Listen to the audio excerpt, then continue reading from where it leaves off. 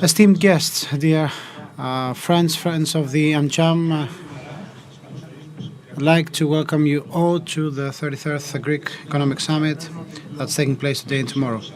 This annual summit represents for many years a top event of international acclaim that brings together members and stakeholders from the US and Greek government, European Union, the international, domestic, business, financial and academic community, and important organizations and think tanks. GES, as we call it, has turned into a platform for exchange of ideas, feedback, insights and good practices on finance, trade, business, and of course always through the prism and the point of view of geopolitical, social, and developments in the global landscape. Financial and social turbulences as a result of consecutive crises create an environment of increased volatility and insecurity that, in conjunction with the underlying social and financial inequalities, call for bold and radical practices and policies at all levels, both domestically and internationally, if we want to have a satisfying system of governance and social balance. The world around us is changing very quickly, very fast, and we have a set of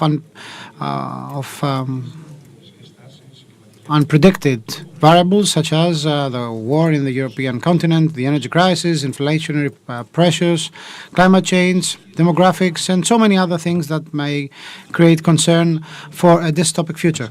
One might wonder, is this something accidental, or are we witnessing a wave of important changes that will bring about a brand new reality and define the course of the world in the coming years? This year's summit is entitled Big Bets in Challenging Times, and actually it's an optimistic title.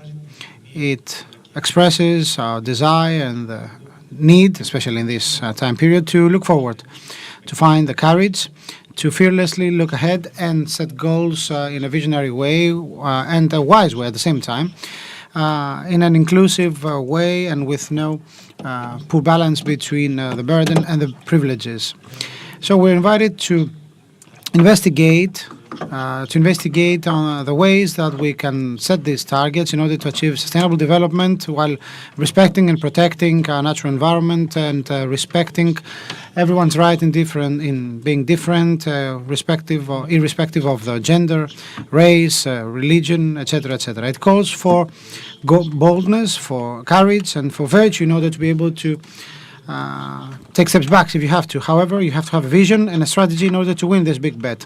Last but not least, we have to understand that the world belongs to no one, and we are obliged to bequeath to the following generations a more safe, a more fair environment that calls for policies that go well beyond the established way of thinking and beyond, and of course it calls for going against established perceptions and fixations. So our world is changing quickly, so our country has to lay the foundations and sow the right reflexes for the future. The future will be dominated by technology, by innovation at all levels, and this will affect everything, the way we operate, the way we react and think. And of course, another important factor that will dominate will be self-sufficiency in main infrastructure and structures such as energy and defense, safety and primary production. This future, it's a future that countries with a very serious cognitive infrastructure and advanced R&D capabilities will be able to compete. We have a very interesting agenda built for this summit. We have a number of timely and very well-targeted thematic sessions, and of course we will discuss about them with a group of really important and knowledgeable speakers, and I would like to thank them for the participation. I'd like to thank Mr. Kavounidis, Kafatos, Kodopoulos, Kostopoulos, Papazoglou and Psalti, our organizing committee, that together with our president put together this year's summit. Also, I'd like to thank my colleague, Mrs. Angeliki Dikeulia, for coordinating this event, of course, for her massive contribution in putting together all the events, turning this event into a milestone. Of course, I'd like to thank all the rest of the members of our chamber for the contribution in organizing this event and all other actions by our chamber. I'd like now to make a reference to our summit sponsors and thank them for the support. We have our platinum sponsors, PPC, EY, and OTE. Gold sponsors, Deloitte, Tom Kopelouzos Group, Google, Hellenic Energy, Gastrade, Edno, and Papastratos. Our silver sponsors, AB, AbbVie, Atradius, Citi, EFA Group, Enterprise Group, Envico, Texan, Hewlett-Packard Enterprises, IBM, IKVIA, Johnson & Johnson, Kyriakidis, Georgiopoulos Law, Lockheed Martin, Microsoft, Mytilineos, Oracle, Potamitis, Vekris Law Firm, Procter & Gamble, Tiresias, Power, Vantage, and Volvo Sarakakis. I would like also to thank our communication sponsors, the Athenian Macedonian News Agency, Nafteboriki TV, and our magazine, Business Partners, along with our online live streaming sponsor, Live Media. Last but not least, I'd like to thank all of you being here physically after a long time or online for your long-term support to all our actions and initiatives. Our chamber celebrates its 90th year of unstoppable, remarkable presence and involvement in all business and financial developments in our country and in the support of our bilateral relations. Please, I'd like to ask all our speakers and coordinators to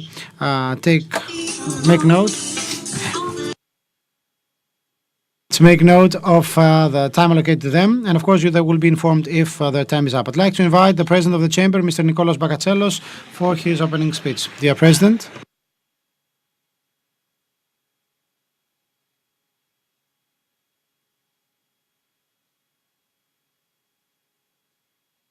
Thank you, Elias.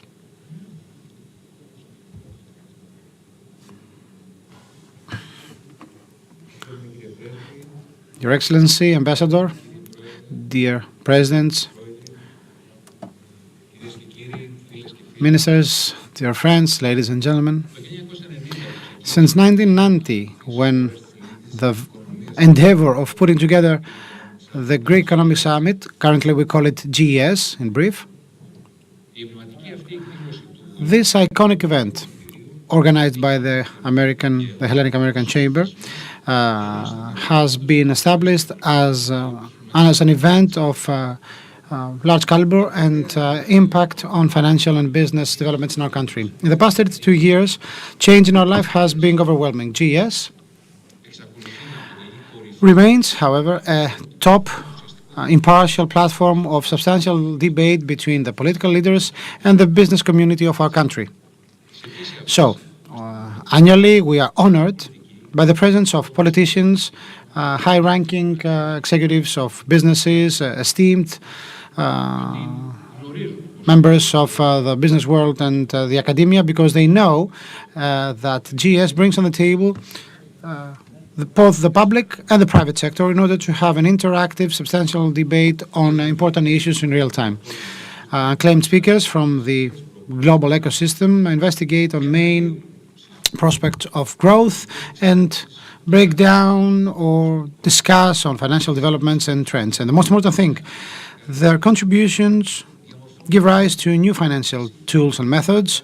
They shape new policies and contribute in a radical way in promoting sustainable growth in our country. Ladies and gentlemen, it is my honor to welcome you to the 33rd annual GES entitled Big Bets in Challenging Times, organized by the AmCham in collaboration with the Athens Exchange and with the strategic support of the U.S. Commercial Chamber and the Atlantic Council. It is also with great joy that after 3 years we are all enabled to attend this event physically. Dear friends, allow me at this point to take stock of our recent past. In my opening remarks during the 32nd GES last year, we talked about a brand new country, Greece, that's coming back to the world with a very contemporary appeal and a very beautiful and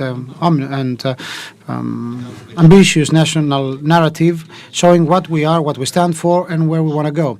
After 10 years of financial crisis, we were happy enough to say that Greece was enjoying international trust and has been able to successfully manage various challenges, financial ones, geopolitical ones, in collaboration with our powerful partners. I particularly remember the president of the Union of Greek Industrialists, Mr. Dimitris Papalexopoulos, saying that our tough routine, daily routine, must not lead us to forget that Greece is at the beginning of an exceptionally positive period, a period of economic growth, and it's now up to us to embrace the opportunities ahead.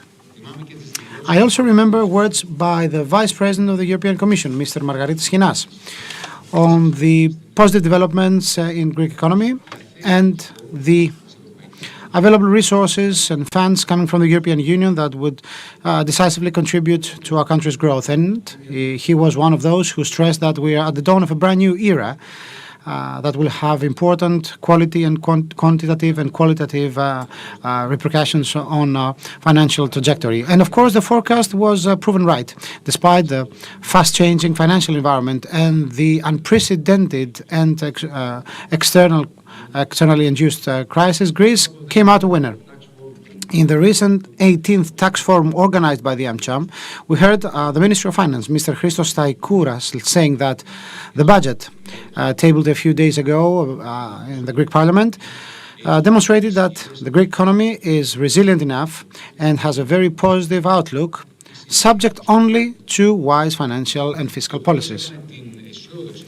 The Minister shared a very optimistic forecast, which was in line with the European Commission's as well, that the Greek economy would deliver much better than the European average of 2022 and 2023 as a result of our high rates of investments and exports in the coming 2 years. Ladies and gentlemen, I think it matters a lot to review how the global landscape has changed within 12 months. We're talking about really big bets in challenging times we have ahead. Challenges are immense. The upset is radical. Many countries, far stronger than ours, are entering a period of recession. Inflation is galloping and the energy crisis is raging. I think the big bet for us is to shield or to seal our economy so that this positive momentum is sustainable. Governed by our will to support our energy sector and green growth, and by enhancing the role of technology in creating a robust and competitive economy that promotes business entrepreneurship and attracts investments for a better future, for a sustainable future that's inclusive for all, for dealing with the ongoing challenges in a very steady way, for cementing prosperity and social cohesion. Having said that, let's talk about this very rich 2-day agenda of this year's GES that will cover, except for meticulously mapping the financial and investment map, it will cover other sectors such as education, justice, technological transformation and employment. Of course, I have to point out that we have sessions on the very promising sectors, on some very promising sectors for Greece. And of course, we'll have contributions on the attractiveness of Greece for investments, dealing with inflation and circular economy. Of course, the works of the 33rd GES will be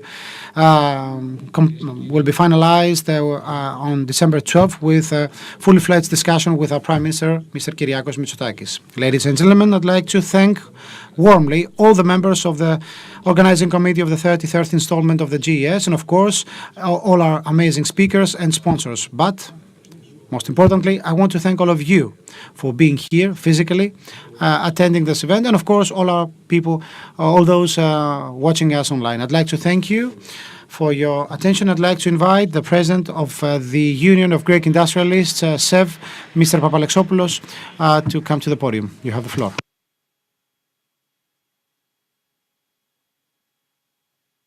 Thank you. Good morning.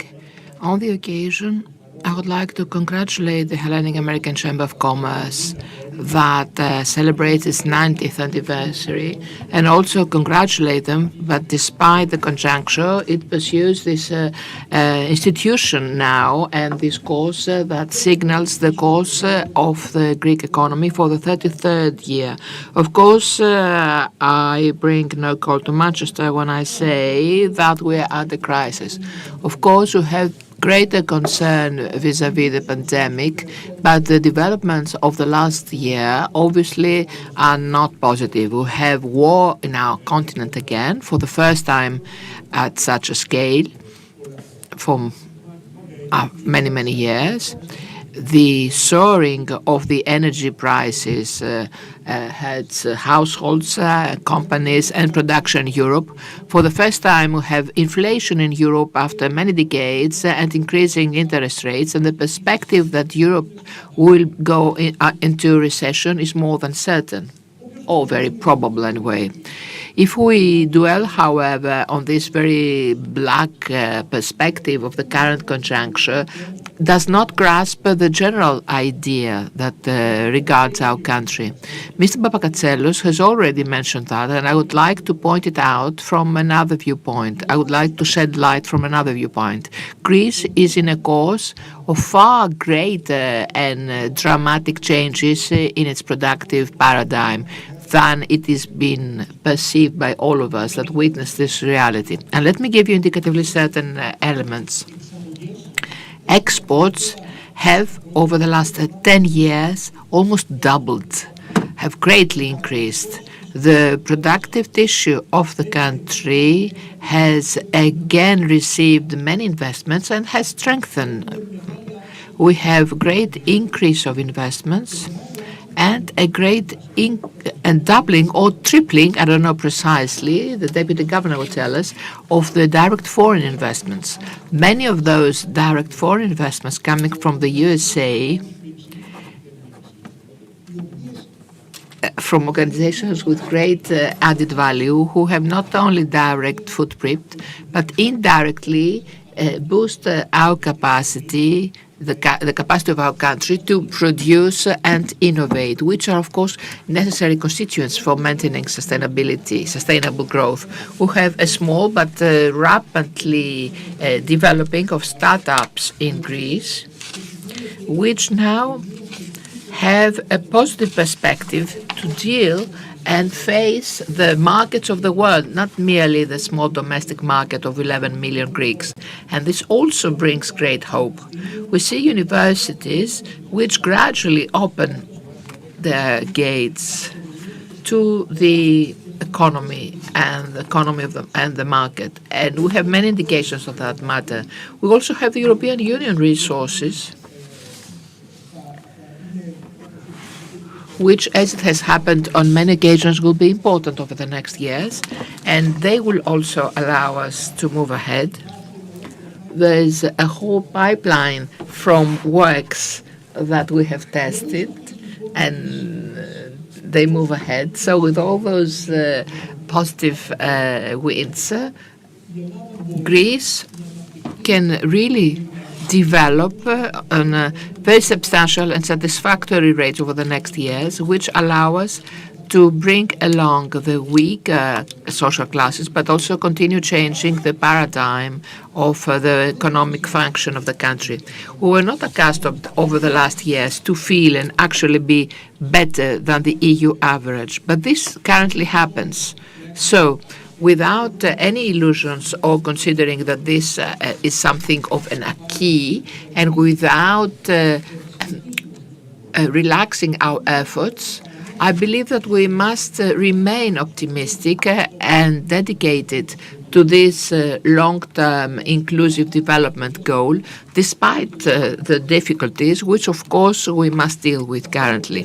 So in this framework, I believe that the role played by this conference, the GES conference of the AmCham, is extremely important because it tries and manages to translate these generics into specific priorities per sector and specific needs and opportunities appearing. So in these words, I would like to congratulate you once again, offer every success in this conference, and I hope next year that not only we will have a corroboration of this restrained optimism, but actually be doubly optimistic. Thank you.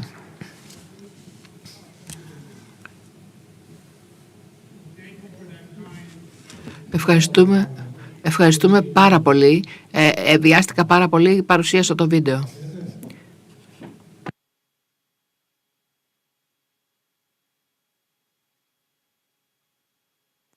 So the Hellenic American Chamber, as you know, is member of the network of American chambers of the world, and officially directly linked with the U.S. Chamber of Commerce, which, as you know, has offered its umbrella of this conference. The Executive Vice President and Head of the International Affairs of the U.S. Chamber could not attend, so he sent this message. So I do the introduction, so move ahead. Ευχαριστούμε πάρα πολύ για την ευγενή αυτή εισαγωγή, Ήλια. Εκτιμώ ιδιαίτερα την φιλία μας και τη συνεργασία μας και χαίρομαι πολύ να είμαι μαζί σας σήμερα στο συνέδριο αυτό. Μακάρι να μπορούσα να ήμουν και φυσική παρουσία. Συγχαρητήρια στο Ελληνοαμερικάνικο Επιμελητήριο για το 33ο Οικονομικό Συνέδριο Κορυφής. Ελπίζω στο επόμενο να είμαι μαζί σας.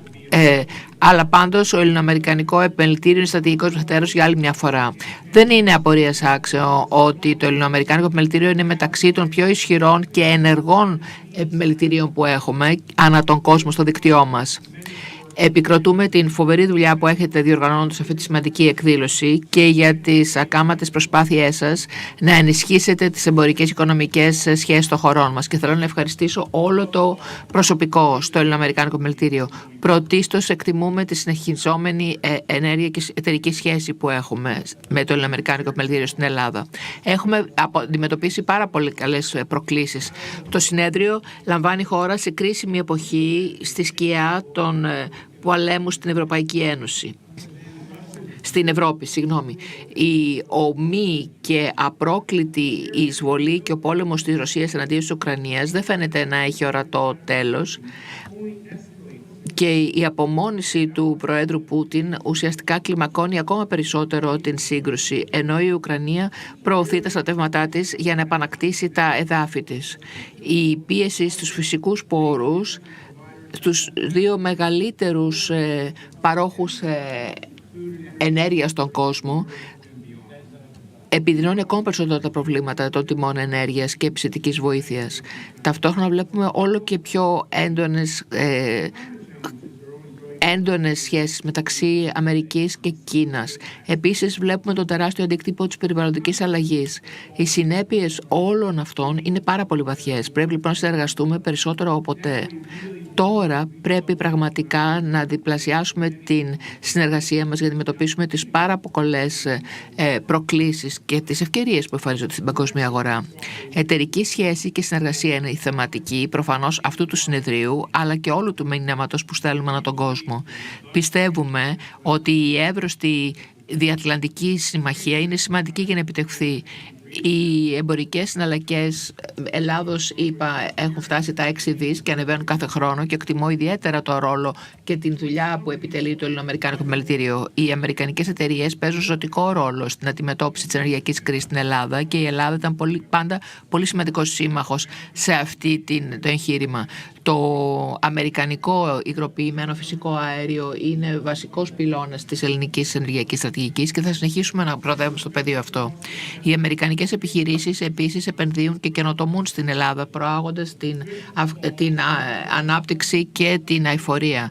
2,5 δις ευρώ 2,5 ευρώ επενδύσεις έχουν γίνει στην Ελλάδα στις τεχνολογίες cloud, δημιουργώντας χιλιάδες νέων θέσεων απασχόλησης και ευελπιστώντας ότι θα παρασύρουν και άλλους με νέες επενδύσεις.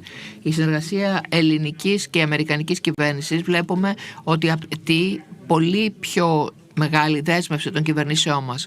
Το αμερικανικό επιμελητήριο επιμένει στην συνεργασία με τα άλλα επιμελητήρια για την αντιμετώπιση προκλήσεων και για ευθυγράμμιση με στρατηγικούς εταίρους όπως η Ελλάδα. Προσκαλούμε τακτικά αξιωματούχους και από τις δύο πλευρές του Ατλαντικού για να συζητήσουν θέματα είτε για την ψηφιακή ατζέντα της Ευρώπης ή των νέων φορολογικών μειώσεων σε ό,τι αφορά το νέο νόμο της ΗΠΑ σε σχέση με τον εταιρικό νόμο. Θέλουμε να διευκολύνουμε την ανάπτυξη και να διευκολύνουμε τη μεγαλύτερη διασύνδεση μεταξύ των οικονομιών μας, συμπεριλαμβανομένους και του συγκεκριμένου συμβουλίου, του Τεχνικού Συμβουλίου που λαμβάνει η χώρα αυτή τη στιγμή στην Ουάσιγκτον, και το επιμελητήριο μετέχει επίσης. Πρέπει να έχουμε σημαντική πρόοδο σε σημαντικά εμπορικά ζητήματα. Δράσεις χρειάζονται πια, όχι λόγια. Αυτά μετράει. Το ελληνοαμερικάνικο επιμελητήριο οφείλεται εν πολλοίς, είναι εκείνο το οποίο έχει προσφέρει και τις πιο στενές εμπορικές σχέσεις.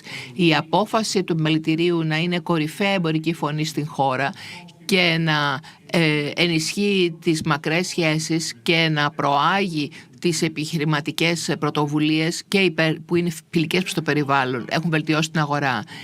Έχετε φιλοξενήσει εταιρείες και έχετε επιδείξει επιχειρηματικό πνεύμα, θένοντας πολύ μεγάλη δέσμευση στο επιχειρηματικό πνεύμα. Και βέβαια πάντα προήγατε πολύ πιο στενές σχέσεις με τις ΗΠΑ. Ολοκληρώνοντας, επιτρέψτε μου να συγχαρώ την πολύ ισχυρή και καλή δουλειά του Ελληνοαμερικάνικου Επιμελητηρίου στην Ελλάδα και την εταιρική σχέση που έχουμε. Έχουμε απόλυτη εμπιστοσύνη και μιλάω και προσωπώντας το επιμελητήριό μας αλλά και όλο το δέκτυο ότι οι εμπορικές σχέσεις μεταξύ των χωρών μας θα συνεχίσουν να ενισχύονται. Θέλω να συγχαρώ τον πολύ καλό φίλο, τους πολύ καλούς φίλους τον Ηλία και τον Νίκο και όλη την ομάδα του Αμερικάνικου για τη σημερινή εκδήλωση και προσβλέπω σε πολλά ακόμα χρόνια επιτυχούς συνεργασίες και την επόμενη χρόνια ελπίζω να έχουμε φυσική παρουσία στο συνεδριό σας. Σας ευχαριστώ πάρα πολύ για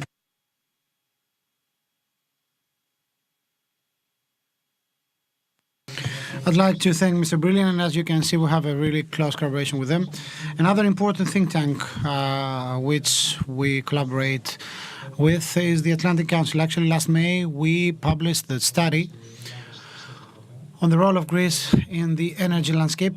I'd like to share with you a message by Jorn Fleck.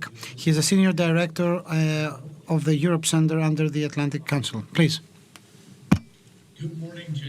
Καλημέρα σε όλους στην Αθήνα. Είμαι ο Jorn Fleck, είμαι ο Senior Director του Κέντρου για την Ευρώπη, του Europe Center, στο Atlantic Council. Είναι μεγάλη μου τιμή να συμμετέχω κι εγώ στην ανακτήρια ενότητα του 33ου GES. Το θέμα της φετινής εκδήλωσης, μεγάλα στοιχήματα σε καιρούς πρόκλησης, είναι πραγματικά πολύ εύστοχο δεδομένης της κατάστασης που επικρατεί αυτή τη στιγμή σε όλο τον κόσμο.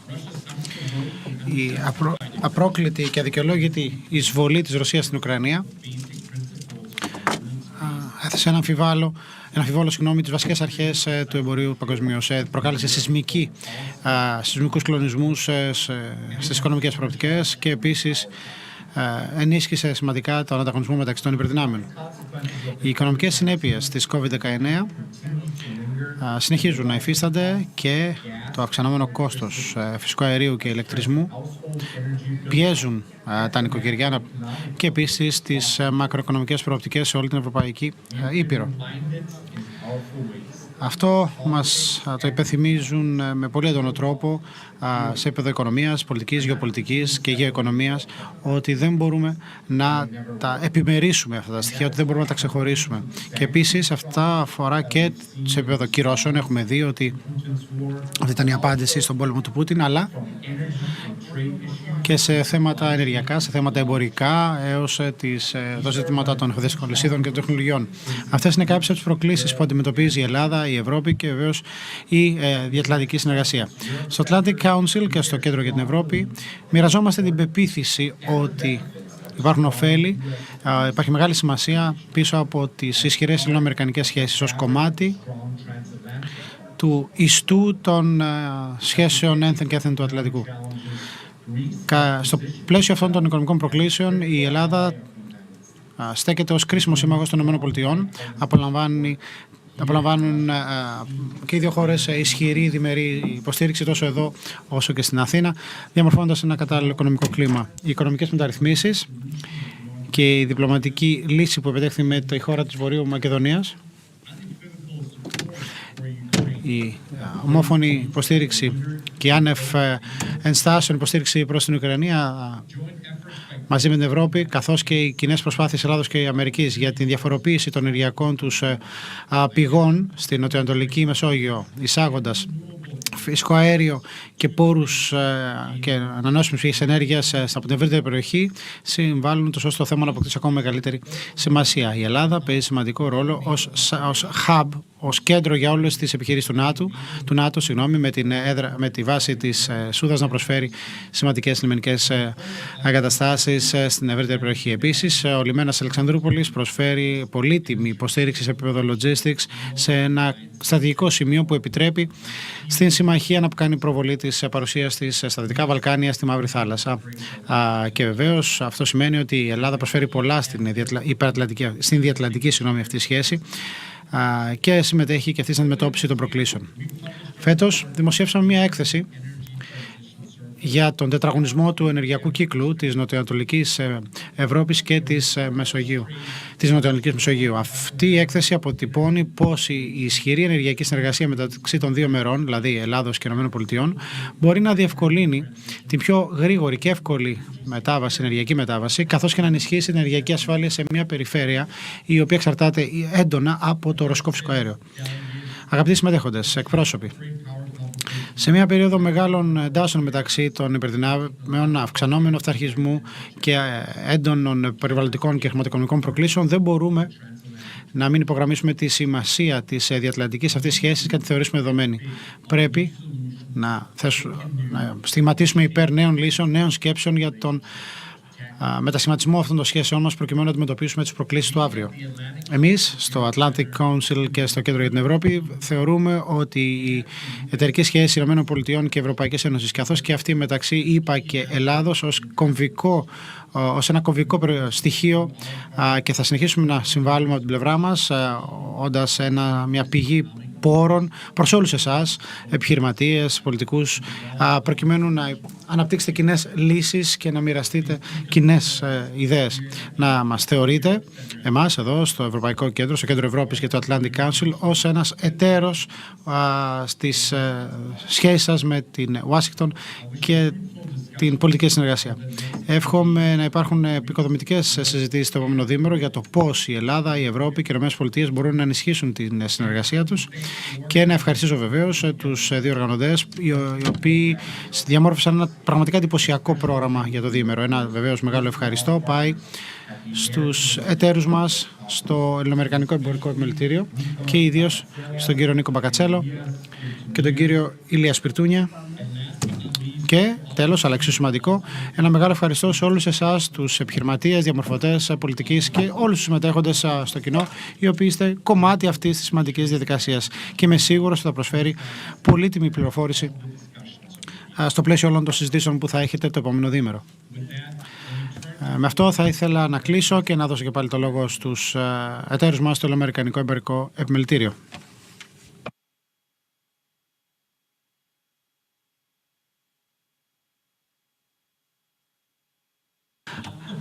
I'd like to thank him.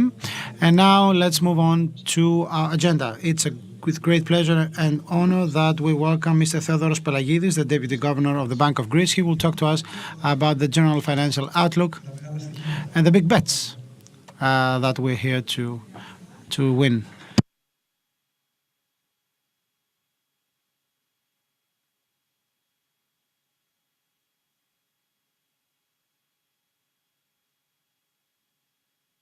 Thank you for the invitation. Must wait for the slides. Could you please give me the remote control? Thank you. Your Excellency the Ambassador, Mr. President of the AmCham, thank you. Thank you for the invitation.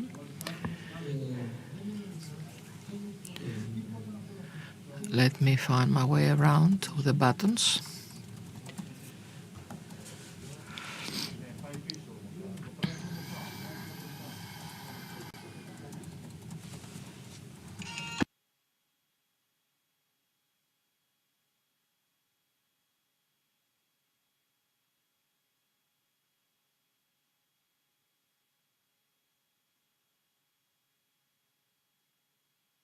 Corroborate what Mr. Brilliant and Mr. Fleck have said, and welcome the active involvement and direct investments of the USA in Greece on various aspects concerning the Greek interests, great involvement of the USA, positive towards Greek, far more so such a volatile situation when we have a war by proxy in Europe, a war having to do with inflicting directly the values and principles of the West vis-à-vis arbitrarism, violence and war. I have selected this picture, as you see.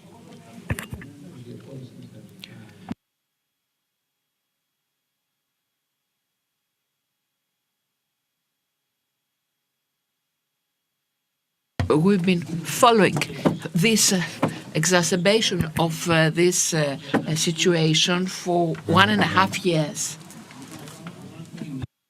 And we seek and we've been witnessing a slower pace of growth and high inflation, and look forward to a smooth landing, how we will be able to mitigate inflation with a less possible impact on growth. There is inflation with dramatic consequences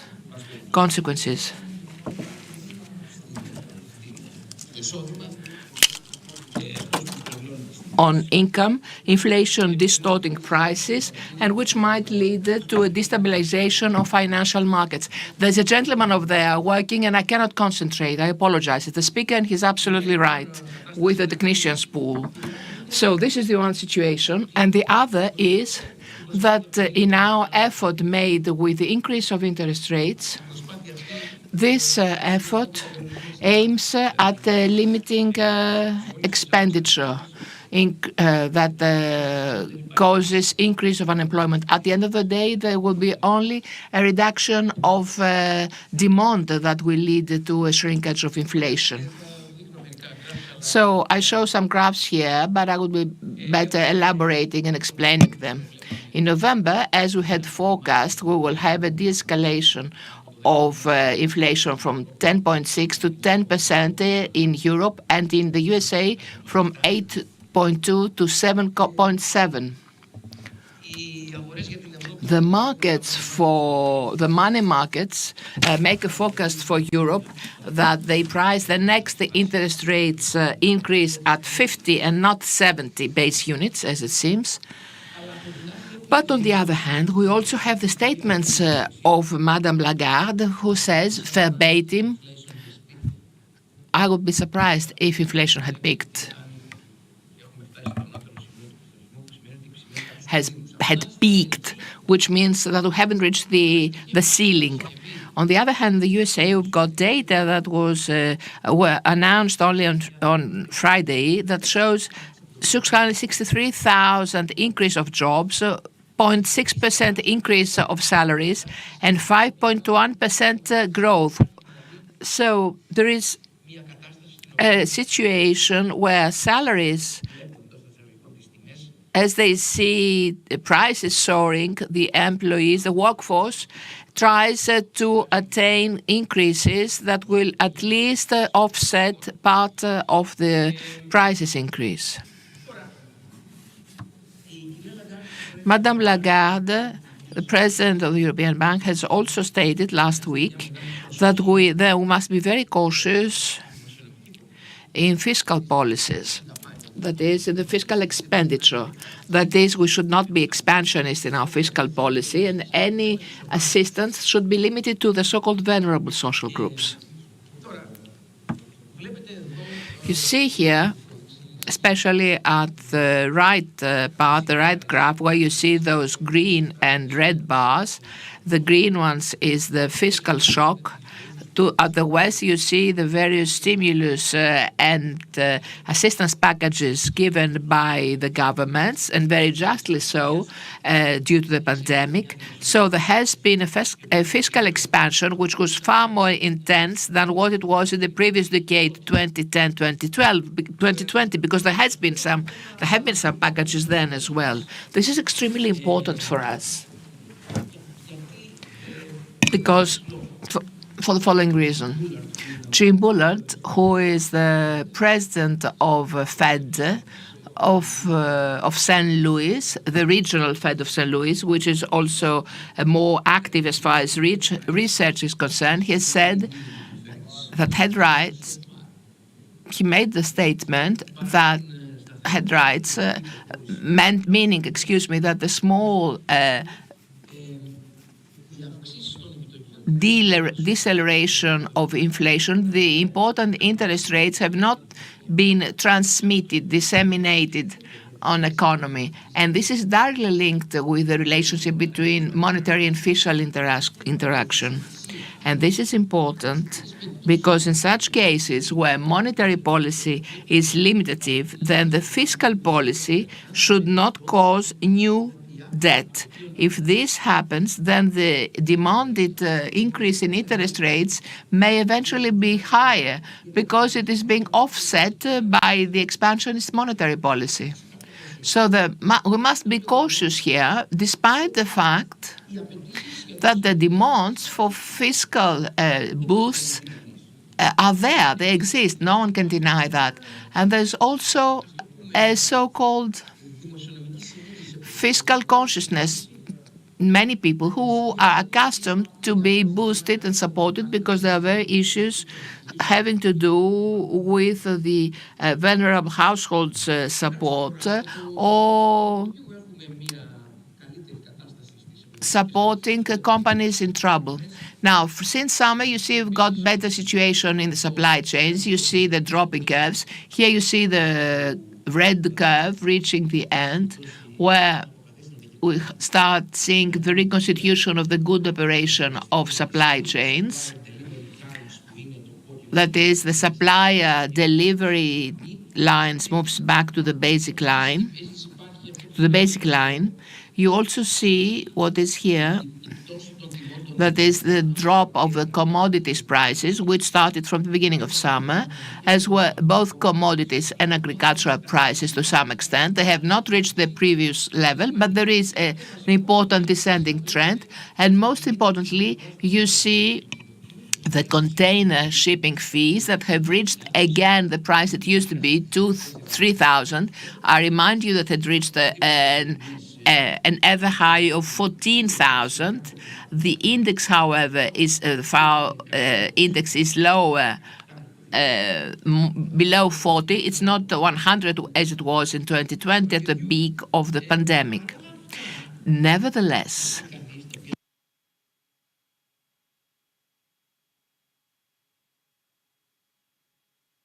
the de-escalation of the inflation is minimal. It was only in November. It's something that we wait to see. Obviously, because the inflation basis is very high, each increase will be incremental, if you like. It seems difficult that it will be again at around 10%. I mean that the basis will be higher because the next year, we make a forecast on the basis of the previous year. Now, how is this explained? The fact that the estimate for this week is that inflation is persistent and will keep being persistent. I do have some ideas on the matter. I say that despite what is said, that trade has dropped, it's not so. Trade is up by 5.3% per year, and it was 4.9% higher than the last quarter, so compared to the previous. So the structure of trade might change, but we have not entered of deglobalization, as it has been generally said. Supply chains have changed, perhaps. They have changed routes. They have become perhaps more costly, but they still persevere. The second that has not appeared to date, if you see the blue column for 2015, the new, and for 2030, what's that? This is the size of the Asian middle class. That was 1.5 billion and will become 3.5 billion in 2030. That's important, because if you see this table now, Mr. Bakatselos, I know he's very strict with the time allocated, but if you view 2020 and 2030 at the middle of the two middle columns of the table, it will become 16 trillion, which will be the expenditure of middle class in Asia, and that exerts a pressure on commodities, and therefore, quite probably, we'll have pressure out of the demand due to demand from the fastly developing Asian countries, all that we know, and for which we have already conquered decades ago. So this is also a very important factor.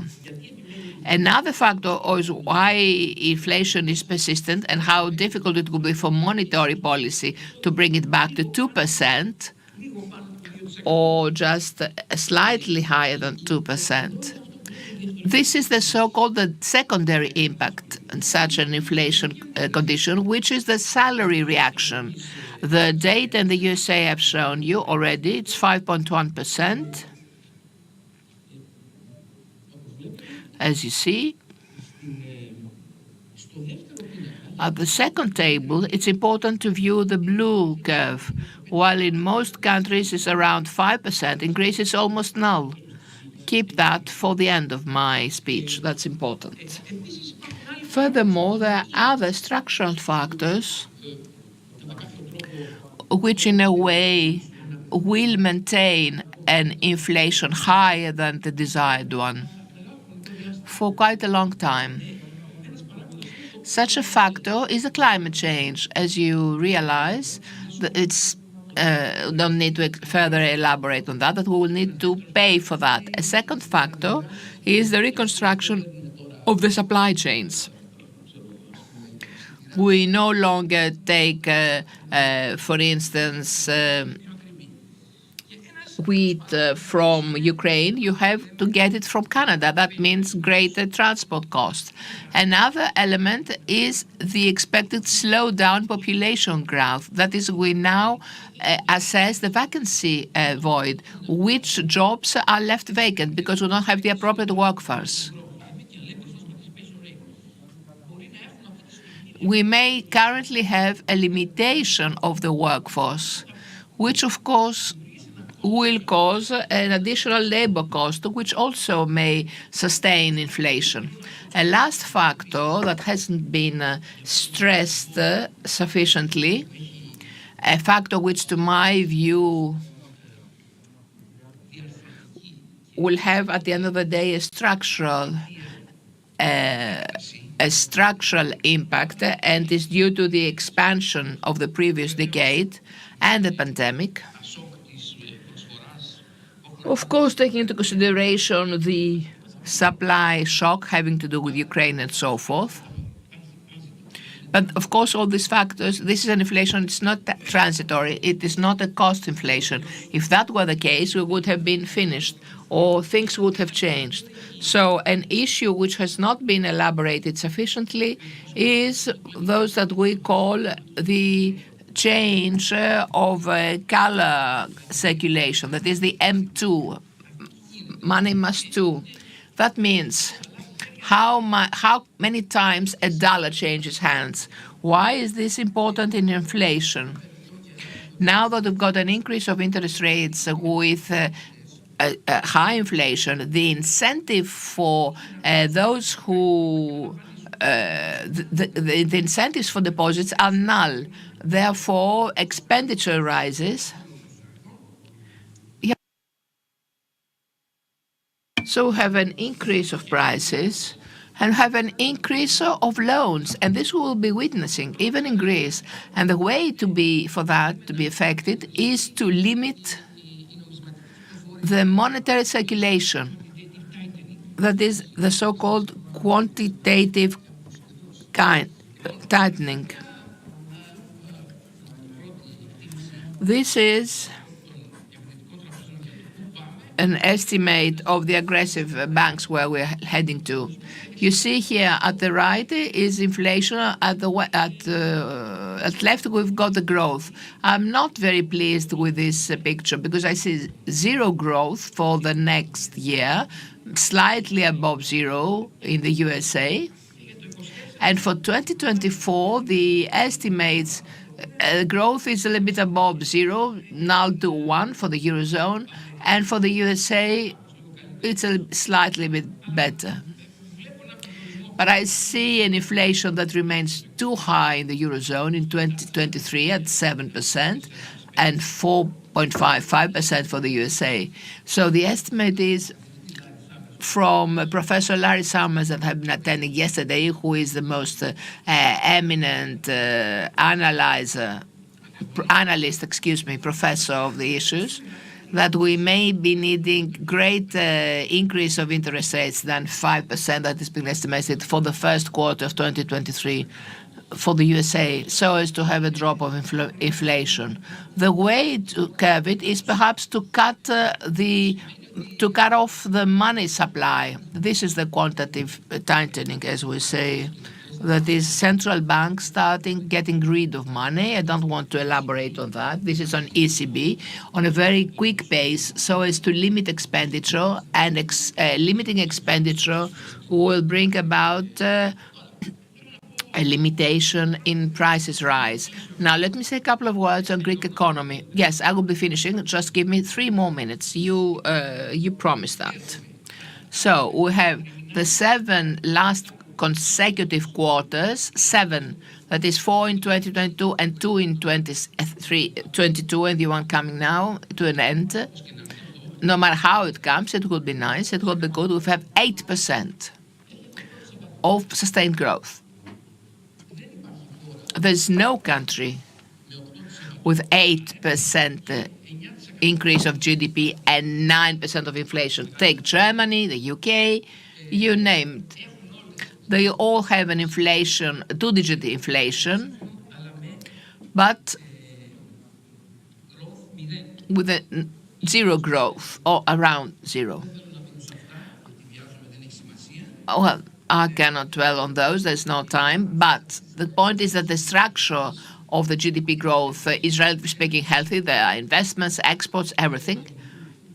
It's a healthy mix. Inflation, as I've shown you, is 9.5% in October, 12.1% in September, and something pleasant that Mr. Papalexopoulos mentioned beforehand, the red curve of exports without oil products is at 170 compared to 2010.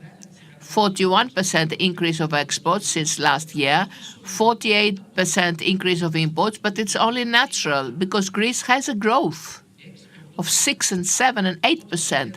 When a partner has zero growth and you've got 8%, you obviously will have an increase of imports. It can't be otherwise. When he spends less for your exports and you have purchasing power, and you grow. And furthermore, 1/3 of imports are the necessary inflows for exports. That is raw material. That's equally important. So why does this happen? Has anyone thought about it? This has to do, first and mostly, someone would say, with the money spent de facto. But this is not fed by deposits. Bank deposits continuously grow throughout 2022, starting from January. That is, people do not draw the money from their deposits, which means, as you see, households and companies here, money is there, intact, in the banks. This is the key for me that explains everything. Here you have the money demand, which is an inflation phenomenon, and 15 billion, which is new loans, which feeds the blue curve, not the red one, not the households, that is. Blue is 15 billion new loans granted to companies. This is most important. Employment, 300,000 more jobs than 2018. That's most important. And something unpleasant for the end. Of course, the Greek economy will be affected by what we said, the focus on global economy and the USA. We will not be viewing again 8 and 6% of growth. But here you see the youngsters, 20 to 29 years of age, who from 1.2, 1.1 have become 600,000 people. Great aging of population and therefore have a huge problem of workforce, which will greatly limit the country to its growth rates unless something happens. And what should happen is for the labor market to change, and education. Thank you and apologize.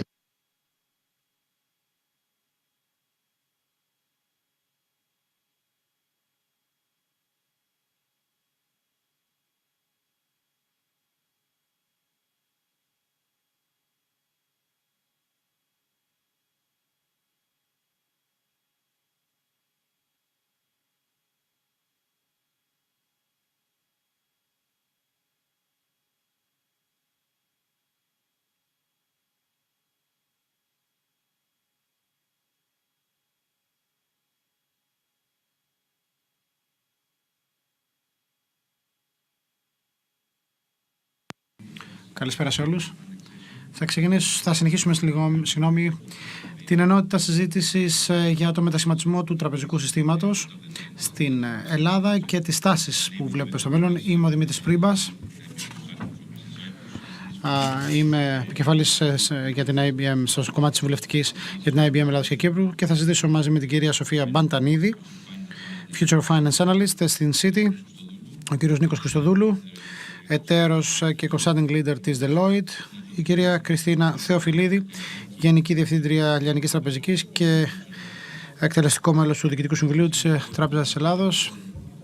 Βλέπουμε ότι ο τραπεζικός τομέας αλλάζει ραγδαία την τελευταία περίοδο, τελευταία χρόνια. Υπάρχει ένα πληθωριστικό περιβάλλον, το 2022 που είναι δεδομένο. Βλέπουμε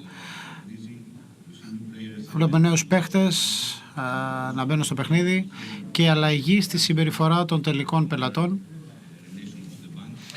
σε σχέση με τις τράπεζες. Αυτό δημιουργεί ένα περιβάλλον το οποίο εμείς ονομάζουμε η αόρατη τράπεζα. Αυτό είναι το θέμα που θα συζητήσουμε σήμερα κατά κύριο λόγο. Κυρία Μπαντανίδη, αν θέλετε μια βασική την πρώτη σας τοποθέτηση. Μεγάλη μου χαρά να είμαι σήμερα μαζί σας. Είμαι η Σοφία Μπαντανίδη, δουλεύω για το City.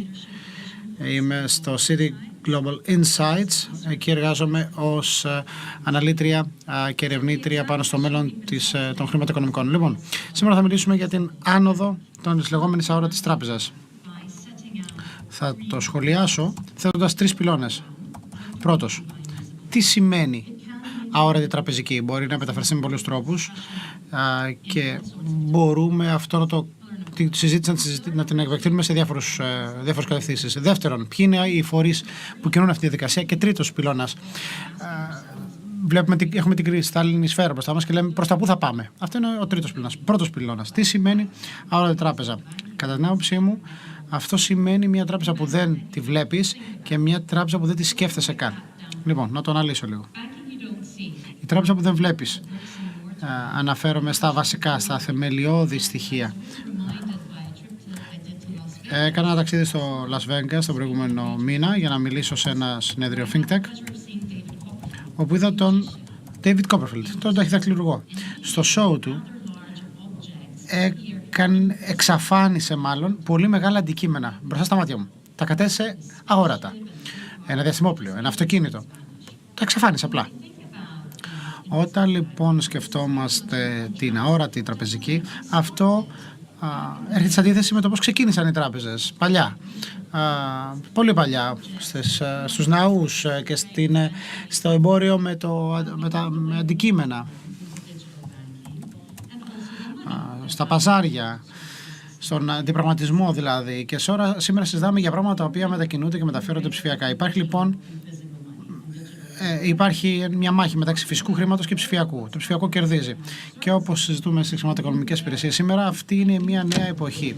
Μια νέα εποχή διαφορετικού ψηφιακού χρήματος που ζούμε. Θα το έλεγα digital money 2.0, ψηφιακό χρήμα 2.0.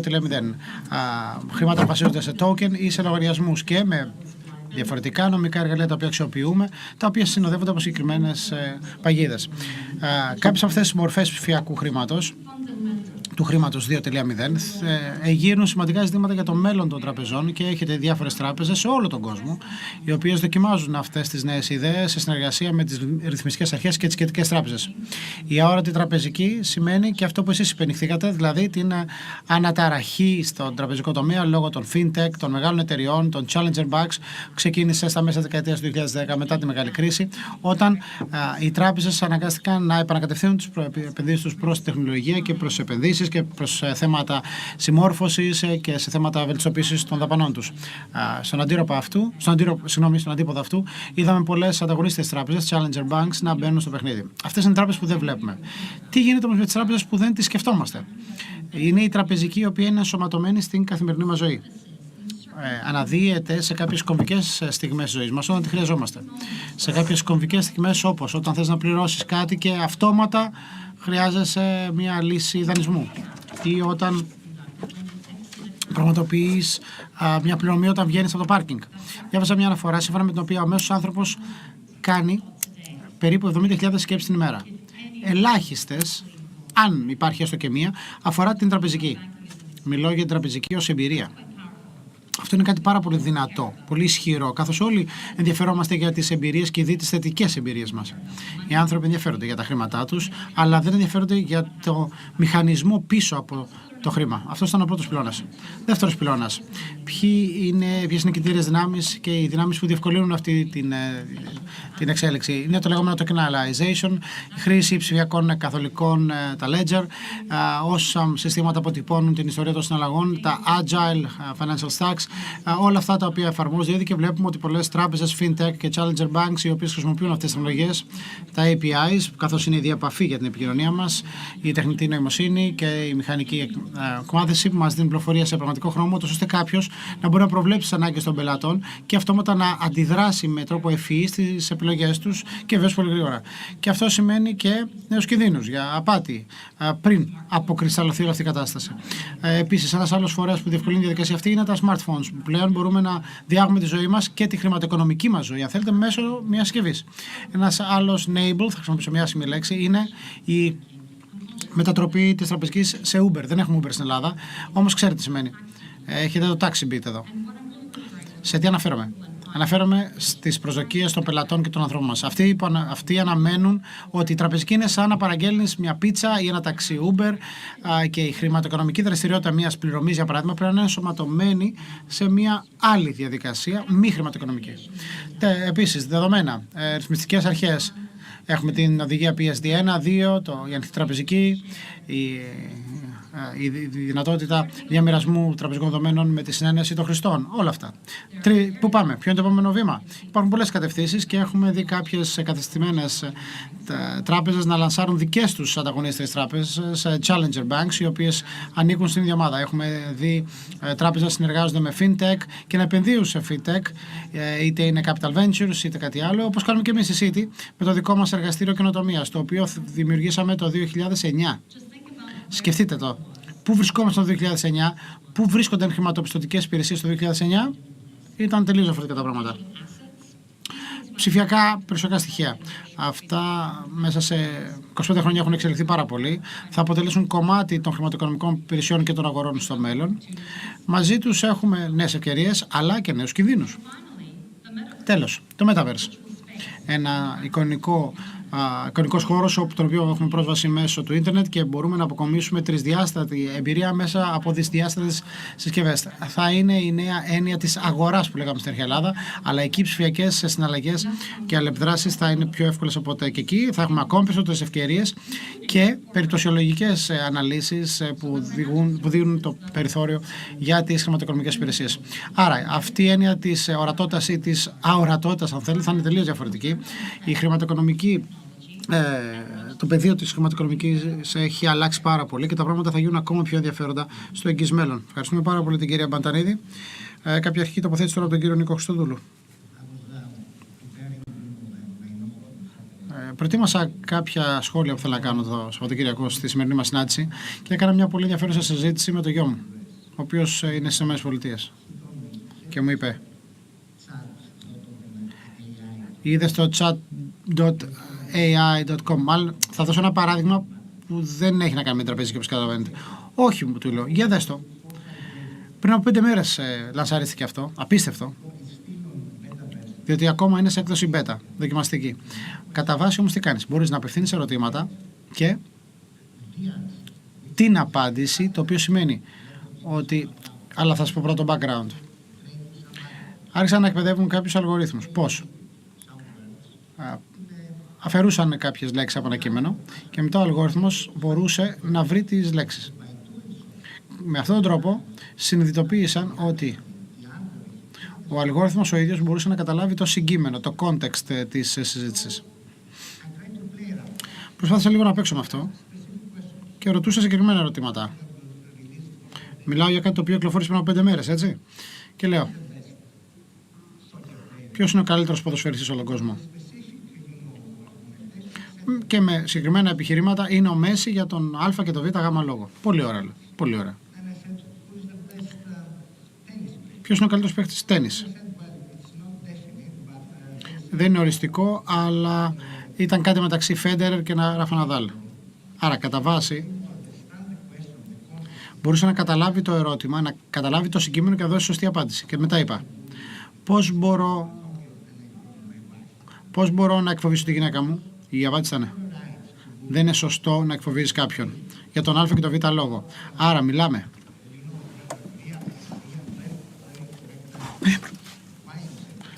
για μια πολύ σωστή απάντηση. Για το λέω αυτό, διότι αυτό το κύμα που σαρώνει όλο τον κόσμο, που σαρώνει όλες τις βιομηχανίες και βεβαίως το χώρο της τραπεζικής, είναι εδώ. Άρα η αόρατη τράπεζα είναι μια πραγματικότητα. Πρόσφατα ολοκληρώσαμε μια παγκόσμια έρευνα στην Deloitte για την ψηφιακή πλειονότητα των τραπεζικών συστημάτων. Αναλύσαμε 300 τράπεζες με παγκόσμια παρουσία σε όλο τον κόσμο. Ευρώπη, Αμερική, Αυστραλία, Ασία. Και αναλύσαμε το επίπεδο της ψηφιακής τους οριμότητας. Είδαμε κάποιες τάσεις οι οποίες είναι συναφείς με όλα αυτά που συζητήσαμε και αναφέραμε πιο πριν. Το πρώτο είναι το εξής. Οι τράπεζες εξελίσσονται σε πλατφόρμες και στις πλατφόρμες αυτές παρέχουν τραπεζικά προϊόντα αλλά και εμπορικά προϊόντα. Προσφέρουν προϊόντα που έχουν να κάνουν με την ακίνητη υπηρεσία, με τα αυτοκίνητα, τα οχήματα. Προσφέρουν υπηρεσίες κινητικότητας. Άρα, οπότε οι τράπεζες έχουν κινηθεί πέραν της τραπεζικής. Ο λόγος που συμβαίνει αυτό είναι διότι η τεχνολογία είναι πλέον τόσο ισχυρή που έχει επιτρέψει να κινηθούν προς αυτή την κατεύθυνση. Άρα η άλλη ενδιαφέρουσα τάση είναι η εξής, ότι η πλατφόρμα αυτή συνεργάζεται ακόλουτα με άλλες πλατφόρμες. Και εδώ έρχεται ο λόγος, γίνεται η κουβέντα για τα embedded finance, ενσωματωμένη χρηματοοικονομική. Δηλαδή, παίρνεις κάτι από το πλαίσιο και από τον κοτσόβολο και όταν είσαι έτοιμος να πάρεις ένα δάνειο για την αγορά σου, δεν ξέρεις ποια είναι η τράπεζα που σου δώσε το δάνειο. Αυτό λοιπόν που εμείς λέμε αόρατη τράπεζα έρχεται πολύ γρήγορα. Είναι μια πραγματικότητα που πρέπει όλες τις τράπεζες να αντιμετωπίσουμε σήμερα και αύριο. Ευχαριστώ πολύ, κύριε Χριστοδούλου. Κυρία Θεοφιλίδη, αυτό που συμβαίνει στις τράπεζες τα τελευταία χρόνια είναι πραγματικά πολύ ενδιαφέρον. Θεωρώ ότι όλα ξεκίνησαν όταν οι τράπεζες σταμάτησαν να κοιτούν η μία την άλλη για να δουν ποια προσφέρει την καλύτερη εμπειρία πελάτη, αλλά άρχισαν να επικεντρώνονται στις πλατφόρμες Netflix, Google, Amazon. Αυτό που είδαμε ήταν ότι το ταξίδι του πελάτη και η εμπειρία του πελάτη ήταν απλή και δίχως εμπόδια.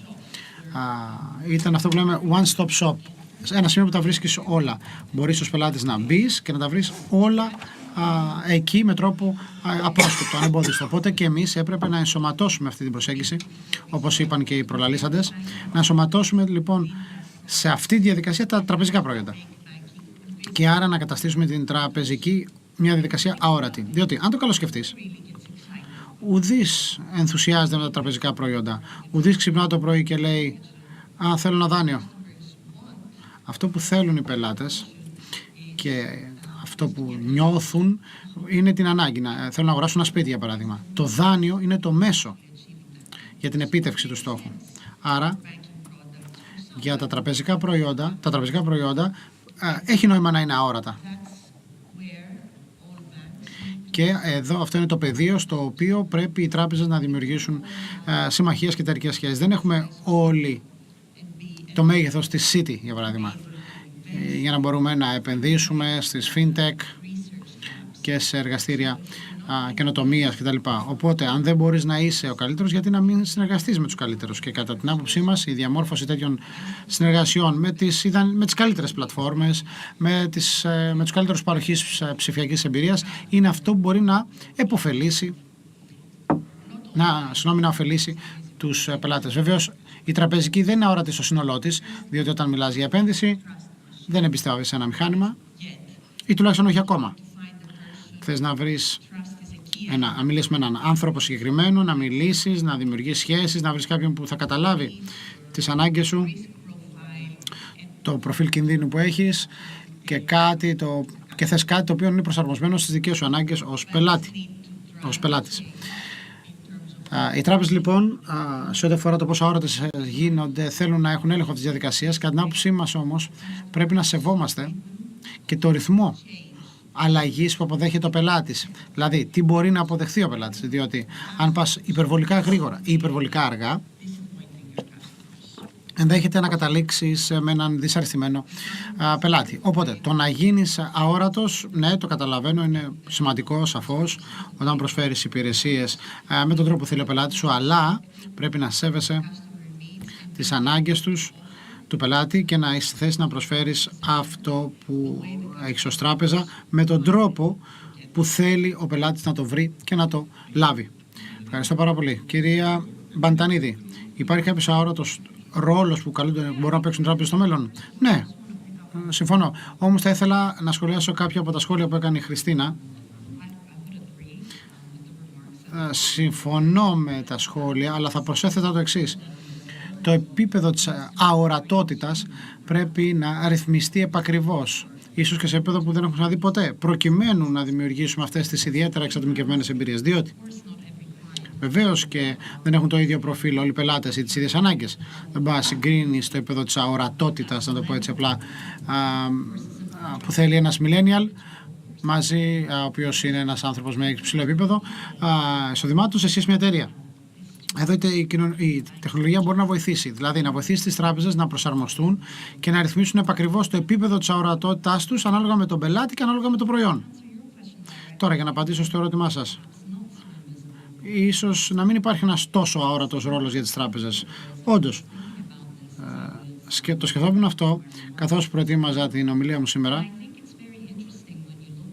Είναι ενδιαφέρον να τα βλέπεις προς τα πού κινείται ο κόσμος δεδομένων των νέων γενεών του ίντερνετ. Web 1, Web 2 και τη νέα γενιά, το Web 3.0, στο πλαίσιο του οποίου όλοι οι άνθρωποι θα μπορούν να έχουν την ιδιοκτησία των δεδομένων τους και να μπορούν να προβούν στην χρηματικοποίησή τους.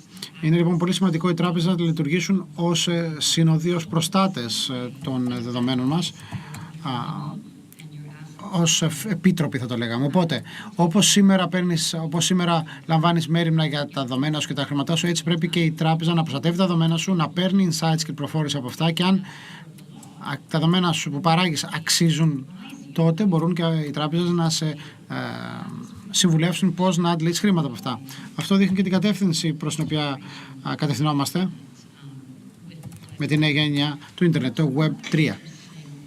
Κάτι επίσης ενδιαφέρον ως προς τον όχι τόσο αόρατο ρόλο των τραπεζών είναι να επικεντρωθούμε στην χρηματοοικονομική ευεξία και υγεία των πελατών μας. Ιδίως όταν κάποιοι χρήνουν πολλά χρήματα στα κρύπτο, για παράδειγμα, ενώ στα κρυπτοπερισιακά στοιχεία, οι τράπεζες μπορούν να δώσουν κάποιες συμβουλές για το χρηματοοικονομικό εργαλείο που μπορείς να χρησιμοποιήσεις. Γιατί έχουμε τόσες διαφορετικές μορφές χρημάτων και ποιο είναι το κατάλληλο χρηματοοικονομικό εργαλείο προκειμένου οι πελάτες μας να προστατεύσουν τη χρηματοοικονομική τους υγεία. Κύριε Χριστοδούλου, μιλήσατε για την παγκόσμια μελέτη της Deloitte για την ψηφιακή ωριμότητα των τραπεζών. Ποια είναι η πραγματικότητα για τις ελληνικές τράπεζες? Τις θεωρούμε ψηφιακά ώριμες? Σαφώς ναι. Τα αποτελέσματα που είδαμε εμείς, τουλάχιστον για τις 4 συστημικές τράπεζες, είναι πολύ καλά. έδειξαν ότι οι ελληνικές τράπεζες έκαναν τεράστια βήματα πρόοδου προς το επίπεδο προς την ψηφιακή ωριμότητα γενικά, και μάλιστα όλες τους είναι μέσα στο πρώτο 40% του συνόλου των τραπεζών παγκοσμίως, το οποίο είναι μεγάλο επίτευγμα. Υπάρχει μια τράπεζα η οποία είναι παγκόσμιος πρωταθλητής, θα λέγαμε, στο τομέα της ψηφιακής ωριμότητας. Βλέπουμε λοιπόν μέσω της ψηφιακής τους παρουσίας δίνουν πολλή πληροφόρηση, μπορούν να, αν μπορείς να φέρεις ένα πελάτη ψηφιακά, μπορείς να ανοίξεις λογαριασμό, να κάνεις καθημερινές συναλλαγές, πληρωμές, και επίσης ξεκίνησαν να προσφέρουν υπηρεσίες, όπως προείπα, πέραν των τραπεζικών, δηλαδή κινητικότητα, έκδοση ειστηρίων, υπηρεσίες ηλεκτρονικής διακυβέρνησης. Ναι, λοιπόν, η απάντηση είναι σαφής, ναι, ότι οι ελληνικές τράπεζες κινούνται στη σωστή κατεύθυνση και έχουν κάνει σημαντικά βήματα προς τα μπρος. Γιατί? Διότι από την άλλη πλευρά κατάφεραν να έχουν στιβαρή παρουσία με φυσικά καταστήματα. Οπότε ναι, έχει επιτευχθεί μια ισορροπία. Κύριε Θεοφιλίδη, πώς αξιολογείτε την ωριμότητα των πελατών σε σχέση με τις αγορητές τράπεζες? Ποια είναι η δική σας εικόνα και εμπειρία από την Εθνική Τράπεζα της Ελλάδος? Όπως προείπε η Σοφία, δεν υπάρχει μία μόνο απάντηση σε αυτό το ερώτημα, διότι κάθε πελάτης έχει το δικό του ρυθμό αποδοχής της νέας αυτής τραπεζικής. Το βλέπουμε αυτό σε όλες τις γενιές και στους διάφορους τύπους πελατών. Είναι λοιπόν σημαντικό να διατηρηθεί, όπως είπε ο Νίκος, και το δίκτυο των φυσικών καταστημάτων για την εξυπηρέτηση των πελατών, στα υποκαταστήματα δηλαδή, αλλά παράλληλα να έχεις την τεχνολογική εξέλιξη για να μπορείς να είσαι επικεφαλής της αλλαγής. Σαφώς η COVID βοήθησε. Έτσι όπως λειτουργεί η κυβέρνηση στη ψηφιοποίηση της αλληλεπίδρασής μας με το δημόσιο τομέα είναι σημαντική κινητήρια δύναμη, διότι πλέον έχει εξελιχθεί στην καθημερινότητά μας, το να είσαι δηλαδή ψηφιακός.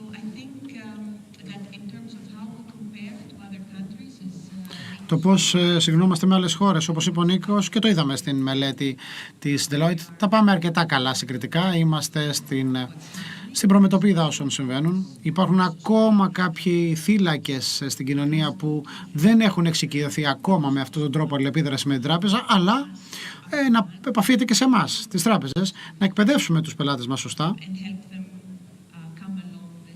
για να τους βοηθήσουμε να πραγματοποιήσουν αυτό το ψηφιακό ταξίδι. Κυρία Μπαντανίδη, πείτε μας για το Metaverse. Τι σημαίνει αυτό το νέο σύνορο για τις χρηματοοικονομικές υπηρεσίες? Πολύ καλή ερώτηση. Και υπάρχει κάποιος στην ομάδα μου με τον οποίο περνάμε πάρα πολύ χρόνο σκεφτόμενοι, συζητώντας αυτό το θέμα και γράφοντας για αυτό το θέμα. Δημοσιεύσαμε μια μεγάλη έκθεση τέλη Μαρτίου, όπου εξηγήσαμε όλα αυτά τα στοιχεία. 200 σελίδες. Αν κάποιος ενδιαφέρεται για την έκθεση, απλά μπείτε στο browser και πληκτρολογήστε City Metaverse Money και θα κατεβάσετε την έκθεση. Το καλό είναι το εξής. Το Metaverse είναι μια νέα αναδυόμενη αγορά. Για μας, τι σημαίνει αυτό για τις τράπεζες? Δεν σημαίνει ότι οι τράπεζες θα είναι επικεφαλής αυτής της εξέλιξης στο Metaverse. Απλά πρέπει να είναι απολύτως ενημερωμένες για το τι συμβαίνει, διότι οι πελάτες μας, μεγάλες εταιρείες ή ακόμα και φορείς του δημόσιου τομέα, αρχίζουν να εξετάζουν το Metaverse, αρχίζουν να δοκιμάζουν αυτό το νέο χώρο με τον ίδιο τρόπο που έλεγαν παλιά οι πελάτες, θέλω να μπω σε αυτή την νέα αναδυόμενη αγορά ή να ανοίξω ένα αποκατάστημα εκεί. Με τον ίδιο τρόπο λοιπόν που σκέφτονταν τότε για να αναπτύξουν τις επιχειρήσεις τους, το ίδιο κάνουν τώρα στο Metaverse, και βεβαίως ως χρηματοπιστωτικά ιδρύματα πρέπει να είμαστε εκεί, να τους βοηθήσουμε στις ανάγκες τους. Είτε έχει να κάνει με πληρωμές, έχει να κάνει με εισπράξεις ή οτιδήποτε άλλο. Πραγματικά πρέπει να το δούμε ως μια αναδυόμενη αγορά και πρέπει να υποστηρίξουμε τους πελάτες μας. Κύριε Χριστοδούλου, σε αυτή τη νέα πραγματικότητα, μπαίνοντας στο κόνσεπτ της αόρτης τράπεζας, χρειάζονται επενδύσεις. Οι επενδύσεις έχουν αποδώσει? Ποια είναι η άποψη σας? Αυτό είναι ένα ερώτημα που έχει δύσκολη απάντηση. Και το ακούω αυτό από τους πελάτες μας συχνά. Θα έλεγα, μέχρι στιγμής δεν έχουν αποδώσει όλες οι επενδύσεις. Μεγάλο κομμάτι των επενδύσεων δεν έχουν ακόμα αποδώσει. Σίγουρα όμως είναι κάτι το οποίο πρέπει να έχεις κάνει, πρέπει να το ολοκληρώσεις και να αναμένεις ότι στο μέλλον θα αποδώσει. Υπάρχουν ευκαιρίες για τις τράπεζες, σαφώς, αλλά ο χώρος έχει και κινδύνους για τις τράπεζες, διότι, όπως προϋπόθηκε, οι τράπεζες είναι μια τεράστια πηγή δεδομένων.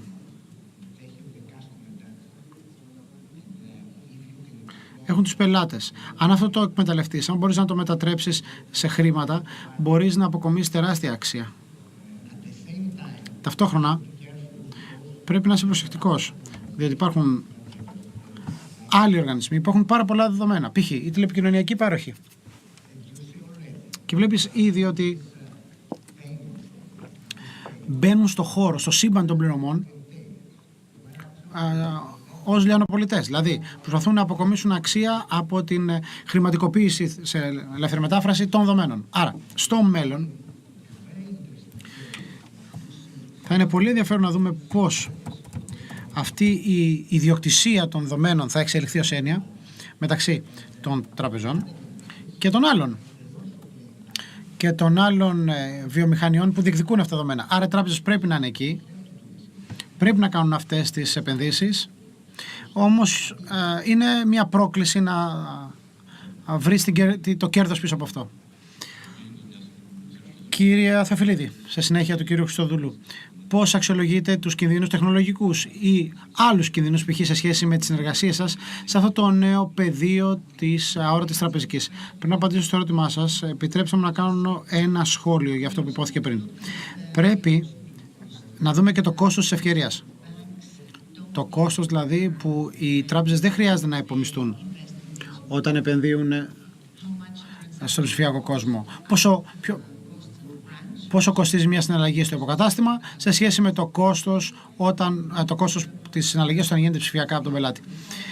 Άρα, στη τελική ανάλυση, ποιο είναι το αποτέλεσμα, το οικονομικό αποτέλεσμα? Πρέπει να το λάβουμε υπόψη μας αυτό όταν μιλούμε και εξετάζουμε την κερδοφορία και την απόδοση των ψηφιακών μας επενδύσεων.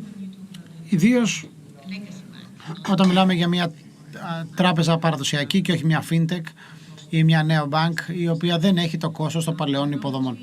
Η τεχνολογία λοιπόν σίγουρα είναι ένας φορέας που διευκολύνει αυτή τη διαδικασία, ο οποίος όμως απαιτεί επενδύσεις και επαναλαμβάνω, είναι διαφορετικό για μια τράπεζα που έχει παγκόσμια παρουσία και μια τράπεζα που έχει περιορισμένη γεωγραφική παρουσία σε συγκεκριμένες αγορές. Πάντα είναι θέμα προτεραιοδότησης όταν μιλάμε για τεχνολογικά project.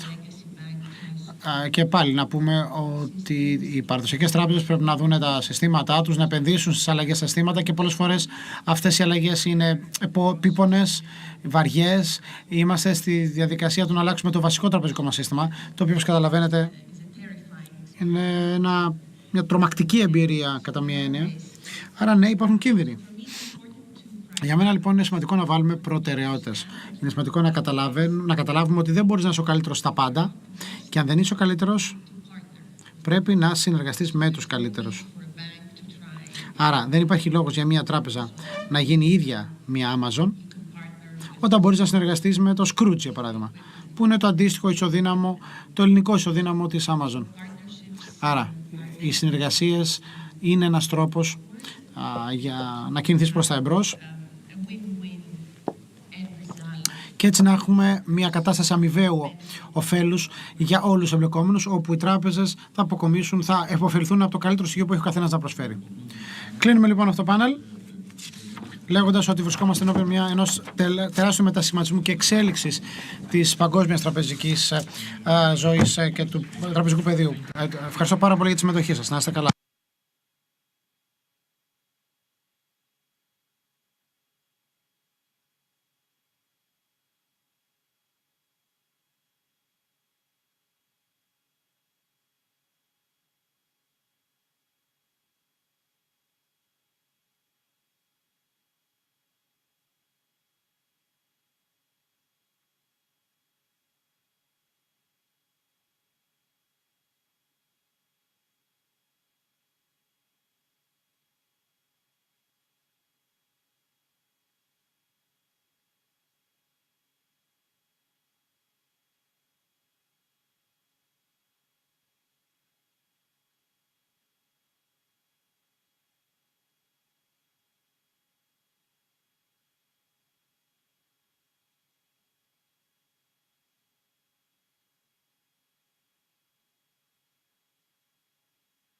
Morning. Good morning, ladies and gentlemen. My name is Tassos Iossifidis. I'm a partner and head of the Financial Consultant Service for Greece and Southeastern Europe for Ernst & Young. Let me thank, first of all, the Hellenic American Chamber of Commerce for the invitation in the framework of the 33rd GES.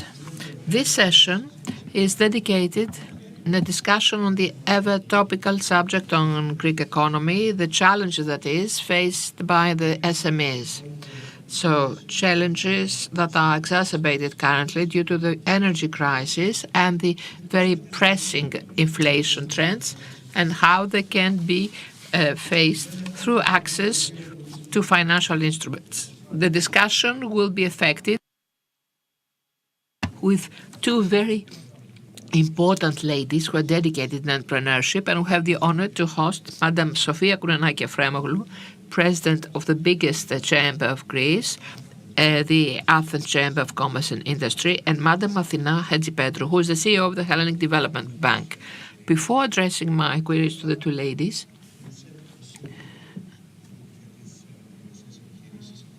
I would like to set the scene for the SMEs in Greece.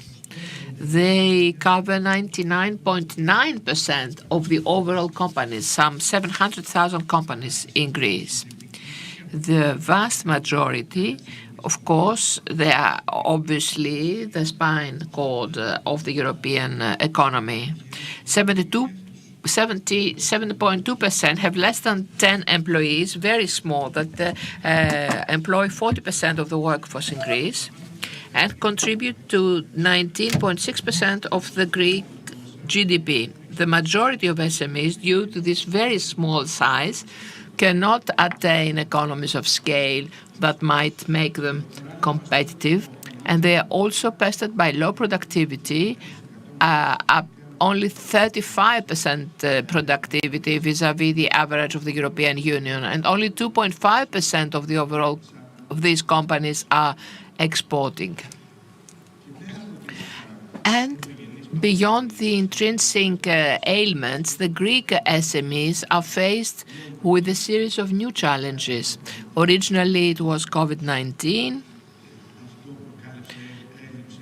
This caused scarcity of the cash flow, disruption in the supply chain, and to extent that we must change consumer needs and the production paradigm. And there came the energy crisis with the accompanying inflation pressure, which also have a negative impact on their competitiveness.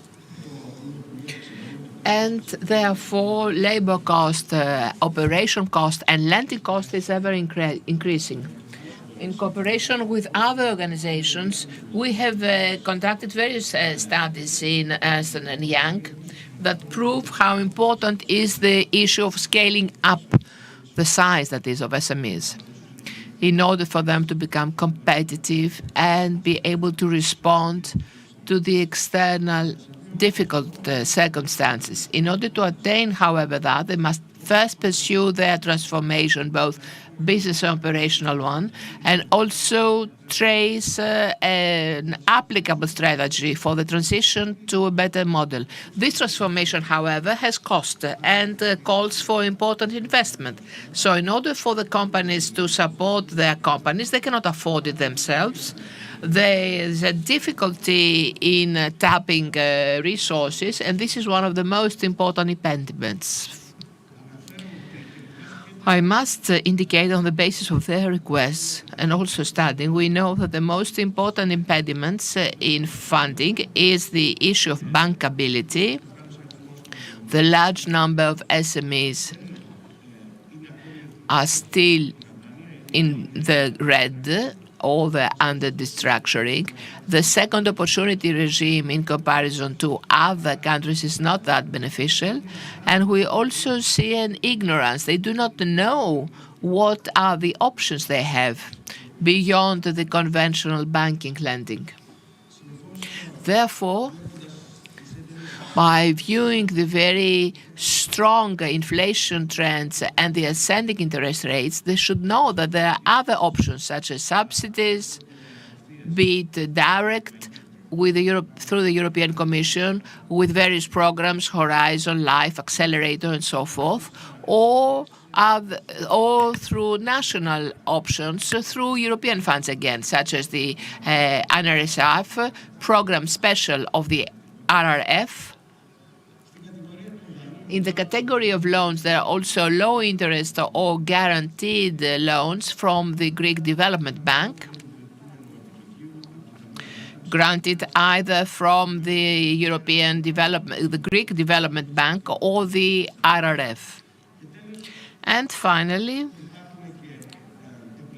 there are also other options that can boost the own assets, such as from the Greek Development Investment Bank, Festos Fund, and other Greek private equities. So let me invite to the tribune, on stage, Madam Hadjipetru, who is the CEO of the Hellenic Development Bank.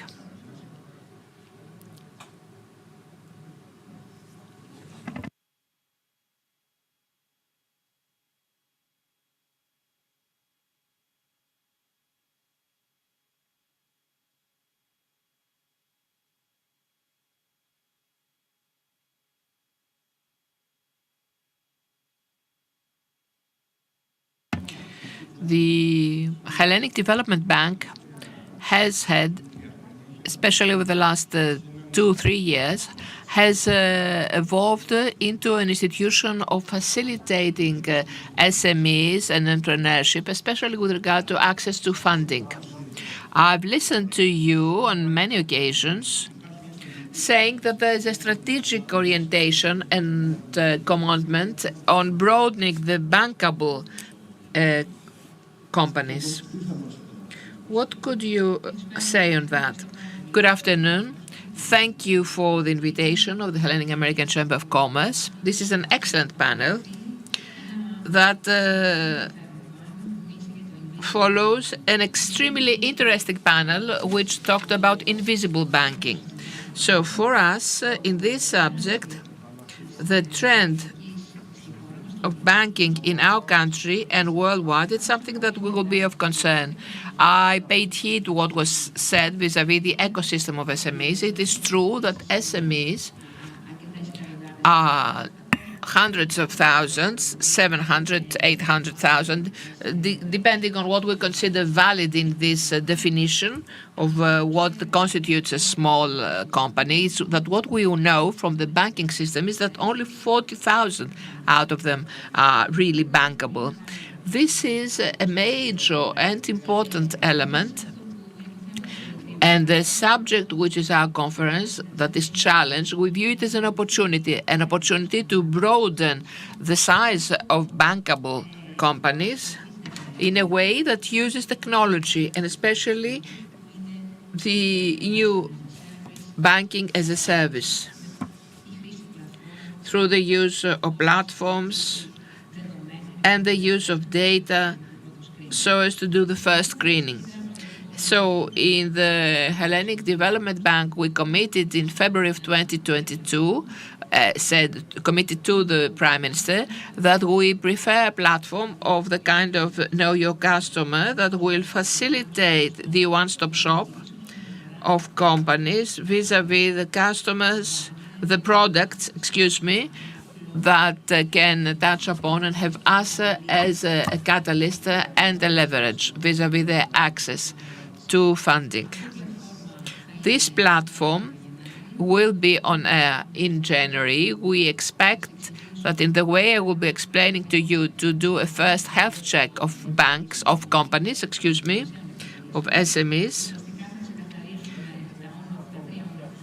We will set the 3 on-off criteria, that is their compliance with the tax revenue service, with the social security service and TRSES, and therefore all the banks will be seeing that. We already have this capacity, but it is strenuous and perhaps very difficult for them. Big companies do so. They do this so-called shop in shop for specific loans, as it is with the RRF. Small companies have neither the know-how or the capacity to visit many branches in seek of funding, especially the remote ones, those that are active in the region.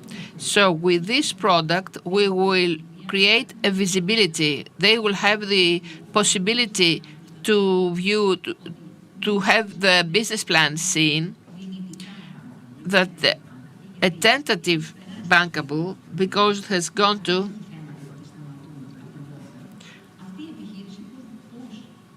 this company, we will be able to see whether they can receive a proposal from some of these contractual banks. Why are we interested in these tools? We are interested because it offers the possibility to have access to funding, to make it a right, even of very small companies. And the second, equally important, is in order to have, as a leverage of policy making,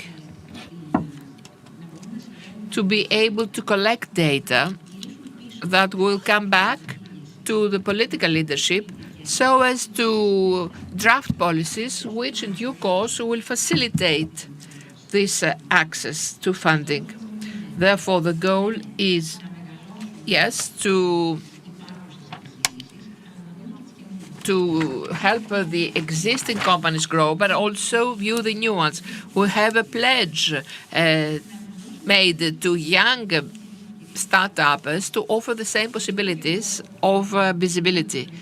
And that's why I consider that invisible banking has offered us a very important stage, because the cooperation through such kind of instruments goes across the value chain. So we see only a win-win effect.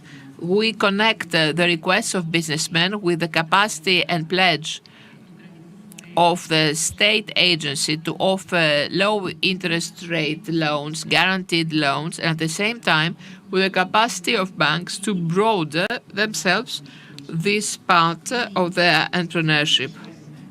Because we hear and we know that the banks shrink their retail.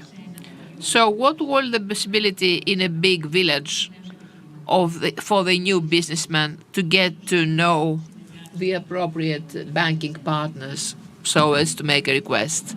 So this is our pledge. And the first goal set is to double these 40,000 bankable companies up to 80,000 as a system, the overall system that is. Thank you. That's the most important initiative. I would like to welcome Madam Efremoglu, the President of the Athens Chamber of Commerce and Industry. Given that we know that most of the members of the Chamber are SMEs, what does the Chamber do and what does it plan so as to support SMEs in the new environment of the challenges faced? Good morning. You're absolutely right. The Chamber may have all the SAs and the export companies as members, but when it's got 120,000 companies, definitely the vast majority are the SMEs. So Athens Chamber of Commerce and Industry, being the established interlocutor of the Greek state, has a broad spectrum of services offered, from consultancy with credibility and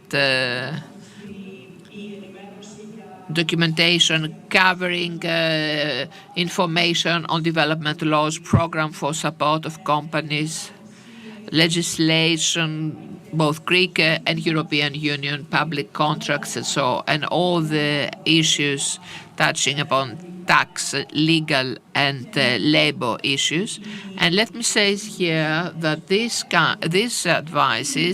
consultancy is offered not only physically with a visit of businessmen here in Chamber, but also through real-time chat, and can be even extended to very specialized consultancies, such as for the creation of business plans.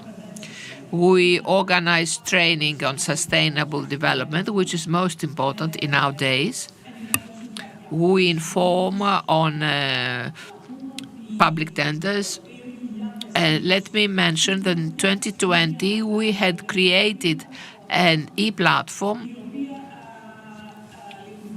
which is still operating, dedicated in loans, where companies would enroll and mention what's the problem in their funding, and in cooperation with the Ministry of Development, we try to find solutions. Another main axis is the extrovert character of the companies. We are those who organize hosting and missions abroad, but also hosting companies from other countries and representations, and creating B2B meetings. This is very important for companies, especially for SMEs. I must also mention that I was greatly impressed by the fact that last week in such an event with Albania, which is a neighboring country, nevertheless, 90 trade agreements were concluded here in our chamber. Of course, we also have the export guide, and we have cooperations, as it happens with the Hellenic Development Bank, and organize one-day conferences for our members' information, but also with the Greek company of export credits, who also offer an immediate funding to the exporters. Let me also mention that quite important is our nursery, where the chamber is the first chamber in Europe that created such a nursery for start-uppers. We also have accelerators and the network of business angels. It is a joy that on Friday in Elevate Greece, the best startup of the country awarded was DigiSet, which is now nursery.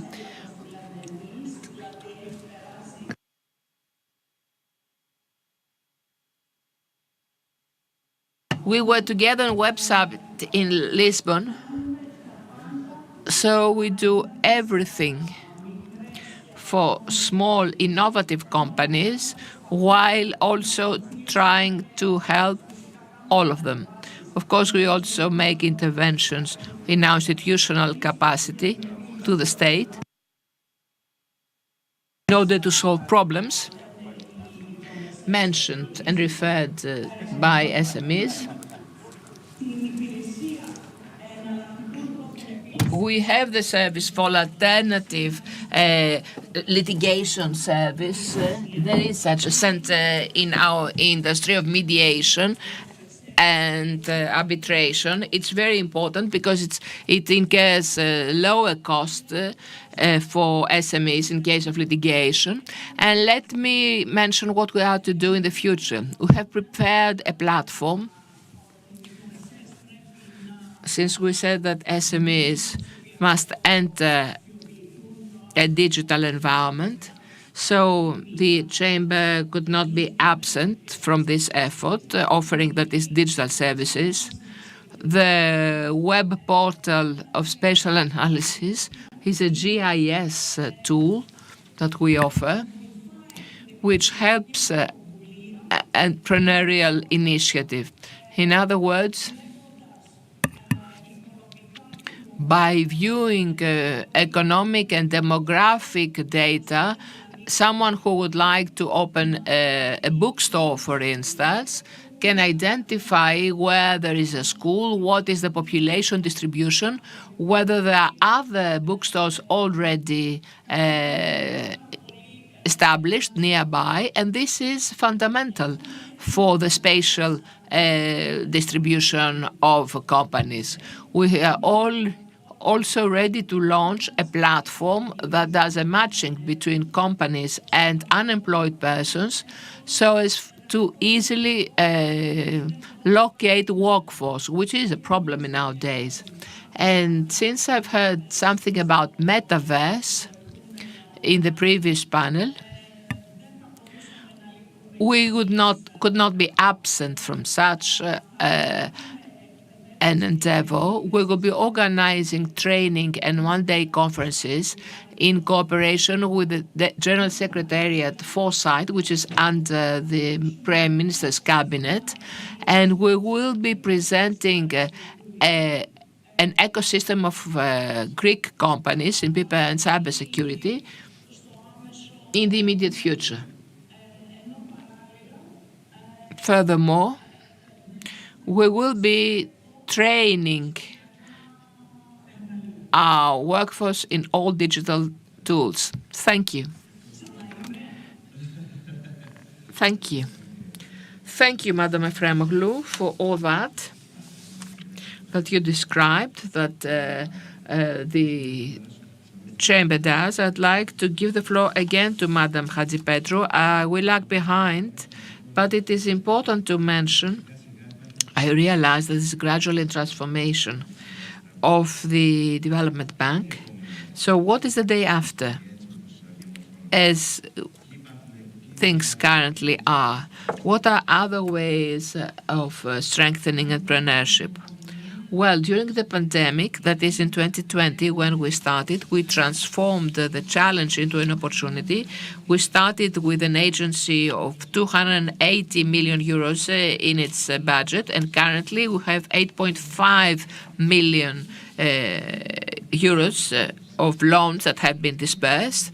I have the great joy to inform you that we don't have an ATL yet, which means that we still maintain the Greek entrepreneurship is still in force. Following the 10-year crisis, it has become resilient. That is, companies that manage to survive are very fit, and we try to give them the way to grow further.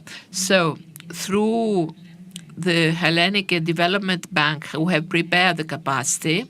As I explained, you have the possibility to move from 280 million euros to 8.5 billion, which is through a digital transformation. We have risk monitoring, and you have helped us in that. We have the whole data mining, as mentioned by the previous speakers, which is necessary in order to have policy making and in order to be able to assist and complement the banking system by leveraging and offering tools which the banking system has a strategy to absorb. We are the part, a link of a chain. We help the banks to help businessmen to become successful. It is true, Greek companies, very small Greek companies, have intrinsic problems such as their size, but the same applies in the future as well. We've been told in KSW that 80 to 85% of the German economy consists of small companies up to 10 persons, so we're not alone. But these companies, the German companies, is precisely what Madam Efremoglu has said. They are extrovert. They work in clusters. They work as part of a seamless value chain. This is what we have to view, how we will be able to help and train companies to view funding as the sector, banking, that is funding, as the basic resource for tapping funds and not create working capital through tax evasion or other classic Greek inventions, which were justly applied, I must admit, in the past. So we must be next to them with well-targeted products. We have already 9 new products launched in 2022, targeted either on sustainability agenda or on the part mentioned by you before, that is the growth. And we go in complementarity to help them in RRF that has a specific position. We have a lower positioning, of course, and thus we complement also the part of grants, both of grants and banking loans. Let me say something at the end, which is a catchword. In the Greek Hellenic Bank, we say that the Hellenic Development Bank, we say that we fund those who are daring and innovating. A last question. Thank you. Just some more time. To Madam Efremoglu question, what do you believe that SMEs should do beyond the issue of funding so as to survive in the new environment? Well, it's true that SMEs have historically been the motto of Greek economy and still are. And I acknowledge in many cases in Greece, we have unfortunately the mentality that a businessman wants to be a boss of himself. Unfortunately, this kind of model cannot take us very long, cannot take us far. And therefore, the survival of an SME constitutes the great wager. Adopting the law on mergers and additional transformations this May is a very opportune intervention of the state towards the sustainability of SMEs, because the new institutional framework encourages cooperations, which is a practice not really embedded in the tradition and the ecosystem of Greek entrepreneurship, and offers both tax incentives and tax deductions. And thus, companies can strengthen their substance, reducing at the same time cost. And of course, these corporate transformations facilitate access to the RRF, which is an extremely important financial instrument. It has been reiterated ad nauseum today. And thus, SMEs can be facilitated. I would say that company transformations shape the conditions for sustainability of SMEs, leaving behind the hurdles of the past and the rigidities of the past, and radically transforming the landscape. The secret to all that is attaining economies of scale. This makes a difference. The size, that is, makes a difference. Thank you. Thank you. I hope you enjoyed this session, because the issue of SMEs is of paramount importance. Thank you. And I thank both the ladies that have enlightened us today on the specific subject. Thank you.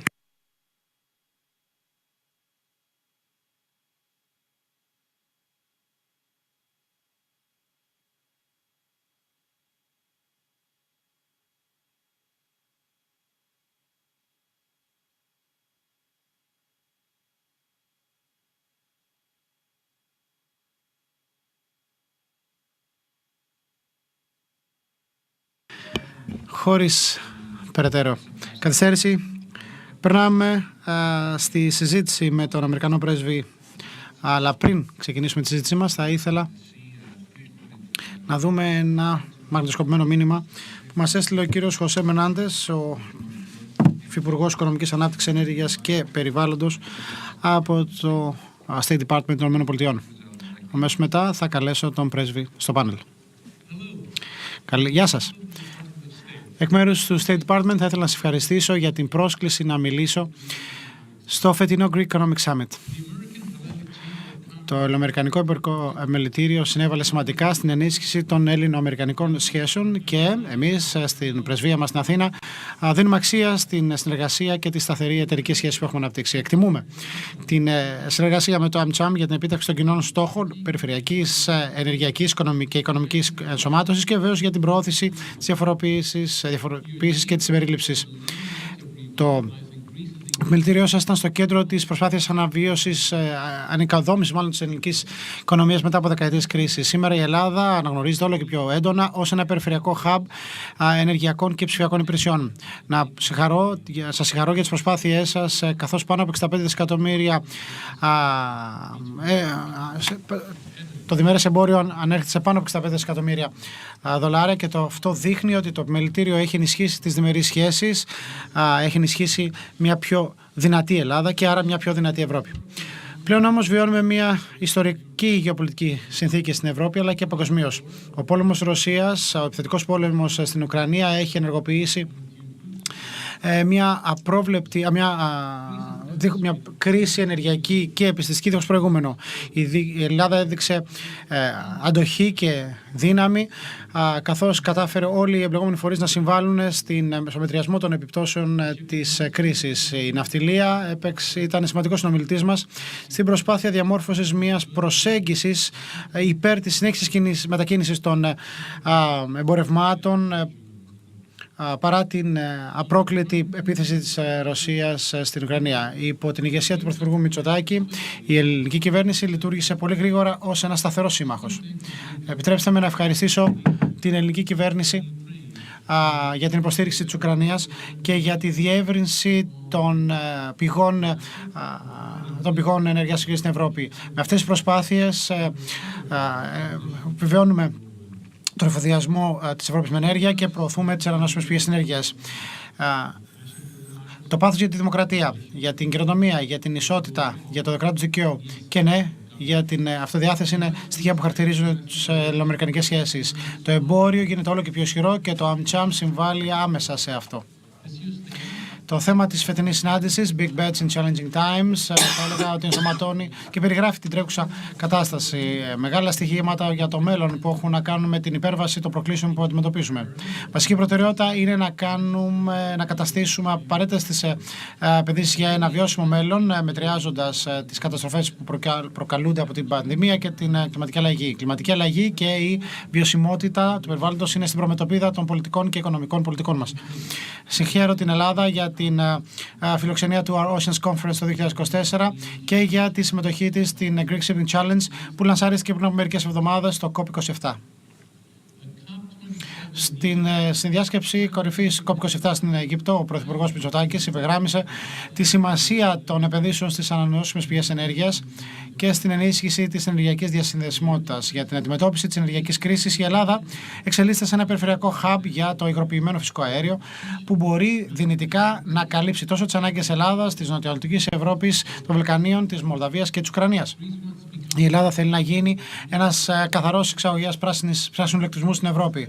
Και όπως είπε ο πρώην επικεφαλής μου υπουργός Κέρι, ο οποίος είναι ο ειδικός απεσταλμένος των ΗΠΑ για το κλίμα, έχουμε πολύ ψηλές φιλοδοξίες και η Ελλάδα με το παράδειγμά της δείχνει το δρόμο.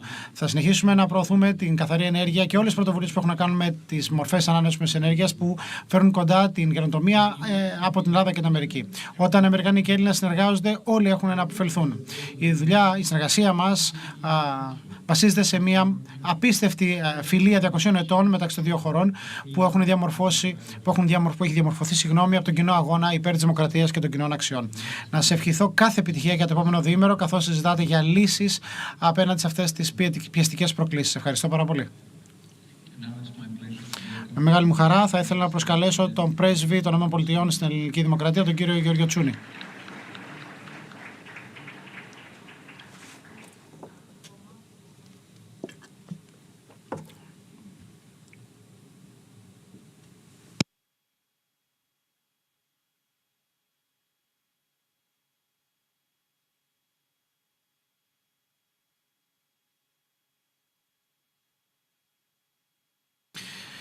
Ξάγατε πρέσβη, καλώς ορίσατε στο GES. Χαιρόμαστε πάρα πολύ που είστε μαζί μας. Πάντα χαρά μου να είμαι μαζί σας σε αυτή την εκδήλωση. Είστε πρέσβης στην Αθήνα εδώ και περίπου 6 μήνες.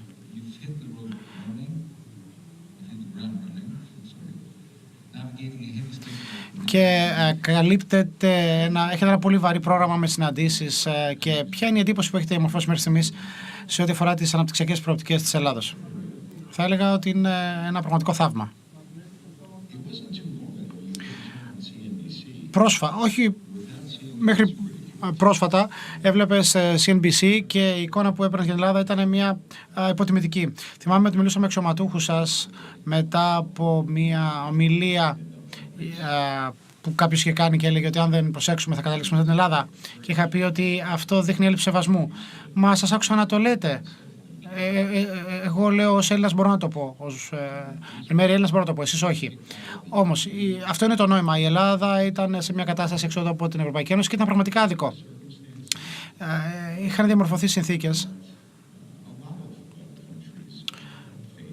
που αντιμετώπισαν και πολλές άλλες χώρες. Υπήρχε ένας τρόπος που βασιζόταν σε βέλτιστες πρακτικές για το μετριασμό της πίεσης και να βοηθήσουν τις χώρες να ορθοποδήσουν.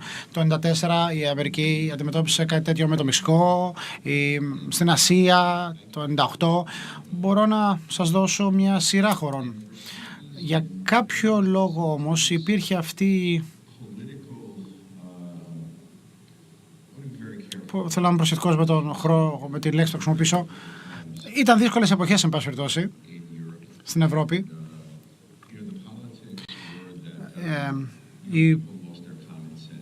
Οι πολιτικοί έλεγαν ότι οι άνθρωποι έχουν χάσει την συναίσθηση, έχουν χάσει την αίσθηση του μέτρου. Η Ελλάδα υπόκειτο τότε σε πολύ σκληρές συνθήκες, όμως οι Έλληνες είναι ανθεκτικοί. Άρα, από εκεί που γέλαγαν όλοι μαζί μας, τώρα βλέπουμε πού είναι η Ελλάδα. Η ηρωνία στην όλη υπόθεση είναι η εξής. Μάλλον είναι παράδοξο όλο αυτό, αλλά η Ελλάδα έχει την πιο ταχαίως αναπτυσσόμενη οικονομία στην Ευρώπη, 7% περίπου ρυθμός ανάπτυξης αυτό το πρώτο εξάμηνο. Η οικονομία θα αναπτυχθεί 2 φορές πιο γρήγορα από τον ευρωπαϊκό μέσο όρο και για του χρόνου αναμένεται να είναι ίσως η μόνη χώρα η οποία θα ξεφύγει από την ύφεση και θα καταγράψει ανάπτυξη. Άρα όχι μόνο είναι επικεφαλής της ανάπτυξης στην Ευρώπη, αλλά προσφέρει ενεργειακή ασφάλεια και μεταφορά ενεργειακών πόρων και δεν θα ξανακάνει που θα ήταν η Βουλγαρία αν δεν υπήρχε η Ελλάδα, αν δεν υπήρχε αυτή η υποστήριξη. Αυτή τη στιγμή λοιπόν η Ευρώπη και οι Ηνωμένες Πολιτείες προσβλέπουν στην Ελλάδα να παίξει έναν ηγετικό ρόλο στην νοτιοανατολική Ευρώπη ως hub στρατιωτικό, ενεργειακό, ένα κέντρο οικονομικής ανάπτυξης και επενδύσεων και ως μια δύναμη σταθεροποίησης της περιοχής, η οποία θα φέρει πιο κοντά την ευημερία, που θα φέρει πιο κοντά τη σταθεροποίηση και την ειρήνη. Όπως έλεγε παλιά και στο διαφημιστικό της Virginia Slim, έχετε διανύσει μια μεγάλη απόσταση. Για μια χώρα που έφτασε δίπλα στη χρεοκοπία, όντως έχουν αλλάξει τα πράγματα. Νίκο, αυτό έχει να κάνει με το πνεύμα των Ελλήνων. Αποδεικνύει την ανθεκτικότητα των Ελλήνων. Ποτέ μην ξεγράφει στην Ελλάδα. I've said that the bad days are long before and I mean it. Έχουμε λοιπόν καλύψει μεγάλη απόσταση και από ό,τι φαίνεται η Ελλάδα τώρα προσελκύει επενδύσεις.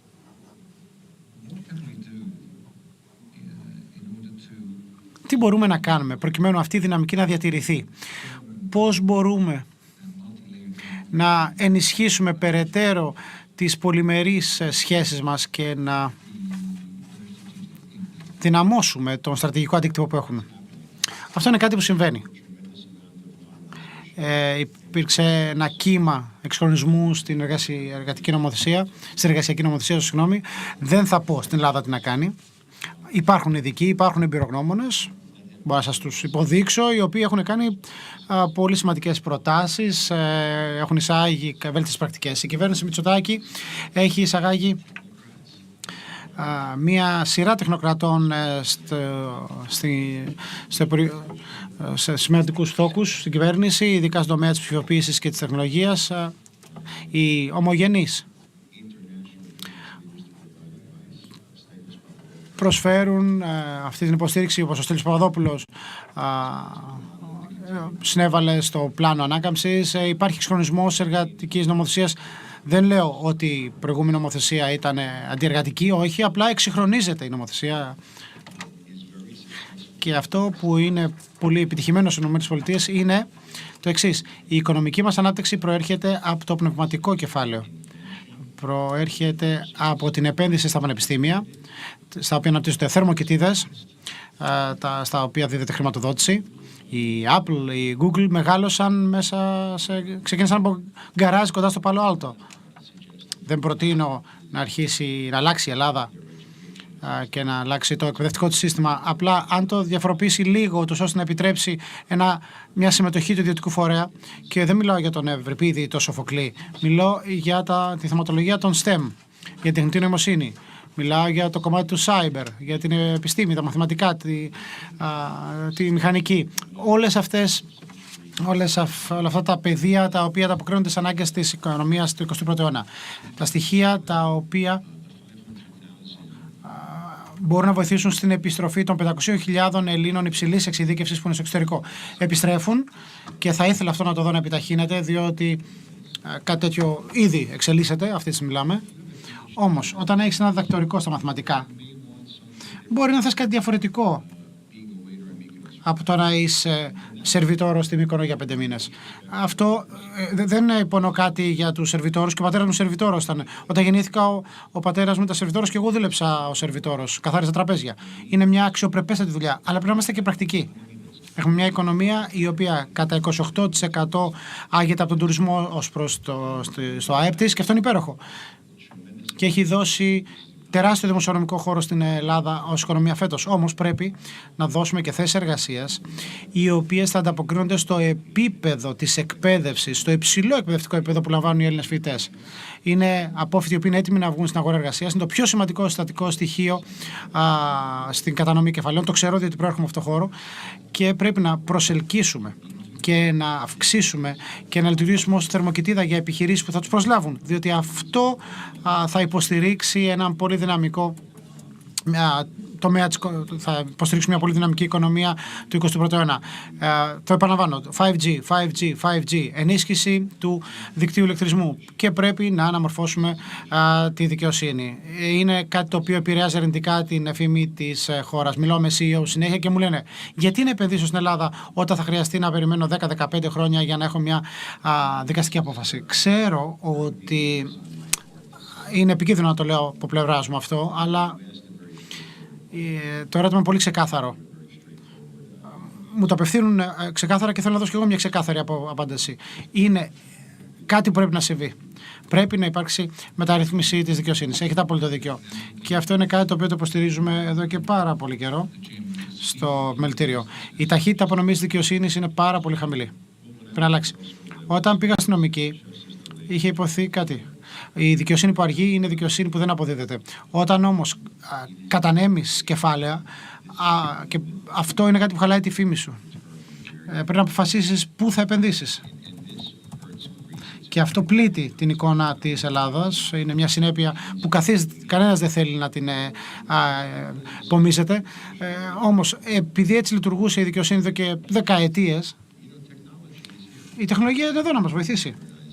Πρέπει να εξυγχρονιστούμε, να εξυγχρονιστεί η δικαιοσύνη. Ξέρουν τι πρέπει να κάνουμε και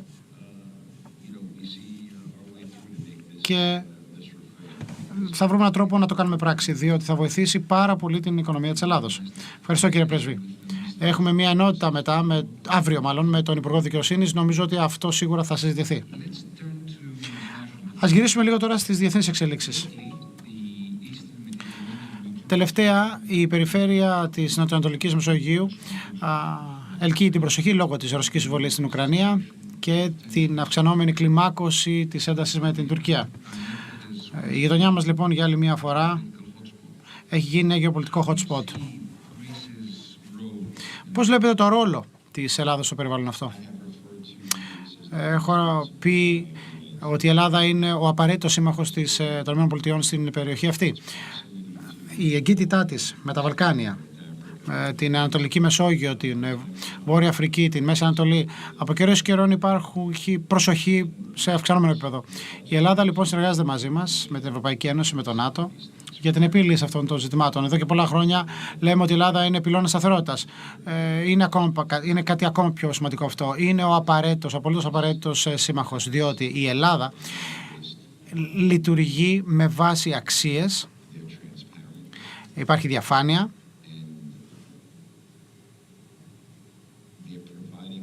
και προσφέρει κρίσιμη υποστήριξη, στρατιωτική υποστήριξη σε επίπεδο logistics, το οποίο είναι κρίσιμη σημασία για το ΝΑΤΟ. Η Ελλάδα προσφέρει υπηρεσίες διαμεταφοράς ενέργειας και διαφοροποίησης των πηγών ενέργειας. Βοηθά η Ελλάδα την Ευρώπη να απεξαρτηθεί από το ρωσικό αέριο. Οι Ρώσοι χρησιμοποίησαν την ενέργεια με έναν τρόπο ως εργαλείο, ως ένα γεωστρατηγικό εργαλείο. Καθώς η Ελλάδα αναδύεται και θα αντικαταστήσει την Gazprom ως ο πάροχος ενέργειας στην Ανατολική Μεσόγειο, δεν θα μπορεί πλέον να το χρησιμοποιεί με τρόπο εκβιαστικό. Θα το κάνουμε με έναν τρόπο που σέβεται όλες τις χώρες και τις βοηθά να αναπτυχθούν, και θα το κάνει με έναν τρόπο που θα βοηθήσει να υπάρχει περιφερειακή σταθερότητα και ευημερία στην περιοχή. Διότι αυτού του είδους την ηγεσία μπορεί να προσφέρει η Ελλάδα. Είπα, είναι ένας απολύτως απαραίτητος σύμμαχος. Ναι. Είναι όμως η Ελλάδα και μια πηγή περηφάνειας.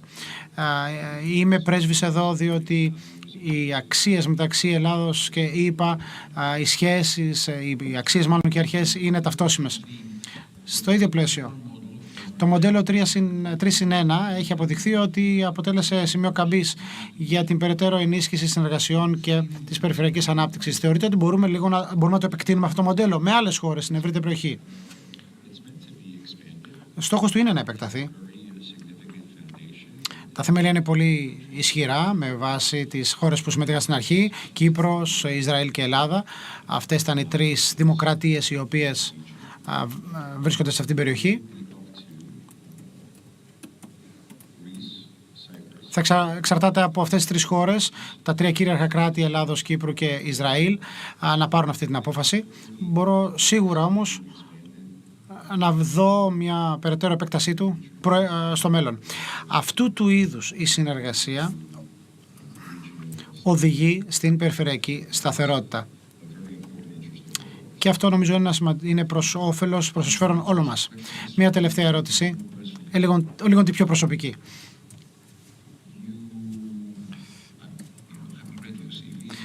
Διαβάσαμε το βιογραφικό σημείωμα, είναι εντυπωσιακό, δικηγόρος, φιλάνθρωπος, ένας αυτοδημιούργητος άνθρωπος.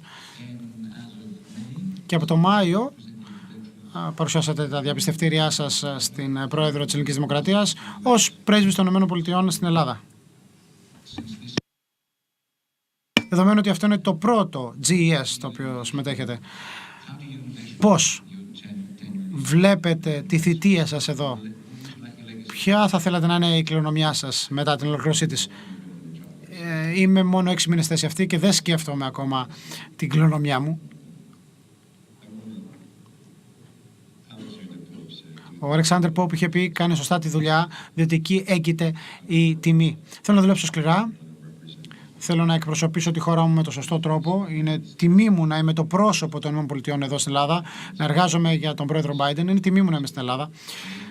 Είμαι αποφασισμένος λοιπόν να ενισχύσω τις διμερείς σχέσεις και να ανεβάσω το επίπεδο της συνεργασίας μας ακόμη πιο ψηλά. Είναι ήδη σε υψηλό επίπεδο, να το πω αυτό ευθύς εξ αρχής. Οι Ηνωμένες Πολιτείες ψηφίστηκαν μόλις ως η πιο δημοφιλής χώρα στην Ελλάδα. Θυμάμαι όταν μεγάλωνα, που ερχόμουν εδώ τα καλοκαίρια, άκουγα το έξω οι Αμερικανοί, έξω οι βάσεις. Νομίζω λοιπόν ότι όλοι καταλαβαίνουν πως η εμπλοκή των ΗΠΑ στην Ευρώπη είναι απαραίτητη. Και ιδίως στην Ελλάδα κατανοούν ότι η εταιρική σχέση με τις ΗΠΑ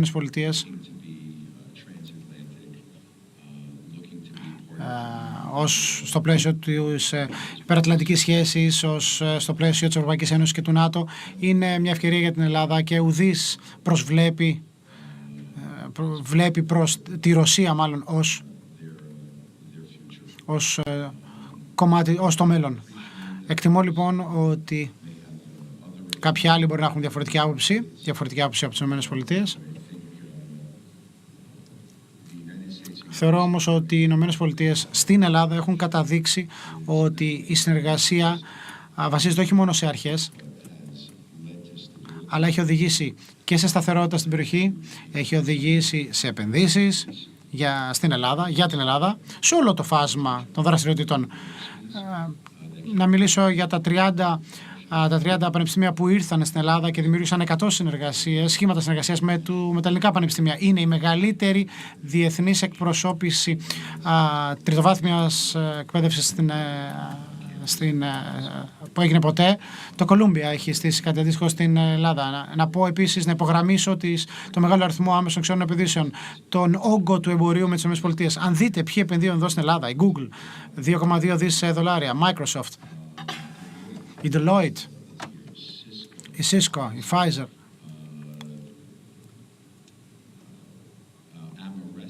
η Ameresco. Υπάρχουν αμερικανικές εταιρείες που ανακάλυψαν την Ελλάδα και νομίζω ότι αυτό χαρακτηρίζεται από ταχύτητα η οποία αναμένεται να αυξηθεί. Είμαι πραγματικά ενθουσιασμένος για το μέλλον της Ελλάδος. Είμαι ενθουσιασμένος που είμαι εδώ σε μια περίοδο που οι αμερικανικές εταιρείες ανακαλύπτουν την Ελλάδα και όχι μόνο για τις καλοκαιρινές τους διακοπές, αλλά ως προορισμό επενδύσεων και ως τόπο για να ζεις. Πραγματικά αυτό το εξάμηνο ήταν πολύ ευχάριστο για μένα και την οικογένειά μου. Ήμουν στο οβάλ γραφείο με τον πρόεδρο Biden και τον πρωθυπουργό κ. Μητσοτάκη και με ρώτησε ο πρόεδρος πώς θα πας. Και ο πρωθυπουργός απήντησε, είπε, πλάκα μου κάνεις. Δεν έχει σταματήσει να χαμογελά αυτός ο άνθρωπος από τη μέρα που πάτησε στην Ελλάδα. Και έχει δίκιο. Είναι λοιπόν προνόμιο ζωής. Δεν με ανησυχεί λοιπόν τόσο η κληρονομιά μου. Με ανησυχεί πιο πολύ το ζήτημα των διμερών σχέσεων, η βελτίωσή τους και η βελτίωση των ανθρώπων, της ζωής των ανθρώπων που ζουν εδώ. Ευχαριστούμε πάρα πολύ, κύριε Πρέσβη. Ευχαριστούμε που ήσταν σήμερα μαζί μας εδώ στο GES. Είναι τιμή και χαρά να συνεργαζόμαστε μαζί σας. Έχεις τη γιορτή σου. It's your name's day tomorrow, right? I'm not going to pull your ear. Where are we going tomorrow?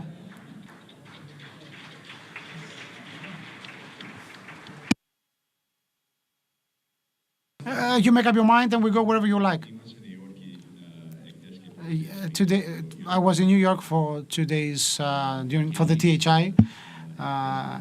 Yesterday it was Agia Varvara, St. Barbara's Name's Day, and that was the first church my mother visited when she moved to the US in 1961. And I knew it was St. Barbara's Name's Day yesterday. So I went to the church. My mother showed me. Oh, my son, he's at church. That's a miracle from God. He changed. God bless her, because we've been talking about her quite a few times, right? So once again, a big thank you. Thank you. It was my pleasure and my honor.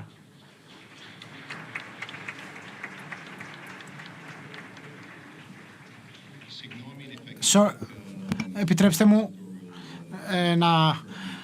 να έχω μία άδεια. Έχω μαζί μου τη σύζυγό μου την Όλγα.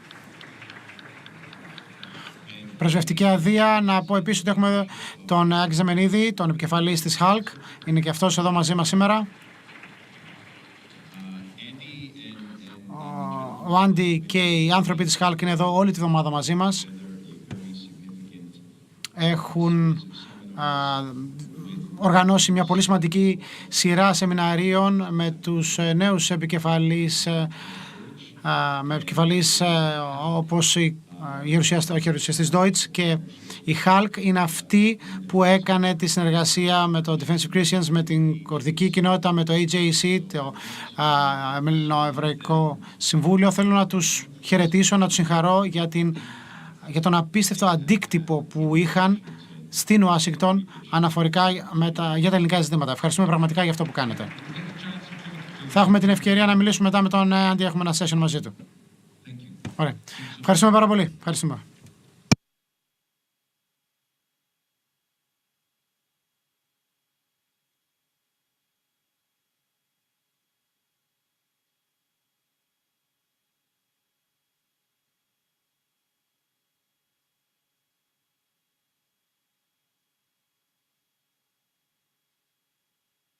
Και μετά από αυτή την πολύ ωραία και ευχάριστη συζήτηση. Καιρός να συνδεθούμε. Μια στιγμή, κάποιος ξέχασε το κινητό του εδώ. Είναι του κυρίου Μπακατσέλου.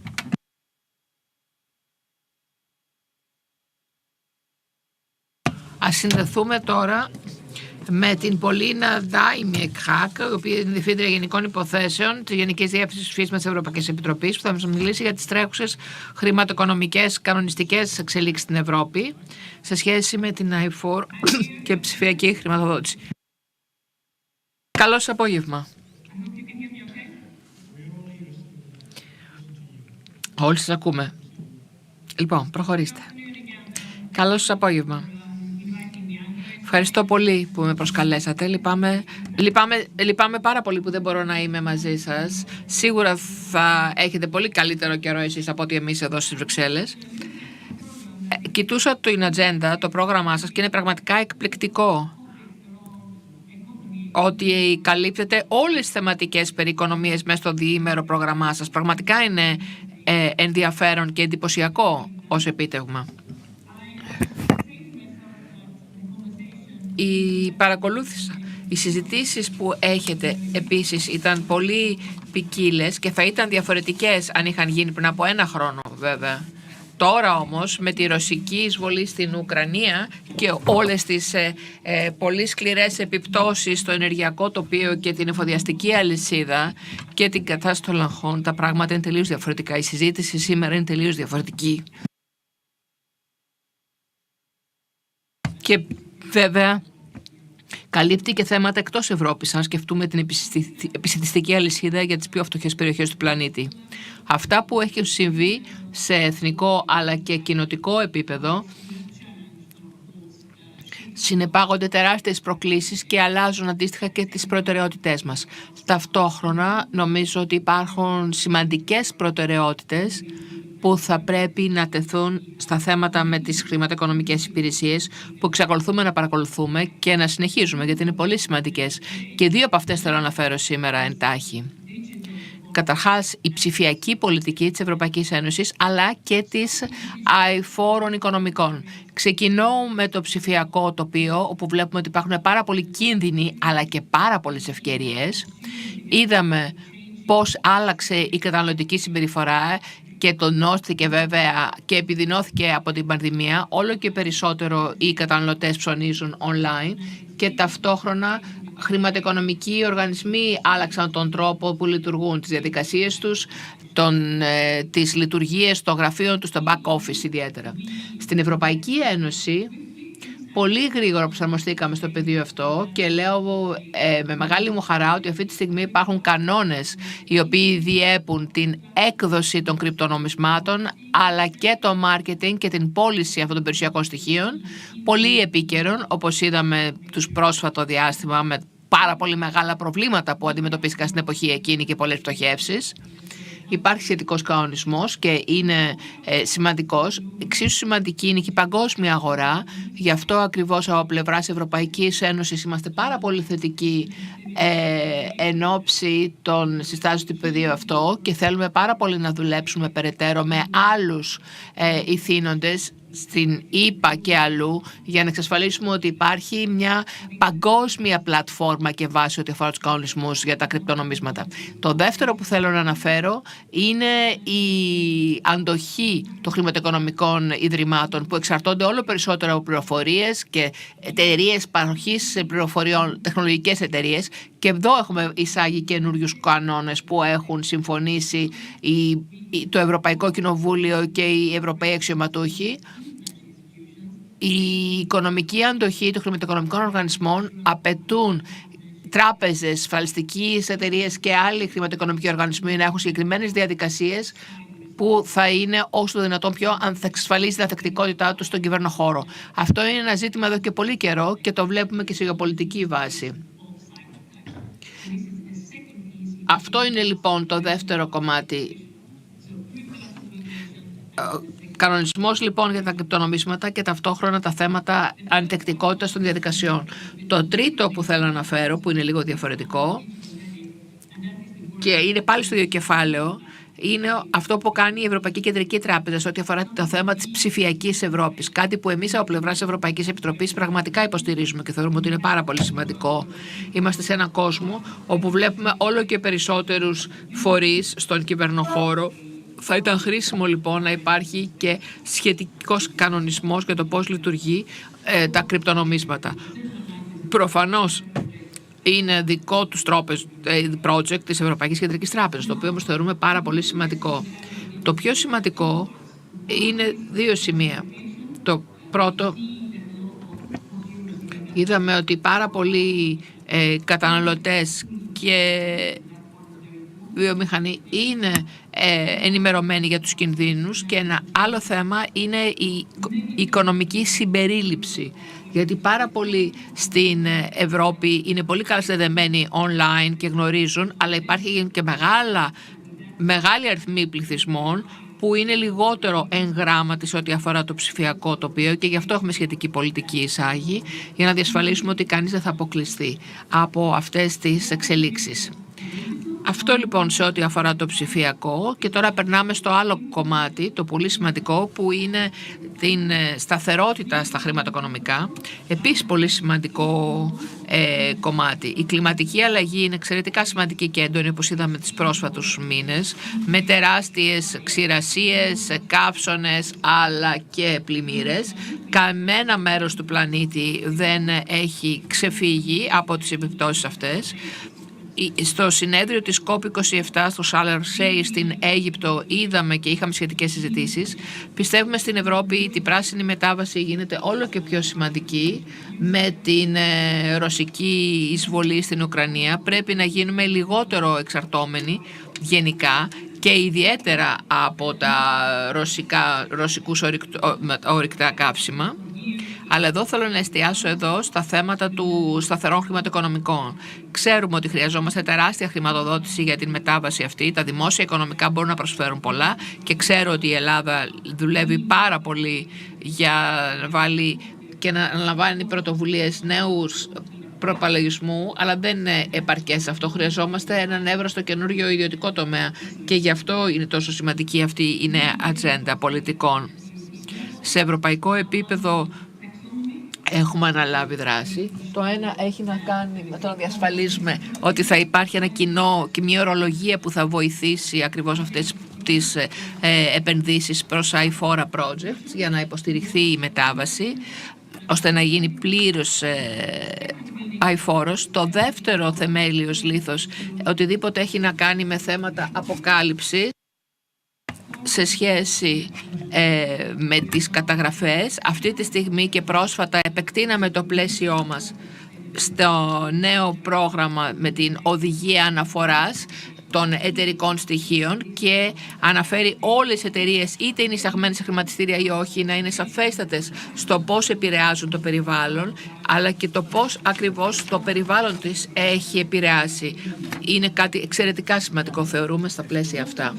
Επίσης υπάρχει η υποχρέωση να υπάρχουν προγράμματα μετάβασης.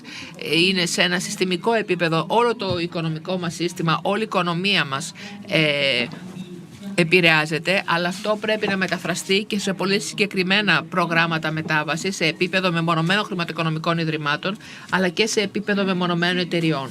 Αυτό είναι το δεύτερο κομμάτι, δηλαδή εταιρική υποβολή αναφορών. Και ένας τρίτος ακρογωνιαίος λίθος, αν θέλετε, είναι τα λεγόμενα πράσινα ομόλογα. Έχουμε προτείνει δηλαδή κάτι σχέτο με ένα συγκεκριμένο χρυσό στάνταρ, αν θέλετε, π.χ. σε ό,τι αφορά το κλιματικό ζήτημα, αλλά και ένα σχετικό σύστημα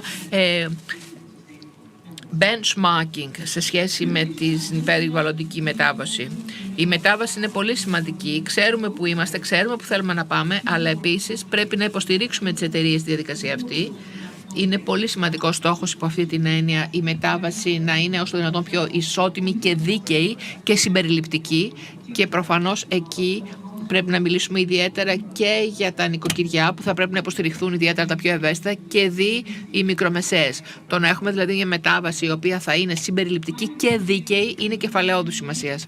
Τελευταίο ζήτημα είναι η παγκόσμια διάσταση. Όπως είπαμε, η παγκόσμια αλλαγή είναι παγκόσμια, οι προκλήσεις είναι παγκόσμιες, άρα πρέπει να συνεργαστούμε. Πολύ σημαντικό σε αυτά τα πλαίσια είναι να έχουμε πρότυπα και κανόνες σε κάθε δικαιοδοσία και όσο δυνατόν πιο διασυνδεδεμένα, όχι μόνο μία ενιαία δικαιοδοσία, δεν μπορεί να λειτουργήσει σε όλα, αλλά θα θέλαμε ιδιαίτερα στο πεδίο της δημοσιοποίησης στοιχείων να έχουμε μια παγκόσμια βάση. Κάποιες δικαιοδοσίες θα πάνε πιο πολύ, όπως έκανε η ίδια η ΕΠΑ, αλλά πάντως είναι σημαντικό να υπάρχει ο ελάχιστος κοινός παρονομαστής, αν θέλετε, σε παγκόσμιο επίπεδο. Στα θέματα και ορκωτών ελέγχων και αναφοράς και υποβολής αναφορών από τις πολυεθνικές. Παγκόσμια συνεργασία λοιπόν είναι σημείο κλειδί σε όλα τα πεδία, αλλά σίγουρα σε ό,τι αφορά το χρηματοοικονομικό κομμάτι, σε ό,τι αφορά το ψηφιακό τοπίο και δι' τα κρυπτονομίσματα.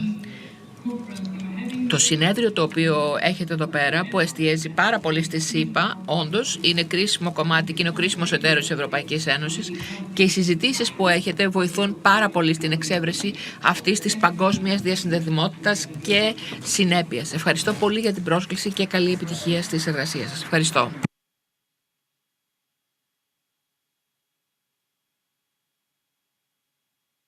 Ευχαριστούμε πάρα πολύ την κυρία Χακ για τα σχόλιά της για τις τρέχουσες εξελίξεις στο ρυθμιστικό περιβάλλον.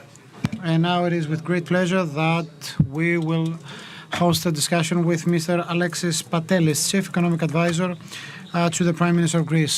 Mr. Patelis, a great joy to have you with us. He will talk to us about Greece in the global investment map and the things we have achieved already and what we have in the pipeline.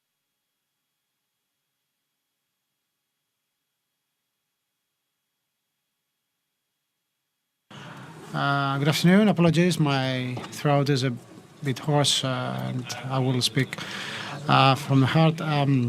I'd like to thank the organizing committee of this conference. Once again, we find ourselves here and I will talk to you about Greece and investments. When this government took office back in 2019, the biggest problem in the Greek economy has been the so-called investment gap. In other words, the fact that there haven't been enough investments in our country for quite some time, and as a result, we couldn't underpin financial growth the way we wanted it. Things were even worse given that domestic savings of our country have been negative. So in order to cover that gap, we had to have some money injected from abroad. The good news, FDIs for this year will reach a record high level despite the global volatility, the energy crisis, the inflationary pressures and the war in Ukraine, etc., etc. Of course, we're not at the point we want to be. The investment gap is big and it will take many years for our country to bring these FDIs in order for our country to get to the right growth path. So, talking about the financial plan of our country, it was like a triangle. And let me make a comment about each of these sides. The first side was had to do with our fiscal mixture. Taxes were quite high in Greece, especially taxes on labor and capital, and that used to be a drawback for growth. So our first concern was to find this fiscal space and the opportunity needed, which has been given in the context of the COVID-19 pandemic, always respecting fiscal orthodoxy. We have identified specific opportunities. The fact that unemployment dropped by 5% and the solidarity tax was the 15% flat tax on stock options and on capital, the related corporate tax decrease and the drop of the dividend tax to 5% were significant interventions And we did those things because they are multiplying. They have a multiplying effect on economy. And the reason why we have this extraordinary revenues is the fact that we're now enjoying the fruits of those interventions. We also made some other interventions about the Greeks of living abroad, the non-dom context, the family offices framework, the pensionary specific system and schemes for those who are working abroad and coming to live in Greece. Now, the second side of this triangle had to do with reforms. Reforms are too many to enumerate in these few minutes. We have passed no less than 410 bills already. Last week, we voted for the bill tabled by the Ministry of Health reform field bill, showing that once again our government is still on the reform path, despite the fact that we're just a few months away from general elections. In terms of investments, our interventions have been critical, both in the energy field. For instance, we simplified the licensing processes for renewables in Greece, the offshore wind parks, interventions in terms of digitalization, a very important component of financial growth. And ahead of us, we have many projects in the pipeline, talking about green economy, digitalization. Many of these projects are being financed by the RRF, and they will be deployed in the coming years. Third side of the triangle, banks. Allow me to say that in 2019, our banking system was a factor of systemic instability because red loans used to be quite high. They represented almost half of the bank's portfolio, and of course there was no way of having a fiscal expansion when half of the loans remained non-performing. Thanks to the Hercules or Heracles scheme, banks were able to decrease the red loans now down to a single-digit figure, and step by step, the servicers, thanks also to the financial instruments provided to them, they're trying to bring them down even more. Banks, however, especially Alpha Bank and Piraeus Bank, availed themselves of the global conjuncture and were able to get money from the market. That was a very important thing because as a result it decreased the fear in the mind of many investors that some Greek systemic bank would go bankrupt. Another important intervention was the so-called second chance law. What was that? It was the first time that we built a comprehensive framework for restructuring private debt and the bankruptcy law in our system. In our country, we didn't have that in the past. That's why we now have the out-of-court settlement mechanism in the context of which one might find resort to if he or she has a debt towards the banks or the state, and he or she is able to restructure this debt. Our government is putting pressure on promoting such reforms even more. Currently, the Greek banking system is healthy, is robust, and it's time for the Financial Stability Fund to disinvest. Currently, it holds significant number of shares in Greek banks, but it's high time that competition rose in the Greek banking landscape, and in collaboration with the Bank of Greece, we are elaborating on how to lift regulatory barriers for fintechs offering loans and leverages and other interventions that could boost competition. Let me give an example. We have the IRIS system that belongs to DIAS. It currently offers cheap direct payments as long as it is activated by both sides. These and other systems like that will be able to further increase online transactions in the future. Another set of inventions had to do with the ones in the labor market. In 2021, Minister Hatzidakis tabled bills. Minister Kerameus in the educational field, as you heard before by the Ambassador Chournis, they tried to reform the field a lot. Of course, we have a great goal to attain the investment grade by 2023. Credit rating houses examine two things. A, if you have a steady decrease of your of your debt, of your sovereign debt. And let me say that the GDP to debt ratio in Greece will further decrease this year. From 2019 until 2023, the European Commission itself forecasts that our country will register the largest decrease of sovereign debt compared to any other EU member state. So this fiscal stability remains our compass. But in this context, it is important to accelerate our growth rate, of course, by means of investments, because this will add more to our financial or our fiscal stability. The second parameter, the second indicator that foreign houses follow has to do with reforms. In 2023, we're going to have dual elections. That's a big bet. It's a big bet both for the government to make it so far and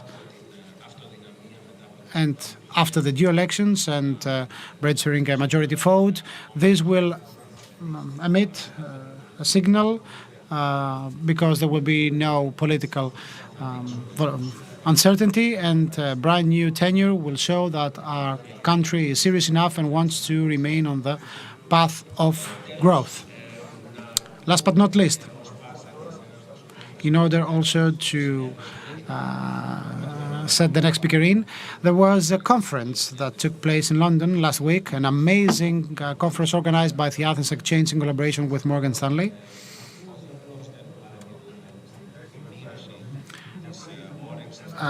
During this conference, we found out that there was no such thing as a decrease in the investment appetite by foreign investors, but there's actually a tangible shift in the way people perceive our country. For a long time, they used to ask us, how is Greece able to keep this? How is Greece able to sustain or to remain standing in a global environment of energy crisis, of warfare, etc.? Now, the most frequent question addressed to us is, how did Greece make it and remain stable in this conjuncture? And they mean both politically and financially. And what are the lessons learned, and what are the feedback we can provide others with after given that we've been through these turbulent times, and what are the lessons we can provide other countries with? I'm talking about countries which, for any reasons, they are currently facing difficulties. This is one of the most optimistic messages one could get. Of course, the job of this government is to keep on trying, to keep on attracting investments, and we hope that the FDI record registered this year won't be the last one, and we will have even more records broken in 2023 and 2024. Thank you very, very much.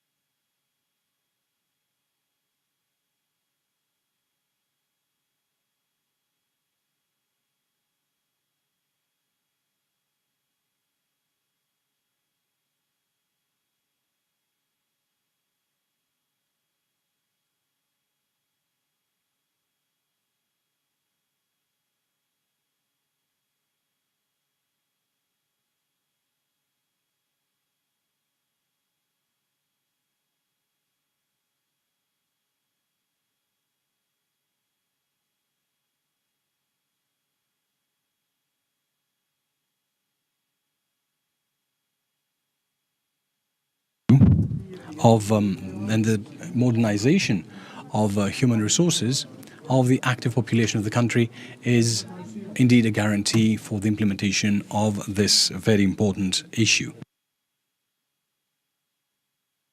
I would like to sum up by recognizing that the importance of this project and the implementation of this project is in fact a key factor for the future of our country.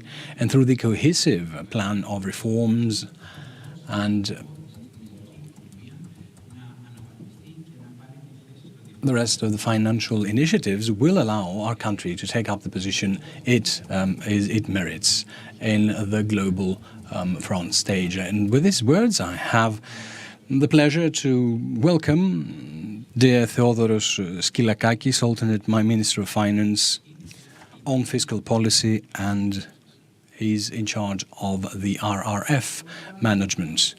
I should also like to welcome the rest of my speakers, because apparently Mr. Skylakakis is not here yet. I should like to welcome Mrs. Lukia Sarandi, who is President of the Federation of Industries of Greece, and she is Managing Director of the wood factories, wood industry under the name Akratis. Of course, Honorable Professor Nikos Vetas, who is also General Director of the Foundation for Economic and Industrial Research, EOVE.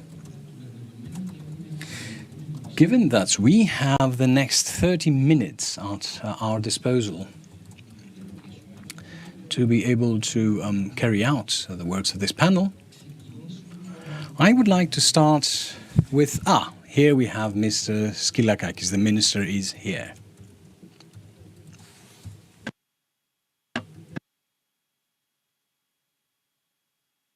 Hello, welcome. So, as I was saying, we have half an hour to discuss. I would like to start with you, Minister. Let me find my notes. I think to have misplaced them. Here's my cheat sheet. I would like to ask you the first question that has to do with the overall idea concerning Greece 2.0, and as we saw from the comparative analysis by Deloitte, Greece has steadily been among the first ranks, among the first three all over Europe, depending absorption of the available funds from the RRF, the Resilience and Recovery Fund.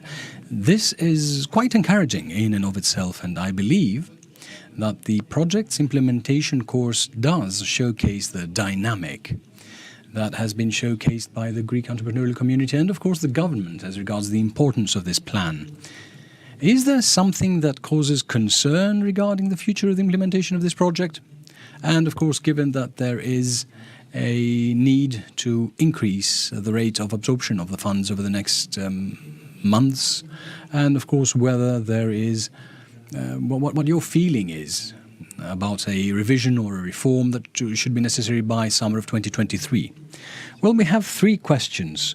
What is of concern? Well, everything is of concern when we have such a big project. The first phase was the phase of the design and the planning, and the phase of the reforms, which are mostly under the government's control, in the sense that the design was our own work. It's something we did within the central government. And the same goes with the implementation of these reforms. Now, when we focus on the actual implementation of the program, we have two categories of actions primarily. One of them is the investment projects, which progress quite satisfactorily. As regards loans, we have overshot our targets. And we have gone over 8 billion euros worth of investment projects, and over 4 billion of those are in contracts already. By my calculations, within the next 4 months, we will have 90 to 95% of the rest of the projects in contracts. And we will have all the projects that will be filed by then. So we are far ahead. And we are the only country in Europe to have filed a third request for disbursement, which has been approved by the European Commission. No other country has filed, even in part, because we have filed a third request for disbursement regarding the loans. None of the other countries have done so, even in part. As regards the absorptions, the second category of actions, which is the absorptions of public projects,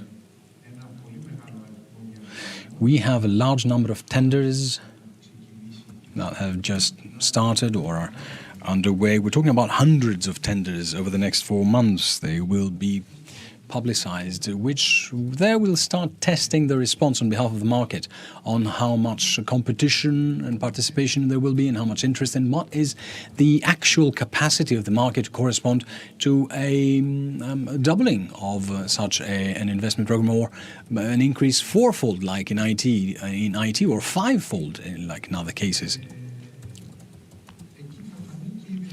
And therein will be shown the possibility, the capability of public administration to handle and manage, with all the measures we have taken, this new reality, let's call it that.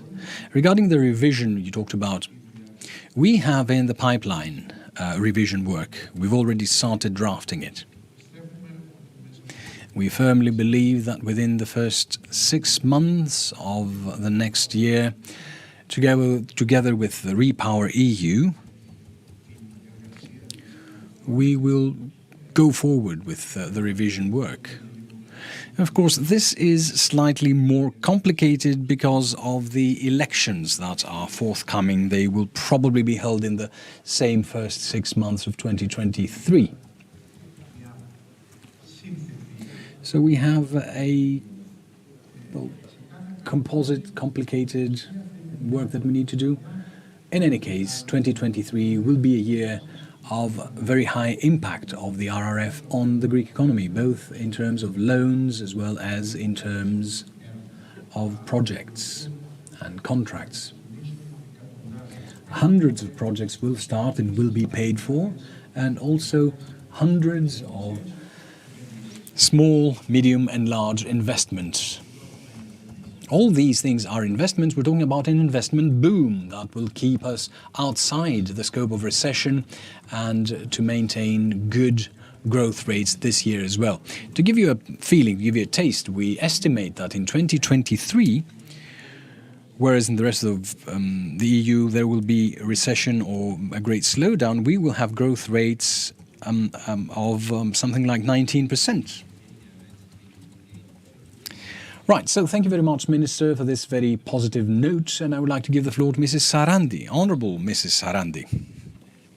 As was showcased by the recent study of Deloitte, 9 in 10 companies, if you'd like, consider the RRF as a strategic and necessary means to strengthen Greek economy.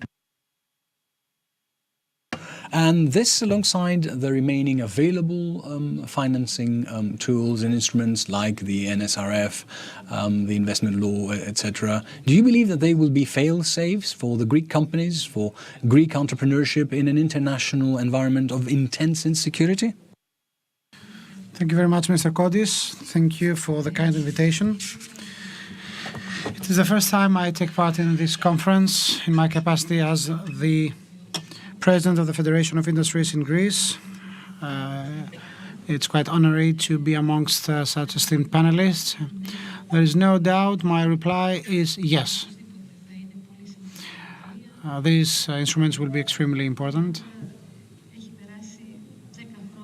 Greece has been through a 10-year period of disinvestment. This fund represents an amazing opportunity. What we normally say, this is a lifetime opportunity. It comes once every 100 years. Many people describe this fund as a new Marshall Plan for Greece. I don't think they exaggerate. And we are looking forward to what the minister said before. Actually, what he said is really important. We're looking forward to welcoming many organizations and companies in this project. Greece has registered an amazing growth rate. They used to say 3%. Now it's a growth rate of 6%. So it was a very happy surprise on behalf of Greece. The same happens with exports. So we're moving against the current. if I may say. And it seems we will keep on moving like that, according to Mr. Patelis, what Mr. Patelis said before, what the alternate minister just said. So, to give you an exact answer, the fund is very significant, both because of its size and the targeted actions it includes. This is very, very important. We, the Federation of Industries of Greece, believe that it will change.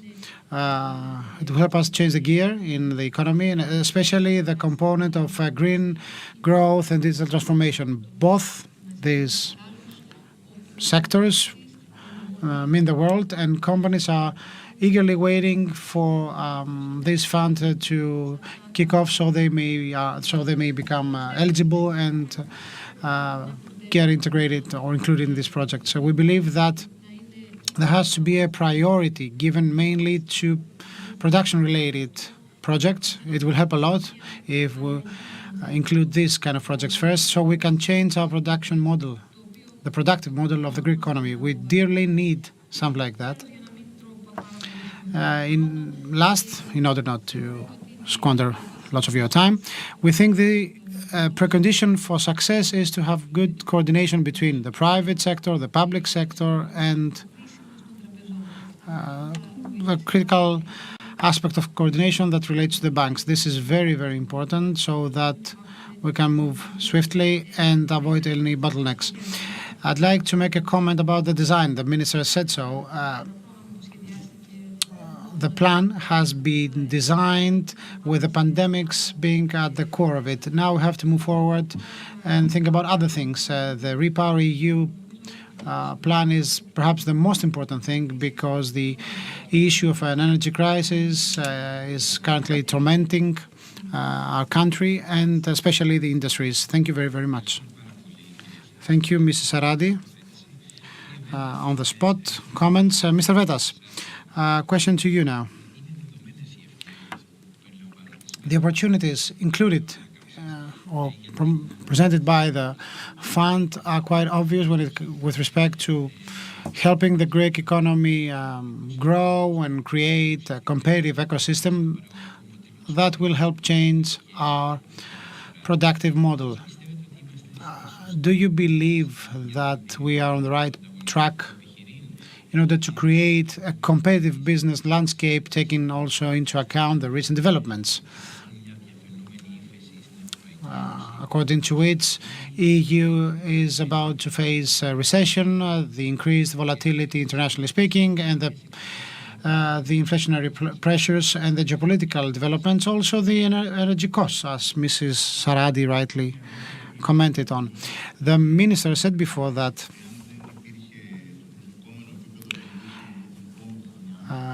should we not have the expected growth rate, the expected rate of FDIs for the Greek economy, our growth rate would have not been positive. Actually, if it would have been zero, if not negative. So the RRF plays a very pivotal role with respect to the industries it supports and the organizations that are eligible.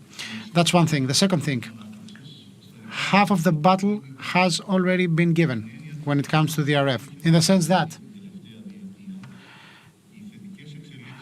the positive developments in our economy and in other less competitive economies but equally vulnerable wouldn't have been the case if it wasn't for the fund.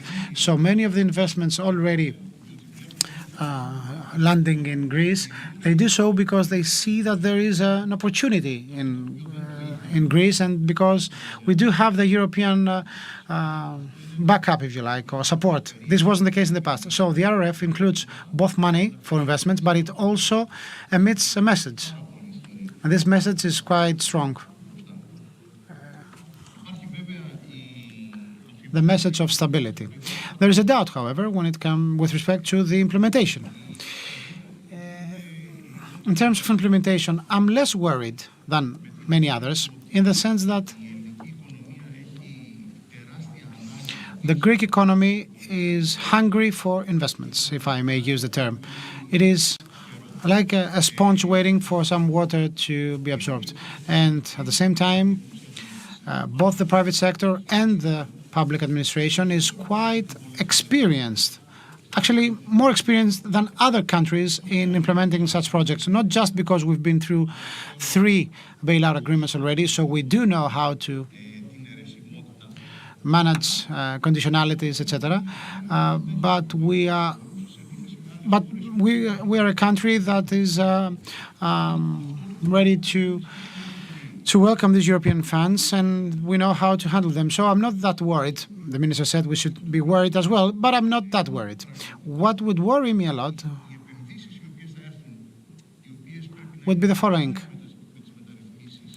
The investments to come should be coupled with the ones that have already taken place, and it would mean the world for me to change the quality of our economy. I think this is a bit a thorny issue to discuss. So in this first round of discussion, allow me to add the following insight. The change of the productive model means that you have to couple your economy with global developments, financial developments. I mean, you might have great revenues if you have more capital, working capital in your country, if you have more investments, etc. But if in order for you to register some systematic growth, and this labor, this capital has to be allocated to the right places. In other words, it has to create value, or added value if you like. So you might spend many hours working, you might struggle, but at the end of the day you might enjoy a very narrow margin. But if you allocate this money in domains, in industries where you excel, where you are one of the global champions, you won't just get some reward for your work or for your investment. You're going to get some extra reward, some extra return that will be disseminated within the economy, the workers, etc., because you will be the businessman who will be able to produce something that is internationally competitive. So in this sense, this is how high we should set the bar. Otherwise, the fund will be over. It will have a positive impact on the country, yes, but I will use a term champions. It's not the right one, but anyway, it won't allow us to build champions that will be able to become peers or with top organizations globally. Thank you, Professor Vetas. Some really important comments. And it brings us to the second round of discussion about the developmental component of the fund. Dear Minister, more than 210 investment plans worth of 2.8 billion euros, 8.22 billion euros, and we saw that the Greek plan includes the largest component of loans vis-à-vis the total funds earmarked compared to other EU member states. So, as Mr. Vetas urged us before, do you believe that the development aspect of the RRF will be an innovative instrument for Greek companies today in order to compete against international organizations and their competitors, at least at the financial level, in order to underpin the recovery of the Greek economy and the Greek business world? Let me tell you the following. This plan has already registered success that was well beyond what we expected. So we attained our goals. We have investment projects already submitted that go well beyond anything the Greek government, the Greek state has seen in the past decades in terms of development law. Their size exceeds our forecast, and we still have a long way ahead because this plan will reach 25 to 30 billion euros, and now we are close to 8 billion euros. But when you have already covered 1/3 of the way in the first 6-7 months, this means you've been a long way. You've covered a long distance. The change in the interest rates has played a very important role because suddenly organizations found out the importance of this plan. The plan has been drafted way back in the past, and now we feel the repercussions. But now there's a strong possibility that this plan will deliver not just for 6 years or 5 years, from 22 to 27 as originally planned. It will deliver for 3 years or 4 years only. So the funds will be, let's say, used sooner than expected. We will see about that. The plan itself included some main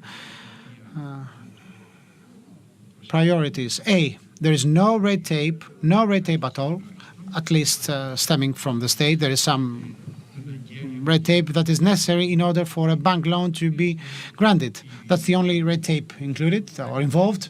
10 days, 20 days of waiting, the maximum. This is how many days the auditor or the controller will need in order to give the green light for loan disbursement. It's the first time that the state gives money pari passu with the banks. The state doesn't guarantee anything. I don't know if that's the first time ever, but it's quite innovative. And there is an additional point of, let's say, radical of breakthrough approach, because this plan is quite beneficial with respect to the things we can incorporate. For instance, for the first time, working capital and marketing expenditure or VAT costs represent components of that are integral parts of a business or investment plan. So they have to be taken into account and be co-financed. This is what this plan actually does. You won't find it in any other developmental law in the past.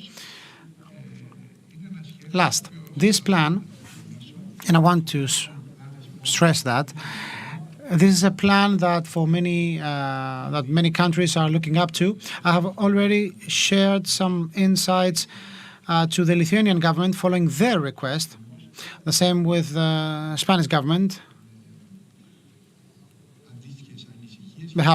They share the same concerns because this plan is one of a kind in Europe.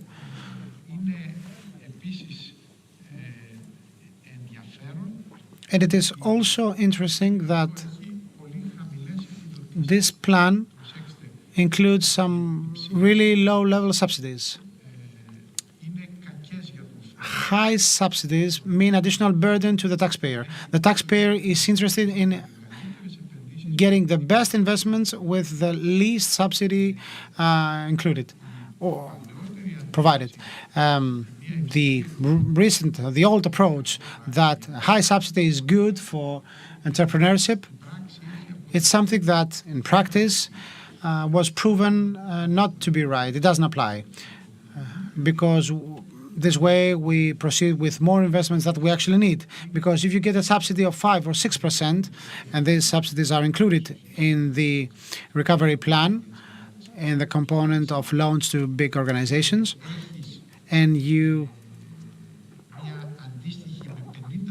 get another subsidy of 50%, this 5% means that you will invest 10 times more than what you do with a 50% subsidy. So you can get multiplying a factor of 10 in the number of investments that performed, the impact on the labor market, etc. And that's why we invest, actually. Second, large subsidies have proven in the past that they used to lead to bad investment decisions because they were so attractive, so tempting that we ended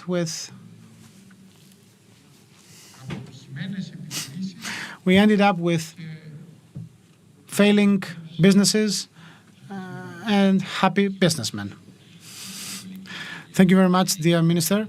Mrs. Saradi, given that more than half of Greek companies that took part in our survey are willing to make use of the loan component of the plan, do you believe that this is also a guarantee for their strengthening in a context of international uncertainty and high leverage costs? as the Minister said before. Undoubtedly, this will play a role. It is a determining factor, especially in a high interest rate environment. We see that they are rising. They will keep on rising for some time to be, and it's important for organizations to have access to investment funds with very beneficial loaning terms, borrowing terms, apologies. Let me add one more thing in that. As we said before,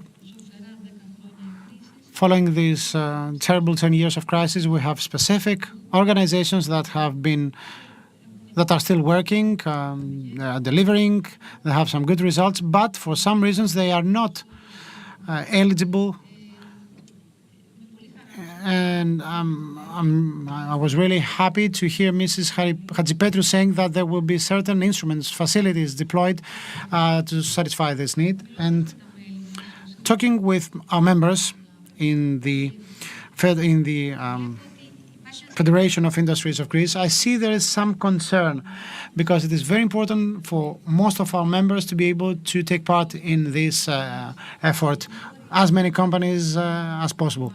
The terms of bankability, as currently stipulated for certain companies, are not met by companies that are complying with the tax and fiscal obligations, and they have a growth rate, etc. So we have to be concerned about that. If we can further expand this criteria, if we like, as Mrs. Hadjipetru mentioned before. Last, let me also say one more thing, that the side effects of the fund are huge. Even those companies that won't be able to use the funds, the money coming from the fund, they will be able to enjoy the side effects of the RRF. We're talking about the digital infrastructure and other repercussions, and of course the fact that everybody will be able to enjoy the benefits of the implementation of this fund. Thank you very much, Mrs. Sarandi. What I would like to do now is ask Mr. Vettas a question.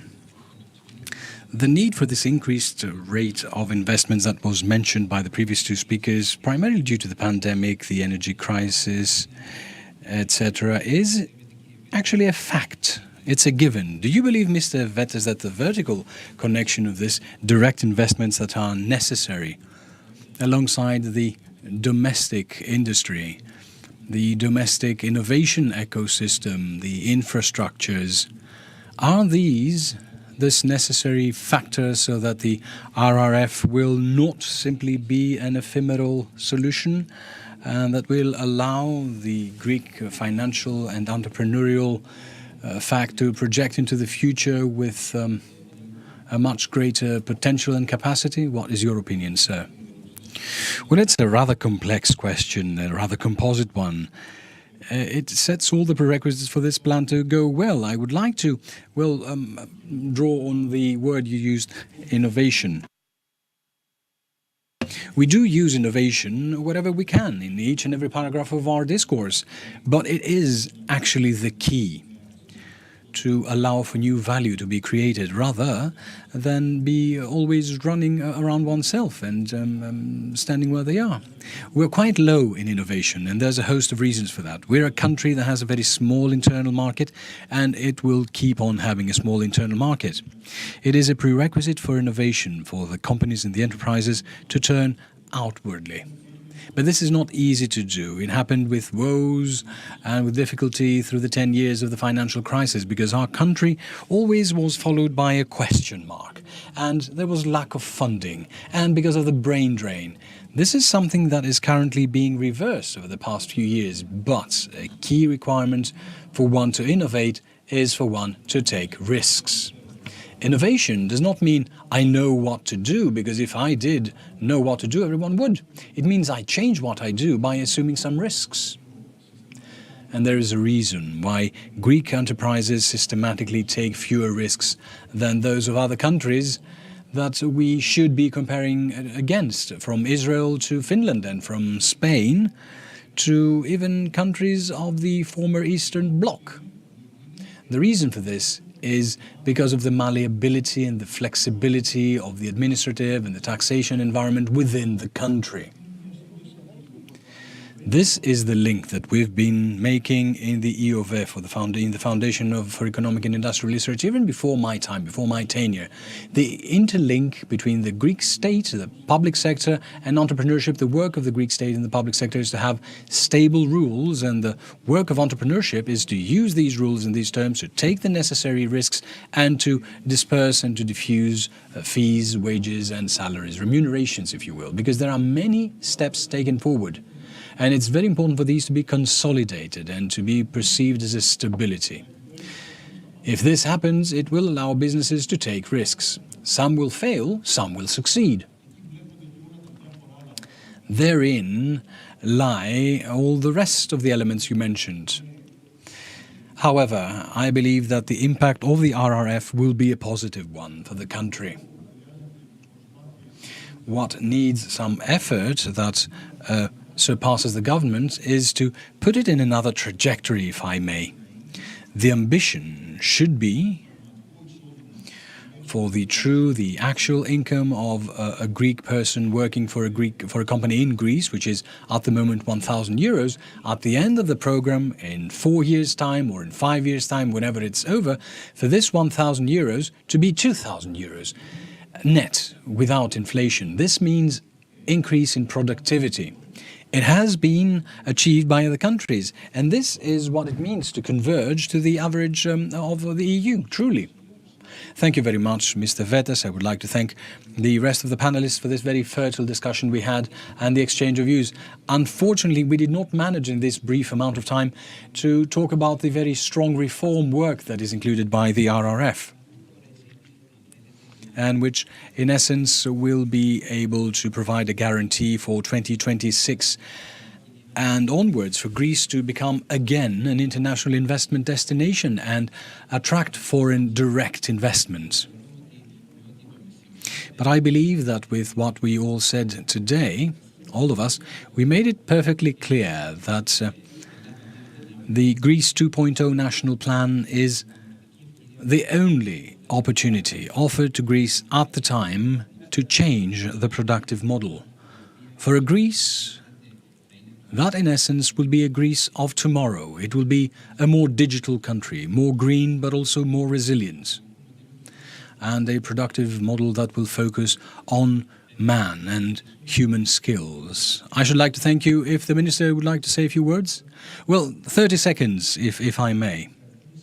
I'd like to say that reform is the big difference in the RRF as compared to the other European funding resources. This government has made its mind. It's decided not to implement all these reforms as we have seen from all the assessments, evaluations and all the successfully met landmarks, but also to bring about new reforms.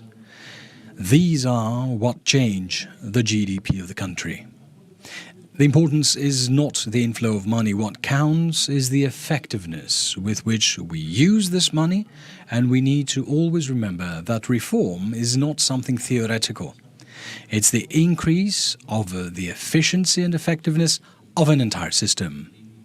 Thank you very much, Mrs. Sarandi, Minister, Mr. Vetas. Thank you all very much for participating.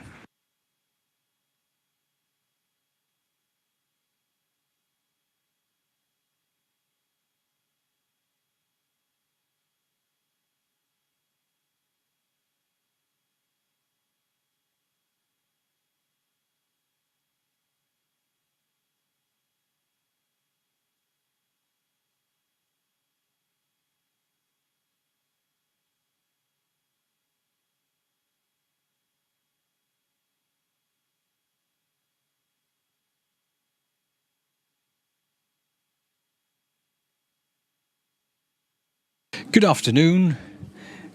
I am joined by Mr. Yanos Kondopoulos, the CEO with the Athens Exchange Group. I'm Sotiris Nikas with Bloomberg News, and we'll start our debate straight away so as not to waste time in unnecessary small talk. Now, Greek economy is running. We can see this. What we can also see is that the Athens Stock Exchange is probably not doing the best it could for this, although it scores better than other markets. Why is this? And what can you do to change this? Well, first of all, I'm not certain that this holds water. Well, okay, we can definitely do better. We can always do better. This is not up for debate. But I believe that there is a narrative, like many other narratives in Greece, that when we decide to do something amongst ourselves, especially if it's a negative narrative, it's very difficult to change our opinions, and we're just staring at it and repeating it and masticating it and all this. But I would like to say this. I believe that the most clear way of thinking is that 2021, approximately 8.1 billion was drawn from the Athens Stock Exchange, and we have an economy that is not yet at the 200 billion mark. And it's not fair to say that the Athens Stock Exchange did not help in the economy and growth. It's far-fetched. I do realize why one would think so and how. But the data indicates quite the opposite, and we didn't have this before. And I can say this very clearly because it has nothing to do with me. I'm very recent in all this. This is one thing. Another thing. We have started noticing an interest in companies becoming listed in the Athens Stock Exchange. We had the first big wave of introductions from Demand in June. And I believe that we will have more within the next months to come and years to come. I believe within 2023 we'll see more companies. So I don't agree that we haven't made the turn around the corner yet. As you said, the economy has followed this trajectory as well. Now, we still have a lot to do, still more to do to enhance our extrovertness, to communicate once again to the candidate companies that there are many of them. There are big ones, there are good ones, appropriate size that the Athens Stock Exchange can be of assistance in their plans for the future. I believe it's a clear as day. But how will this happen? How does one attract more companies? What can one offer companies as the Athens Stock Exchange?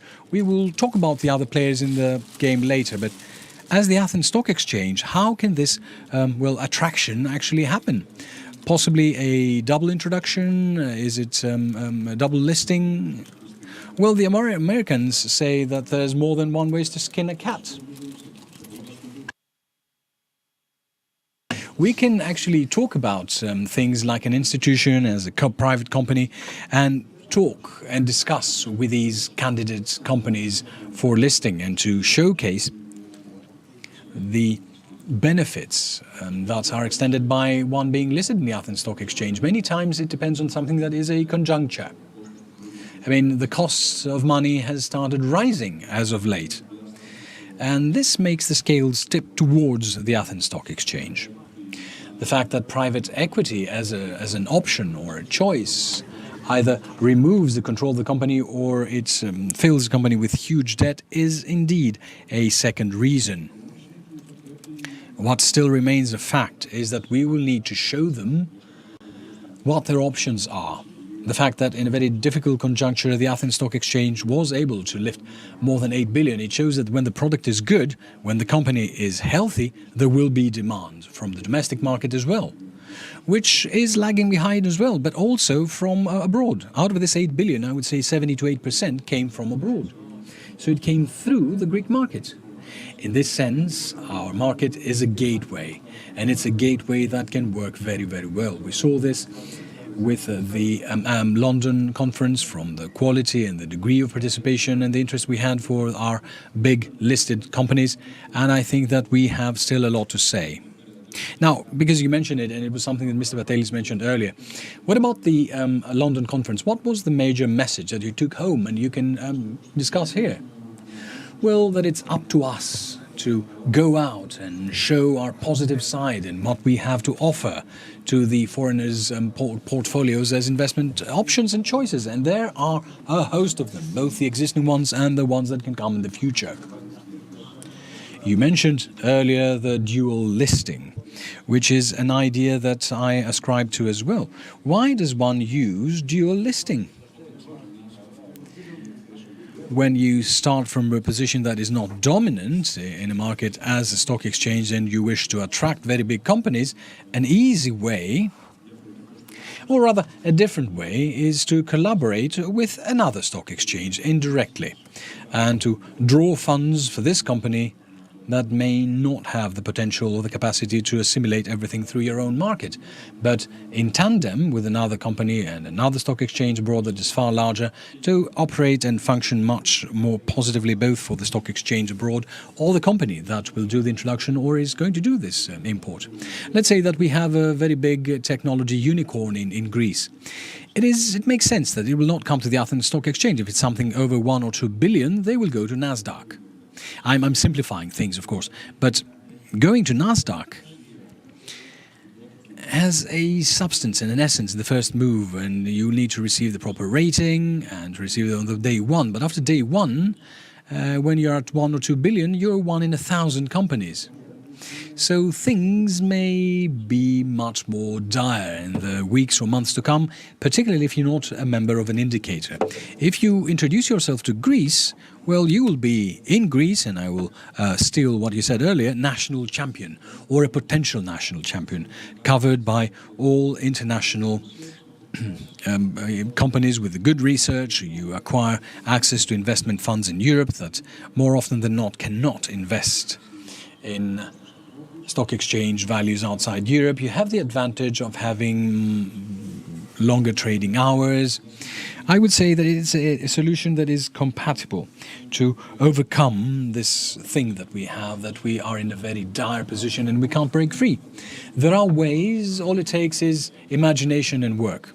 Well, allow me, if we don't have many unicorns in Greece, I don't think that it's a very random example. Well, my examples are never random, but we need to think outside the box. Right, let's focus on the outside of the stock exchange stakeholders, the government. What can the government do to help in this effort? You have declared at times that further privatization of the international airport of Greece could happen through the government. Is this a way for the government to give an additional boost on its behalf to the effort made by the Athens Stock Exchange? Are there other ways? Well, there are a number of ways. What about taxation instruments? Well, none of them is a panacea, okay? But if we start with the big companies, like, say, the International Airport of Athens, the Athens International Airport, we're starting from a negative narrative for the Greek capital market and the Greek stock exchange. The way to change a negative narrative is to start having positive surprises. To have such a surprise like the Athens International Airport would be such a positive surprise. Why? Because it will attract more foreign investors from abroad. It will lead to a rebalancing of many portfolios in Greece. When a foreign investment comes in and spends time to do a study as to what sort of valuation to attribute to the Athens International Airport, they will ask what else is there available in this market. So the size and the volume is so large that in and of itself gives you a possibility for a reset and a restart. This is why it's so important to a great extent. So what do governments do? Governments and the TAIPED give you a signal. They signal the market and the Greek investors themselves that they too vote in favor of the Athens Stock Exchange. It's an appropriate way to attract funds and investments and the appropriate way for the capital market to work, which is not something that has been done for quite a long time. The same can happen with the banks. We're talking about the divestment of the THS. I mean, we're talking about the taxation framework or the general framework for divestment in the next months, and this starts becoming another choice, another option that will increase liquidity. So it works at very different levels, at various different levels to change the image and the picture of the market. Now, taxation is always important, but I'm not of the opinion that if you give taxation incentives, you can change something in substance. It's a second-order role. It does not mean that we haven't tried it. We have a team in the Athens Stock Exchange that work very closely with the government and with various ministries, depending on the competence and the specialty they had, with Digicom as well. Because it's not just a governmental decision. We need to convince those on the outside to say that what we will lose in the short term, fiscally speaking, we will regain for this reason or the other later, and it shows that you improve the function of the market, like the capital tax, capital accumulation tax, which is irrational in a country that needs to draw capitals not only from the stock exchange. The sale tax will be halved, and all these have already been announced as of September at the Thessaloniki Expo, International Expo. There will be incentives for small and medium enterprises. Small and medium enterprises has to do with a company being listed or not. And I believe that these are very important things, but they come second, they rank second. And I spend so much time and grey matter for these that are secondary. We will do the same and more for the primary ones. Okay, you said 8 billion was drawn in 2022. What about 2023? What sort of a year will 2023 be? Will we follow the same direction? Will we have something like the Eleftherios Venizelos Athens International Airport to know which direction we're headed to? Will it be a mix, hybrid? No, to be honest, I have no idea. Okay. I mean, what we need to do is to do our work, is focus on our work. And I believe that the components and the ingredients are all there for us to utilize. As you said in your first question, we're lagging behind. So we do have our work cut out for us. Whether it will be an exceptional year, a good year or not, well, I believe that it will be good as compared to what happens in the international horizon. Now, in a nutshell, because it's an election year, it has already been mentioned, and we know that in election years there is, well, a bit of a turmoil. What do you see in 2023 for the economy and the Athens Stock Exchange? Well, I'll say the same thing I told in London. The elections do not count as much as we believe they do. What will matter is to what extent the policies that will come out of the new platforms will change. And this is word to the wise. Right, okay, I can see the bell has been rung, but we do have another minute. I have a brief question. I don't know whether you've given it much thought. You must have, to an extent. When your tenure is up, what would you like the market to look like? Well, I would like the market not to need me, and I don't want to be needed now either. But I want us, and this is something I do in all the jobs I've done, I think that you need to strike a good balance, a good equilibrium, and to give the opportunity to the people you work with to rise up. And I believe that regardless you have a reasonable plan, or you've already succeeded and you need to move forward, or you have failed and you simply need to butt out. Thank you very much. I wish we had more time. Thank you once again for being here with us.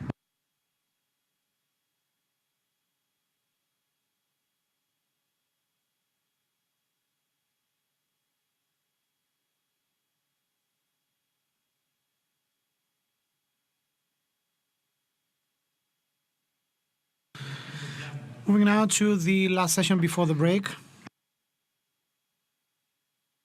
I'd like now to invite Mr. Marinos Giannopoulos, CEO of Enterprise Greece, Mr. Elenos Karaindros, General Manager of Strategy and Mergers and Acquisitions from Mytilineos Group, and Mr. Maximus Skopelitis, he's the Brand Marketing and Communications Director of EY Greece, and I'm now replacing Mr. Kostopoulos.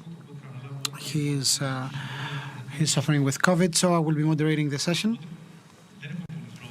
We don't have much time, as you know, so I'd like you to be lean and agile so we can have a proper discussion. Now, Mr. Giannopoulos, what are the priorities and the tools when it comes to attracting investments, given the international developments that you take into account in Enterprise Greece? I'd like to thank you for the kind invitation, and allow me to say that Enterprise Greece is the official body for attracting investments and promoting exports of our country under the umbrella of the Foreign Ministry. It's been mentioned before by Minister Skylakakis and the advisor to the Prime Minister that Greece, according to various surveys, is one of the top investment destinations in Europe. Let me say in a nutshell that in 2021, we registered an increase of 90% in FDIs, and for the 9 months of 2022 until September, the rise was approximately 26%. And this year to year. Allow me to say that This is the outcome of the pro-business approach and policy on behalf of the government, and the fact it's quite attractive to investors. We have an increase in the into the construction of hubs in Greece. Let's say we have the investments by Pfizer, Google, Microsoft, and Volkswagen as well. We have targeted actions in specific industries, for instance, tourism, real estate, energy, new technologies, agri-food, pharmaceuticals, and services. Now, what we try to do is to bring to the surface the work carried out by the government. We, the Enterprise Greece, organize roadshows, conferences, expos, national stands, B2B meetings. We do the so-called matchmaking in all strategic missions that we are invited to take part in. We do the matchmaking between the investors, the matchmaking with the investors, what they want us to offer them, and we have to offer them. We have a portfolio of assets that, depending on the needs of each investor, we can bring them in contact with specific asset holders.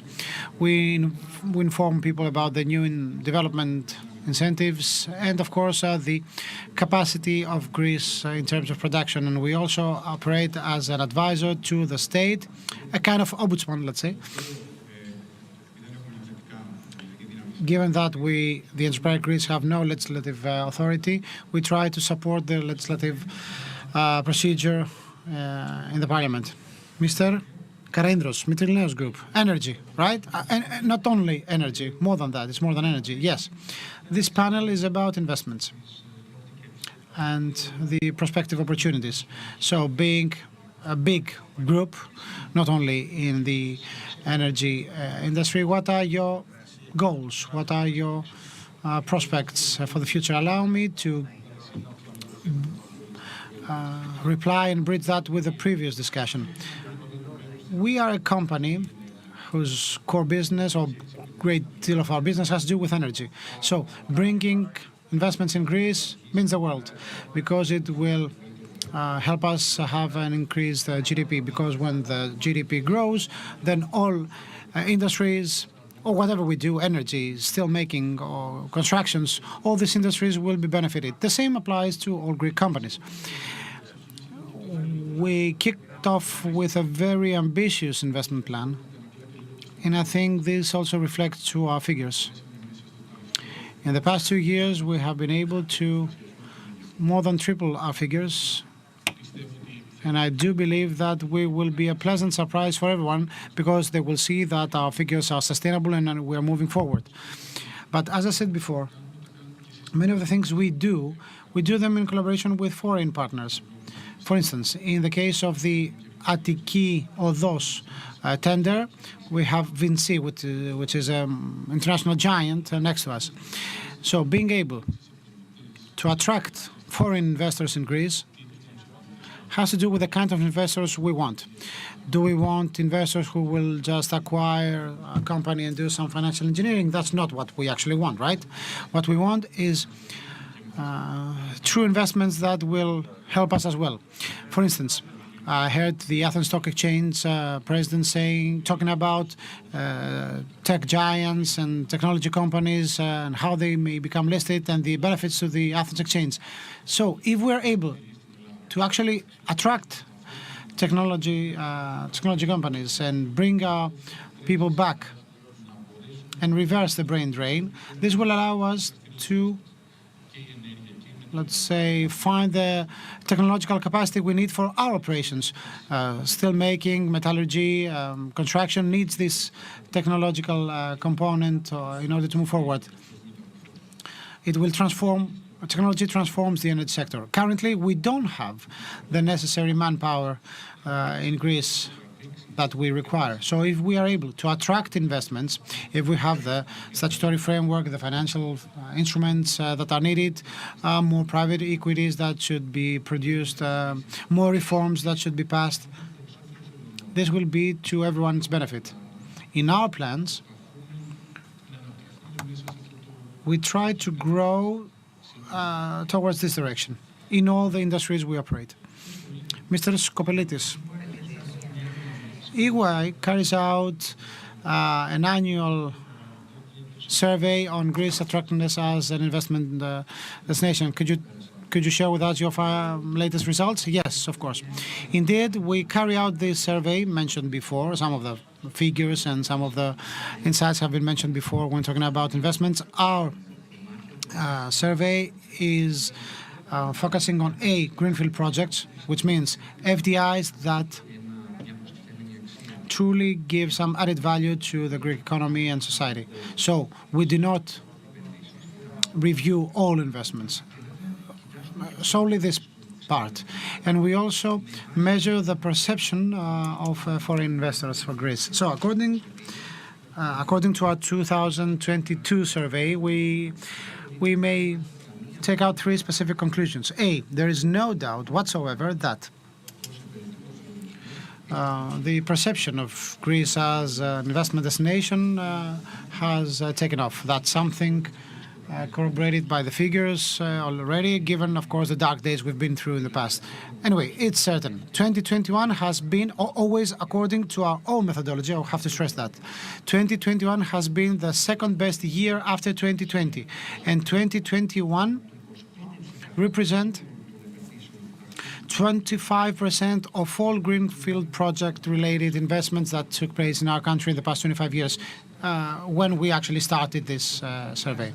We also identified some improvement in the qualitative elements of this survey. I don't know, we don't have much time. I won't delve into that. Year by year, we have an improvement in the perception of vis-à-vis our country by foreigners as an investment destination.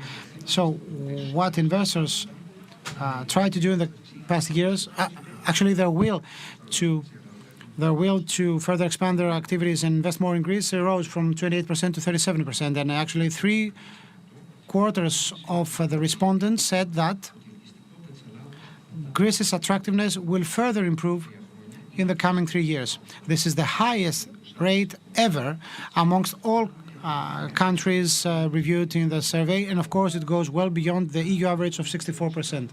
So that's the first conclusion, and we have to stick to that. Second conclusion. Now, that's a sobering thought, if I may say. It's not enough to compare ourselves with our bad self of the past. Okay, we're doing fine, we said that, great. But we must never forget that we have to compare ourselves with our competitors. And that's something which is also useful for us to do. So we saw that in some of the other countries where this survey took place, there has been a significant improvement following the period of the pandemic. So we are lagging behind. We have to catch up. We're currently doing so. So in order for us to be satisfied, we have to be, let's say, a couple of steps ahead. So we need this leap forward. Exactly. We have to be at least a couple of steps ahead of our competitors. Third conclusion. From a qualitative point of view, there are three important sectors highlighted by the survey which are extremely important for the future. Our human resources, our workforce, sustainable growth, and technology. In all these three fields, let's say, we have some qualities, we have some strengths, but given that the overwhelming majority believes that we are close to the European average, or we actually go well beyond that, there are specific sectors in which we have significant minorities that believe that we are lagging behind the EU average, and we have lots of work to do. Let me put a full stop here. Yes, I think we all agree on that. Mr. Karaindros mentioned that before, Mr. Yiannopoulos as well. Mr. Yiannopoulos,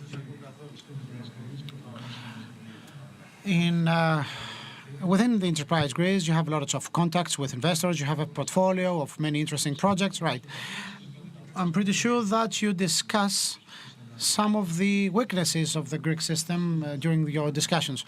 So, what are those weaknesses that currently obstruct your efforts for a more improved investment growth and appetite in Greece. Yes, there are some barriers until we make it. We try to take the investors by the hand in order to complete their investments, and we do that by acting as their advisors. So we let them know about both the investment and financing instruments available, or tax exemptions or whatever else there is. This doesn't mean, of course, that all the needs or the requirements of investors are being met. That's our advisory role, as I said. The first thing we could talk about is how to simplify licensing procedures in state-of-the-art industries or some avant-garde sectors. Okay, we're taking steps forward thanks to the e-gov and the e-governance intervention, so we can reach the point where other European counterparts are.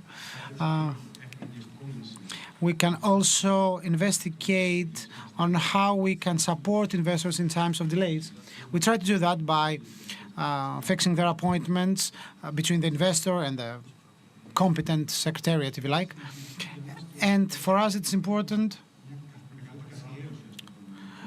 to formalize, to institutionalize this strategic investment framework, because when we talk about FDIs, we're talking about projects that went through the fast-track scheme introduced by Enterprise Greece. So if we properly focus on the priorities and goals set by the Greek government, I think we can help from our own standpoint for these investments to be materialized. Mr. Karaindros, the Mytilineos Group is actively operating, is very active in the context of the RRF right. Now, I've seen that many companies, because of the many projects they have in our country, they fail to find the right people in order to recruit for their international projects. Do you have an answer about that? Because you are one of the groups, you represent a group that may be active in other areas, in the Balkans, for instance, in major projects. Yes, I wish it would be only for the projects in the pipeline for the Balkans. Great part of our jobs, of our operations, has to do with international projects. Europe, okay, that's the obvious destination, but our operations cover Latin America, all the way to Australia and Africa. And we spend lots of our time about these international projects. As I said before, we need human resources. Okay, that's a huge discussion we might have. It has to do with how we link our universities with the market in the industry, so we can come up with people and so that individuals like ourselves, of our age, I met Mr. Skopelitis when we were young back in London, so we can make Greece one of the top choices for someone to find a job, or at least to get people back for the same reason. We have to have the companies or the organizations that may provide people with the right insights and experiences, of course, the right remuneration, in order to come back. This is the only way in order to see many companies that will follow suit. We need infrastructure, we need many, many things. It's not just the human factor that will allow you to operate abroad. It needs you have to be very meticulous. Let me remind you what happened with various construction companies that tried to operate abroad, and for many reasons, not to be discussed right now, they failed. So that's not the point. So allow me, give me just 30 seconds to add something on the issue of domestic investments in Greece. Apart from the tax regime and the fiscal framework and the human resources and attracting the right investments, we also have to talk about the licensing procedures. Yes, some great steps have been taken to the right direction, but many more are needed.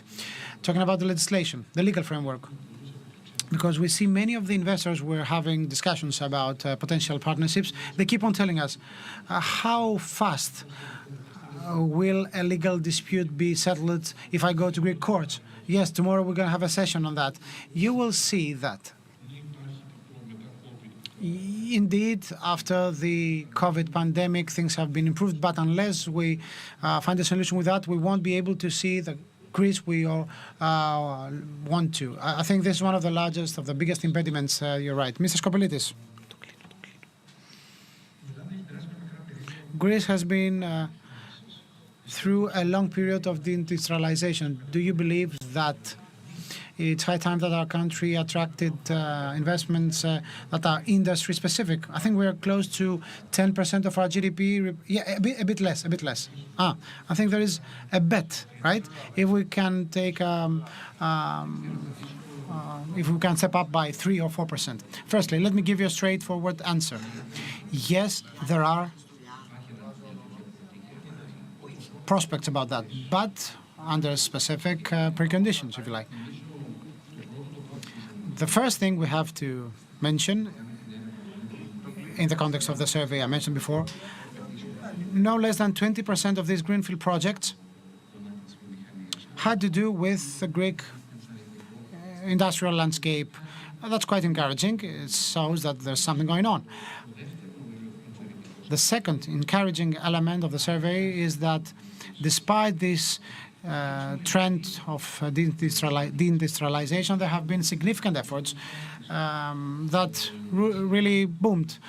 Some exemplary industrial projects prospered, very extrovert ones, covering also various fields such as agro-food, underwater cabling, technology, software. Many of these companies currently hold a very important position, maybe a leading position in their field. So these examples show the way forward. And our survey also showed that, given what has happened already, I mean, the energy crisis, the COVID pandemic, etc., 53% of all investors, compared to 23% 1 year before, is currently thinking about repatriating the nearshoring potential, which means bringing their operation closer to their customers. And some 20% are thinking about reshoring. That's an opportunity which, under specific preconditions and with lots of work, we can do. It's good to talk about that, but it takes a lot of hard work to do it. And I think we have to avail ourselves of the strategic location or position of our country. And I think this creates the ideal opportunity, not the last opportunity, because in Greece we've been talking about the last opportunities year after year. But indeed, this is a unique opportunity for our country to build a very targeted and prosperous industrial basis, and while at the same time transforming our country into a regional hub, transit hub. I think there is a list of factors that should apply. We have to avail ourselves of our competitive advantage. We discussed about energy before. EY survey gave us reasons to be smiling because they showed, the survey showed that we are ranking quite high given the difficult circumstances when it comes to renewables. Mr. Karaindros talked about the human resources. That's a very, very important component. We are currently lacking qualified people also in the world of industries. For instance, production engineers. That's a very, very important issue. Companies do tell us about that. And I don't want to stick to the licensing issues, etc. These are things you are already aware of, but there's a lot of work that has to be done. Thank you very much. I think following this discussion, we have just justified why we picked this title for the summit, Big Bets in Challenging Times. There are grounds for being optimistic. There are many things we have to do. It would take an entire conference to discuss about them, but I think we have reasons to be optimistic, and I think that's the conclusion that I took out of this panel. Thank you very much for your contribution. Dear friends, time for a break. A brief one, but we'll be back in 30 minutes.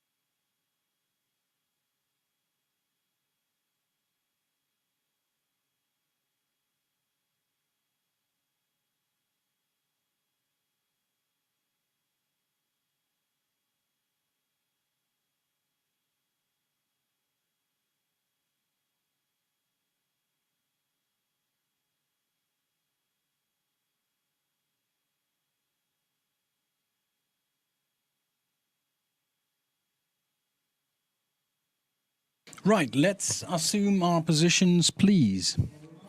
We would like to carry on with our program. Είναι μεγάλη χαρά να έχουμε μαζί μας τον κύριο Φρίντ από το Ατλαντικό Συμβούλιο, πρώην Αμερικανός πρεσβευτής στην Πολωνία, που θα μας μιλήσει για την παγκόσμια γεωπολιτική επισκόπηση, αν αλλάζει λοιπόν τελικά ο κόσμος. Κύριε Φρίντ, χαιρόμαστε πολύ που σας έχουμε μαζί μας. Με ακούτε? Τιμή μου. Τιμή δική μας. Τώρα, με τις ιδιότητές σας, με την εμπειρία σας ως fellow του Atlantic Council και ως πρώην Αμερικανός πρέσβης στην Πολωνία, θα ήθελα να μας πείτε τις απόψεις σας ως προς τις πρόσφατες γεωπολιτικές εξελίξεις. Αλλάζει όντως ο κόσμος? Κοιτάξτε, η απάντηση είναι εύκολη. Φυσικά και αλλάζει ο κόσμος. Πάντοτε αλλάζει. Το ερώτημα είναι πώς αλλάζει ο κόσμος.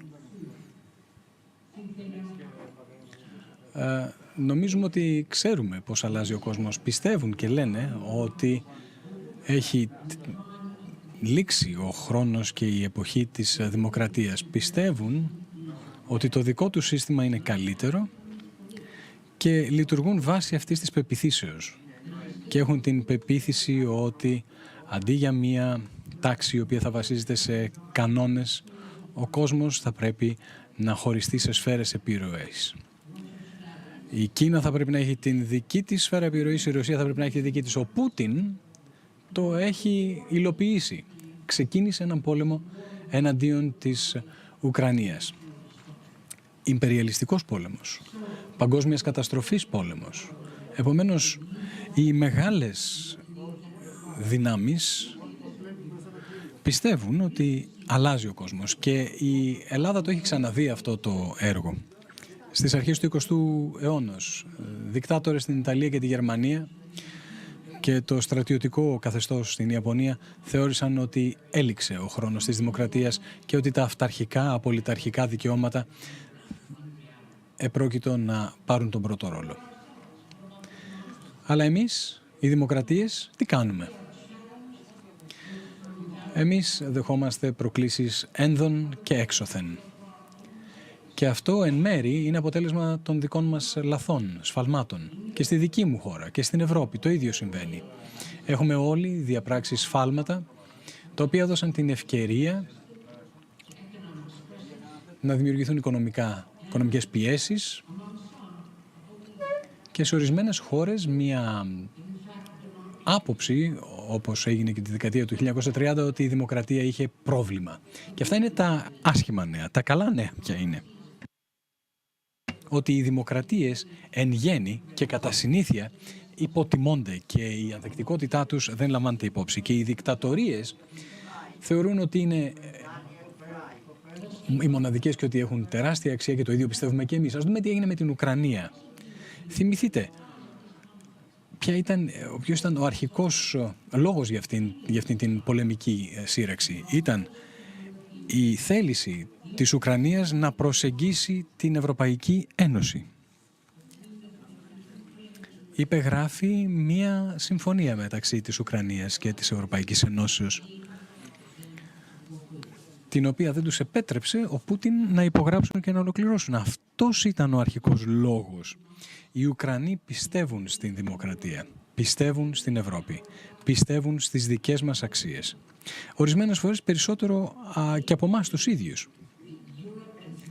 Πιστεύουν ότι το να είσαι με την Ευρώπη είναι μια πολιτισμική επιλογή και το κάνουν και πολεμούν για τη χώρα τους, πολεμούν για τις ζωές τους. Σε έναν συνδυασμό εθνικού πατριωτισμού αλλά με δημοκρατικό μανδύα. Πιστεύουν στους εαυτούς τους και πιστεύουμε και εμείς σε εκείνους. Και σε εμάς πιστεύουμε και πιστεύουμε αρκετά ώστε να τους βοηθήσουμε. Να βοηθήσουμε τους Ουκρανούς να αντισταθούν σε αυτήν την επιθετικότητα της Ρωσίας. Δεν ξέρω πώς θα τελειώσει αυτός ο πόλεμος. Αυτό που ξέρω είναι ότι ο Πούτιν δεν κερδίζει. Και ότι οι Ουκρανοί αντεπιτίθενται στο επωνόματί τους και επωνόματί μας. Και επωνόματι των δικών μας κοινών αξιών. Επομένως, με ρωτάτε με ποιον τρόπο αλλάζει ο κόσμος. Δεν είναι μόνο στην Ουκρανία που η δημοκρατία αντιπαλεύεται τις δυνάμεις της καταπίεσης. Βλέπουμε στο Ιράν τον κόσμο να επαναστατεί στην τυραννία του καθεστώτος και στην αστυνομία ηθικής. Στην Κίνα, για πρώτη φορά από το 1989, υπάρχουν τεράστιες εξεγέρσεις, θα έλεγα, στο όνομα της ελευθερίας του ατόμου. Δεν θα ξέγραφα τις δημοκρατίες ακόμα. Θεωρώ ότι οι δημοκρατίες έχουν τα προβλήματά τους και μάρτης μου ο Θεός και η δική μου χώρα έχει τα προβλήματά της στο κομμάτι της δημοκρατίας. Τα σφάλματά μας στις ΗΠΑ φτάσαμε σε ένα σημείο να υπάρχουν ψηφοφόροι υπέρ του Ντόναλντ Τραμπ, του πρώην Αμερικανού Προέδρου, που είπαν ότι θα πρέπει να λήξει το Αμερικανικό Σύνταγμα, να μην υπάρχει πλέον. Αυτό είπε. Αυτό βεβαίως δεν ισχύει για τους υπόλοιπους Αμερικανούς, όπως εγώ.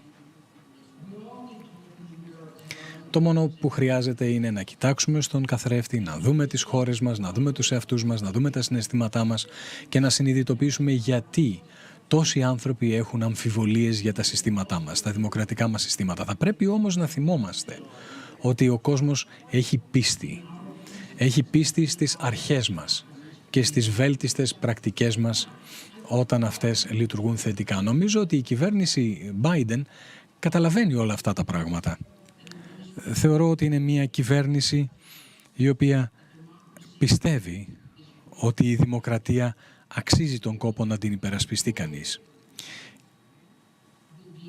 και ότι ο κόσμος θα είναι σε καλύτερη κατάσταση αν οι δημοκρατίες συνεργαστούν μεταξύ τους. Ως πρώην διπλωμάτης θα πρέπει να πω ότι αυτό λέγεται εύκολα αλλά γίνεται δύσκολα. Υπάρχουν θέματα εμπορίου, υπάρχουν θέματα υποστηρίξεως της Ουκρανίας, πώς να προσεγγίσουμε την Κίνα, πώς να υποστηρίξουμε τους ανθρώπους στο Ιράν. Όλα αυτά είναι ερωτήματα που πρέπει να αντιμετωπίσουμε. Πώς να διαχειριστούμε παγκόσμιες προκλήσεις όπως την κλιματική αλλαγή.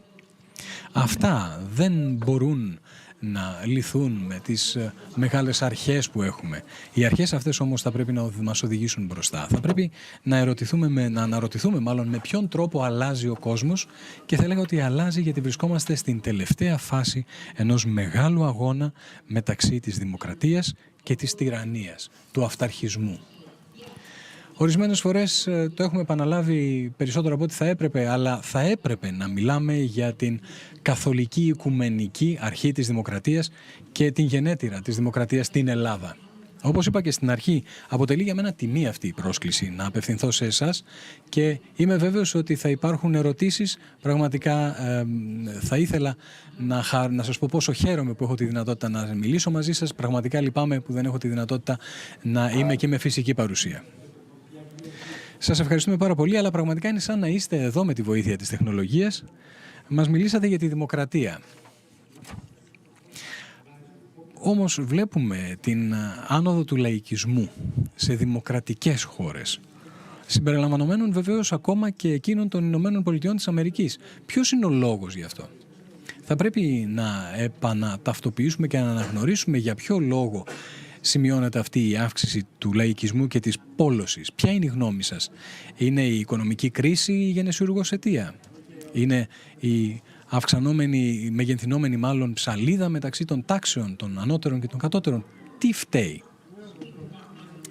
Κοιτάξτε, μπορώ να μιλήσω μόνο για τη δική μου χώρα και να πω ότι όλοι αντιμετωπίζουμε παρόμοιες εκδόσεις του ίδιου θέματος, παραλλαγές του ίδιου μοτίβου. Στην Αμερική δεν είμαστε η ελίτ, όλοι έχουμε και εδώ έναν λαϊκισμό της δεξιάς. Ενίοτε και της αριστεράς, αλλά τώρα έχουμε λαϊκισμό της δεξιάς. Το οποίο στη χώρα μου έχει δημιουργήσει επί δεκαετίες μια στασιμότητα για τους φτωχούς, ενώ οι πλούσιοι γίνονται υπερπλούσιοι. Πραγματικά υπάρχει τεράστια διαφορά μεταξύ πλούσιων και φτωχών, η οποία πραγματικά συγκρίνεται με την εποχή του Τιτανικού. Και το λέω αυτό χωρίς να θέλω να δείξω το δάχτυλο στο ποιος φταίει. Πραγματικά υπάρχει μια ευμάρεια της μέσης τάξεως και υπάρχει πρόβλημα στις εργατικές τάξεις και εκεί υπάρχει μια στασιμότητα και δεν υπάρχει μια ταυτόχρονη άνοδος όλων των τάξεων. Αυτό είναι ένα πρόβλημα και όλοι μας, κανείς από εμάς μάλλον, δεν έχει βρει έναν τρόπο να αξιοποιήσει τον εθνικό πατριωτισμό και να τον αξιοποιήσει σε μια εποχή που έχουμε σημαντικές αλλαγές. Και πραγματικά οι Ηνωμένες Πολιτείες δεν έχουν ιδρυθεί επί τη βάση του αίματος ή της κοινής φυλής. Έχουν εδραιωθεί επί τη βάση των αρχών. Και βλέπω εδώ τώρα ότι οι Ηνωμένες Πολιτείες δεν μπορούν να προχωρήσουν προς το μέλλον ολοκληρώνοντας αυτό το όραμα πάνω στο οποίο δημιουργήθηκαν. Ότι είναι ένα έθνος το οποίο πίστεψε πάνω στην ανθρώπινη ισότητα. Στην Ευρώπη υποθέτω ότι η κατάσταση είναι λίγο διαφορετική. Και ότι έχετε έθνη, κράτη, έθνη. Η εθνική καθαρότητα, θα έλεγα, δεν υπήρξε ποτέ. Και αυτό που λένε οι Άγγλοι, ότι στη χώρα τους υπάρχουν πολλές διαφορετικές εθνότητες οι οποίες βρέθηκαν μαζί στον ίδιο χώρο ή στον ίδιο γεωγραφικό χώρο ή εθνοτικό χώρο λόγω κάποιων συγκυριών, αλλά θα πρέπει να βρούμε κάποιους όρους για την κοινωνική συμμετοχή, για την κοινωνική δραστηριοποίηση που πραγματικά θα μπορέσουν να οδηγήσουν τις σκέψεις μας, το μυαλό μας και τις πράξεις μας και να τα συνδέσουμε όλα αυτά σε πολιτικές οι οποίες θα φέρουν ευμάρεια σε όλες τις τάξεις οικονομικές και κοινωνικές, και νομίζω ότι είναι κάτι που το καταλαβαίνουμε πολύ και εύκολα, ότι το ζήτημα τώρα, όπως ήταν και τη δεκαετία του 30, ήταν πώς να δημιουργήσουμε αυτό το υπόδειγμα, το μοντέλο της φιλελεύθερης δημοκρατίας και του ρυθμιζόμενου καπιταλισμού να λειτουργήσει στην πράξη. Επιτύχαμε, μπορέσαμε να αντιμετωπίσουμε την πρόκληση του 1930 και την πρόκληση του 1940 από τον ναζισμό και τον κομμουνισμό, το φασισμό. Και μπορούμε να το ξανακάνουμε αν θυμηθούμε πότε, το πώς, με ποιον τρόπο το πετύχαμε την πρώτη φορά. Και αυτό ήταν έχοντας αυτοπεποίθηση, πίστη στον εαυτό μας και στις αρχές μας. Και τον τρόπο με τον οποίο μπορούμε αυτές τις αρχές να τις υλοποιήσουμε με πρακτικό τρόπο. Πραγματικά, βάλαμε τα δυνατά μας και αυτό θα πρέπει να κάνουμε και τώρα. Πολύ ωραία. Ας περάσουμε λοιπόν σε ένα άλλο θέμα. Μιλάμε για δημοκρατικές χώρες. Ποια είναι η άποψή σας για τις διατλαντικές σχέσεις, υπερατλαντικές σχέσεις? Έχει δημιουργηθεί αρκετό θέμα στην Ευρώπη, όπως αντιλαμβάνεστε. Ναι, κοιτάξτε, κατά τη διάρκεια της συνεντεύξεως τύπου, ο πρόεδρος Μακρόν είπε ακριβώς το ίδιο. Ο πρόεδρος Biden αναγνώρισε ότι υπήρξαν κάποια προβλήματα, κάποια αφέλεια, κάποια δεξιότητα που οδήγησε να πει ότι θα πρέπει να γίνουν κάποιες μικρορυθμίσεις, κάποιες αλλαγές. Αυτό που είπε ο πρόεδρος των ΗΠΑ είναι εντάξει, καταλαβαίνω τι μου λες, θα δούμε τι θα κάνουμε. Έχετε δικαίωμα να το υπογραμμίσετε αυτό το θέμα, και η κυβέρνηση Biden είπε ότι πραγματικά δεν αρκεί να παραπονούμεθα για τα προβλήματα και θα πρέπει να βρούμε τρόπο επιλύσεως. Αναγνωρίσαμε ότι υπάρχει πρόβλημα, θα βρούμε τρόπο να το λύσουμε. Ορισμένες ευρωπαϊκές φωνές ακούγονται λίγο περίεργες στις ΗΠΑ. Υπάρχουν κάποιες φωνές στην Ευρώπη που λένε έχουν πρόβλημα με την πώληση εκ μέρους των ΗΠΑ φυσικού αερίου στην Ευρώπη. Αυτό όμως είναι άλλο ερώτημα, άλλο ζήτημα. Ποιες είναι οι υπερατλαντικές αυτές σχέσεις, ποια είναι η κατάσταση στην οποία βρίσκονται αυτές οι σχέσεις εκατέρωθεν του Ατλαντικού? Χρειαζόμαστε ο ένας τον άλλον, αυτό θα πω. Και θα έλεγα ότι η κυβέρνηση Biden είναι η πλέον φιλοευρωπαϊκή, ενδεχομένως από του Bush πατρός. Τι γίνεται στην συνάντηση των G7? Καταλήξαν στο συμπέρασμα ότι οι χώρες πρέπει να συνεργαστούν μεταξύ τους, ότι θα πρέπει να θεωρήσουν η μία την άλλη ως φίλες χώρες. Και είναι αυτό, είναι το να προσεγγίζεις τους φίλους σου. Αυτό το οποίο είπε ο πρόεδρος Biden κατά την συνέντευξη τύπου. Δεν θα πρέπει να έχουμε εθνικές αλλά υπερεθνικές πολιτικές για την ανάπτυξη των οικονομιών μας από κοινού. Ο κόσμος αλλάζει. Οι δημοκρατίες θα πρέπει να σταθούν η μία δίπλα στην άλλη. Εάν δεν στηρίξουμε η μία την άλλη, τότε είμαστε χαμένοι από χέρι. Κύριε Φρίντε, ευχαριστούμε πάρα πολύ που ήσασταν μαζί μας. Πραγματικά εκτιμούμε πάρα πολύ τη συμμετοχή σας και πραγματικά θα θέλαμε πάρα πολύ να σας δούμε με φυσική παρουσία του χρόνου ή σε κάποια άλλη εκδήλωση του επιμελητηρίου μας. Ευχαριστούμε και πάλι για την παρουσία σας. Σας εύχομαι καλό υπόλοιπο της ημέρας. Ευχαριστώ εγώ πάρα πολύ. Βλέποντας το πρόγραμμά σας φαίνεται ότι είναι ένα εξαιρετικό συνέδριο. Ευχαριστούμε και εμείς.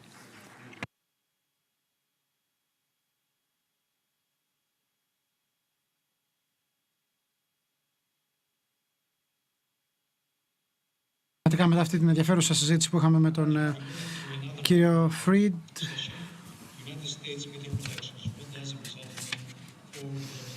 θα μιλήσουμε για τις ενδιάμεσες εκλογές στις ΗΠΑ και τι σημαίνει το αποτέλεσμα για τις παγκόσμιες προκλήσεις. Θα δούμε πρώτα ένα μαγνητοσκοπημένο σώμα μήνυμα από τον Γκάς Μπλιράκης, μέλος του Κογκρέσου, μέλος της Βουλής των Αντιπροσώπων των ΗΠΑ. Να δούμε το βίντεο. Θα ήθελα να ξεκινήσω λέγοντας ένα μεγάλο ευχαριστώ για την ευκαιρία που μου δίνετε να συμμετάσχω σε αυτή την ενδιαφέρουσα σημαντική συνάντηση. Ζητώ συγγνώμη που δεν μπόρεσα να είμαι σήμερα μαζί σας. Μακάρι να μπορούσα. Δυστυχώς βρίσκομαι στην Ουάσιγκτον και ως εγγονός Ελλήνων μεταναστών υποστηρίζω στεναρά την Ελλάδα και κάθε τι το οποίο είναι ελληνικό. Την κληρονομιά, την ιστορία, τη θρησκεία μας, τη γλώσσα βεβαίως. Όπως γνωρίζετε, ασχολούμαι ενεργά με τα ελληνικά συμφέροντα. Βεβαίως, η Ελλάδα πάντα υπήρξε σταθερός, ισχυρός σύμμαχος των ΗΠΑ, όπως αναγνωρίζει και η κυβέρνηση Biden.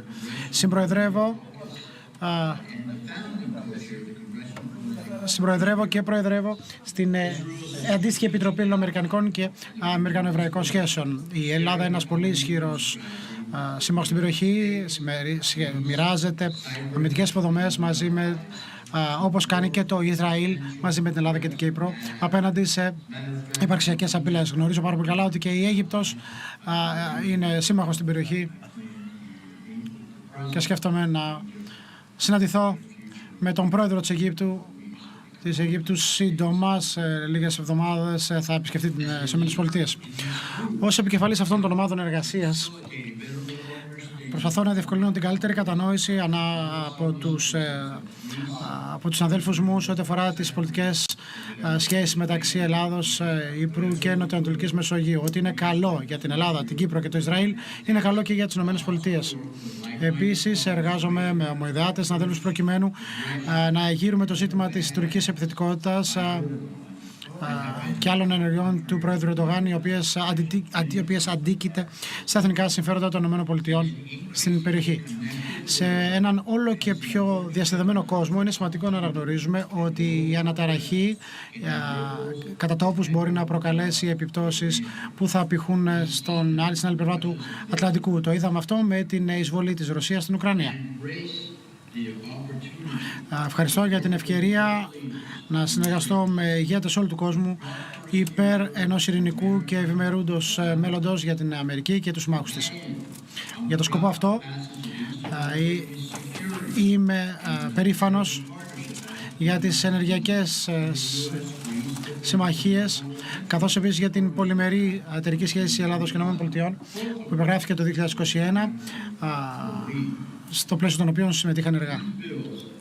Τα νομοσχέδια, όπως και ο Ιστιμπέτ ανέφερε πιο πριν ο μιλητής, βοηθούν στην ενίσχυση των σχέσεων Αμερικής, Ελλάδος, Κύπρου, Ισραήλ και διαμορφώνουν έναν επίσημο φορέα όπου χώρες με τις ίδιες προσεγγίσεις μπορούν να επιτύχουν την ενεργειακή ευημερία και να βοηθήσουν στην επίλυση της ενεργειακής ανασφάλειας της Ευρώπης. Αυτό ήταν κρίσιμη σημασία όταν μιλάμε για την επανεκκίνηση της ελληνικής οικονομίας. Η Ελλάδα είναι η πιο κατάλληλη χώρα για να προσφέρει στην Ευρώπη ενέργεια την οποία χρειάζεται απελπισμένα. Και βεβαίως συνεργαζόμαστε με τη συνεργασία του Ισραήλ και της Κύπρου. Η ρωσική εισβολή στην Ουκρανία υπεγράμμισε την στρατηγική ευαλωτότητα της Ευρώπης σε ό,τι αφορά την ενεργειακή της ασφάλεια και το έχουμε καταστήσει προτεραιότητα να κεφαλαιοποιήσουμε όλες αυτές τις ευκαιρίες που μπορούν να προσφερθούν από την Ελλάδα στην κατεύθυνση αυτή. Το 2019 προώθησα την αμερικανική συμμετοχή στο λιμένα της Αλεξανδρούπολης, διότι ήξερα ότι η ενίσχυση των σχέσεων μεταξύ Ελλάδος και ΗΠΑ θα βοηθήσει και τις δύο χώρες σε οικονομικό και στρατηγικό επίπεδο. Επίσης, προσδοκώ στην ολοκλήρωση της κατασκευής του τερματικού LNG στο λιμένα της Αλεξανδρούπολης, το οποίο θα έχει πάρα πολύ μεγάλη σημασία και θα προσφέρει φυσικό αέριο στην Νοτιοανατολική Μεσόγειο. Όλα αυτά δυστυχώς είναι ευάλωτα στον αντίκτυπο των οικονομικών παρεμβάσεων και στρατιωτικών κινήσεων της Ρωσίας. Επιπλέον, υποστήριζα ανοιχτά τον αγωγό EastMed, ο οποίος συνιστά μια απτή συνεργατική προσπάθεια που θα ήταν μια πραγματική λύση στις ενεργειακές ανάγκες της Ευρώπης και μια τόνωση σε οικονομικό επίπεδο για όλη την περιοχή. Δυστυχώς η διοίκηση Biden στις αρχές του έτους έδεσε εμπόδια πριν την ολοκλήρωση των μελετών βιωσιμότητας, αποθαρρύνοντας έτσι μελλοντικές επενδύσεις στο project αυτό. Ευελπιστώ ότι η κυβέρνηση Biden θα ξανασκεφτεί τη στάση της σε ό,τι αφορά το θέμα του αγωγού αυτού, ιδίως υπό το φως της ρωσικής εισβολής στην Ουκρανία. Και είμαι επίσης αισιόδοξος ότι οι πολλά υποσχόμενες εξελίξεις στην αξιοποίηση των υποδομών LNG Ελλάδος και Κύπρου και Αιγύπτου θα επιτρέψουν στην Ελλάδα να εξελιχθεί σε ένα κορυφαίο ενεργειακό hub, το οποίο απελπισμένα χρειάζεται η Ευρώπη. Υπάρχουν τόσες πολλές δυνατότητες. Όντως ζούμε σε εποχές γεμάτες προκλήσεις, αλλά αν παραμείνουμε σταθεροί μαζί με τους συμμάχους μας απέναντι σε αυτούς οι οποίοι υπονομεύουν τη σταθερότητα και απειλούν τα εθνικά μας συμφέροντα, είμαι πεπισμένος ότι θα επικρατήσουμε. Πρέπει να επικρατήσουμε. Σήμερα λοιπόν, τώρα είναι η ώρα για να στοιχηματίσουμε έντονα ο ένας στον άλλον και στις θεμελιώδεις αξίες που συμμεριζόμαστε. Ευχαριστώ πάρα πολύ για την ευκαιρία που μου δώσατε να απευθυνθώ στο συνέδριό σας και ευελπιστώ να είναι εξαιρετικά παραγωγικό.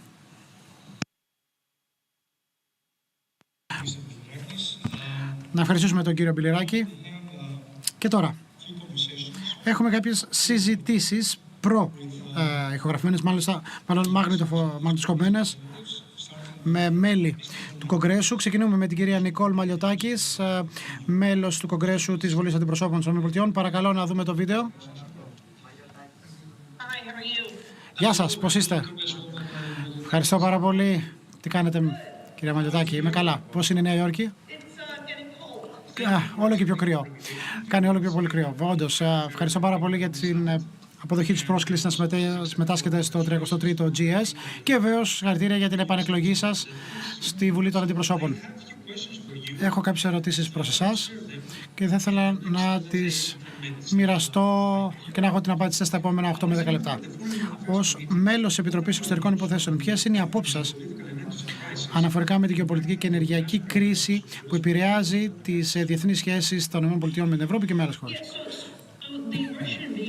Η ρωσική εισβολή στην Ουκρανία έθεσε την ανάγκη ενεργειακής ανεξαρτησίας των χωρών, χωρίς εξάρτηση από τρίτες χώρες, υπό το μικροσκόπιο, θα λέγαμε. Δυστυχώς είδαμε να κλείνουν πυρηνικά εργοστάσια, είδαμε απαγορεύσεις στις εξορίξεις φυσικού αερίου. Όλο αυτό είχε έναν αντίκτυπο, καθώς οδήγησε σε μεγαλύτερη εξάρτηση από το ρωσικό φυσικό αέριο. Από ό,τι φαίνεται, αυτές είναι ακριβώς οι πολιτικές οι οποίες οδήγησαν και σε οικονομική εξάρτηση στις ΗΠΑ, και αυτές τις πολιτικές υποστηρίζει και η κυβέρνηση Biden. Και εγώ υποστηρίζω την καθαρή ενέργεια και την διαφοροποίηση, χωρίς όμως αποκλεισμό των παραδοσιακών πηγών πετρελαίου και φυσικού αερίου. Και αυτή είναι η βασική διαφορά μεταξύ των απόψεων των Δημοκρατικών και των Ρεπουμπλικανών. Βλέπουμε να συμβαίνουν τα ίδια πράγματα και εδώ με το κλείσιμο των πυρηνικών αντιδραστήρων στη Νέα Υόρκη. Βλέπουμε την άρνηση των κρατικών υπηρεσιών να διευρύνουν τις μονάδες αξιοποίησης φυσικού αερίου, καθώς η κυβέρνηση δίνει τις λιγότερες άδειες από την εποχή του Τρούμαν, πριν από πολλές δεκαετίες. Δεν είναι κάτι ευφυές σε ό,τι αφορά το εγχώριο πολιτικό σκηνικό. Πρέπει να αξιοποιήσουμε τις εγχώριες πηγές για να γίνουμε όχι απλά ανεξάρτητη ενεργειακά, αλλά και κυρίαρχη. Διότι, όπως αναφέρατε, αυτό θα βοηθήσει και τους συμμάχους μας, όπως στην Ευρώπη. Η Ευρώπη διάγει μια πολύ δύσκολη περίοδο.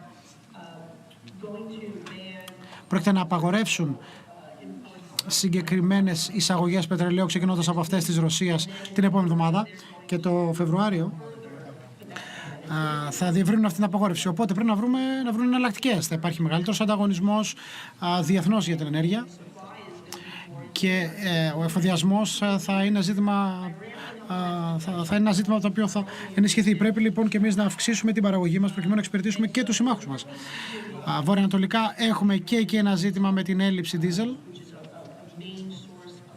έλλειψη πετρελαίου για θέρμανση. 1 στα 5 σπίτια θερμαίνονται με πετρέλαιο σε αυτή την περιοχή. Αυτό είναι κάτι το οποίο πρέπει να αντιμετωπιστεί με την υιοθέτηση ενεργειακών πολιτικών που προτείνουμε. Οι Ρεπουμπλικανοί λοιπόν θα είναι στεναρά, θα έχουν μια στεναρή θέση στο θέμα αυτό και η κυβέρνηση Biden πρέπει να υιοθετήσει μια πιο θετική θέση στο θέμα της ανεξαρτησίας, διότι ναι, θέλουμε τις καθαρές μορφές ενέργειας, αλλά και ενεργειακή αυτάρκεια, όχι μόνο για ζητήματα ανεξαρτησίας δικής μας, αλλά και προστασίας των συμμάχων μας. Γνωρίζω ότι οι ελληνοαμερικανικές σχέσεις βρίσκονται στο κορυφαίο επίπεδο που ήταν ποτέ. Αυτό θα συνεχιστεί και θα γίνουν ακόμα πιο ισχυρές, ανεξάρτητα από την πλειοψηφία που θα υπάρχει στο Κοινοβούλιο και την εκλογή του επόμενου Πρόεδρου. Είναι τιμή μου ήταν τιμή μου να είμαι στη Βουλή των Αντιπροσώπων όταν ο Πρωθυπουργός Μητσοτάκης πριν από μερικούς μήνες απίφθηνε ομιλία. Όπως ξέρετε, ο πατέρας μου είναι από την Κρήτη, το ίδιο νησί όπως και ο Πρωθυπουργός Μητσοτάκης. Ήταν μια πολύ περήφανη στιγμή τόσο για μένα όσο και την οικογένειά μου να είμαι παρούσα. Αλλά επίσης παρευρέθηκα σε διάφορες συναντήσεις που έκανε ο Πρωθυπουργός με άλλα μέλη του Κογκρέσου.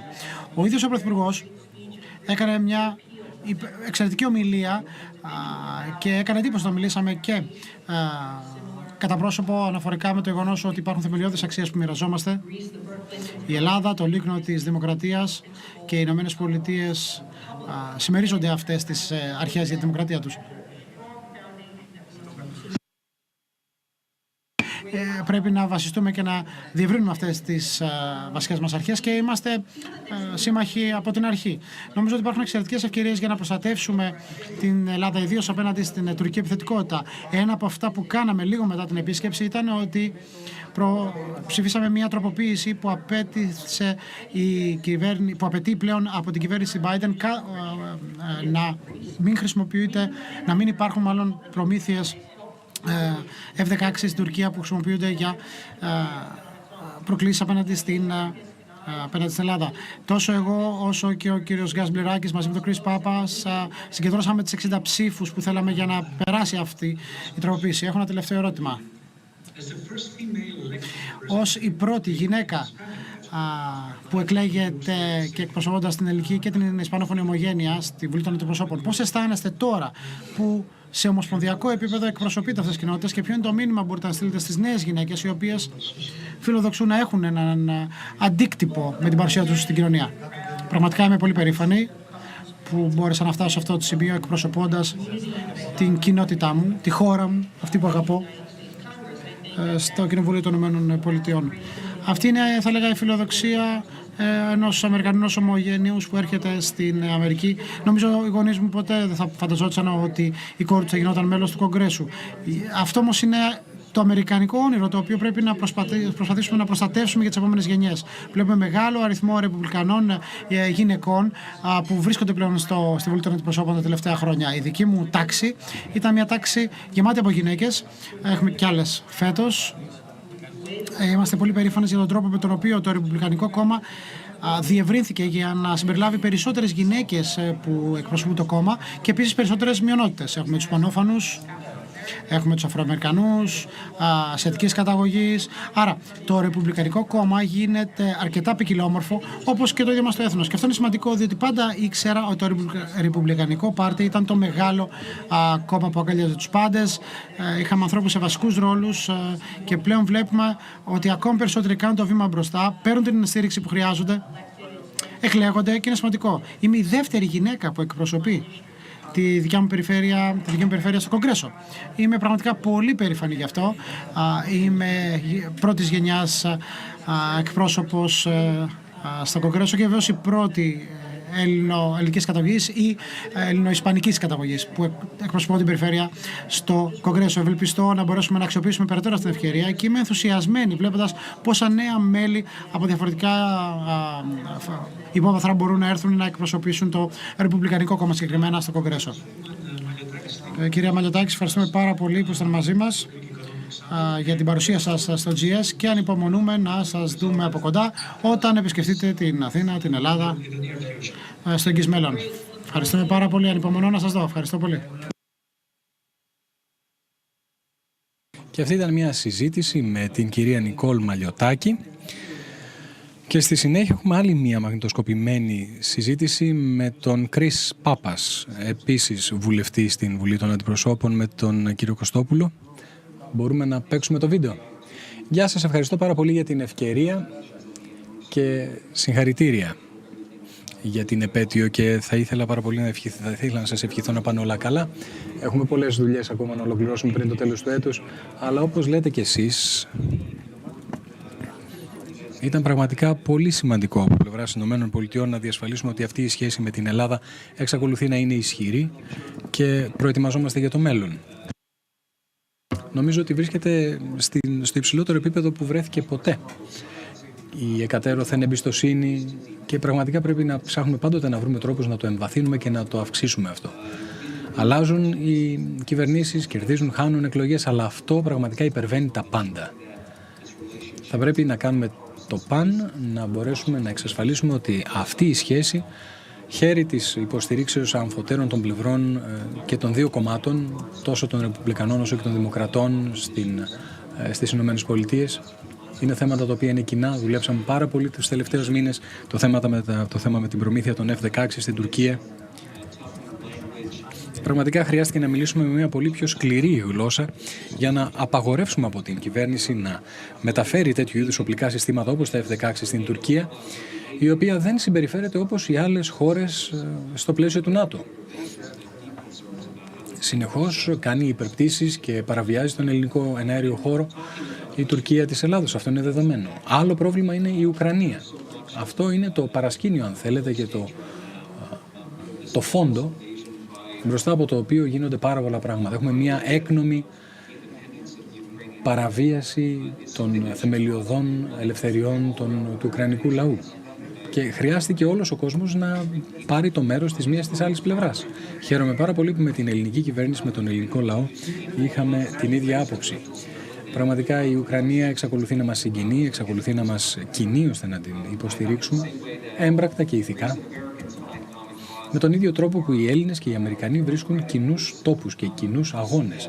Έχουμε κοινές δημοκρατικές ρίζες και βλέπουμε αυτές τις δημοκρατικές ρίζες και αυτές τις αρχές στον αγώνα του ουκρανικού λαού και πρέπει να κάνουμε πάντο δυνατό να μπορέσουμε να αποθήσουμε αυτήν την ρωσική εισβολή για να τους επιτρέψουμε να ζήσουν με αξιοπρέπεια, με ελευθερία. Μιλώντας για τις ελληνοαμερικανικές σχέσεις, θα έλεγα ότι έχουν βασιστεί σε αυτές τις κοινές αξίες. Εργαζόμαστε συνεχώς ώστε να εμβαθύνουμε αυτή την σχέση, να την περάσουμε σε τομείς όπως η οικονομία, η ενέργεια, η εθνική ασφάλεια. Έχουμε σημειώσει πρόοδο με την ψήφιση σημαντικής νομοθεσίας, η οποία ενισχύει την παρουσία μας στην νότιο-ανατολική Μεσόγειο. Και ατενίζουμε αυτήν την καινούργια παγκόσμια τάξη που έχει δημιουργήσει μια αντιπαλότητα μεταξύ των ΗΠΑ, της Κίνας και της Ρωσίας και πρέπει να ξέρουμε ποιοι είναι οι συμμαχοί μας και με ποιους μπορούμε να συνεργαστούμε για να μπορέσουμε να υλοποιήσουμε αυτά που θέλουμε να κάνουμε. Έχουμε σημειώσει πρόοδο, υπάρχουν πολλά ακόμα να γίνουν. Έχετε απόλυτο δίκιο. Αναφέρατε όλες αυτές τις θετικές δυνάμεις οι οποίες με κάποιον τρόπο έχουν συνενωθεί στην νοτιοανατολική Μεσόγειο, όπως γίνεται και σε άλλα μέρη του κόσμου. Όλοι ζητούν σταθερότητα, συνεργασία και κατά κάποιο τρόπο βιώσιμη ανάπτυξη. Αντιμετωπίζοντας όλες αυτές τις απίστευτες προκλήσεις τις οποίες έχουμε όλοι μπροστά μας, ανεξαρτήτως του αν βρισκόμαστε στην Ουάσιγκτον, στο Κίεβο ή στην Αθήνα.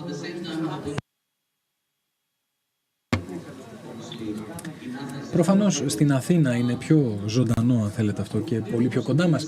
Παρακολουθούμε αυτήν την άνοδο των απολυταρχικών φωνών, την ένταση, εντατικοποίηση. Είναι ενδεχομένως άνευ προηγουμένου για τη δική μας γενιά. Για κάποιον της ηλικίας μου.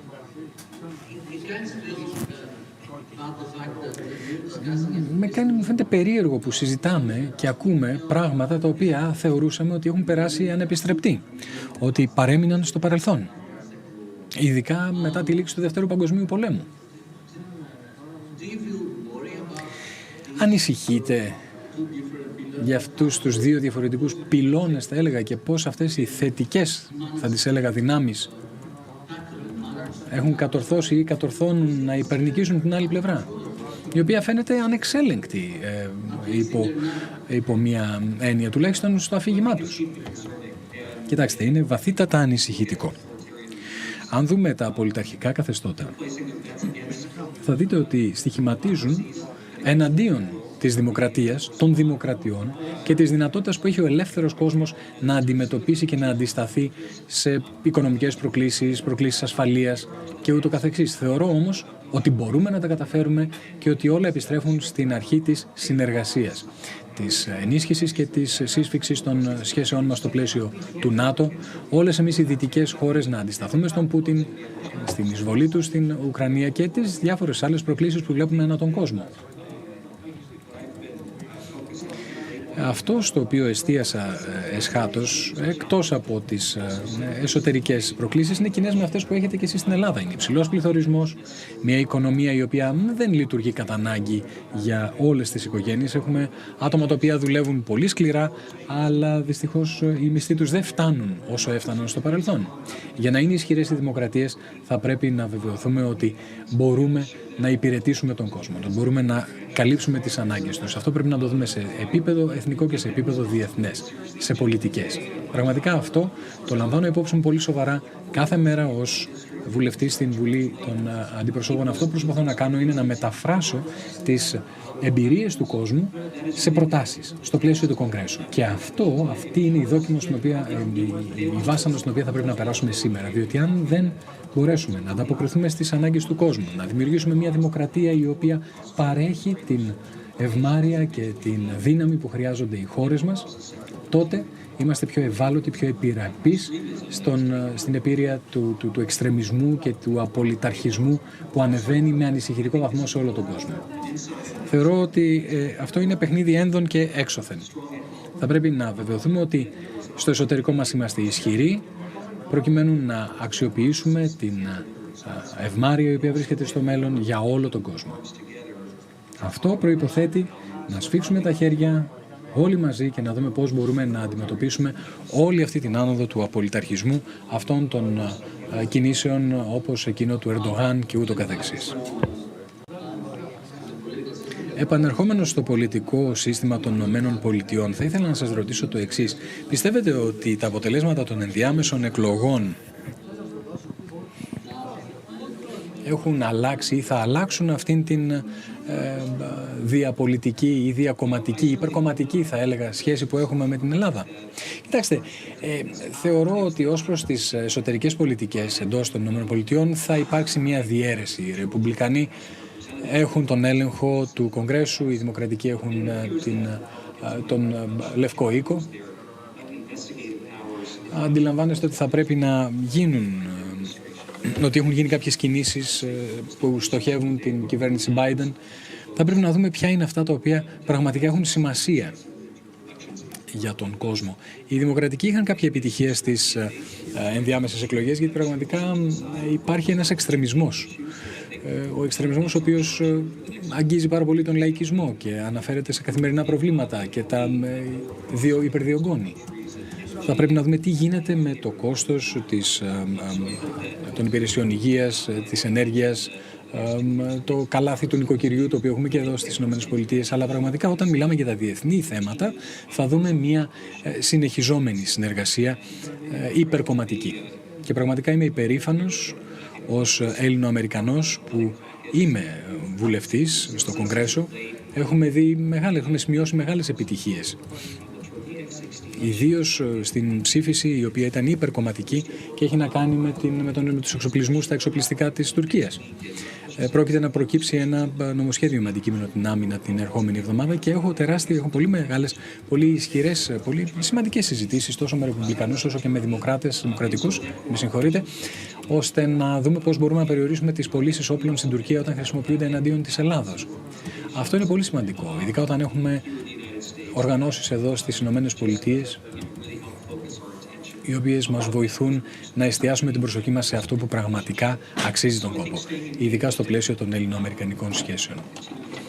Θεωρώ ότι θα εξακολουθήσουμε να χτίζουμε αυτές τις υπερκομματικές γέφυρες, αλλά πραγματικά υπάρχουν πολλά επιτάπητος και έχουμε δει μεγάλη συνεργασία, το 3+1 με αντικείμενο την Ανατολική Μεσόγειο, να δούμε την ανάπτυξη αυτών των σχέσεων και θα δούμε πραγματικά τους Δημοκρατικούς και τους Ρεπουμπλικανούς να συνεργάζονται όλο ένα και περισσότερο. Αυτή λοιπόν ήταν μια συνεργασία μεταξύ του Άλεξ Κωστόπουλος και του Κρίς Πάπας, του βουλευτού στη Βουλή των Αντιπροσώπων, και υπάρχει άλλη μια συζήτηση με τον Τζον Σαρμπάνης, επίσης μέλος του Κογκρέσου, την οποία θα παρακολουθήσουμε ευθύς αμέσως. Καλημέρα από την Αθήνα, βουλευτά Σαρμπάνης, τι κάνετε? Καλησπέρα. Ευχαριστούμε πάρα πολύ που δεχτήκατε την πρόσκλησή μας να συμμετάσχετε στο 33ο συνέδριο, στη Σύνοδο Κορυφής. Θα ήθελα να σας συγχαρώ για την επανεκλογή σας στη Βουλή των Αντιπροσώπων. Εμείς στην Ελλάδα είμαστε πραγματικά περήφανοι που έχουμε τέτοια εκπροσώπηση της ελληνικής ομογένειας στο Κογκρέσο. Σας ευχαριστώ πολύ. Βουλευτά Σαρμπάνη, έχω μερικές ερωτήσεις για εσάς. Ως μέλος της Επιτροπής Εμπορίου και Ενέργειας, ποια είναι η άποψή σας για την ενεργειακή κρίση και πώς πιστεύετε ότι αυτή μπορεί να λήξει? Κοιτάξτε, παρακολουθούμε εκ του σύνεγγυς αυτήν την ενεξελίξη κρίση. Πραγματικά επηρεάζει όλες τις χώρες στον κόσμο, συμπεριλαμβανομένων και των Ηνωμένων Πολιτειών, με πολύ σημαντικούς τρόπους. Υπάρχουν ορισμένοι παράγοντες, τους οποίους δεν ελέγχουμε. Δεν μπορούμε, φερειπίν, να ελέγξουμε την εισβολή της Ρωσίας στην Ουκρανία, παρά το γεγονός ότι προσπαθούμε να επηρεάσουμε και να αλλάξουμε τους υπολογισμούς του Πούτιν με διάφορες κυρώσεις που έχουμε επιβάλει. Δεν μπορούμε να δούμε τι γίνεται με την Σαουδική Αραβία και άλλες χώρες του ΟΠΕΚ όταν λαμβάνουν αποφάσεις οι οποίες επηρεάζουν τις τιμές του αργού πετρελαίου στις παγκόσμιες αγορές. Αυτό που μπορούμε όμως να κάνουμε είναι αυτό που ήδη πράξαμε, το οποίο είναι μια επανευθυγράμμιση, μια μετάβαση, αν θέλετε, στην ενεργειακή αρένα. Η Ευρωπαϊκή Ένωση βρίσκεται στις πρώτες γραμμές αυτής της μάχης και αντιμετωπίζει τις επιπτώσεις που είχε η εισβολή στην Ουκρανία. Βρισκόμαστε σε μια συγκυρία όπου θα πρέπει πραγματικά να κάνουμε μια επιλογή των ποιων μαχών θα πολεμήσουμε. Να δούμε ότι οι ενεργειακοί πόροι θα είναι διαθέσιμοι τόσο στην Ελλάδα και όσο στις άλλες ευρωπαϊκές χώρες που επηρεάζονται. Θα χρειαστεί ενδεχομένως βραχυπρόθεσμα να βασιστούμε σε κάποιες πιο παραδοσιακές πηγές ενέργειας, όπως το υγροποιημένο φυσικό αέριο. Αλλά θα πρέπει να λάβουμε υπόψη μας ότι βρισκόμαστε σε μια μετάβαση προς μια νέα διαφορετική ισορροπία, η οποία βασίζεται στις ανανεώσιμες πηγές ενέργειας. Αυτού του είδους η ενεργειακή ασφάλεια αντιπροσωπεύει σημαίνει σημαντικές καινούργιες ευκαιρίες για πολλές χώρες. Δεν μπορώ να εικάσω πότε θα έλθει το τέλος της ενεργειακής κρίσεως, αλλά θα έλεγα ότι αυτό αποτελεί μια πλέον μακροπρόθεσμη πρόκληση, αλλά θα πρέπει να συνεχίσουμε να συνεργαζόμαστε συλλογικά προκειμένου να αντιμετωπίσουμε μια πολύ, πολύ περίεργη μετάβαση, πολύ δύσκολη μετάβαση, πονηρή μετάβαση, και πραγματικά είμαι αισιόδοξος. Θα δούμε αυτήν την καινούργια ισορροπία. Θα μπορέσουμε να αξιοποιήσουμε την σταθερότητα στην ενέργεια όταν αυτή επέλθει. Σας ευχαριστώ για αυτή την απάντηση. Όλοι παραδέχονται ότι οι ελληνοαμερικανικές σχέσεις έχουν φτάσει σε ένα άνευ προηγουμένου υψηλό επίπεδο. Θεωρείτε ότι πρόκειται να ενισχυθούν ακόμα περισσότερο οι σχέσεις αυτές, ανεξαρτήτως της πλειοψηφίας στο Κογκρέσο ή ανεξαρτήτως του ποιος θα είναι ο επόμενος Αμερικανός πρόεδρος? Κοιτάξτε, εκτιμούμε πάρα πολύ την αξία την οποία φέρνουν οι σχέσεις με την Ελλάδα και την Κύπρο στη ΣΥΠΑ.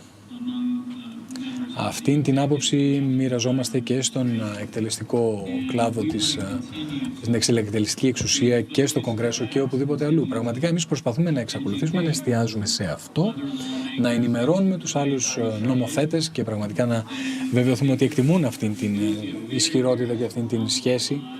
Αλλά όντως βλέπουμε ένα πάρα πολύ ισχυρό δεσμό μεταξύ των τριών χωρών μας. Υπάρχει μια αμοιβαία κατανόηση ότι η Ελλάδα έχει πάρει ηγετικό ρόλο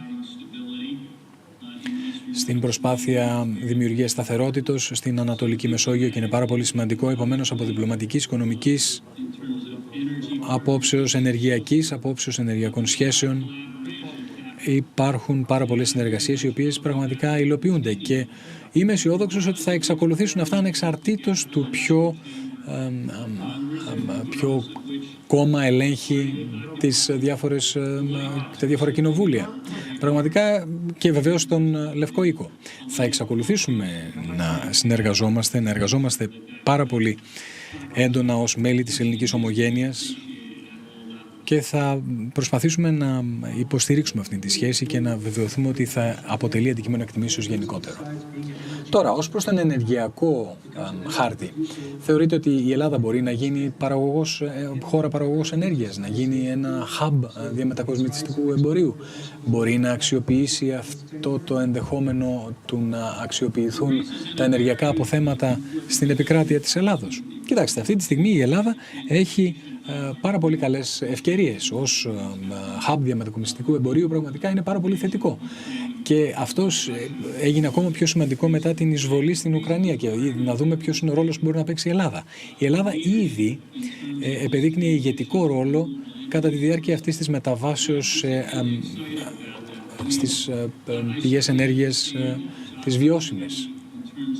Πραγματικά είναι τεράστια ευκαιρία αυτές οι ανακαλύψεις κοιτασμάτων γύρω από την Ελλάδα, στην Ανατολική Μεσόγειο γενικότερα, και θα πρέπει να τις αξιοποιήσει αυτές τις πηγές και αυτούς τους πόρους η Ελλάδα. Αυτό που με έχει εντυπωσιάσει περισσότερο και θα σας το πω είναι το πόσο γρήγορα η Ελλάδα κινείται προς τις ανανεώσιμες πηγές ενέργειας και στον χάρτη, στο χαρτοφυλάκιο αυτών των πηγών.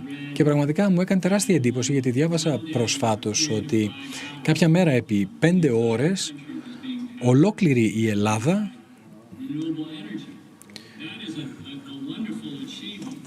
τροφοδοτεί το ενεργειακά από ανανεώσιμες πηγές ενέργειας.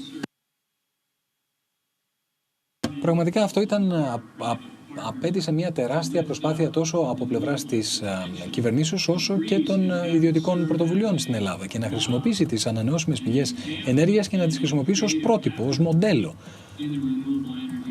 και να κάνει πειράματα, αν θέλετε, στον χώρο των ανανεώσιμων πηγών ενέργειας που μπορεί να αξιοποιήσει και η υπόλοιπη Ευρώπη. Άρα η Ελλάδα είναι σε θέση να καταδείξει πραγματική διαφοροποίηση στο πώς προσεγγίζει τις ενεργειακές πηγές και να αναπτύξει αυτούς τους πόρους, και είναι κάτι το οποίο παρακολουθούμε με ιδιαίτερο ενδιαφέρον.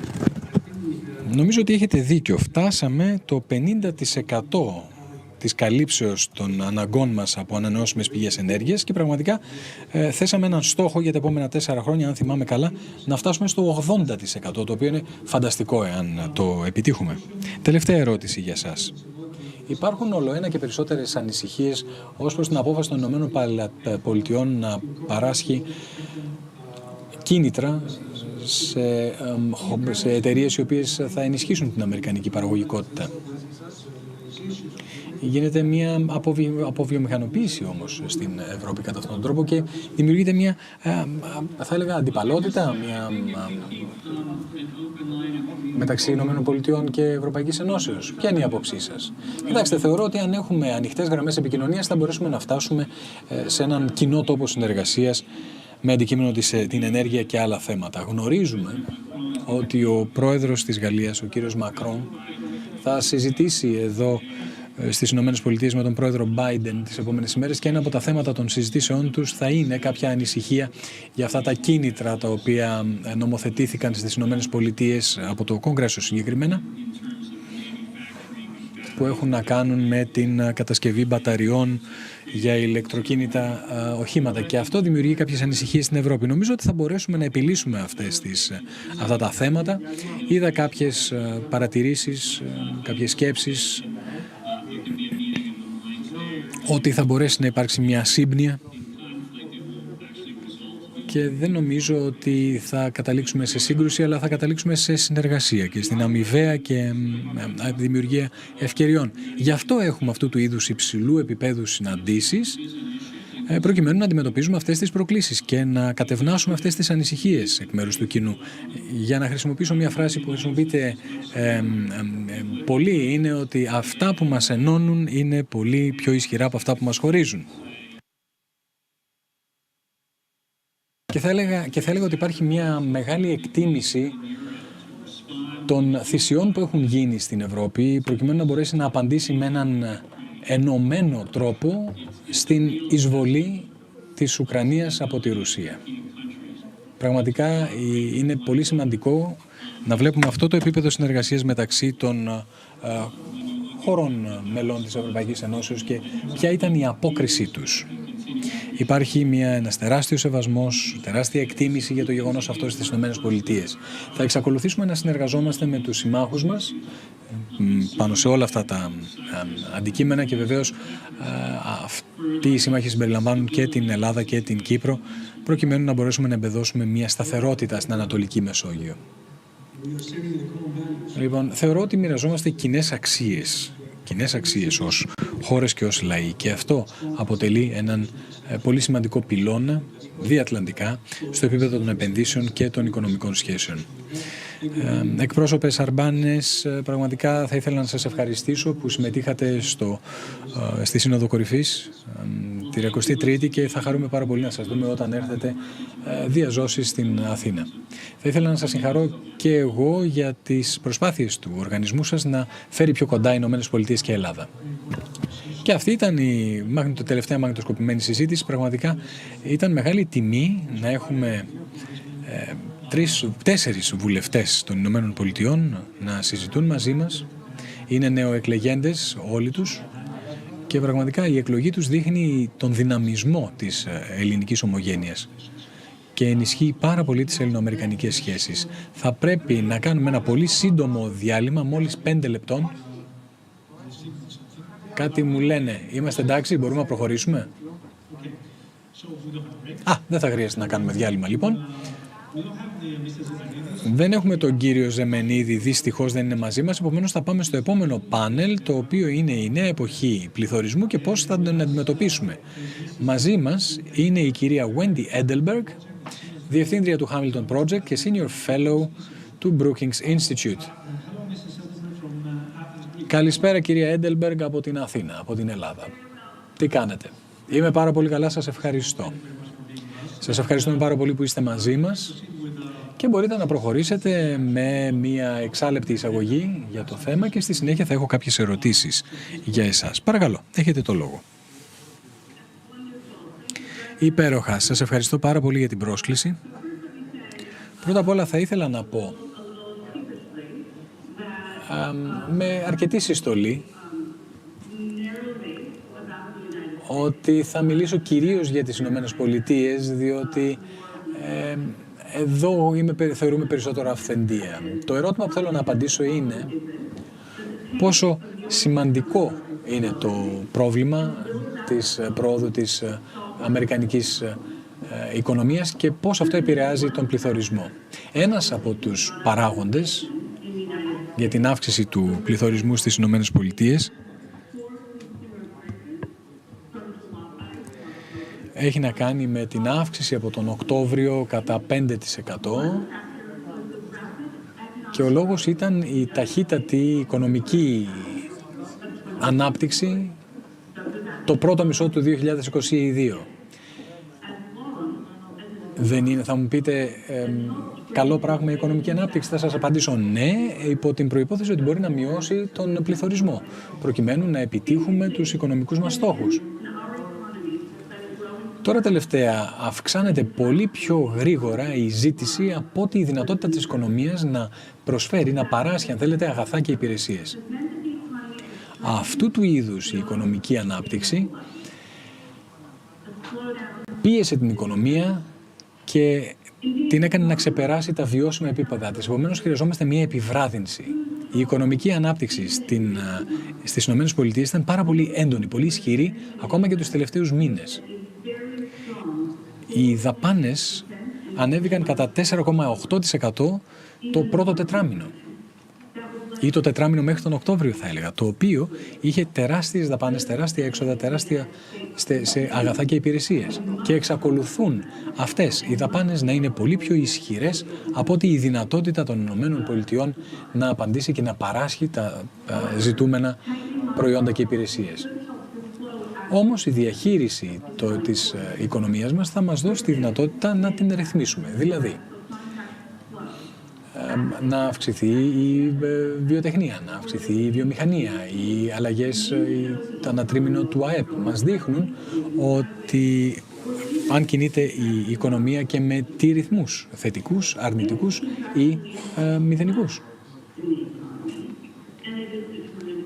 Χρειάζεται να δούμε λοιπόν ότι εάν έχουμε μία μικρή ύφεση, αυτή η ύφεση θα έχει ως αποτέλεσμα την αύξηση της ανεργίας. Θα ήθελα να πω ότι το ενδεχόμενο της ανόδου της ανεργίας είναι ένα ενδεχόμενο ακόμα και αν δεν έχουμε ύφεση. Εάν μπουν ακόμα περισσότερα άτομα στην αγορά εργασίας και εξακολουθήσουν να ψάχνουν για θέσεις εργασίας, αυτό θα είναι θετικό για τις ΗΠΑ υπό την προϋπόθεση ότι μπορούμε να τις παράσχουμε. Αυτές οι αλλαγές προσλαμβάνονται διαφορετικά από τις διαφορετικές πολιτείες στη ΣΥΠΑ. Κάποιοι τομείς όπως η ψυχαγωγία και η φιλοξενία έχουν αυξημένη παροχή ανθρωπίνου δυναμικού. Ταυτοχρόνως υπάρχουν καινούργιες εταιρείες οι οποίες θα νιώσουν αυτή την επιβράδυνση πολύ πιο έντονα. Υπάρχει μια τεράστια ζήτηση για καταναλωτικά αγαθά και πραγματικά είναι πάνω από το μέσο όρο των τελευταίων ετών. Αλλά τους τελευταίους μήνες οι θέσεις εργασίας σε αυτούς τους τομείς έχει πέσει απότομα. Υπάρχουν δηλαδή κάποια περίεργα φαινόμενα. Αυτό δείχνει και λέει ότι ορισμένοι στις Ηνωμένες Πολιτείες θα υποστούν τεράστιες οικονομικές αλλαγές ανεξαρτήτως του αν μεγαλώσει, επεκταθεί ή συρρικνωθεί η οικονομία. Τα ωφέλη όμως στις Ηνωμένες Πολιτείες θα έχουν ως αποτέλεσμα την μείωση του πληθωρισμού σε πιο αποδεκτά επίπεδα. Αυτό είναι η ήπια προσγείωση την οποία προσπαθούμε να κάνουμε στην οικονομία. Γενικότερα, η αύξηση στις δαπάνες και στα έξοδα που γίνονται σε καταναλωτικά αγαθά είναι θετικό υπό την προϋπόθεση ότι υπάρχει και αντίστοιχη παραγωγή. Μία επιβράδυνση είναι κάτι το οποίο δημιουργεί στρες και άγχος στους επενδυτικούς κύκλους. Θα πρέπει να δούμε ότι μια σμίκρινση, ένας περιορισμός οικονομικός θα είναι κάτι ελεγχόμενο. Αυτό που θα πρέπει να ανησυχούμε είναι για μια αδύναμη οικονομία με ελάχιστη μείωση στον πληθωρισμό που είναι ένα ενδεχόμενο ακόμα και σε τομείς που είναι μικροί και περιορισμένοι, συγκεντρωμένοι. Εάν δεν μειωθεί ο πληθωρισμός σε πιο λογικά επίπεδα, αυτό σημαίνει ότι η αμερικανική οικονομία ίσως να έχει μια πιο επώδυνη επίπτωση. Μπορεί να έχει μια επιβράδυνση η οποία δεν θα είναι ανεκτή. Και αυτό γιατί αν υπάρχει μια άνοδος της ανεργίας, ενώ ταυτοχρόνως υπάρχει άνοδος στην ζήτηση των καταναλωτικών προϊόντων. Αυτό μπορεί να συμβαίνει για αρκετούς λόγους. Μπορεί αυτές οι προσδοκίες να οδηγήσουν σε διαφορετική αντίδραση η οποία αντιστρόφως θα ανεβάσει τον πληθωρισμό. Ενδεχομένως οι εργαζόμενοι να έχουν χάσει την εμπιστοσύνη τους στην αμερικανική κυβέρνηση λόγω του υψηλού πληθωρισμού. Αυτό λοιπόν τους έχει οδηγήσει να έχουν ενσωματώσει προσδοκία για ακόμα υψηλότερο πληθωρισμό στους προϋπολογισμούς τους και στο πώς θα αντιμετωπίσουν μελλοντικά την οικονομία. Τι γίνεται με το κομμάτι της ενέργειας. Αυξάνονται οι τιμές, αυξάνονται όλο ένα και περισσότερο ως αποτέλεσμα του πολέμου στην Ουκρανία. Υπάρχει θέμα λοιπόν ότι θα αυξηθούν ακόμα περισσότερο η προσδοκία για την αύξηση του πολυπληθωρισμού για περισσότερες επιχειρήσεις και για περισσότερους τομείς της αμερικανικής οικονομίας. Εκεί λοιπόν υπάρχει και πάλι το πρόβλημα της αυξημένης ζήτησης και της μειωμένης προσφοράς. Εκεί θα πρέπει να δούμε με ποιον τρόπο θα εξισορροπήσουμε τα δύο, ώστε να περιορίσουμε ακόμα περισσότερο τη ζήτηση. Κατά πάσα πιθανότητα θα μειωθεί η οικονομική παραγωγή, όχι στο επίπεδο που εκτιμάται ότι τώρα είναι βιώσιμο, αλλά ακόμα και χαμηλότερα από αυτό, που ήταν ο αρχικός στόχος, όπως είπα στο ξεκίνημα της ομιλίας μου. Εάν ανησυχούμε μόνο για τις προσδοκίες του πληθωρισμού, θα έκαναν αυτό και μόνο για να μειώσουν αυτές τις προσδοκίες. Όμως, στην περίπτωση αυτής της όλο ένα και μειούμενης προσφοράς, θα συνεχίσει η κυβέρνηση να κάνει ακόμα μεγαλύτερες εκτιμήσεις για χαμηλότερα ποσοστά προσφοράς. Εν γέννη, θα έλεγα ότι Μια πολύ έντονη οικονομική δραστηριότητα έχει ως αποτέλεσμα πολύ υψηλό πληθωρισμό, όπως εξήγησα ήδη. Όμως αυτή η ισχυρή οικονομική δραστηριότητα είναι ένας από τους μεγαλύτερους παράγοντες που κρατάει τον πληθωρισμό σε υψηλά επίπεδα. Αυτό σημαίνει ότι θα πρέπει να κάνουμε πολύ περισσότερα για την εξισορρόπηση. Και ακόμα πιο θετικό είναι ότι, όπως είδαμε από τον Οκτώβριο, διαφοροποιήθηκαν οι τιμές και ότι αν και η προσφορά εξακολούθησε να παραμένει χαμηλή, η ζήτηση εξακολούθησε να αυξάνεται. Είδαμε αύξηση στα ενοίκια στην αρχή, τώρα όμως βλέπουμε μείωση στα ενοίκια στις Ηνωμένες Πολιτείες. Οι νομοθέτες που ασχολούνται με την νομισματική πολιτική έχουν συγκεκριμένους στόχους. Θέλουν να δουν πόσο γρήγορα να αφαιρέσουν τα κίνητρα τα οποία μας υπησύλθαν στην οικονομική πολιτική από το 2020. Σύμφωνα με τις δικές μου εκτιμήσεις, αυτή η αφαίρεση των κινήτρων θα πρέπει να είναι ισορροπημένη και ζυγοσταθμισμένη προκειμένου να μην μας οδηγήσει σε μια ανεξέλεγκτη ύφεση. Δεν θέλουμε η ύφεση να είναι μεγαλύτερη από το απαραίτητο ώστε να μειωθεί ο πληθωρισμός και να φτάσουμε στον στόχο. Αυτό το λέω ότι τα επόμενα τρίμηνα θα πρέπει να δούμε μια ρύθμιση στην παραγωγή και μια ηρεμία, θα έλεγα, στην αγορά εργασίας στις Ηνωμένες Πολιτείες, και είναι καλά νέα μόνο στην περίπτωση που αυτό θα συνδυαστεί με μια μείωση, ένα περιορισμό του πληθωρισμού. Και είμαι στη διάθεσή σας για ερωτήσεις. Ευχαριστώ πάρα πολύ για τα σχόλιά σας για τον πληθωρισμό. Έχω κάποια ερωτήματα για εσάς. Η Fed και η Ευρωπαϊκή Κεντρική Τράπεζα, μετά από κάποια καθυστέρηση, εισάγουν ένα πρόγραμμα αύξησης των επιτοκίων. Μέχρι στιγμής ο πληθωρισμός δεν έχει υποχωρήσει επαρκώς. Ποια θα μπορούσε να είναι η επόμενη κίνηση ή κινήσεις εάν ο πληθωρισμός συνεχίσει να παραμένει σε αυτά τα επίπεδα?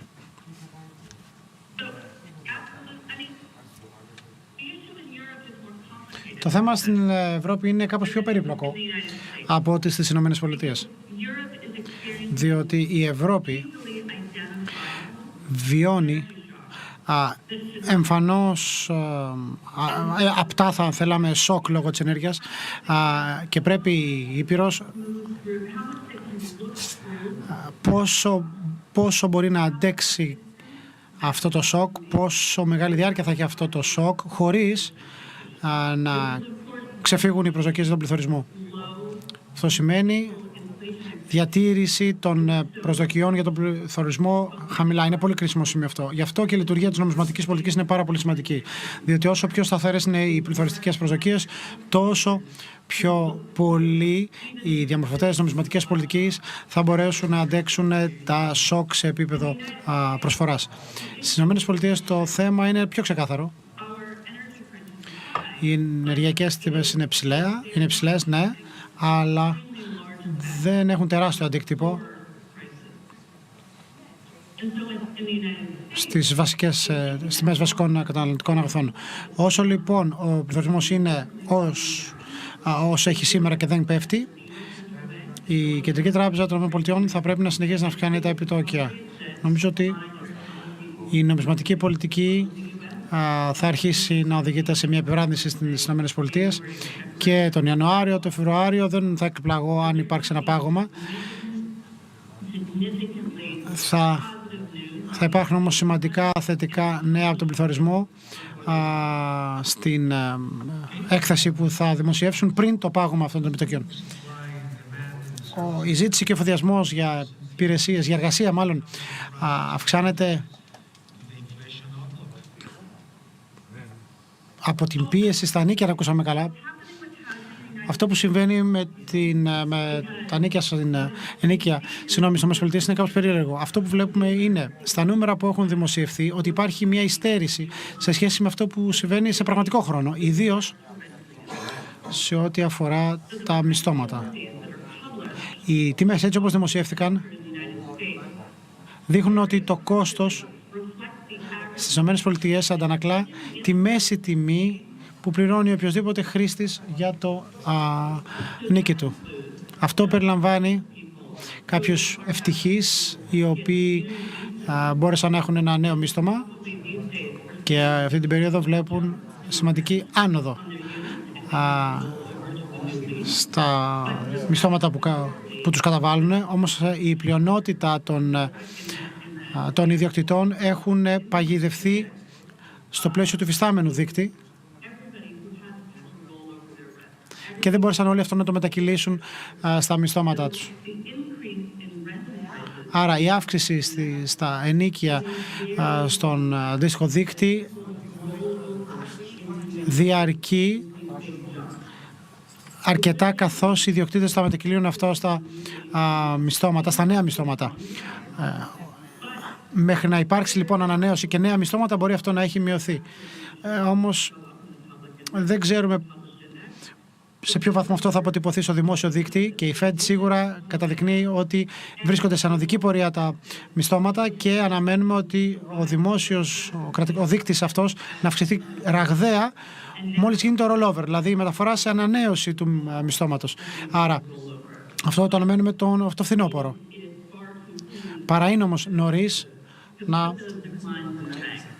θεωρήσουμε ότι θα υπάρξει μείωση και είναι αβέβαιο, εξαιρετικά αβέβαιο τι θα γίνει στις τιμές για τις κατοικίες. Δεν είναι κάτι ανησυχητικό, αλλά σίγουρα είναι ένας περίεργος κύκλος που χαρακτηρίζεται από οξύες αυξήσεις και βραχυπρόθεσμες μειώσεις. Άρα πρέπει να υπάρχει υπομονή. Με ρωτήσατε και για την...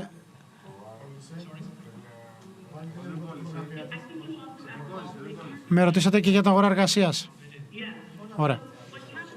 Αυτό που συμβαίνει στην αγορά εργασίας, λοιπόν, είναι μια ενόχληση σε καθαρά πνευματικό επίπεδο. Η μεγαλύτερη συμμετοχή των ατόμων σε ηλικία εργασίας, κυρίως στις γυναίκες, δυστυχώς δεν ακούσαμε καλά. Η συμμετοχή του εργατικού δυναμικού ατόμων άνω των 55 ετών είναι σαφώς χαμηλότερη και δεν φαίνεται να μειώνεται. Το αποτέλεσμα είναι ότι από την πλευρά της συμμετοχής του ενεργού πληθυσμού θα έλεγα ότι είμαστε περίπου στα 2 εκατομμύρια λιγότερους εργαζόμενους από όσους ανέμενα σε σχέση με την τάση πριν την πανδημία. Άρα, αυτή τη στιγμή έχουμε μικρότερη αγορά εργασίας από ό,τι ετοιμαζόμασταν να έχουμε λίγο πριν την πανδημία. Και τι σημαίνει αυτό? Σημαίνει ότι θα πρέπει ότι έχουμε μικρότερη οικονομία. Ένας από τους βασικούς παράγοντες που πιέζει τον πληθωρισμό προς τα πάνω είναι ότι η καταναλωτική ζήτηση έχει επανέλθει στην προ-πανδημίας κατάσταση με έμφαση στα καταναλωτικά αγαθά, αλλά η αγορά εργασίας δεν έχει επανέλθει σε αυτά τα επίπεδα. Κατά βάση, λοιπόν, τι θέλουμε? Θέλουμε να έχουμε ζήτηση όπως στα επίπεδα πριν της πανδημίας, αλλά δεν μπορούμε να εφοδιάσουμε την αγορά με κάτι τέτοιο, με τα εργατικά χέρια που χρειάζεται. Γι' αυτό και έχουμε αύξηση του πληθωρισμού. Ευχαριστούμε πάρα πολύ την κυρία Έντελμπεργκ. Πολύ διαφωτιστική η παρουσία σας. Ευχαριστούμε για την παρουσία σας στο φετινό GES και ανυπομονούμε να σας δούμε από κοντά κάποια στιγμή στο μέλλον στην Ελλάδα. Ευχαριστούμε και πάλι. Να έχετε μια υπέροχη μέρα.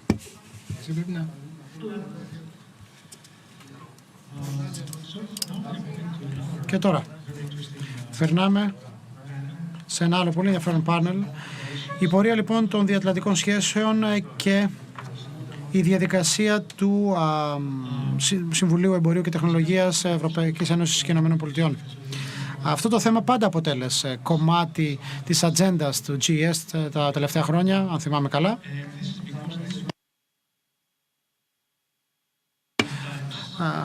Και αυτή η σχέση περνάει διάφορα στάδια αγάπης, στάδια ανταγωνισμών. Παρά λοιπόν αυτά τα σκαμπανεβάσματα, το εμπόριο και οι επενδύσεις μεταξύ των δύο υπήρων ανέρχονται περίπου στο ίμιση του παγκόσμιου όγκου. Συνεπώς, οι πρόσφατες διεθνείς εξελίξεις δίνουν μια διαφορετική άποψη για τις εξελίξεις αυτές, για την κατάσταση που επικρατεί, και έχουμε διακεκριμένους ομιλητές που θα σχολιάσουν τις διατλαντικές σχέσεις. Όλοι θυμόμαστε μετά από κάποιες αποτυχημένες προσπάθειες την πορεία του TTIP, τη διαδικασία του TTIP, και πάλι λοιπόν οι εμπλεκόμενοι φορείς προσπαθούν να διαμορφώσουν το πλαίσιο για σταθερείς, ευημερούσες εμπορικές σχέσεις στο πλαίσιο του Εμπορικού και Τεχνολογικού Συμβουλίου. Το Συμβούλιο αυτό έχει σκοπό να διαχειριστεί σημαντικά θέματα ρυθμιστικού και άλλου χαρακτήρα και από τις ένθεν και ένθεν του Ατλαντικού.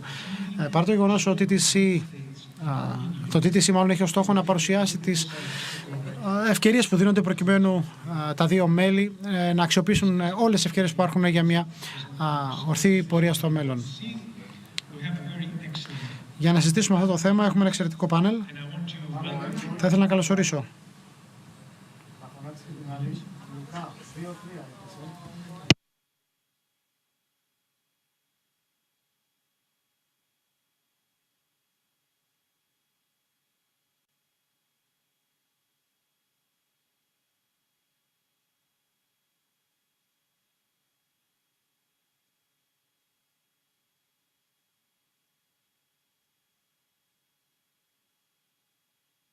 μαζί μας έχουμε την κυρία Susan Danger, CEO του EU, τον Gareth Workman από το Εμπορικό Μελητήριο των ΗΠΑ, τον Francis Barwell από τη McLarty Associates και τον κύριο Γιώργο Παγουλάτο από το ILIAMEP, καθηγητή Ευρωπαϊκής Πολιτικής και Οικονομίας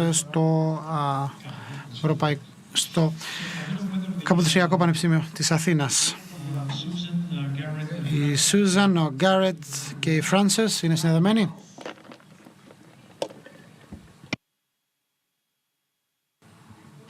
Ενημερώστε με παρακαλώ αν έχουν συνδεθεί οι τρεις ομιλητές.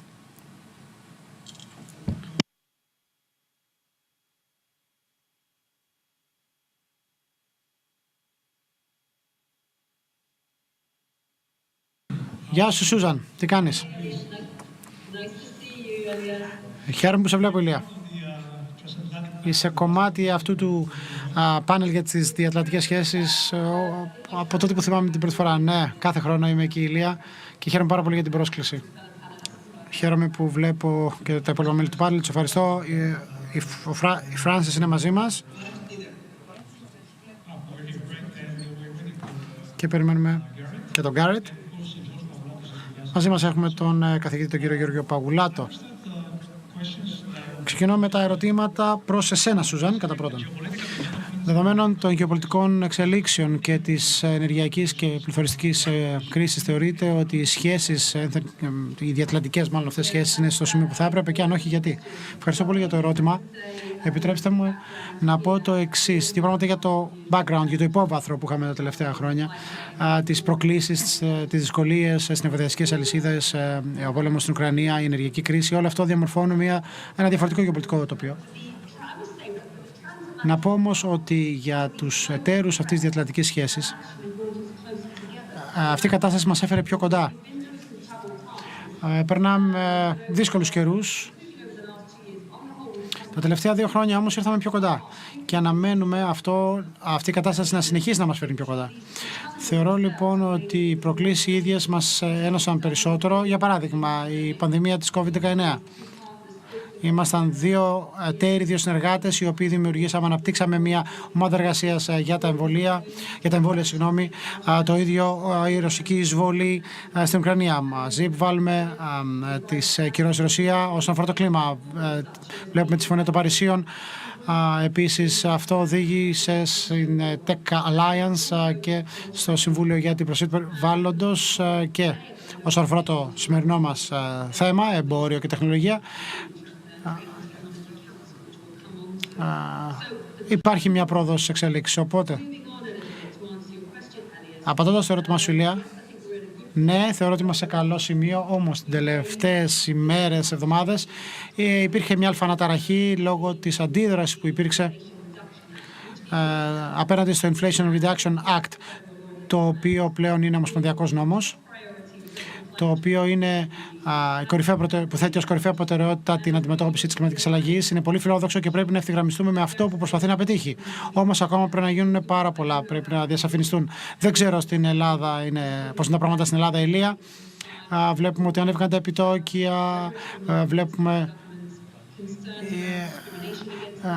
βλέπω ότι η Επιτροπή και διάφορα κράτη-μέλη μιλούν για διακρίσεις εις βάρος Ευρωπαϊκής Ένωσης, μεταφορά παραγωγικών διαδικασιών από την Ευρωπαϊκή Ένωση στις ΗΠΑ. Οπότε, όντως, υπάρχει ένας κίνδυνος ενός εμπορικού πολέμου και πρέπει να το αποφύγουμε, να αποφύγουμε την κλιμάκωση. Και θα έλεγα ότι με το βλέμμα προς τα εμπρός, Και απαντώντας στο ερώτημά σου για την τρέχουσα κατάσταση, θα έλεγα ότι είναι θετική.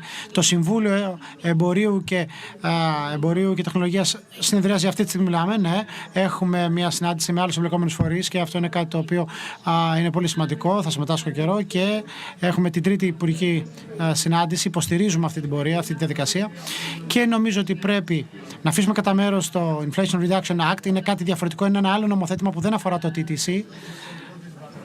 Δεν χρειάζεται να συζητηθεί στο πλαίσιο TTC. Το TTC είναι ένα φόρουμ εμπροστοβαρές με το βλέμμα στο μέλλον και νομίζω ότι έχουμε τόσα πολλά κοινά, έχουμε διαφορετικές προσεγγίσεις, αλλά πρέπει να δούμε αυτά που μας ενώνουν, να δούμε τα θετικά και να το διαχειριστούμε ως μια προϋπόθεση, μια ανάγκη, καθώς θέλουμε την αμερικανική ηγεσία στον τομέα αυτό και θέλουμε τη συνεργασία. Ευχαριστώ πάρα πολύ, Ηλία. Ναι, έχουμε δυσκολίες, είναι δύσκολες, είναι εποχές γεμάτες προκλήσεις, αλλά όπως λέει και το συνέδριό σας, μπορούμε να στιγματίσουμε υπέρ των κοινών μας δυνατήτων. Δεν περίμενα κάποιο καλύτερο κλείσιμο από αυτό, Σούζαν, εκ μέρους σου. Να περάσω τώρα στην Frances. Σε ευχαριστούμε που είσαι μαζί μας σήμερα. Ποια είναι η άποψή σου για το αποτέλεσμα των ενδιάμεσων εκλογών? Θα επηρεάσει την πολιτική των ΗΠΑ αναφορικά σε ό,τι αφορά τις εμπορικές σχέσεις στις δύο πλευρές του Ατλαντικού? Ευχαριστώ πάρα πολύ για την πρόσκληση. Χαρά μου να είμαι σήμερα μαζί σας. Μακάρι να βρισκόμουν εκεί φυσικό τον τρόπο. Σας καλημερίζω από το κρύο Μέριλαντ. Κατά πρώτον, να κάνω ένα σχόλιο για τα σχόλια της καλής μου φίλης της Σούζαν. Νομίζω πρέπει να είμαστε πολύ προσεκτικοί για λέξεις όπως εμπορικός πόλεμος. Πάντα είχαμε εμπορικές διαφωνίες και θα συνεχίσουμε να έχουμε. Είναι θέμα του πόσο μπορούμε το κάθε θέμα να το βάλουμε στο δικό του κουτάκι και να το περιορίσουμε. Ευελπιστώ ότι η τελική δήλωση θα επαναλάβει αυτό που είπε ο πρόεδρος Biden, ότι δεν έγινε εσκεμμένα και κατανοούμε τις ανησυχίες των Ευρωπαίων και ότι θα βρεθεί μια λύση. Σε ό,τι αφορά τις ενδιάμεσες εκλογές, νομίζω αυτό συνιστά μια μεγάλη πρόκληση για πολλούς από τους φίλους και τους εταίρους μας. Θέλω να κάνω τη διάκριση μεταξύ του συγκεκριμένου αντικτύπου που θα έχει σε επίπεδο πολιτικών και σε επίπεδο εικόνας, αν ακούσαμε καλά. Δεν νομίζω ότι θα επηρεάσει συγκεκριμένα τις πολιτικές, με την εξαίρεση κάποιων πεδίων τα οποία θα σχολιάσω άμεσα. Ο πρόεδρος υπεύθυνος στην εξωτερική πολιτική και η γερουσία, η οποία βρίσκεται στα χέρια των Δημοκρατικών, θα συνεχίσει να εγκρίνει δικαστές και πρέσβεις. Όμως, θα δούμε πιο έντονα διχαστική γλώσσα, ειδικά στη Βουλή των Αντιπροσώπων. Το βλέπουμε ούτως ή άλλως, γιατί απέχουμε ελάχιστα από τις προκριματικές εκλογές των κομμάτων, αλλά βλέπουμε τη σύγκρουση, βλέπουμε το θέμα του υποψηφίου στο Ρεπουμπλικανικό Κόμμα, το οποίο θα οδηγήσει και κλιμάκωση της ρητορικής. Αυτούς οι οποίοι βρίσκονται εκτός των ΗΠΑ τους περιπλέκει τα πράγματα περισσότερο, αλλά και για εμάς εντός. Η συμβολή μου είναι να δώσουμε προσοχή στο ποιος λέει αυτό που ακούτε. Είτε είναι κάτι που έχει πολιτικά κίνητρα, είτε είναι κάτι το οποίο λέγεται από κάποιον που έχει την πολιτική εξουσία για να κάνει την αλλαγή με βάση όσα έχει πει. Σε ό,τι αφορά συγκεκριμένα ζητήματα, συγκεκριμένα πεδία που θα επηρεαστούν,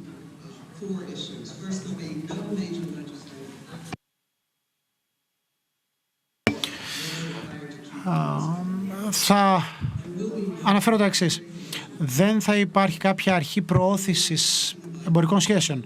Αναμέναμε η διοίκηση Biden να ζητήσει κάτι τέτοιο. Και το TTC μπορεί να κάνει βήματα προς τα εμπρός σε αυτό το επίπεδο, χωρίς να υπάρχει μια τέτοια αρχή. Οπότε το θέμα δεν είναι τόσο σημαντικό. Η Ουκρανία είναι ένα πολύ πιο σημαντικό ζήτημα. Και εδώ θα ακούσουμε πάρα πολλά, θα ακούσουμε μια έντονη ρητορική, η οποία θα ρίξει σκιές στις δεσμεύσεις που έχουν αναλάβει οι ΗΠΑ απέναντι στην Ουκρανία. Δεν θα επηρεάσει τον όγκο της χρηματοδότησης και των όπλων που λαμβάνουν η Ουκρανία από τις ΗΠΑ, αλλά η ρητορική θα δείξει μια πιο διχασμένη εικόνα της χώρας και με αυτή την έννοια θα δώσουμε ελπίδα στον Πούτιν ότι μπορεί να χωρίσει την Δύση, κάτι που δεν το έχει καταφέρει μέχρι στιγμής. Ένας άλλος τομέας είναι το νομοθέτημα φορολόγησης των ψηφιακών υπηρεσιών είναι διαφορετικό από αυτό που ήθελε ο ΩΣΑ. Οι Ηνωμένες Πολιτείες όμως δεν πέρασαν τον πρώτο πυλώνα. Δεν έχω ελπίδα ότι αυτό θα συμβεί και θα είναι κάτι προβληματικό σε σχέση με τις ευρωπαϊκές χώρες που έχουν τη διαφορολογία ψηφιακών υπηρεσιών και αν έμεναν ότι αντίστοιχο νομοθέτημα θα περνούσε και στις ΗΠΑ μετά την δεδομένη στάση του ΩΣΑ. Τέλος, υπάρχει ένα πολύ έντονο στοιχείο, αμερικανικό στοιχείο, στα τελευταία νομοθετήματα περάσανε, θα υπάρχουν ακόμα πιο περισσότερες ανεξάρτητες ενέργειες, αν θέλετε, που θα ξεκινήσουν από το Καπιτόλιο, που δεν συνάδουν με αυτά που θέλει ο Λευκός Οίκος, που δεν ίσως θα είναι συμβατές με αυτά που ήδη κάνει ο Λευκός Οίκος, αλλά σίγουρα κάποιοι άνθρωποι θα προσπαθήσουν να περάσουν στοιχεία μέσα στα νομοθετήματα που ίσως θα είναι επιζήμια. Ζούμε σε εποχές αναταραχών, αλλά σε μεγάλο βαθμό αυτή η αναταραχή θα είναι ρητορική, όχι απτή. Ευχαριστώ πάρα πολύ, Φράνσις. Γκάρετ, καλώς όρισες. Χαίρομαι που είσαι μαζί μας. Ποιοι είναι λοιπόν οι βασικοί στόχοι του TTC, αυτού του Συμβουλίου Εμπορίου και Τεχνολογίας, που βρισκόμαστε τώρα και τι θα πρέπει να περιμένουμε, να αναμένουμε κατά την επόμενη συνεδρία? Έχετε κάποιες πληροφορίες που μπορείτε να μοιραστείτε μαζί μας? Ευχαριστώ πάρα πολύ, Ηλία, και ζητώ συγγνώμη που άργησα να συνδεθώ. Είναι πραγματικά ένα δύσκολο πρωινό εδώ στην Ουάσιγκτον. Ειδικά για εμάς που προσπαθούμε να υποστηρίξουμε αρκετά event που γίνονται σε όλη την πόλη. Πραγματικά οι προσδοκίες είναι μετρημένες, θα έλεγα, για την σημερινή συνάντηση. Αλλά πραγματικά θέλουμε οπωσδήποτε να δούμε πρόοδο να σημειώνεται, γιατί θέλουμε να δούμε αυτό το TTC να αρχίσει να δείχνει αποτελέσματα, να φέρνει αποτελέσματα μάλλον. Το γεγονός ότι αυτή είναι η τρίτη συνάντηση σημαίνει ότι ήδη πρέπει να αρχίσουμε να φέρνουμε αποτελέσματα σε προτεραιότητες οι οποίες έχουν οικονομικό και εμπορικό ενδιαφέρον. Αντιλαμβάνεστε ότι το φόντο μπροστά στο οποίο συμβαίνουν αυτές οι συναντήσεις είναι πολύ πολύ δύσκολο.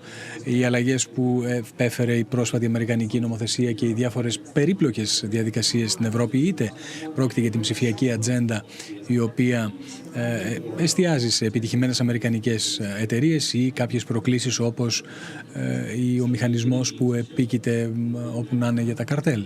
Θα πρέπει να δείξουμε ένα άρρηκτο μέτωπο μεταξύ Ευρώπης και Αμερικής και έχουμε περισσότερα που μας ενώνουν από αυτά που μας χωρίζουν, και στις διατλαντικές σχέσεις το 95% του χρόνου μας μιλάμε για το 5% των πραγμάτων για τα οποία διαφωνούμε, και αυτό είναι δυστυχές, είναι ατυχές. Ελπίζω ότι σήμερα οι συνάδελφοί μας οι οποίοι λαμβάνουν μέρος στο διάλογο με αντικείμενο τα εργασιακά, να δούμε τι γίνεται με τα εργασιακά στις παγκόσμιες εφοδιαστικές αλυσίδες, θα μας δώσει μια ευκαιρία να εστιάσουμε στην Κίνα, αλλά όχι αποκλειστικά. Παρομοίως, χαιρόμαστε πολύ που θα δούμε βελτιώσεις και πρόοδο στα θέματα των προτύπων, στην τεχνολογία, την τεχνητή νοημοσύνη, να δούμε τι γίνεται με την προτινόμενη από την Ευρωπαϊκή Ένωση νομοθεσία για την τεχνητή νοημοσύνη, τι γίνεται για τις υποδομές τηλεπικοινωνίας στις τρίτες χώρες. Αυτό αποτελεί μια τεράστια ευκαιρία τόσο για τις ΗΠΑ όσο και για την Ευρωπαϊκή Ένωση που εργάζονται σε διαφορετικές αγορές, να δούμε τι μπορούμε να κάνουμε και πώς μπορούμε να αντιμετωπίσουμε τις πρωτοβουλίες της Κίνας. Είδαμε ότι αυτές οι κοινές πρωτοβουλίες μπορούν να δώσουν λύσεις, μπορούν να έχουν ως αποτέλεσμα παρόχους και προμηθευτές οι οποίοι είναι έμπιστοι, ακόμα και αν οι κυβερνήσεις στις χώρες των οποίων λειτουργούν δεν είναι. Θα πρέπει να έχουμε ένα κοινό μέτωπο, αλλιώς θα χάσουμε από την αξιοπιστία μας έναντι των εταίρων μας. Έχουμε μια στρατηγική ευθυγράμμιση η οποία προήλθε από την εισβολή της Ρωσίας στην Ουκρανία. Θεωρώ ότι το ΝΑΤΟ είναι ισχυρότερο από ποτέ. Πριν από μερικούς μήνες κανείς δεν θα σκεφτόταν την είσοδο της Φινλανδίας στο ΝΑΤΟ. Βεβαίως θα πρέπει να οριστικοποιηθεί αυτή η εισδοχή, αλλά αλλάζει ο κόσμος και θα ήταν ατυχές εάν δεν αξιοποιούσαμε αυτήν την συγκυρία με μια πιο στενή σχέση μεταξύ μας. Και είναι επίσης πολύ σημαντικό να δούμε τις σχέσεις μας και την σύνδεση μας στην εφοδιαστική αλυσίδα σε αμφότερες τις πλευρές του Ατλαντικού. Εστιάζουμε στους ημιαγωγούς, αλλά επίσης και σε κρίσιμα ορυκτά. Θα Θα πρέπει να δούμε τι γίνεται με την ενεργειακή μετάβαση. Χρειαζόμαστε περίπου 500% περισσότερο λίθιο από αυτό που έχουμε τώρα. Το περισσότερο από αυτό προέρχεται από την Κίνα, αλλά δεν είναι το μόνο σημείο που μπορούμε να βρούμε το συγκεκριμένο προϊόν. Θα πρέπει να δούμε πού μπορεί να γίνει η εξόρυξη αυτών των ορυκτών στην Ευρώπη, στις ΗΠΑ και σε παρόμοιες χώρες όπως ο Καναδάς και η Αυστραλία. Να δείξει δηλαδή το TTC ότι πραγματικά μπορεί να φέρει αυτού του είδους το αποτέλεσμα. Είναι πολύ σημαντικό. Πραγματικά ανυπομονούμε να δούμε τι θα γίνει στην άλλη άκρη της πόλης σήμερα. Είναι μόνο μία συνάντηση. Παρ' όλα αυτά δεν θα πρέπει να εστιάσουμε μόνο στο θέμα της προόδου κάθε 6 μήνες που συναντώνται σε επίπεδο υπουργών, ας πούμε, όλοι αυτοί οι άνθρωποι. Θα πρέπει να δούμε ποια είναι η σχέση και ποιος είναι ο ρόλος που μπορεί να παίξει το ελληνοαμερικανικό επιμελητήριο.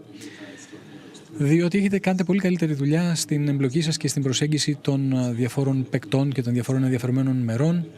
Υπογράφονται κοινά ανακοινοθέντα, έχουμε τη δυνατότητα να συνδεθούμε με τις διάφορες ομάδες εργασίας κατά τη διάρκεια της διαδικασίας. Θα δούμε λοιπόν πώς πάνε τα πράγματα, θα το πάρουμε από εκεί και πραγματικά θα εντείνουμε τις προσπάθειές μας. Ευχαριστούμε πάρα πολύ, Γκάρετ. Πολύ μετριοπαθής η απάντησή σου σε σχέση με το TTC. Στρέφομαι στον George για τις ανησυχίες που έχουμε στα κράτη-μέλη της Ευρωπαϊκής Ενώσεως σχετικά με την νομοθεσία στις ΗΠΑ, που θεωρείται ότι ενισχύουν τις αμερικανικές εταιρείες. Θεωρείται ότι αυτό ενδέχεται να δημιουργήσει πρόβλημα στην διατλαντική σχέση, αυτό το νομοθέτημα, και αν ναι, σε ποιο βαθμό? Ηλία, σε ευχαριστώ πολύ. Πραγματικά συμφωνώ με τους προηγούμενους ομιλητές λέγοντας ότι μία από τις καλύτερες στιγμές του TTC και της σχέσης μεταξύ ΗΠΑ και Ελλάδος πιστώνεται όχι μόνο στην αποφασιστικότητα των Ευρωπαίων ηγετών, αλλά και στην ηγεσία την οποία έχει παράσχει ο Τζο Μπάιντεν, ο οποίος είναι ο πιο υπερατλαντικός και προατλαντικός πρόεδρος που έχει περάσει από τις ΗΠΑ. Και είναι πραγματικά πολύ θετικό ότι η Ευρωπαϊκή Ένωση έχει αντιδράσει σε αυτήν την επιθετικότητα της Ρωσίας, επιβάλλοντας αυτές τις κυρώσεις. Είναι εξίσου σημαντικό ότι το κόστος αυτών των κυρώσεων πέφτει στους ώμους της Ευρώπης με δυσανάλογο τρόπο. Πρόσφατα ο πρόεδρος Biden ανέφερε τα 300 δισεκατομμύρια και τα κέρδη τα οποία σημειώθηκαν από τις εταιρείες ενεργείας των ΗΠΑ ως αποτέλεσμα αυτού του πολέμου. Η πλειονότητα αυτών έχει να κάνει με ανταγωνιστικότητα την οποία έχουμε απομυζήσει από την Ευρώπη. Επίσης, όλος αυτός ο πολεμικός εξοπλισμός ο οποίος παρέχεται στην Ουκρανία προέρχεται από τις Ηνωμένες Πολιτείες. Η ευρωπαϊκή βιομηχανία όπλων δεν είναι αυτή που θα ήταν αν η αμερικανική βιομηχανία είχε διαφορετική θέση. Και υπάρχει και το δόγμα του περιορισμού του πληθωρισμού. Πραγματικά είναι μια απόφαση ορόσημο της κυβερνήσεως Biden. Είναι μια πολύ σημαντική προσπάθεια να επιταχυνθούν οι διαφοροποιήσεις στην κλιματική αλλαγή, στην τάση της Κίνας και πώς θα επιτευχθεί αυτή η ενεργειακή μετάβαση στην Ευρωπαϊκή Ένωση.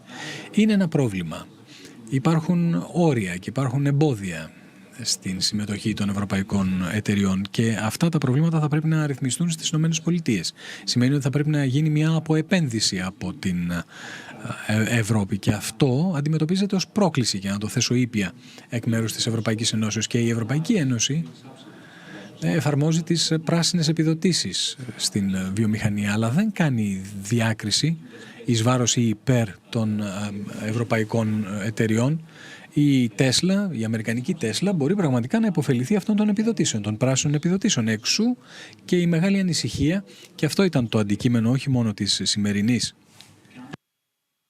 συναντήσεως του Συμβουλίου, αλλά και διάφορων διμερών σχέσεων και επαφών, συναντήσεων μεταξύ του Πρόεδρου Biden και του Πρόεδρου Μακρόν για το πώς μπορεί να αντιδράσει η Ευρωπαϊκή Ένωση. Χθες η Ursula von der Leyen είπε ότι θα πρέπει να δούμε τι γίνεται με την νομοθεσία σε επίπεδο Ευρωπαϊκής Ενώσεως, τι γίνεται με τις χρηματοοικονομικές πρωτοβουλίες. Τι γίνεται, πώς θα μπορέσουμε να αντιδράσουμε ως Ευρώπη σε αυτήν την απόφαση του Πρόεδρου Biden με τον πόλεμο να μένεται στην Ουκρανία. Αυτός ο θερμός πόλεμος ενδεχομένως να αναπτυχθεί σε έναν ψυχρό πόλεμο με την Κίνα. Το τελευταίο που θέλουμε είναι ένας εμπορικός πόλεμος μεταξύ των δύο εγκύτερων, πλησιέστερων συμμάχων, δηλαδή των ΗΠΑ και της Ευρωπαϊκής Ενώσεως. Είμαι αισιόδοξος, λέγοντας ότι θα υπάρξουν ρυθμίσεις στο πακέτο, αλλά ως ισχύος υφίσταται σήμερα, είναι ξεκάθαρο ότι είναι εις βάρος της ευρωπαϊκής ανταγωνιστικότητας και εν τέλει θα αναγκάσει την Ευρωπαϊκή Ένωση να υιοθετήσει μέτρα προς στήριξη της ευρωπαϊκής βιομηχανίας και να την υποστηρίξει στην μετάβαση στην πράσινη ενέργεια. Σας ευχαριστώ. Ναι, χθες είχαμε ακριβώς αυτήν τη συζήτηση μεταξύ του Προέδρου Biden και του Προέδρου Μακρόν και ο Πρόεδρος Biden υποσχέθηκε ότι θα υπάρξουν διαφοροποιήσεις και ότι θα ελέγξουν αυτό το πακέτο και να δούμε τι γίνεται με τις ευρωπαϊκές εταιρείες. Σούζαν, επιστρέφω σε σένα. Σε ποιο βαθμό πιστεύεις ότι οι διατλαντικές σχέσεις στο εμπόριο, με αντικείμενο το εμπόριο και τις επενδύσεις θα έχουν να κάνουν με την συμφωνία αυτή? Θεωρείς ότι αυτή η συμφωνία θα μπορέσει να αποτελέσει πρότυπο για τις επενδύσεις και το εμπόριο στο μέλλον? Ηλία, σε ευχαριστώ πολύ. Νομίζω ότι μέρος αυτών που με ρωτάς καλύφθηκε από τους προηγούμενους ομιλητές. Θα ήθελα να εστιάσω ως προς το τι είναι το TTC και το ανέφερε ο Γκάρετ. Είναι ένα φόρουμ. Έτσι, δεν είναι μια εμπορική συμφωνία, δεν έχει σχεδιαστεί ως εμπορική συμφωνία. Έτσι, για να ξεκαθαρίσω στο ακροατήριο όμως ότι δεν περιμένουμε να ανακοινωθεί σήμερα μια μεγάλη συμφωνία. Είναι μια ομάδα εργασίας. Είναι το μέλος, είναι το κομμάτι του TTC, το Συμβούλιο Εμπορίου και Τεχνολογίας. Αυτό κάνει. Είναι μια συνεργασία η οποία συνεχίζει και συμφωνώ με τους προηγούμενους ομιλητές να πω ότι η κοινότητα θέλει να δει να σημειώνεται πρόοδος. Θα πρέπει να είμαστε ρεαλιστές, πραγματιστές επίσης. Πρώτα απ' όλα, το αντικείμενο είναι το χτίσιμο σχέσεων μεταξύ της Ευρωπαϊκής Ενώσεως και των ΗΠΑ. Έχουμε τόσα πολλά κοινά που μας ενώνουν, που πραγματικά είναι το 95% όπως ελέγχθη του χρόνου το ξοδεύουμε στο να συζητάμε στο 5% των θεμάτων στο οποία διαφωνούμε και είναι δυστυχές. Για να απαντήσω το ερώτημά σου, πραγματικά υπάρχουν αυτές οι ομάδες εργασίας και είναι ένα εργαλείο το οποίο μας δίνει τη δυνατότητα να εστιάσουμε στο πώς θα σημειώσουμε πρόοδο σε διάφορους τομείς. Όπως αναφέρθηκε νωρίτερα, είναι η ημιαγωγή ένα αντικείμενο. Η τεχνητή νοημοσύνη, νομίζω, ήδη αναφέρθηκε, οι πρώτες ύλες ως πραγματικά κρίσιμος τομέας αναγκαίας εστιάσεως και ας τα χρησιμοποιήσουμε. Για να απαντήσω λοιπόν στο ερώτημά σου, Ηλία, θα έλεγα που είναι εάν η σχέση θα επηρεαστεί από μια συμφωνία. Η σχέση έχει θετικό πρόσημο, θα έλεγα. Βλέπουμε κάποια παραδοτέα. Αντιλαμβάνομαι ότι ενδεχομένως να υπάρξουν κάποιες συμφωνίες για κάποια παραδοτέα με αντικείμενο την τεχνητή νοημοσύνη, κάποιο για την εφοδιαστική αλυσίδα, κάτι για τις δημοκρατικές αξίες και θα έλεγα ότι αυτό θα ήταν ένα πολύ θετικό αποτέλεσμα, απότοκο. Θεωρώ ότι οι συζητήσεις ως προς την μείωση του πληθωρισμού δεν θα έπρεπε να επισκιάσουν αυτό το οποίο συμβαίνει στο πλαίσιο του TTC. Ας εστιάσουμε στο TTC, στο Συμβούλιο Εμπορίου και Τεχνολογίας. Δεν είναι το φόρουμ στο οποίο θα συζητήσουμε την νομοθεσία περί μειώσεως του πληθωρισμού. Θα το δούμε στο πλαίσιο του TTIP. Ας δούμε λοιπόν τα συγκεκριμένα προβλήματα που θέλουμε να επιλύσουμε. Μπορεί να αποτελέσει πρότυπο για το μέλλον. Θεωρώ ότι ήδη έχει θεωρηθεί και έχει αξιοποιηθεί ως τέτοιο. Είναι ένα ζωντανό φόρουμ. Μπορεί να αποτελέσει παγκόσμιο πρότυπο, είτε αφορά διμερείς σχέσεις, είτε πολυμερείς σχέσεις, οι σχέσεις Ευρωπαϊκής Ενώσεως και Ινδία ή με άλλα μπλοκ.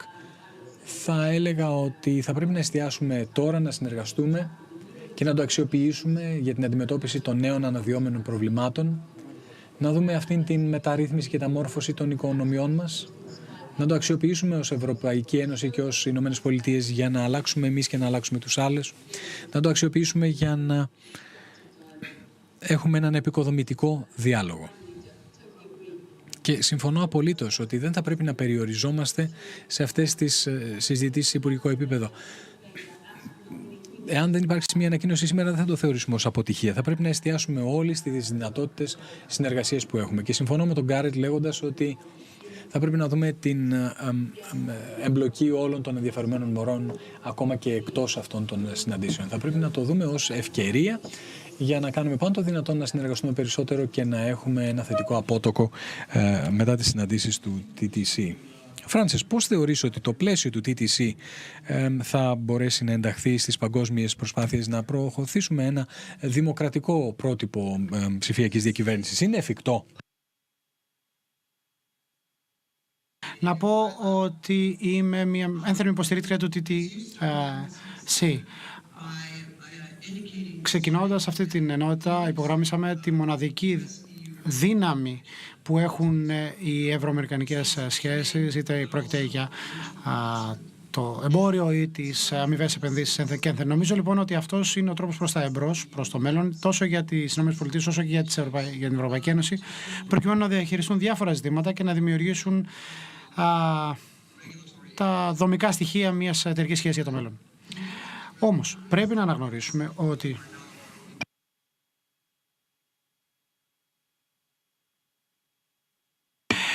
οφείλουμε να υπογραμμίσουμε ότι ιδίως σε αυτόν τον κόσμο όπου κυριαρχεί η γεωπολιτική υπάρχουν πολλές προκλήσεις και γίνεται όλο και πιο σημαντικό να έχουμε ισχυρούς δεσμούς με άλλους οι οποίοι υποστηρίζουν τις ίδιες αξίες με εμάς και θέλουν να δουν το ίντερνετ να λειτουργεί έτσι όπως θέλουμε όλοι μας στο μέλλον και όχι με τον τρόπο που θέλει η Κίνα ή η Ρωσία σε ό,τι αφορά το ίντερνετ. Πρέπει λοιπόν να βοηθήσουμε να αναπτύξουμε μια συνένεση μεταξύ ημών Ευρωπαϊκής Ένωσης και ΗΠΑ, αλλά αυτή τη συνένεση πρέπει να την επεκτείνουμε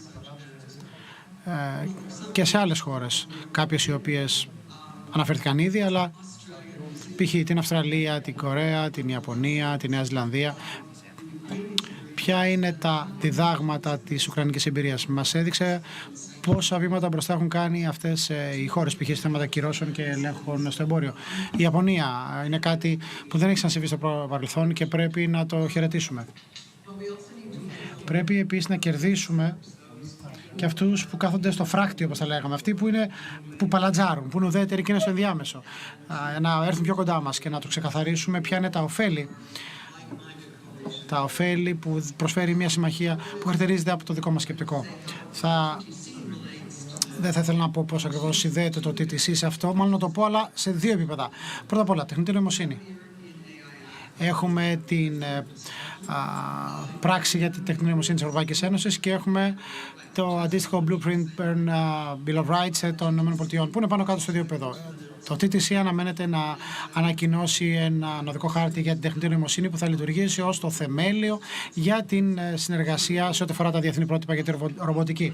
Συνεπώς, λοιπόν, υπάρχει ένας δρόμος για να προχωρήσουμε προκειμένου να επιτευχθεί συνένεση στην τεχνητή νοημοσύνη, αλλά και για το πώς θα συνεργαστούμε με άλλες χώρες πάνω στο πώς θεωρούμε ότι είναι ο σωστός τρόπος να χρησιμοποιηθεί η τεχνητή νοημοσύνη και ποιος είναι ο λάθος τρόπος. Επίσης, όσον αφορά τη διακήρυξη για το μέλλον του ίντερνετ, αυτό είναι κάτι που προέκυψε από τη διάσκεψη κορυφής για τη δημοκρατία στις ΗΠΑ. Η Ευρωπαϊκή Ένωση συμμετείχε άμεσα και έπαιξε ρόλο στη διαμόρφωση διακήρυξης. Είναι μια δέσμη αρχών με στόχο να περιγράψει τι πρέπει να κάνει κάθε χώρα προκειμένου το ίντερνετ να παραμένει δημοκρατικό και ελεύθερο. Αρχικά υπήρχαν 60 χώρες, μεταξύ των οποίων όλα τα κράτη-μέλη της Ευρωπαϊκής Ένωσης και βεβαίως η Επιτροπή, και πρέπει να διευρύνουμε αυτή την ομάδα σκεφτόμενοι και ποια είναι τα benchmark, οι σταθμοδείκτες που έχουμε ωρίσει, π.χ. για να μετρήσουμε την ελευθερία στην κίνηση και στη ροή δεδομένων. Πώς οι χώρες που έχουν συνυπογράψει μπορούν να μετρηθούν τόσο ώστε να πούνε ότι ναι, συνάδουμε, ευθυγραμμιζόμαστε με αυτό, και πώς μπορούμε να δώσουμε μία ένδειξη σε αυτούς που θέλουν να έρθουν μαζί μας για το τι πρέπει να κάνουν, προκειμένου να μας βοηθήσουν τόσο ώστε το ίντερνετ να παραμείνει δημοκρατικό και στο μέλλον. Αυτή η συζήτηση έχει γίνει μία συζήτηση κομβικής σημασίας, κεντρικής σημασίας και στο TTC.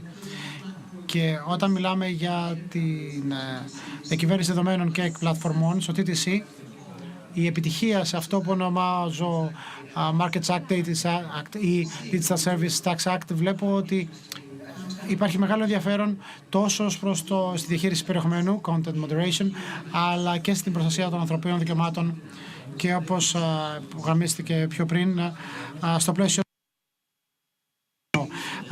Και αναμένουμε το TTC να ανακοινώσει κάποιες αρχές για την προστασία των ανθρωπίνων δικαιωμάτων στο πλαίσιο της διακήρυξης. Και η διακήρυξη λοιπόν θα μας δείξει πώς μπορούμε να κινηθούμε. Να σας σταματήσω εδώ, Φράνσις, αν μπορούμε, διότι θέλω να ρωτήσω κάτι ακόμα.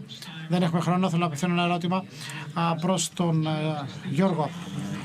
Παραμένει η Κίνα ο ελέφαντας στο δωμάτιο, όπως λέμε? Μπορεί αυτό να οδηγήσει σε μια σταθερή διατλαντική σχέση, διότι από ό,τι καταλαβαίνω στην κουβέντα ισχύει αυτό. Αναφορικά με την Κίνα, η Ευρώπη και οι ΗΠΑ θα έλεγα είναι συγχρονισμένες. Να υπενθυμίσω την πρώτη συνάντηση του Υπουργού Μπλίνκεν με τον πρόεδρο της Κίνας μετά την εκλογή του κ. Μπάιντεν. Χρησιμοποίησε ακριβώς την ίδια φράση με την Ευρωπαϊκή Ένωση. Δηλαδή, η Κίνα είναι ένας οικονομικός ανταγωνιστής, ένας συνεργάτης ό,τι αφορά την αντιμετώπιση της κλιματικής αλλαγής, αλλά και ένας συστημικός αντίπαλος. Και αυτό είναι ένα πλαίσιο που μοιραζόμαστε μεταξύ μας όλοι. Η Κίνα σαφώς αποτελεί μια πρόκληση επίπεδο ασφαλείας, έτσι το βλέπει και η Ευρωπαϊκή Ένωση και οι ΗΠΑ.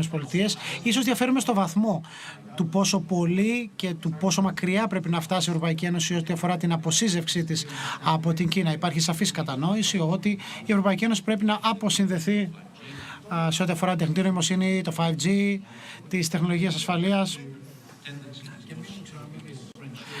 και για το λεγόμενο friendshoring, μιλώντας για τις εφοδιαστικές αλυσίδες και τις πρώτες ύλες για κρίσιμα στοιχεία. Και οι δύο πόλεις σε αυτό το επίπεδο θα έλεγα ότι είναι συγχρονισμένοι. Όμως, εδώ είναι και ένα ζήτημα αναφορικά με τις διαφορετικές απόψεις για το πόσο πολύ και πόσο έντονα θέλει ο καθένας να κινηθεί. Υπάρχουν επίσης διαφορές και εντός Ευρωπαϊκής Ένωσης. Δεν θα ακούσεις ακριβώς την ίδια φρασιολογία αν είσαι στο Βερολίνο και αν είσαι στο Βίλνιους. Μιλάω για την Ευρωπαϊκή Ένωση. Και υπάρχει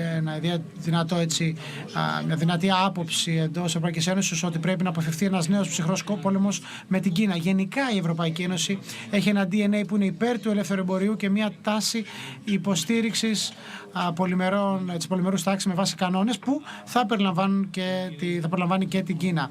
Συνεπώς υπάρχει ένα συνεχές μπρος πίσω. Η κουβέντα είναι διαρκής μεταξύ ΗΠΑ και Ευρωπαϊκής Ένωσης, αλλά εν γέννη θα έλεγα ότι η Κίνα μας ενώνει, δεν μας διαχωρίζει όταν μιλάμε για τις διατλαντικές σχέσεις. Τελευταίο ερώτημα στον Γκάρετ. Δεδομένης της εμπειρίας μας από την περίοδο της COVID ως προς τις εφοδιαστικές αλυσίδες και τα προβλήματα που αντιμετωπίσαμε, δεν βλέπουμε κάποια βιομηχανική ανάπτυξη παρά τα κίνητρα που έχουν δοθεί ένθεν και ένθεν του Ατλαντικού. Κάποια σημαντική ανάκαμψη. Για ποιο λόγο? Είναι σημαντικό να υπογραμμίσουμε πόσο ανθεκτικές είναι οι εφοδιαστικές μας αλυσίδες στον τομέα της υγείας. Πόσο ανθεκτικές ήταν, λέει ο μιλητής. Υπήρχαν περιορισμοί στις εξαγωγές εμβολίων που επιβλήθησαν στην εξαγωγή μασκών και εντός Ευρωπαϊκής Ένωσης. Όμως, όταν έχεις μια ανθεκτική εφοδιαστική αλυσίδα με παγκόσμια χαρακτηριστικά, αυτό σημαίνει ότι δεν μπορείς να έχεις τους προμηθευτές σου όλους μαζεμένους σε μια χώρα, όπως είδαμε για παράδειγμα τα τελευταία χρόνια με τα διάφορα παρασκευάσματα δημιουργείς συμφόρηση, bottleneck. Συνεπώς θέλουμε ανθεκτικότητα και ασφάλεια. Και αυτό το επιτυχάνεις όταν υπάρχει διαφοροποίηση στην πηγή και διασύνδεση. Συμφωνώ με τον τελευταίο μιλητή ότι απομακρυνόμαστε από την εξάρτησή μας από την Κίνα ως πηγή, διότι υπάρχουν εταιρείες που δουλεύουν για την Κίνα απευθυνόμενοι μόνο στην κινέζικη αγορά. Και αυτό αποτελεί ένα κομμάτι της εφοδιαστικής αλυσίδας και μόνο. Όμως από την άλλη δεν έχουμε δει τα κίνητρα, διότι μιλάμε για friendshoring, αλλά δεν έχουμε δει κάποιες απτές πολιτικές να εφαρμόζονται για να δώσουμε κίνητρα. Δεν θέλουμε να μπούμε σε έναν αγώνα επιδοτήσεων, οπότε συνεπώς χρειαζόμαστε μια πιο ολοκληρωμένη και συνεκτική ρυθμιστική προσέγγιση. Το TTC πρέπει να επικεντρωθεί π.χ. στους ημιαγωγούς, να μην ρίχνουμε χρήματα όλοι στο ίδιο πρόβλημα, αλλά να επενδύουμε σε κορυφαίες τεχνολογίες, σε προηγμένες τεχνολογίες που η αγορά δεν είναι ακόμα έτοιμη να υποστηρίξει. Πρέπει να έχουμε κοινές προσεγγίσεις ό,τι αφορά το due diligence που κάνουμε σε εφοδιαστικές αλυσίδες, επίσης στις αναδυόμενες τεχνολογίες. Οπότε, αν έχουμε ένα πιο ενοποιημένο ρυθμιστικό πλαίσιο ένθεν και ένθεν, θα μπορέσουν οι εταιρείες να μειώσουν την αλληλεπικάλυψη στις επενδύσεις τους. Και βεβαίως να δουλέψουν καλύτερα ένθεν και ένθεν του Ατλαντικού. Όχι απαραίτητα εις βάρος των επενδύσεων σε άλλα μέρη του κόσμου, αλλά θα ενθαρρύνουμε την συνεργασία μεταξύ μας και τον ανταγωνισμό. Και αυτό νομίζω είναι κάτι το οποίο όλοι θέλουμε να πετύχουμε. Ευχαριστώ πάρα πολύ, Γκάρετ. Να κλείσουμε κάπου εδώ την ενότητά μας, διότι ο χρόνος έχει τελειώσει. Σας ευχαριστώ όλους και πάλι για τη συμμετοχή σας για αυτή την συζήτηση στο πλαίσιο της εκδήλωσής μας για τις διατλαντικές σχέσεις και το TTC, και ευελπιστώ ότι θα σας δούμε όλους ζωντανά την επόμενη φορά του χρόνου στην Αθήνα. Ευχαριστώ πολύ, να είστε καλά και θα τα ξαναπούμε σύντομα. Αντίο. Thank you very much. Let's move on with the next session.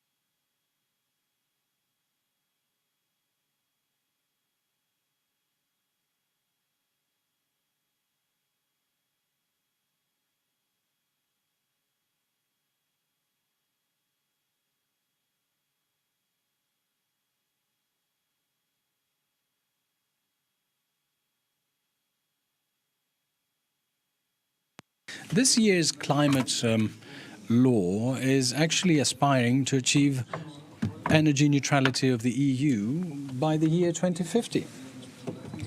In the framework of achieving a limitation in the gas emissions by 1.5 degrees, it's the greenhouse gases. Within this framework, we have seen the adoption of measures that have to do with limiting energy consumption, renewable energy sources, replacing natural gas by other renewable energies, and the Paris Accord was signed in April 2015. And it was only in 2015, only a year later, it was ratified by the Greek Parliament. But according to a recent study by the UN project, the current efforts do not go hand in hand with the increasing risks. The report that is entitled Too Little, Too Slow, which is quite characteristic, supports that the failure to meet this climate change challenge puts the world at risk. We should take into advisement that in 2021 alone, the extreme weather conditions cost almost $330 billion for the global economy. And 25% of the global population, approximately 2 billion people, are at risk of being endangered by floods. And these are extreme weather phenomena that we have experienced in our country as well. Now, the General Secretary for Natural Environment, Dr. Petros Varelidis, Secretary General for Natural Environment and Water with the Ministry of Environment, would like to thank you very much for being with us. Right, so with the given fact that there is a strong pressure to adapt due to time, because these results of climate change are tangible by everyone, can you say what are the main goals of this climate law? And if it's bold enough for us to cover the ground lost and to approach what we are looking at as a result. Thank you very much for inviting me to be here. I would like to say that, as is very obvious, no law and no act can resolve the problem in and of itself. I would like to say that this holds water for all problems in general. All the more so when it comes to climate change, which is not a matter of a single country, it's a matter of the whole planet. And as you know, Greece has a very small contribution to the production of greenhouse and emission of greenhouse gases. So even if tomorrow morning we stop producing greenhouse gases, this would make absolutely no difference in global climate, provided that the rest of the world does not follow suit. Things, as we know very well in Greece, are not resolved by a single law and a single article. It is a much more complex and complicated process to be followed. Be that as it may, we were the first to establish the first national law on climate.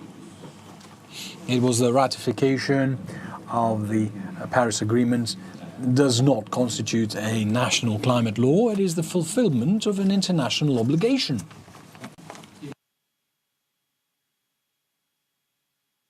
And I believe that the key goal of the first national climate law is precisely this: to prepare and prime Greek economy for changes that are unavoidable.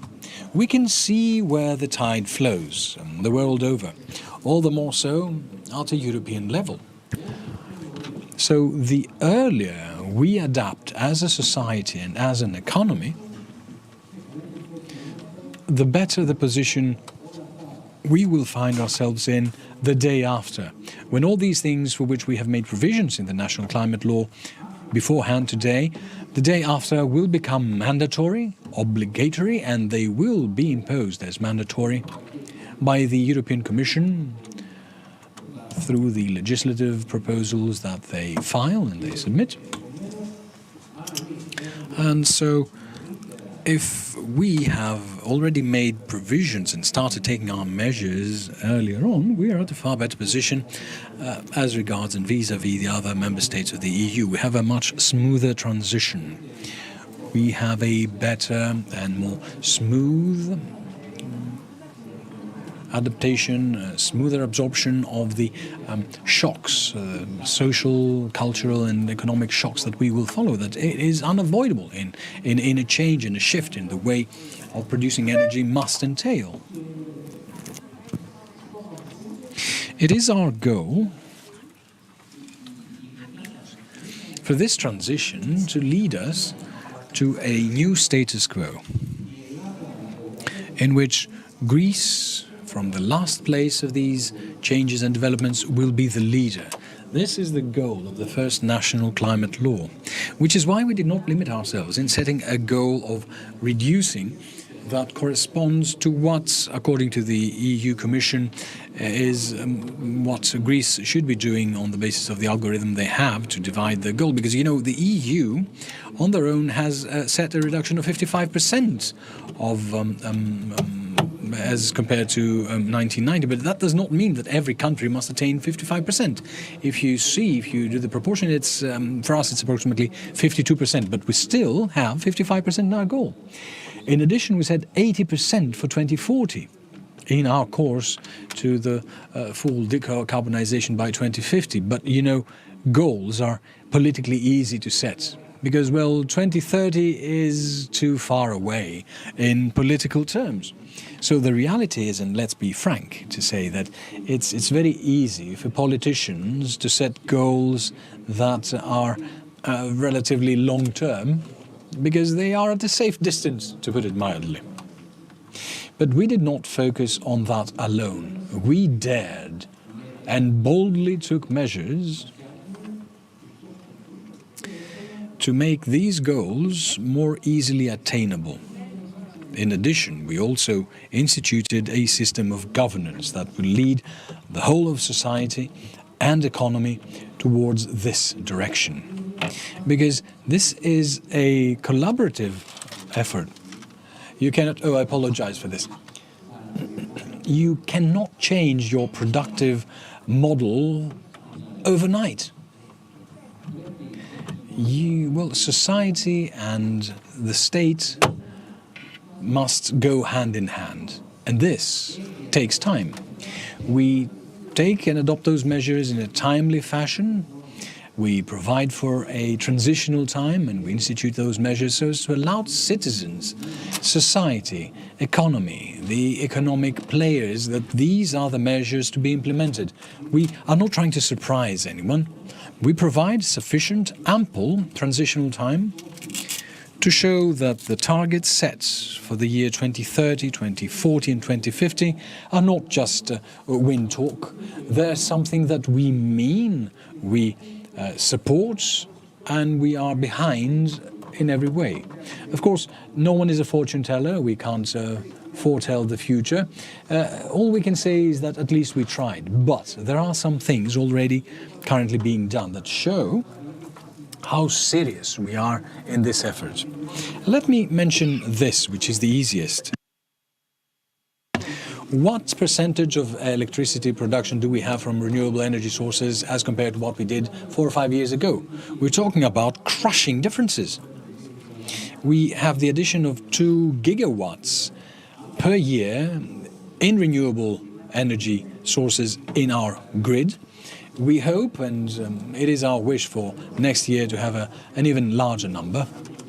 But there, we all know what the problem is, what the bet is, what the difficulty is, which is to support the networks in order for them to be able to withstand the additional gigawatts we'll be churning their way that we need through the renewable energy sources. I believe that the evidence we have so far is such to support that we do mean what we say, and this is something that will be seen in the updated ESEC, which is already being drafted on the basis of the new national climate law in conjunction with the EU climate law, the new targets that have been set by the EU legislation, so as to have a cohesive framework that will allow us to move forward with safety, giving us a competitive edge as we march towards 2030. Right, we are a Chamber of Commerce, and we would like your opinion on how you see our national economy adapting and responding hereinafter to the climate law. You mentioned the increase in renewable energy sources. Do you see any other opportunities for investments and for financial growth? Well, you see, this increase in renewable energy sources means that we are at such a financial conjuncture with energy prices and energy costs that it is a one-way street. Because it's one of those very rare occasions that we have a win-win situation. We attain the goals and the targets for climate change, and at the same time we reduce our pollutants. Well, as you can clearly see, this is a huge indirect benefit to be drawn from the transition to renewable energy sources. We have much cleaner atmosphere, much cleaner air, breathable air. But in this current conjuncture, time and place, we have a much lower cost. So it is to our benefit, no matter which way you look at it from, which is also driven by this economic conjuncture. That being said, this entails a huge change in the productive model. It requires tremendous changes in additional resources, in secondary resources like the grids, the power grids. You need more capacity, otherwise you can't fit those additional gigawatts. But it necessitates changes in the regulatory framework. And I believe that today's government does have the courage to make the necessary reforms, which in fact, and this requires even more courage, keeps on improving them. Wherever there is need for tweaking and adjustment, this tweaking does take place. Because, you know, in legislating and in the regulatory framework, there's no black and white. It's not a mathematical equation. We do make some provisions and some regulations, and when we need further improvement, I believe that the Minister, Mr. Skrekas, has proven that he makes all the necessary adjustments, tweaks, and we see what I just explained, that we have a greater infiltration of the renewable energy sources. We have adopted a series of measures to encourage to encourage industries and commercial consumers and household consumers for them to produce their own energy from renewable energy sources through the net metering. And this was achieved through a series of measures of raising the cap on self-production. In the climate law, we said that it's 30% of the coverage for over 150 square meters. They must have photovoltaics or modern sun boilers for the production of warm, hot water. We see important measures undertaken for electric vehicles. This is very important. You know, the public sector is already under the obligation, according to EU legislation, 25% of the vehicles they buy as of July 2021, 25%, I say, must be electric vehicles. Yes, well, we need to see that happen. Well, we're talking about the new ones that will be purchased or are being purchased. And we adopted the same obligation for the private sector as well, for businesses, in order to create a critical mass of electric vehicles that are necessary for the charging stations to be maintained financially, to break this vicious circle of whether the egg or the chicken came first. Do we need charging stations or do we need more cars? We need to boldly move forward with both. We keep on simplifying the legislation concerning the way licensing is provided and the permits are issued for the charging stations. So we're trying to tackle the issue from all different perspectives, aspects and sides, so as to achieve the result we're looking for. For EVs, I must say that promoting electric vehicles has a huge positive impact on the breathable air in the cities. So it has a direct positive impact on the quality of life and on human health. Well, I would be remiss if I didn't ask about the air and the health of the citizens. Okay, EV is a solution after we resolve the issues with the charging stations. And we are, if not the last, we are the penultimate in the EU in charging stations per capita.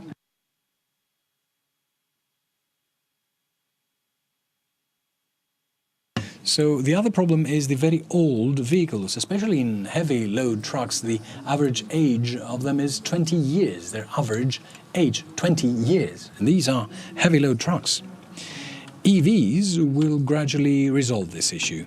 But would it be that we should take more direct and immediate measures to deal with this phenomenon? Well, you see, obviously, atmospheric pollution is something that concerns all of us and is linked indirectly yet clearly with climate change issues.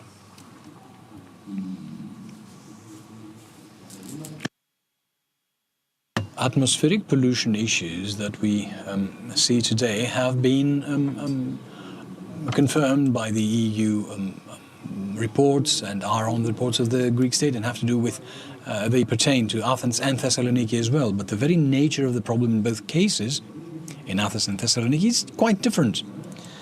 In Athens, they are in fact linked with traffic. In Thessaloniki, they have mostly to do with central heating systems. But in Athens, they have to do with traffic, with vehicle traffic. The problem of trucks and the old age of those trucks and of private vehicles, yes, private vehicles also, is a thorny and hard to resolve issue. This is the reality. Because one needs to take into advisement as well the financial and economic level of the country. The capacity of the state to subsidize is limited, and I believe that today's government has tried to the best maximum effect to subsidize fuel as well as the market of electric vehicles, for instance. Yes, you're quite right in saying so, sir.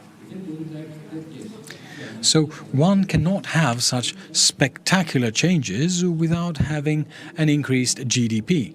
Everything is easier when you're a rich country. One cannot compare what happens in Norway with what happens in Greece. We as a country must do the best we can as a function of the data we have.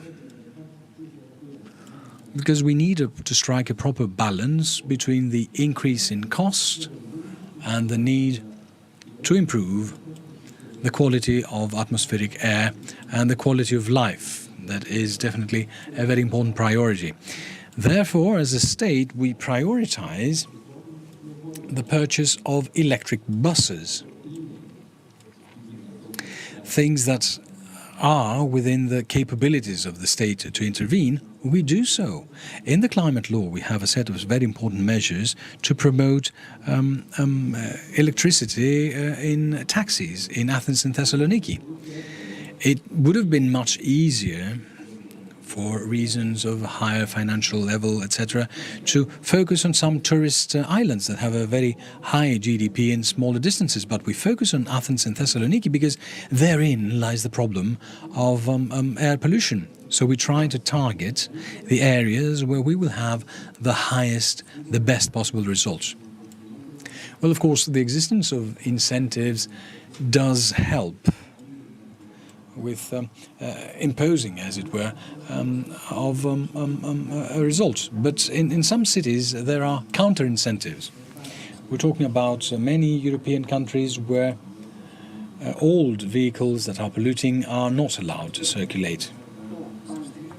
I'm thinking about Austria. It's an extreme example where old cars are not allowed in autobahns, and the trucks have to be laden on trains to cross Austria and disembark in Germany, because they may not circulate and travel through the country. Well, in our country, these trucks are easy to circulate with the very well-known results. Now, apart from the incentive, which is a matter of money and GDP, as you said, maybe at some point we should think about counter-incentives as well.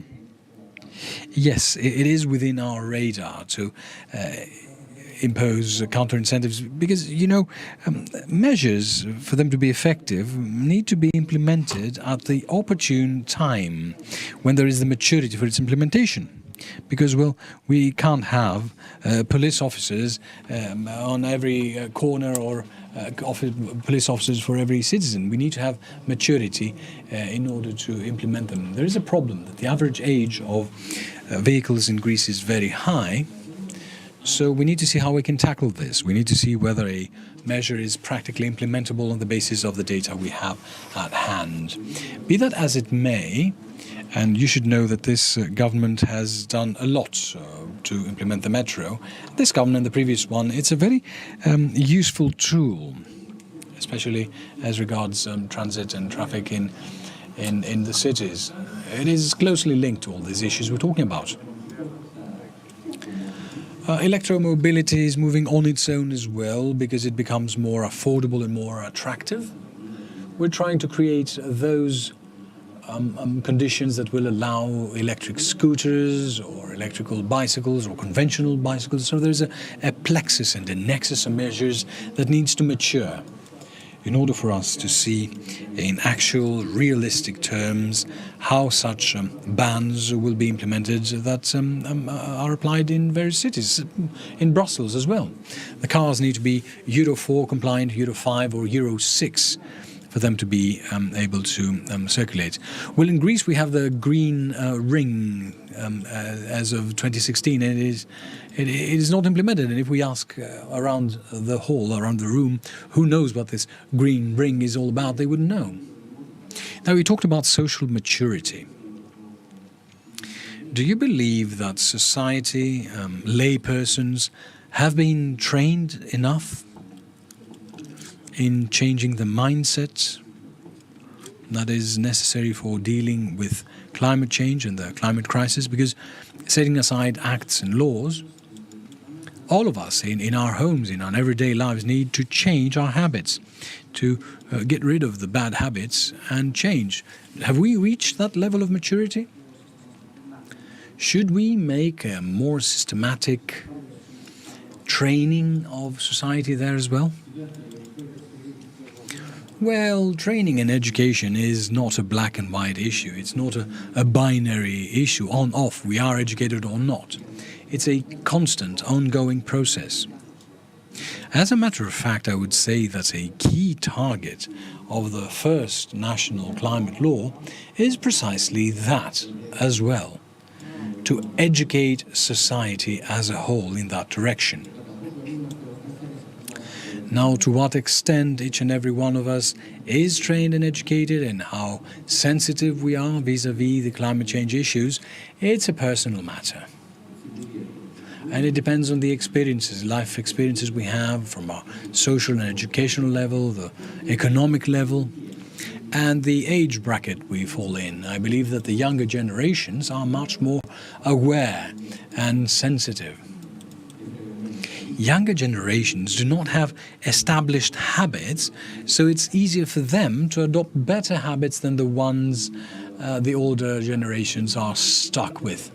I think it's a constant and ongoing process, and in the educational program we're trying to include the climate change dimension and the sustainable development as well.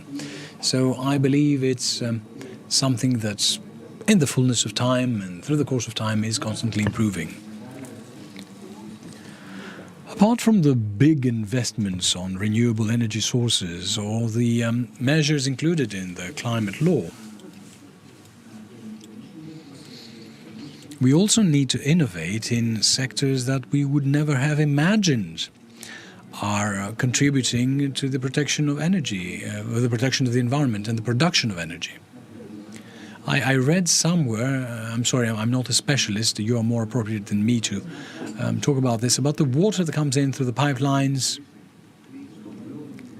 There are micro turbines that allow for current to be created. Do you encourage such technological innovation? Well, of course they are encouraged. And there are local government companies that produce electrical power on their own through small hydroelectric turbines that they use through their pipelines. They're local water management companies when they carry the water from a higher level to a lower level. And through, of course, the placement of photovoltaic parks, which is much more useful, much more habitual, much more frequent, or the creation of biomass and biogas, which is very important. Particularly biogas and biomass are very important because they produce constantly electrical current, which means that they compensate the stochastic nature of the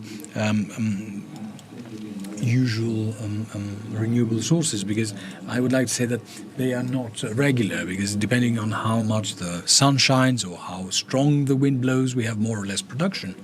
But with biogas and biomass and geothermal production, we have a steady production. Hydroelectric dams. You just turn the faucet on, you produce energy, you turn the faucet off, you don't produce energy. So in reality we need many different ways, a mixture of many different ways that will ensure that we will have a stability in the system and a greater stability. And we need storage systems as well, either using batteries or water tanks that will be used as capacitors, as accumulators, when you have an excess of production of natural renewable energy sources. If you don't know what to do that, you use it to use the pumps to move the water higher, and you use it as a capacitor. All this needs to be made with a respect for the environment. We can't put wind generators and batteries and photovoltaics everywhere. We need a balance, as with everything. Right, Mr. Varelidis, thank you so very much. You said so many things, all of them interesting. Now we have even more questions than we did before, but you will probably resolve those questions as well at a later time. Thank you for having me.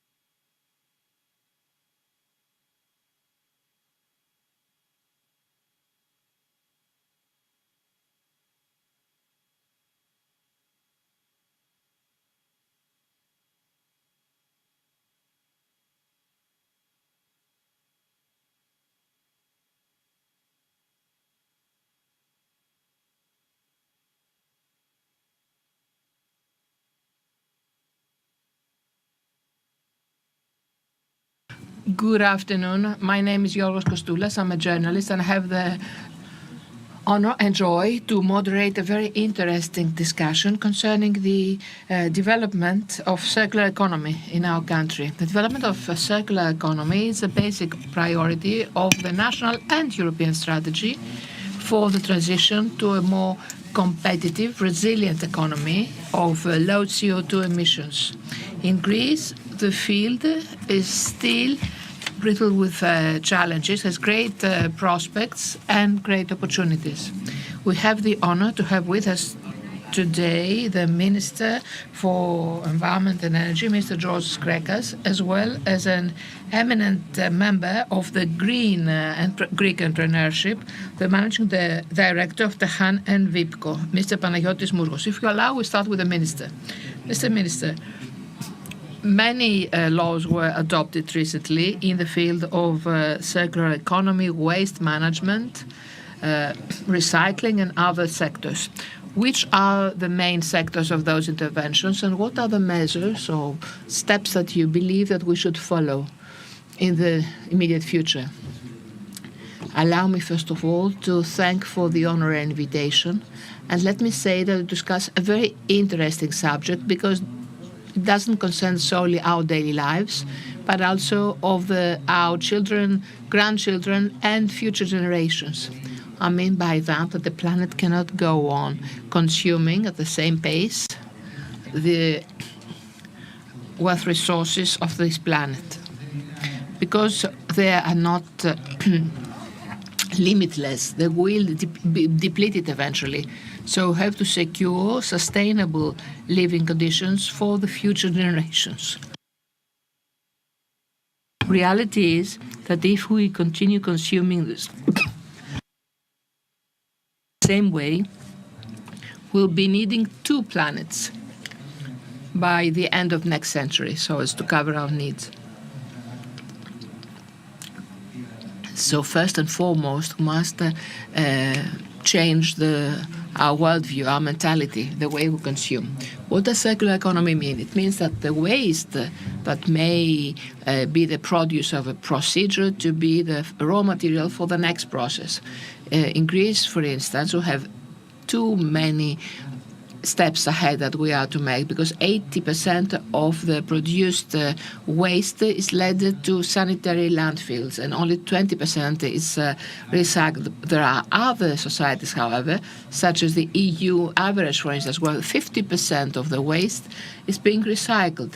There are even more progressed states in the field of waste management where 80 or even 90% is being exploited. It's a mere 10%. 10 to 20% that is led to sanitary landfills. So what are we supposed to do? Precisely what we have planned as a government.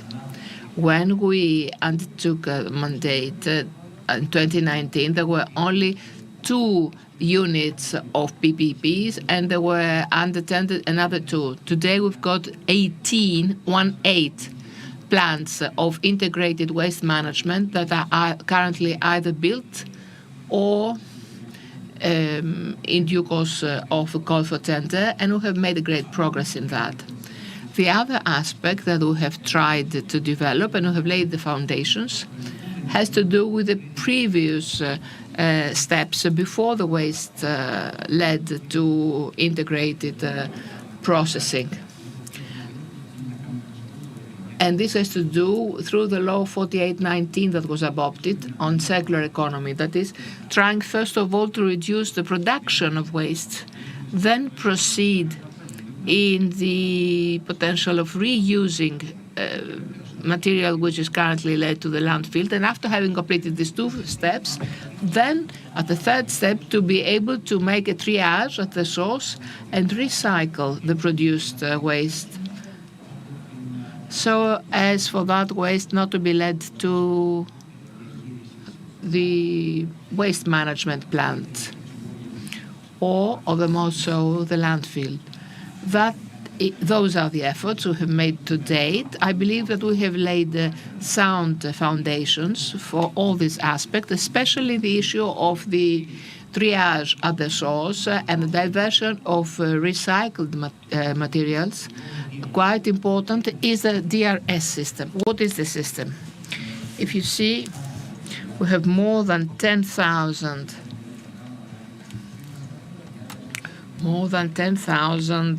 stands and points of small sales. Everybody goes around with a small plastic bottle. You see that bottled water is on the rise. Unfortunately, all that is led to the waste bin.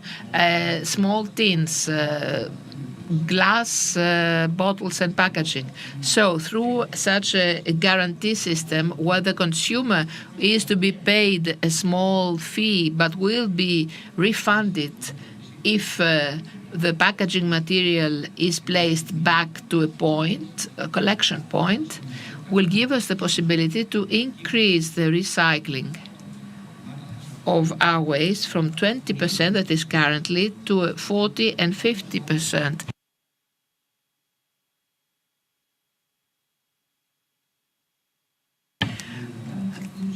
Because 50% of the waste that we discard includes such kind of packaging, tin, plastic, carton packaging. Such a system will give us quickly the possibility to offer an incentive to the end consumer not to discard the packaging in a waste bin, but have it placed at a specific spot and being refunded of the small fee he has paid originally, and therefore have a good quality recycling material.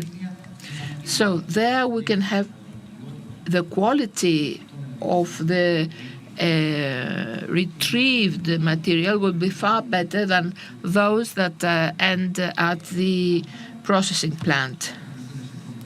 So this is as far as for the first question.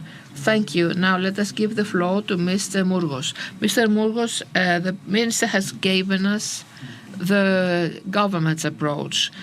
Let us hear the market view on the subject. Your honorable Minister, honorable ladies and gentlemen and dear friends, as the group in Tehan and VIPCO, we're extremely glad for enhancing and enriching the works of the 33rd Greek Economic Summit, being the silver sponsors.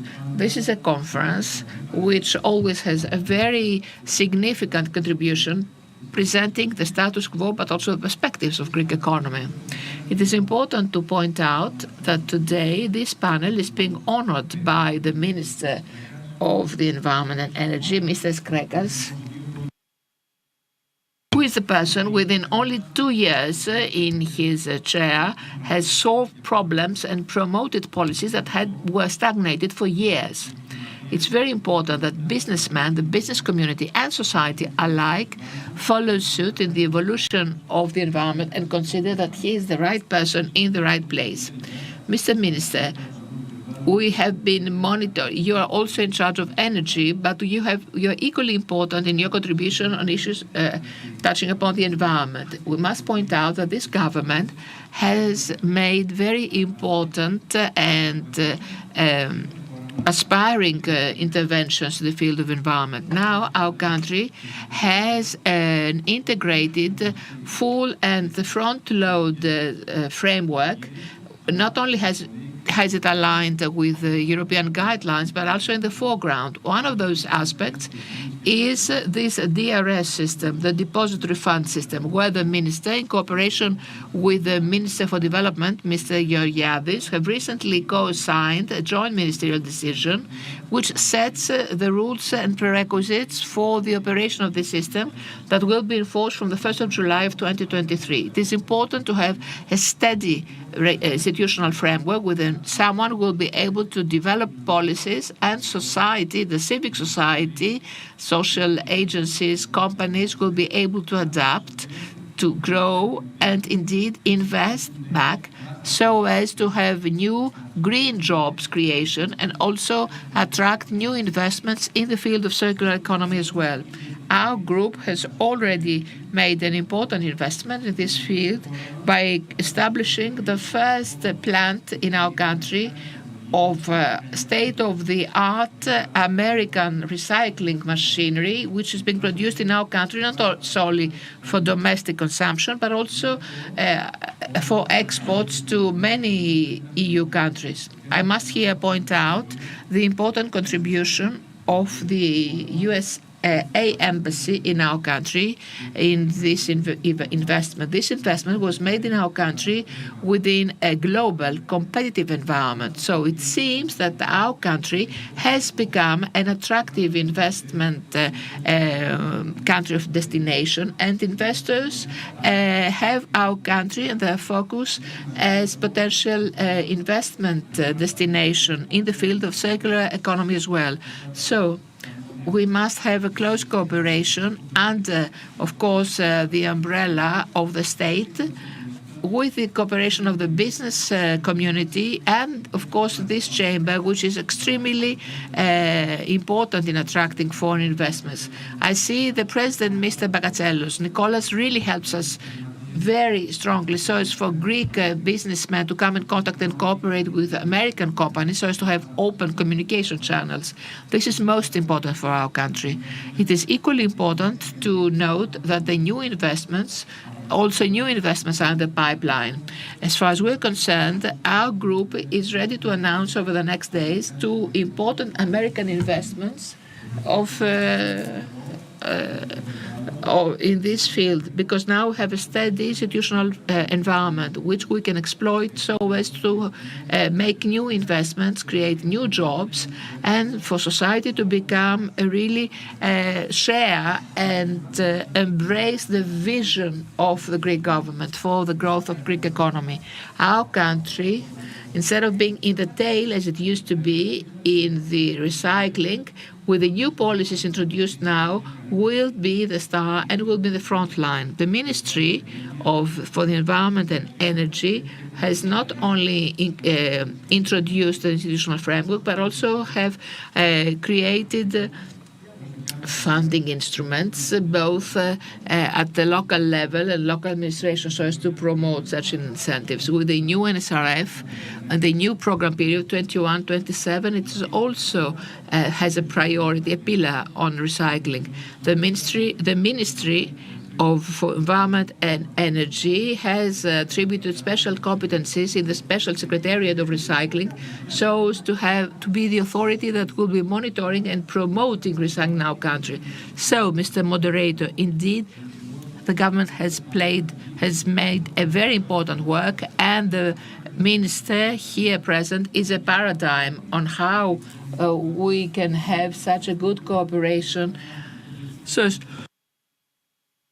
have an institutional framework where we can stand as a society and companies in proud, because there is a specific goal, sustainable development, so as to present our country at least as good as it was bequeathed to us, or even better. As Yannis Antetokounmpo said, we are all one team in recycling. There's no one redundant. We have common goals. We must cooperate and have important results so as to be proud both for us and the next generations. Thank you, Mr. Mourgos.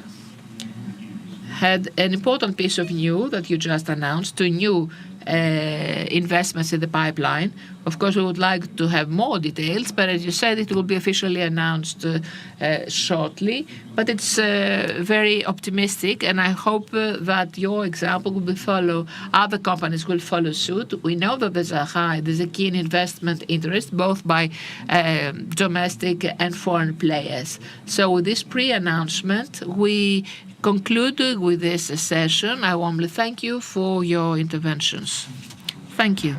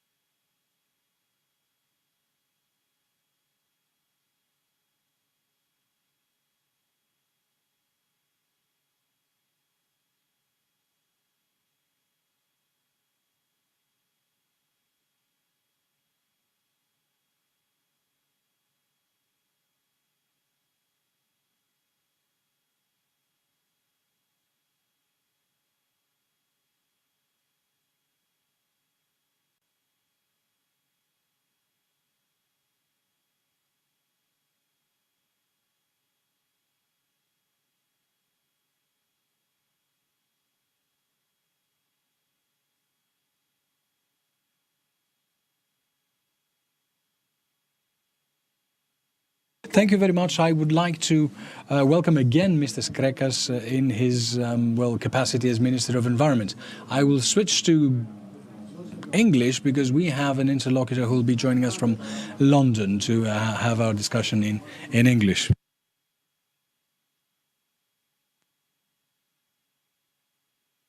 Ο κύριο Walker μαζί μας, ήδη είναι online, οπότε κατευθείαν αγγλικά τον παρουσιάζω. Με μεγάλη μου ευχαρίστηση έχουμε τον Υπουργό Περιβάλλοντος και Ενέργειας σε αυτή τη συνεδρία που έχει θέμα την ισορροπία μεταξύ της ενεργειακής κρίσης και της πράσινης μετάβασης. Έχουμε κάποιους εκπληκτικούς ομιλητές που τους προσκαλώ στο βήμα.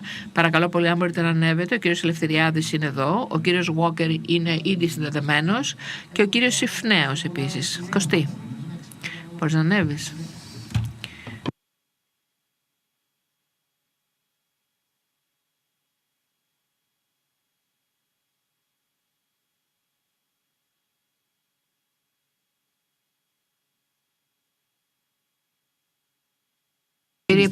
Κύριε Υπουργέ, μιλάμε για μια ενεργειακή κρίση η οποία ήταν άνευ προηγουμένου. Η χείριστη κρίση στις ενεργειακή αγορά σε όλο τον πλανήτη από ό,τι που έχουμε δει και βιώσει, και είδαμε κυβερνήσεις ανά τον κόσμο, αλλά πρωτίστως στην Ευρωπαϊκή Ένωση και τα αντίστοιχα Υπουργεία Ενέργειας να προσπαθούν να αντιμετωπίσουν το ζήτημα.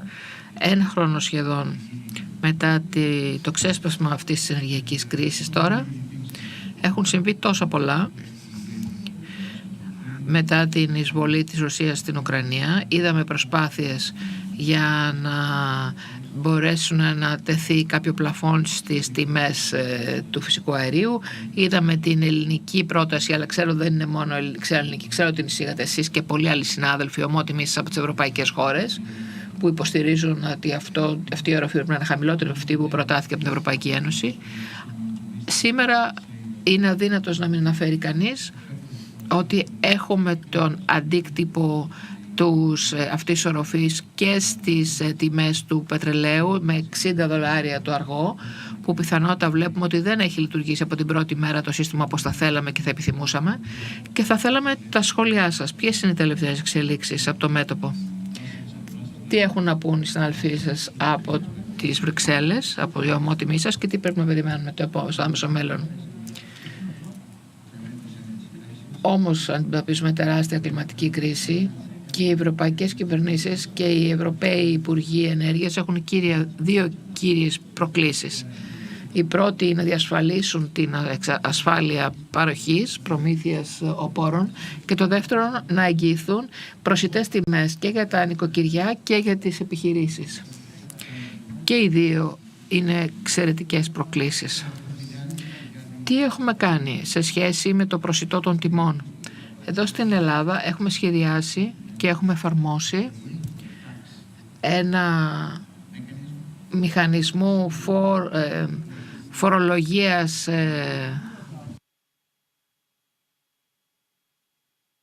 κλιμακωτό σύστημα, όπου έχει δοθεί μια οροφή σε όλες τις μορφές στην ηλεκτρισμό που παράγεται ανάλογα με τις διαφορές τιμές, διαφορετικούς τρόπους παραγωγής, και η διαφορά μεταξύ τιμής παραγωγής και συνολικής τιμής την συγκεντρώνουμε εμείς και τις επιστρέφουμε στα τιμολόγια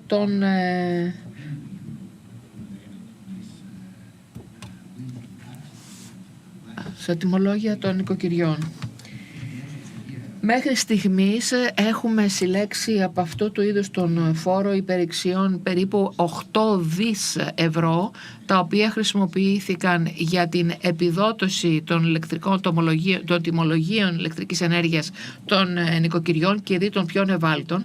Το 70% προέρχεται από τους μηχανισμούς ανανεώσιμων πηγών ενέργειας, από τα ωφέλη των οψιών των ανανεώσιμων πηγών ενέργειας και από τον κρατικό προπολογισμό. Αυτό που κάναμε προκειμένου να διασφαλίσουμε την επάρκεια της προμήθειας είναι ότι έχουμε τοποθετήσει σε χρόνο ρεκόρ μια πλωτή δεξαμενή αποθήκευση στη Ρεβιθούσα, που είναι ο μεγαλύτερος σταθμός υγροποιημένου αερίου εκεί, προκειμένου να μπορούμε να αναβαθμίσουμε και να επεκτείνουμε τη χρήση της διαδικασίας αεροποίησης του εργοστασίου που είχαν εκεί, και ταυτόχρονα και 2 μεγάλα δεξαμενόπλια που χρησιμεύουν σαν πλωτές δεξαμενές, και επίσης έχουμε καταφέρει και έχουμε το μηχανισμό μεταφόρτωσης από πλοίο σε πλοίο. Κατά αυτόν τον τρόπο μπορέσαμε να αυξήσουμε και την εξαγωγή ενέργειας. Φέτος εξήγαμε 2,5 δις κυβικά μέτρα έναντι 0,7 πέρσι, αποδεικνύοντας την αλληλεγγύη μας προς τη Βουλγαρία και χώρες βορειότερα της Βουλγαρίας. Τώρα στο μέσο και μάκρο πρόθεσμα προετοιμάζουμε μια δεύτερη μονάδα υγροποιημένου αερίου στην Αλεξανδρούπολη. Ο όμιλος Κοπελούζου ήταν αυτοί που ανέλαβαν αυτή την πολύ αποφασιστική σημασίας υποδομή, με μια δυνατότητα 5,5 PCM υγροποίησης, που θα μας δώσει τη δυνατότητα να διαφοροποιηθούμε πλήρως και να απεμπλακούμε από τις ρωσικές εισαγωγές, αν είναι απαραίτητο, από το 2024 και μετά. Ταυτόχρονα έχουμε και μια τρίτη μονάδα που θα αποφασιστεί σύντομα σχεδόν στη Διόρυγα, και πέρσι εγκαινιάσαμε και τον καινούριο αγωγό αερίου που συνδέει την Ελλάδα με τη Βουλγαρία, με χωρητικότητα από 3 BCM με δυνατότητα αναβάθμιση μέχρι τα 5. Αλλά αυτό βέβαια αφορά την διασφάλιση παροχής στο αέριο. Αλλά εν γέννη η διασφάλιση της επάρκειας δεν έχει να κάνει μόνο με διαφοροποίηση των πηγών προέλευσης του αερίου, αλλά επίσης και του τύπου ενέργειας που χρησιμοποιούμε. Η Ελλάδα, επί παραδείγματι, είναι 8η στον κόσμο σε ό,τι αφορά τη συνεισφορά σε ανανεώσιμες πηγές ενέργειας στο ενεργειακό μας μείγμα. Φέτος θα αναπτύξουμε σχεδόν 2.000 ΜΒ ανανεώσιμων μέχρι το 2030. Θέλουμε το 80% της ηλεκτρικής ενέργειας που καταναλώνεται να προέρχεται από ΑΠΕ. Αυτό σημαίνει ότι θα μειώσουμε πάρα πολύ σημαντικά τις εισαγωγές αερίου που χρησιμοποιούμε σήμερα προκειμένου να παραχθεί ηλεκτρική ενέργεια. Την τελευταία λοιπόν 3,5 χρόνια στην Ελλάδα έχουμε αναπτύξει πάνω από 4 γιγαβάτ ΑΠΕ. Αν το είχαμε κάνει αυτό πιο πριν, 4, 5, 6 χρόνια, σήμερα θα χρειαζόμασταν πολύ λιγότερες εισαγωγές φυσικού αερίου για την παραγωγή ηλεκτρικής ενέργειας. Γι' αυτό και προετοιμάζουμε την αναβάθμιση των ηλεκτρικών διασυνδέσεων με τους Κανάβους, με τις όμορες χώρες. Το διπλασιάζουμε με τη Βουλγαρία, που θα έχει ολοκληρωθεί μέχρι το πρώτο τρίμηνο 2023. Διπλασιάζουμε τις συνδέσεις με την Ιταλία και τη Βόρεια Μακεδονία και τριπλασιάζουμε τις διασυνδέσεις με τον Κάναβο με το δίκτυο της Αλβανίας μέχρι το τέλος του 2023. Να τονίσω επίσης 2 μεγάλα project, την ηλεκτρική διασύνδεση, την πρώτη ηλεκτρική διασύνδεση μεταξύ Βορείου Αφρικής και Νοτιού Ευρώπης και συγκεκριμένα μεταξύ Αιγύπτου και Ελλάδος, με δυναμικό 3 γίγα με υπόγειο καλώδιο, και μια άλλη σημαντική διασύνδεση μεταξύ Ελλάδος, Αυστρίας και Γερμανίας. Άμεσο καλώδιο που θα δώσει τη δυνατότητα στην Ελλάδα όλη αυτές τις παραγόμενη ενέργεια από ΑΠΕ που παράγει ήδη και που θα παράγεται και περισσότερη στο μέλλον, από κοινού με την πράσινη ενέργεια που θα εισάγουμε από την Αίγυπτο, να την εξάγουμε κατευθείαν στο κέντρο της Ευρώπης. Και ως εκ τούτου μετασχηματίζουμε την Ελλάδα σε μείζον ενεργειακό κόμβο, όχι μόνο για το αέριο, δηλαδή με τις εισαγωγές υγροποιημένου φυσικού αέριου, αλλά και για την πράσινη ενέργεια, και επομένως μετασχηματίζουμε την Ελλάδα σε ένα κεντρικό πυλώνα για την ασφάλεια της παροχής ενέργειας στην Νοτιοανατολική Ευρώπη. Κατά την άποψη σας, λοιπόν, οι εξελίξεις που είδαμε με το ξέσπασμα αυτής της κρίσης επιταχύνουν την ενεργειακή μετάβαση ή θέτουν εμπόδια σε σχέση με αυτά που είχαμε σχεδιάσει και συζητούσαμε πέρσι? Πολύ κέριο το ερώτημά σας. Η ενεργειακή κρίση ουσιαστικά επιτάχυνε αυτή την πράσινη μετάβαση, γιατί η πράσινη μετάβαση αυτό που κατά βάση κάνει είναι να διασφαλίσει προσιτές τιμές ενέργειας, προβλέψιμες τιμές, σε πολύ πιο σημαντικά χαμηλότερες εκπομπές διοξειδίου του άνθρακα, άρα μειώνουμε και τα αίτια, αποδυναμώνουμε και τα αίτια της κλιματικής κρίσης, και βέβαια εξασφαλίζουν την παροχή, διότι ο ήλιος και ο ένεμος είναι πηγές ενέργειας που έχουμε σε πληθώρα στην Ελλάδα. Προχωράω στον Άντριου Walker, που είναι αντιπρόεδρος της Στρατηγικής Υγροποιημένου Φυσικού Αερίου και Επικοινωνίας του ομίλου Σενιέρ, που είναι η κορυφαία εταιρεία από τις ΗΠΑ που εξάγει υγροποιημένο φυσικό αέριο, η πρώτη που το έκανε δηλαδή από τις ΗΠΑ, με πολύ σημαίνοντα, βαρύνοντα ρόλο σε συζητήσεις που είδαμε και συμβολή εν μέσω της ενεργειακής κρίσης. Το γεγονός ότι μιλούσαμε τότε για διαφοροποίηση του αερίου που εισήγαμε από τους αγωγούς από τη Ρωσία, να το υποκαταστήσουμε με υγροποιημένο φυσικό αέριο, και δει αυτό που έρχεται από τις ΗΠΑ. Θα ήθελα λοιπόν την οπτική του Άντριου. Σε ποιο βαθμό δηλαδή έχει επιτευχθεί αυτό? Ποιες είναι οι προοπτικές για το αμερικανικό υγροποιημένο αέριο τα επόμενα έτη, σε σχέση, αν μπορείτε να μας πείτε κάποια πράγματα σε σχέση με τη δική σας προοπτική σε ό,τι αφορά την ευρωπαϊκή κατάσταση και τις εργασίες με την Ευρώπη? Γιατί βασικά ουσιαστικά τα δείγματα σημεία είναι ότι είμαστε back in business, ξαναγύρισε κρατεό το υγροποιημένο φυσικό αέριο. Ποια είναι η δική σας άποψη? Σε ευχαριστώ πάρα πολύ, Κώστα. Ελπίζω να με ακούτε καθαρά και να με βλέπετε. Πρώτα απ' όλα ζητώ συγγνώμη προς το υπόλοιπο πάνελ που η συζήτηση θα πρέπει να γίνει στην αγγλική. Ζητώ συγγνώμη γι' αυτό, δυστυχώς η γνώση μου της ελληνικής είναι ανύπαρκτη. Κώστα, σε ευχαριστώ πάρα πολύ για την εισαγωγή. Τώρα, ως προς το υγροποιημένο φυσικό αέριο, θα έλεγα ότι δεν χάθηκε το υγροποιημένο φυσικό αέριο, αλλά έγινε πολύ πιο σημαντικό. Και αυτό λόγω της θέσεως στην οποία βρίσκεται η Ευρώπη ως προς την παροχή ενέργειας και την ασφάλεια, την εξασφάλιση αυτών των πηγών.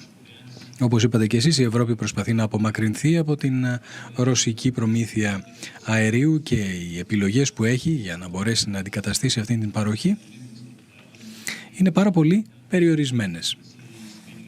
Είναι περιορισμένες γιατί θα πρέπει να επιταχυνθεί η ενεργειακή μετάβαση, όπως είπε και ο αξιότιμος κύριος Υπουργός.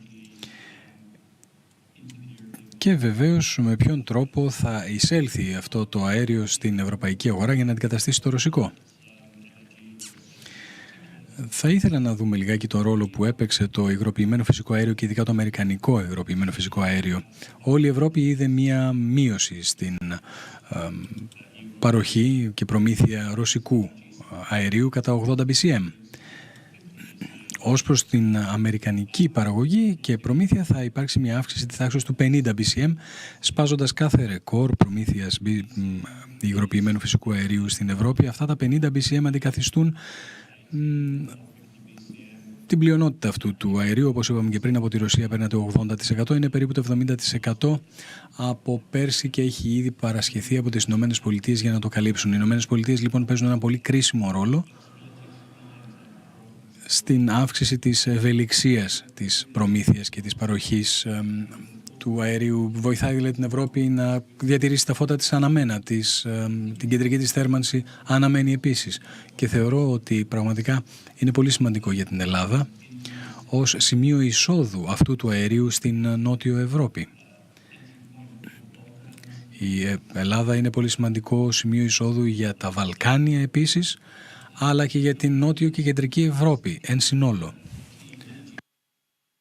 Η Ελλάδα γίνεται πάροχος ενέργειας κλειδί για τους γειτονές της. Κάτι το οποίο δεν θα περίμενε κανείς πριν από μερικά χρόνια. Αυτή λοιπόν είναι μια επισκόπηση του πού βρισκόμαστε, έτσι εν είδη εισαγωγικών σχολείων, Κώστα. Επομένως σου ξαναδίνω τον λόγο και στη συνέχεια στις ερωτήσεις και αποκρίσεις θα έχω την ευκαιρία να επεκταθώ. Ευχαριστούμε πολύ, Άντριου. Θα περάσω τώρα στον κύριο Συφνέο, τον αντιπρόεδρο της Gas Trade και διευθύνοντα σύμβουλα της εταιρείας, ένα από τα άτομα που ήταν εκεί από την αρχή της συλλήψεως, αν θέλετε, αυτού του project. Όπως είπε και ο Υπουργός, η εταιρεία εστιάζει σε ένα καινούριο FSRU, σε μια μονάδα υγροποιήσεως. Θα γίνει επέκταση της υφιστάμενης υποδομής. Θα θέλαμε να μας πείτε ποια είναι η γνώμη σας, πόσο σημαντική είναι αυτή η υποδομή.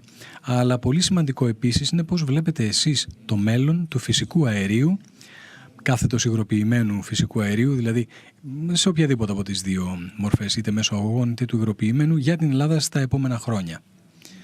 Ευχαριστώ πολύ, Κώστα. Καλησπέρα στον Υπουργό, καλησπέρα στον Άντριου, καλησπέρα σε όλους όσοι επέλεξαν να είναι μαζί μας σήμερα. Θεωρώ ότι ζούμε σε άνευ προηγουμένου συνθήκες. Και το ερώτημα είναι, εάν έχει αλλάξει η ίδια η κουβέντα, η συζήτηση, και αν η αλλαγή αυτή είναι προσωρινή, πρόσκαιρη, από μία μετάβαση από μηδενικό αποτύπωμα μέχρι την επιβίωση του ανθρωπίνου γένους, και αν το ένα αποκλείει το άλλο. Δεν νομίζω ότι είναι αμοιβαίως αλληλοαποκλειόμενα αυτά τα δύο. Από αυτά που ακούσαμε σήμερα, η μετάβαση σε μια οικονομία χωρίς άνθρακα είναι μέρος της λύσεως. Αποτελεί μέρος της λύσεως για το πρόβλημα της ενεργειακής κρίσεως. Δεν μπορεί όμως να είναι μια διαδικασία που θα γίνει δια μιας. Νομίζω ότι η γεωπολιτική διάσταση της ενέργειας βρίσκεται στο επίκεντρο του σχεδιασμού των πολιτικών. Και η ασφάλεια και διαφοροποίηση της παροχής ενεργείας αναδύεται ως μια μείζωνα προτεραιότητα. Αμέσως μόλις η Ευρώπη συνειδητοποίησε ότι η εξάρτηση από το ρωσικό αέριο είχε πολύ αρνητικές επιπτώσεις στο ευρωπαϊκό κεκτημένο. Νομίζω ότι το υγροποιημένο φυσικό αέριο δίνει τη δυνατότητα να κάνουμε την πράσινη μετάβαση, καθώς δίνει την απαραίτητη σταθερότητα που χρειάζονται οι Ευρωπαίοι νομοθέτες να λάβουν τα απαραίτητα βήματα προκειμένου να προσεγγίσουμε τους στόχους του 2030, 40 και 50.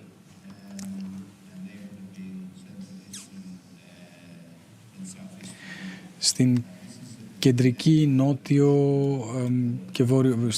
και νότιο Ευρώπη θα έλεγα ότι έχουμε τις περισσότερες χώρες που παραδοσιακά εξαρτώνται από το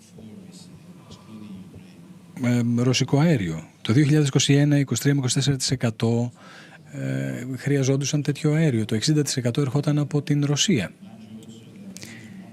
23 με 24 BCM, και 60% προήρχεται από την Ρωσία.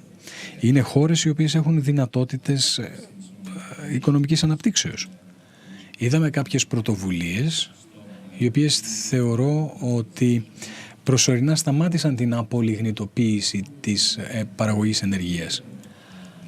Αυτή τη στιγμή υπάρχει ένα ουσιαστικό κενό σε αυτήν την περιοχή, όπου το υγροποιημένο φυσικό αέριο έχει έναν πολύ σημαντικό ρόλο να διαδραματίσει.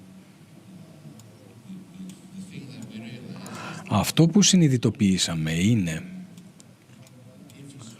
ότι η μοναδική υποδομή που υπάρχει εδώ για να δώσει τη δυνατότητα αυτή στις διαφοροποιήσεις της παροχής αερίου είναι εξαιρετικά περιορισμένη. Είναι ο TAP και είναι τα δύο terminal LNG τα οποία βρίσκονται στην περιοχή, που είναι η Ρεβιθούσα και το Turk, που είναι μάλλον μικρός θερματικός σταθμός. Άλλο ένα θέμα το οποίο θα πρέπει να συνειδητοποιήσουμε και θα πρέπει να κατανοήσουμε είναι το εξής. Ότι σε αυτήν την περιοχή, από την Πολωνία μέχρι και κάτω στο νότο, η δυνατότητα εισαγωγής υγροποιημένου φυσικού αερίου είναι μόλις το 10% των απαιτήσεων της ζητήσεως σε υγροποιημένο φυσικό αέριο της περιοχής. Ενώ στη Δυτική Ευρώπη ο αντίστοιχος αριθμός είναι 43%. Μπορείτε να φανταστείτε λοιπόν το κενό που έχουμε σε επίπεδο υποδομής σε αυτήν την περιοχή. Επομένως, χρειαζόμαστε καινούργιες υποδομές και νομίζω ότι ο τερματικός σταθμός Αλεξανδρουπόλεως τώρα και ο τερματικός σταθμός της Θράκης σε μερικά χρόνια θα καλύψουν σημαντικό μέρος αυτού του κενού. Αμφότεροι μπορούν να συνεισφέρουν και να υποστηρίξουν την ανάπτυξη του κάθετου διαδρόμου, ο οποίος πιστεύω ότι είναι μια πρωτοβουλία της οποίας είδαμε την υπογραφή του Μνημονίου Συνεργασίας στην Αθήνα πριν από μερικές μέρες και που οι αναμενόμενες αξίες έχουν να κάνουν με την αξιολόγηση της συμπληρωματικότητας και του συνεχούς διαλόγου μεταξύ των υφισταμένων και των καινούριων υποδομών αερίου. Μόνο τότε οι πολίτες και οι επιχειρήσεις αυτής της περιοχής θα μπορέσουν να έχουν μια ήπια, μια φυσιολογική μετάβαση, η οποία θα έχει ως αποτέλεσμα το προσιτόν της ενέργειας από οικονομικής απόψεως στην νότιο-ανατολική Ευρώπη.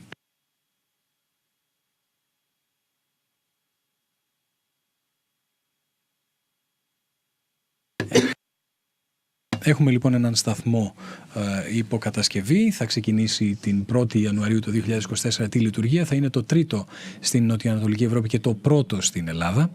Θα συνδέσει, όπως είπε και ο Υπουργός, την Ελλάδα με τις αγορές της Νοτιού και Νοτιοανατολικής Ευρώπης. Για να επανέλθω σε αυτό που είπε ο Κώστας, θα ήθελα...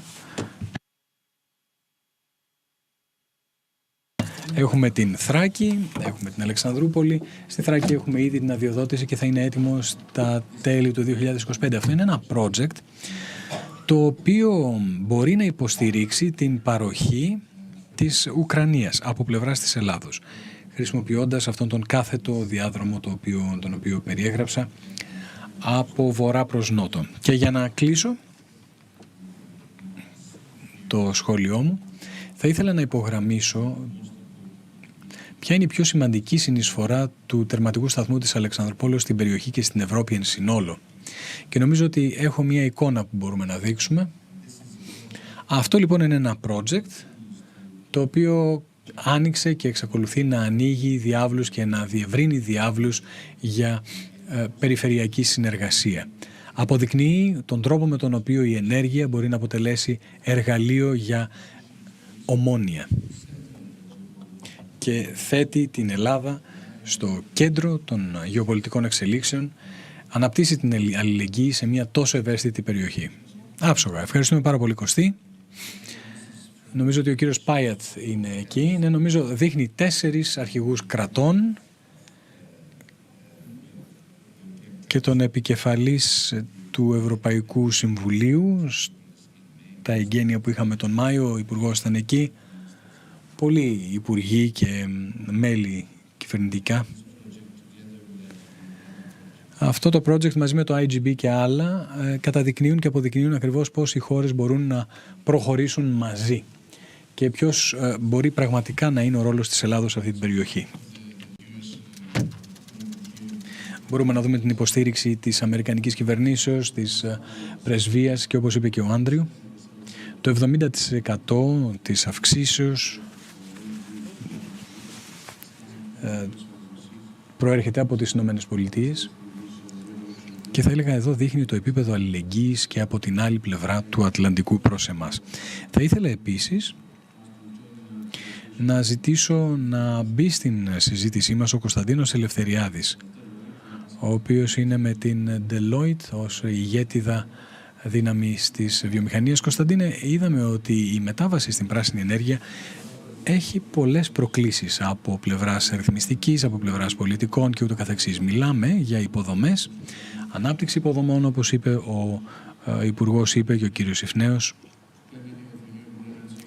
η δυνατότητα για καινούργιες ανανεώσιμες ενέργειες, η δυνατότητα για την μετάβαση στην πράσινη ενέργεια, να βρει κάποια projects τα οποία θα είναι χρηματοδοτήσιμα. Αυτό έχει καινούριους μηχανισμούς, έχουμε την ανταλλαγή, έχουμε τις διμερείς σχέσεις που πραγματικά δίνουν τη δυνατότητα να ξεκινήσουν αυτές οι ενισχύσεις. Πώς βλέπεις όλο αυτό το περιβάλλον και πες μας αν η Ελλάδα βρίσκεται σε καλό δρόμο προκειμένου να επιταχύνει αυτή την ενεργειακή μετάβαση. Πώς το βλέπεις από την δική σου άποψη, από τους πελάτες σου, από την βιομηχανία στην οποία εργάζεσαι? Κώστα, να πω και εγώ καλησπέρα σε όλους και να ευχαριστήσω για την πρόσκληση, μεγάλη μου τιμή. Θα έλεγα ότι ζούμε δύσκολες στιγμές, αλλά όπως πολλοί είπαν, όταν έχουμε μια κρίση, έχουμε και ευκαιρίες. Και το θέμα είναι να είμαστε από τη σωστή πλευρά της ιστορίας και να βλέπουμε τη σωστή πλευρά το νόμισμα. Είμαστε στη σωστή πλευρά. Γιατί δεν ζούμε μόνο τις συνέπειες μιας κρίσης, αλλά επωφελούμεθα και των τεράστιων ευκαιριών και ωφελημάτων που προσφέρει από την επιτάχυνση αυτή στην πράσινη μετάβαση. Το βλέπουμε ήδη, γιατί όντας στον τομέα αυτό πάνω από 20 χρόνια, έχω δει διάφορα κύματα με επενδύσεων. Το πρώτο κύμα ήταν πριν από μια δεκαετία. Τώρα βλέπουμε τεράστιο κύμα, δεύτερο κύμα επενδύσεων προς την ελληνική οικονομία και για την πράσινη μετάβαση, αλλά και άλλου είδους επενδύσεις που προσελκύονται στην Ελλάδα. Συζητάμε καθημερινά με επενδυτές, είτε εγχώριους είτε αλλοδαπούς. Υπάρχει τεράστια επενδυτική όρεξη για ελληνικά projects, ιδιαίτερα στις ΑΠΕ και όχι μόνο στις ΑΠΕ. Βλέπουμε πολύ μεγάλη όρεξη να συμμετάσχουν επίσης στην γένεση, στην παραγωγή ενέργειας, να κλείσουν χωρητικότητες και δίκτυα, και αυτό αλλάζει το παιχνίδι, γιατί η Ελλάδα πραγματικά γίνεται ενεργειακός κόμβος, έτσι όπως διαφαίνεται. Αναφέρθηκαν ήδη κάποια αριθμητικά στοιχεία από τον κύριο Ανδριωσόπουλο. Πριν από λίγα χρόνια πάντως βλέπαμε μόνο την οπτική της ελληνικής αγοράς. Συζητούσαμε δηλαδή μόνο για ελληνικές ποσότητες υγροποιημένου αερίου. Τώρα όταν μιλάμε για νέα projects, κοιτάμε την ευρύτερη περιοχή και τεράστιους όγκους, τους οποίους δεν καν θα διανοούμασταν στο παρελθόν. Και αυτό συνεπάγεται πάρα πολλά σε ό,τι αφορά την αποτίμηση υποψήφιων προς κατασκευή έργων κλπ. Σε ό,τι αφορά τις αλλαγές, λοιπόν, η κρίση υπήρξε επιταχυντής για τα πάντα. Για το υγροποιημένο φυσικό αέριο, για τους αγωγούς, για τις ΑΠΕ, για το υδρογόνιο, για την αποθήκευση. Επιταχύνει τα πάντα. Έχουμε τεράστια αγορά, μια αγορά η οποία ανθίζει. Τα πάντα λοιπόν και όλες οι τεχνολογίες αποφελούνται.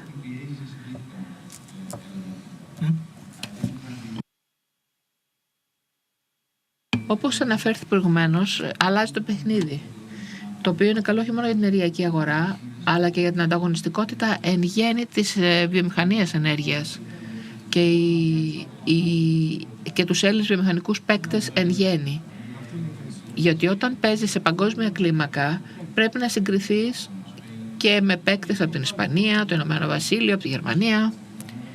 Δεν έχουμε λοιπόν την πολυτέλεια να έχουμε βιομηχανικούς ομίλους στην Ελλάδα που θα πληρώνουν τόσο ψηλά την ηλεκτρική ενέργεια, δεν θα μπορούν να είναι εξαγωγικές. Άρα πρέπει να πληρώνουν χαμηλωμένο τιμολόγιο μέσω εταιρικών συμφωνιών. Αυτό είναι σημαντικό όφελος. Έχουμε κάποια εμπόδια, όχι, δεν θα το έλεγα εμπόδια, μάλλον κάποια ορόσημα που πρέπει να υπεργεράσουμε. Το να θέσουμε αυτή την οροφή είναι το ένα.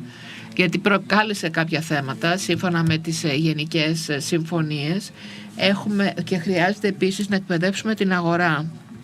Οι τράπεζες θα παίξουν σημαντικό ρόλο γιατί η χρηματοδότηση των projects είναι πολύ σημαντικά και αντιμετωπίσουμε κάποια πράγματα και από το χρηματοοικονομικό κομμάτι χρειαζόμαστε ένα σαφές τοπίο. Στο παρελθόν οι τράπεζες δεν έχουν αναλάβει αυτό το ρόλο. Νομίζω ότι τώρα και στην Ελλάδα θα παίξουν πιο σημαντικό ρόλο οι τράπεζες στις συμφωνίες αγοράς ενέργειας σε σχέση με αυτό που έχουν κάνει μέχρι στιγμής.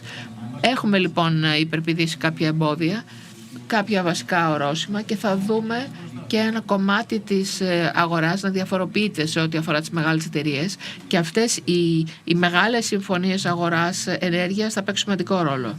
Επανέρχομαι σε εσάς, κύριε Συφνέ, σε σχέση με αυτό που ακούσαμε από τους προηγούμενους ομιλητές.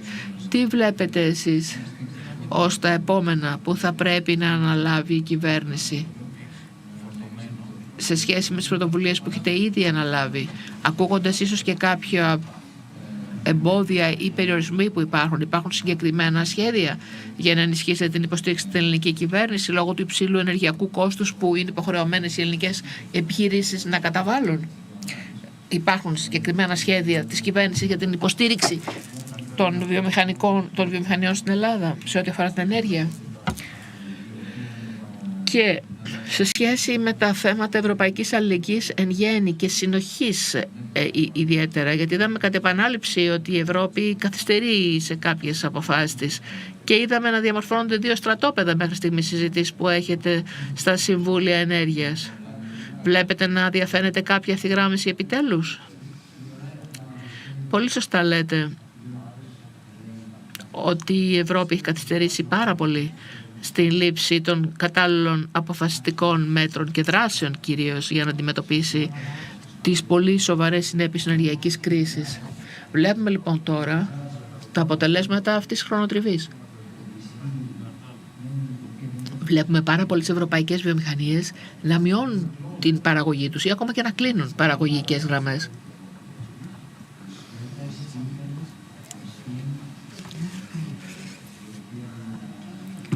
Βλέπουμε να υποφέρει η ευρωπαϊκή μεταλλουργία, εταιρείες αλουμινίου, η αλοπίας, όλες δηλαδή οι βιομηχανίες που είναι πολύ εντατικές στην κατανάλωση ενέργειας κλείνουν και υποφέρουν. Άρα εν κατακλείδη και η κοινωνία θα υποφέρει, γιατί αν η βιομηχανία μειώνει την παραγωγή της, αυτόματα μετακυλίεται κόστος στην κοινωνία με αύξηση της ανεργίας. Άρα, κατά κλείδι, η κοινωνία θα έχει πρόβλημα. Αλλά, εν πάση περιπτώσει, υπάρχει ακόμα χρόνος να ληφθούν τα κατάλληλα μέτρα. Ο Έλλην Πρωθυπουργός, ο Κυριάκος Μητσοτάκης, τι είπε από την αρχή της κρίσης? Είπε ότι θα έπρεπε να λάβουμε αποφασιστικά μέτρα προκειμένου να αντιμετωπίσουμε την κερδοσκοπία που σημειώνεται αυτή τη στιγμή και αναπτύσσεται και που προκαλεί ακριβώς και το μεγαλύτερο πρόβλημα, και από αυτό υποφέρουμε. Έχουμε δηλαδή τον μεγάλο παίκτη, τη Ρωσία, η οποία χειραγωγεί τα χρηματιστήρια ενέργειας. Οπότε η Ευρώπη αυτή τη στιγμή αγοράζει 4, 5, ακόμα και 7 φορές πιο ακριβά το αέριο από οποιαδήποτε άλλη ήπειρο στον κόσμο. Αυτό είναι παράλογο για την Ευρώπη να αγοράζει το πιο ακριβό αέριο στον κόσμο, όταν τα θεμελιώδη στοιχεία, αν θέλετε, και προϋποθέσεις δεν πληρούνται. Αυτό που είπε λοιπόν ο Πρωθυπουργός Μητσοτάκης σε μια επιστολή την οποία απέστειλε στην πρόεδρο της Ευρωπαϊκής Επιτροπής τον περασμένο μήνα, είναι ότι θα πρέπει να εφαρμόσουμε αυτή την οροφή, ένα cap, δηλαδή ένα δυναμικό cap, ένα δυναμικό διάδρομο, δεν ξέρω, έχει σημασία πώς θα τον πούμε, προκειμένου να κατεβάσουμε τις τιμές του αερίου και ως εκ τούτου να μειώσουμε τις τιμές του ηλεκτρικού που είναι άμεσα συνδεδεμένες με εκείνες του φυσικού αερίου. Νομίζω ότι τώρα είμαστε 15 τα κράτη-μέλη που έχουμε ευθυγραμμιστεί στην πρόταση αυτή. Η Ελλάδα έχει εκπληκτική ηγεσία αυτή τη στιγμή σε αυτή την όθηση. Ακολουθούν το Βέλγιο, η Ολλανδία, η Ιταλία, η Πολωνία, η Ισπανία και η Ιταλία και άλλα κράτη-μέλη. Προσπαθούμε να πείσουμε τα υπόλοιπα κράτη-μέλη, τα οποία αφήσατε στεναρά. Γιατί έχουν κάποιες ανησυχίες, ενδεχομένως λογικές, αλλά νομίζω ότι έχουμε κατευνάσει αυτούς τους προβληματισμούς τους. Εάν εφαρμόσουμε κάποιο οριζόντιο ΚΑΠ, νομίζω θα βρούμε κάποια θετική συνένεση. και θα μπορέσουμε να εγγυηθούμε χαμηλότερες τιμές αερίου για τον επόμενο χειμώνα, αλλά και για το χειμώνα το μεθεπόμενο. Γιατί ίσως ο χειμώνας του 23-24 να είναι ακόμα δρυμύτερος από ότι ο τρέχον. Και αυτό το λέω διότι τώρα έχουμε 96% των δεξαμενών μας γεμάτες με φυσικό αέριο. Καταφέραμε επίσης να μειώσουμε τη ζήτηση σε αέριο. Στην Ελλάδα μειώσαμε τη ζήτηση κατά 32% το τελευταίο τρίμηνο και καταφέραμε να τη μειώσουμε κατά 18% αυτό το μήνα σε σχέση με τον περσινό. Μειώσαμε την κατανάλωση ηλεκτρικού κατά 12% κατά μισό το τελευταίο τρίμηνο. Επομένως τώρα έχουμε και καλό καιρό μέχρι στιγμής. Άρα τώρα είναι η κατάλληλη στιγμή να ελέγξουμε τέτοιους μηχανισμούς όπως ένα δυναμικό οριζόντιο cap, μια οριζόντια οροφή στις τιμές του αερίου, γιατί έχουμε λιγότερη κατανάλωση. Θα είναι δυσκολότερο του χρόνου το καλοκαίρι να προσπαθήσουμε να εφαρμόσουμε τέτοιο μηχανισμό. Τώρα έχουμε τη δυνατότητα και ίσως μπορούμε να ελέγξουμε το μηχανισμό και να το προσαρμόσουμε αναλόγως, αν είναι απαραίτητο, προς τις αλλαγές αυτές. Όμως, σχετικά με το ερώτημα που κάνατε, τι θα κάνουμε μετά την περάτωση της κρίσης, γιατί ίσως το πέρας να έρθει το 23, το 24, κάποια στιγμή θα τελειώσει όμως. Η πράσινη μετάβαση λοιπόν και πάλι θα είναι η μόνιμη λύση για να εγγυηθούμε χαμηλότερες και προσιτές τιμές και ανταγωνιστικές τιμές ηλεκτρισμού στις βιομηχανίες εδώ στην Ελλάδα, όπου προάγουμε τις ελληνικές συμφωνίες αγοράς. Έχουμε υποβάλει ένα σχέδιο με project πράσινη δεξαμενή. Το έχουμε υποβάλει στην Γενική Διεύθυνση για να μπορέσουμε να διατηρήσουμε προσιτές τιμές για την ελληνική βιομηχανία και θα αυξήσουμε έτσι κατά αυτόν τον τρόπο την ανταγωνιστικότητά τους. Είναι πολύ σημαντικό να υπάρχει ένας μηχανισμός, ακόμα και αν καθυστερήσαμε από την πρώτη φάση, γιατί και οι υπόλοιποι περιμένουν αυτό το υψηλό επίπεδο τιμών, ίσως όχι τόσο ψηλό, αλλά περιμένουν ότι θα διατηρηθεί και τα επόμενα χρόνια, όχι μόνο για ένα, αλλά και τα επόμενα 3, 4, 5 χρόνια. Δεδομένων των σχεδίων που υπάρχουν, που έχουν ίσως ξεκινήσει κάποιες χώρες με το μερικό κλείσιμο κάποιων ενεργοβόρων βιομηχανιών ή του γεγονότος ότι τα projects για ΑΠΕ δεν έχουν διεισδύσει στην αγορά τόσο γρήγορα όσο θα περιμέναμε και θα θέλαμε. Στη χώρα μας, ξέρω τις στατιστικές, ότι τα πάμε αρκετά καλά. 2 γίγαβατ σε σχέση με 400 ΜΒ πρόσφατα προφανώς είναι μεγάλη επιτυχία και είναι μεγάλο άλμα. Αυτό είναι αλήθεια. Ναι, αξίζει να αναφέρουμε ότι μια έκθεση που δημοσιεύθηκε πριν από λίγες εβδομάδες αναφέρει ότι η Ελλάδα είναι η δεύτερη χώρα στον κόσμο σε ό,τι αφορά την ελκυστικότητα των πράσινων επενδύσεων. Τα συστήματα δηλαδή αποθήκευσης, ΑΠΕ, πρέπει να έχουμε 7 με 8 εγκατεστημένες δυνατότητες μέχρι το 2030. ΑΠΕ πρέπει να αναπτύξουμε 228 ΜΒ για να επιτύχουμε αυτή την υψηλή διείσδυση του 80% παραγωγής ηλεκτρικής ενέργειας από τους ΑΠΕ. Αλλά επαναλαμβάνω, είναι απαραίτητο να κάνουμε, είναι 3 με 5 φορές πιο φθηνό να παράξουμε ηλεκτρικό από τον ήλιο από αέριο ή άλλα ορυκτά καύσιμα.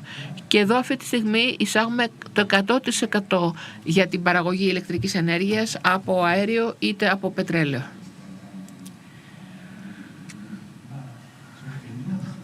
Η ΑΠΕ λοιπόν είναι η λύση και για μια ανταγωνιστική ευρωπαϊκή βιομηχανία και για ανταγωνιστικές κοινωνίες και βιώσιμες κοινωνίες. Γιατί είναι κατακλείδη, αυτό πρέπει να διατηρήσουμε, να εξαλείψουμε τα αίτια της κλιματικής κρίσης. Άντζιο, σκεφτόμουν από τις συζητήσεις που είχαμε πριν από 6-7 χρόνια, προτού καν ξεκινήσετε να εξάγετε φυσικό αέριο από τη ΣΥΠΑ, συζητούσαμε την μακροανάλυση για το υγροποιημένο φυσικό αέριο σε παγκόσμια κλίμακα και φαινόταν ότι τότε το θέμα του τομέα ήταν περισσότερο καθοδηγούμενο από την παροχή. Δεν υπήρχε πολύ μεγάλη ζήτηση. Δεν μπορούσαμε να φανταστούμε ότι θα αυξηθεί τόσο πολύ τα ερχόμενα χρόνια. Γι' αυτό ακόμα και τα μεγάλα σχέδια, διάφορα project είχαν κάποιο νόημα τότε. Αυτό που είδαμε όμως ξαφνικά ήταν μια ταχύτατη επιτάχυνση της ζήτησης σε παγκόσμιο επίπεδο και βλέπουμε τώρα αντίθετα μια αγορά που καθοδηγείται από τη ζήτηση, όχι την προσφορά, το οποίο σημαίνει ότι η προσφορά τώρα τρέχει πίσω από τη ζήτηση και προσπαθεί να προλάβει. Τι βλέπεις λοιπόν για τα επερχόμενα χρόνια από την αγορά, πού τοποθετείς την αμερικανική αγορά σε αυτό το περιβάλλον? Δεν είμαι σίγουρος αν θα υπάρχει τελικά αρκετό υγροποιημένο φυσικό αέριο από την Αμερική για τα ερχόμενα χρόνια για να καλύψει τις ανάγκες Ευρώπης και του κόσμου. Γιατί βέβαια δεν είμαστε μόνοι. Υπάρχει και η Κίνα, υπάρχει και η Ινδία, η Νοτιοανατολική Ασία που αυξάνουν συνεχώς τις απαιτήσεις τους. Οπότε θα αρχίσουμε να διαγωνιζόμαστε για φυσικό αέριο, όπως είδαμε τους προηγούμενους μήνες. Σωστή η παρατήρηση και καλή εκτίμηση των συζητήσεων που είχαμε πριν από κάποια χρόνια. Εν τω μεταξύ όμως ο πλανήτης έγινε κυκλικός, έτσι το περιέγραφα, σε ό,τι αφορά το υγροποιημένο φυσικό αέριο. Περάσαμε περιόδους όπου η αγορά καθοδηγείται από την προσφορά μετά από τη ζήτηση, όπως τώρα. Έχουμε περάσει μια περίοδο πολύ υψηλής ανάπτυξης. Τώρα είναι πάλι το ίδιο, όπου η ζήτηση καθοδηγεί την παροχή. Περιμένουμε η τρέχουσα αυτή τάση να παραμείνει εξαιτίας των γεγονότων στην Ουκρανία και της κίνησης της Ευρώπης να αντικαταστήσει την Ρωσία ως πάροχο. Υπάρχουν καλά και κακά νέα. Τα κακά νέα είναι ότι καθώς βλέπουμε στο μέλλον, κάνουμε προβλέψεις, βλέπουμε 3 μεγάλα κέντρα παροχής της ΗΠΑ, το Κατάρ και την Μέση Ανατολή και τη Βόρειο Ρωσία. Το κακά νέα είναι ουσιαστικά 2 είναι μόνο οι πηγές, δηλαδή η ΗΠΑ και το Κατάρ, ξεχνώντας τη Ρωσία. Το καλό νέο όμως είναι υπάρχει δυνατότητα να αναβαθμιστεί η κλίμακα πάρα πολύ γρήγορα με πολύ μεγάλα σχέδια επέκτασης που είναι να εξελίξει και στο Κατάρ και στο ΗΠΑ. Έχουμε πολλά μεμονωμένα project επέκτασης που προχωρούν, χτίζοντας τεράστιες πηγές που θα είναι και οικονομικά ενδιαφέρουσες. Η εταιρεία μου έχει σχεδιάσει μια επέκταση 10 δις. Μέχρι το τέλος του 2025 θα έχουμε 10 καινούργιες δεξαμενές. Η όθηση από την ΗΠΑ και το Κατάρ θα βοηθήσει να ξαναφέρει σε ισορροπία την αγορά σε ό,τι αφορά την παροχή υγροποιημένου φυσικού αερίου. Υπάρχουν και άλλα κέντρα ζήτησης, έχεις δίκιο, αυτό που κάνει η Κίνα, η Νοτιοανατολική Ασία είναι πάρα πολύ σημαντικό, αλλά έχουμε την πεποίθηση ότι η παροχή και ιδιαίτερα η αμερικανική παροχή προσφορά μπορεί να ανταποκριθεί στη ζήτηση. Η επέκταση που σχεδιάζεται αυτή τη στιγμή όντως θα καλύψει τις τεράστιες άνοδους στις εξαγωγές. Βλέπουμε να διπλασιάζονται οι εξαγωγές την ερχόμενη δεκαετία. Άρα είναι πολύ σημαντική η επέκταση. Βλέπετε μήπως ένα κύμα μεγάλων μακροπρόθεσμων συμβάσεων όπως είδαμε πριν από μερικά χρόνια που στο παρελθόν ήταν πολλά μεν αλλά ήταν βραχυπρόθεσμα τώρα που έχουν αλλάξει οι τιμές? Κοιτάξτε, ήδη βλέπουμε, δεν θα έλεγα κύμα, αλλά φέτος θα έλεγα θα είναι χρονιά ρεκόρ για τέτοιου είδους συμφωνίες που έχουν κλειστεί με την Αμερική. Την δεκαετία που η Σενιέρη, η εταιρεία μου, πουλάει με όγκο, θα έλεγα ότι αυτή θα είναι μια χρονιά ρεκόρ, τόσο για τη Σενιέρη όσο και για τους ανταγωνιστές μας στο πλαίσιο των μακροπρόθεσμων συμβάσεων. Υπάρχουν τεράστια ωφέλη σε αυτές τις μακροπρόθεσμες συμβάσεις που έχουν να κάνουν με την ασφάλεια της παροχής ενέργειας, με την σταθερότητα των τιμών επίσης. Επομένως, αναμφίβολα θα δούμε αυτές τις συμβάσεις να μετατρέπονται σε δυναμικό υποδομών, επενδύσεις δηλαδή, και όλοι όσοι υπησέλθουν σε τέτοιου είδους μακροχρόνιες συμβάσεις θα έχουν την επιλογή να δουν πού θα πηγαίνουν αυτοί οι όγκοι. Ορισμένοι θα τις χρησιμοποιήσουν αυτούς τους όγκους για τις δικές τους εγχώριες αγορές, για την ενεργειακή ασφάλεια. Άλλοι θα το χρησιμοποιήσουν για να παράσχουν αυτή την πηγή ενέργειας σε άλλες χώρες οι οποίες έχουν μεγαλύτερη ανάγκη. Εμείς πάντοτε ήμασταν υπέρμαχοι, επί πολλά χρόνια μάλιστα,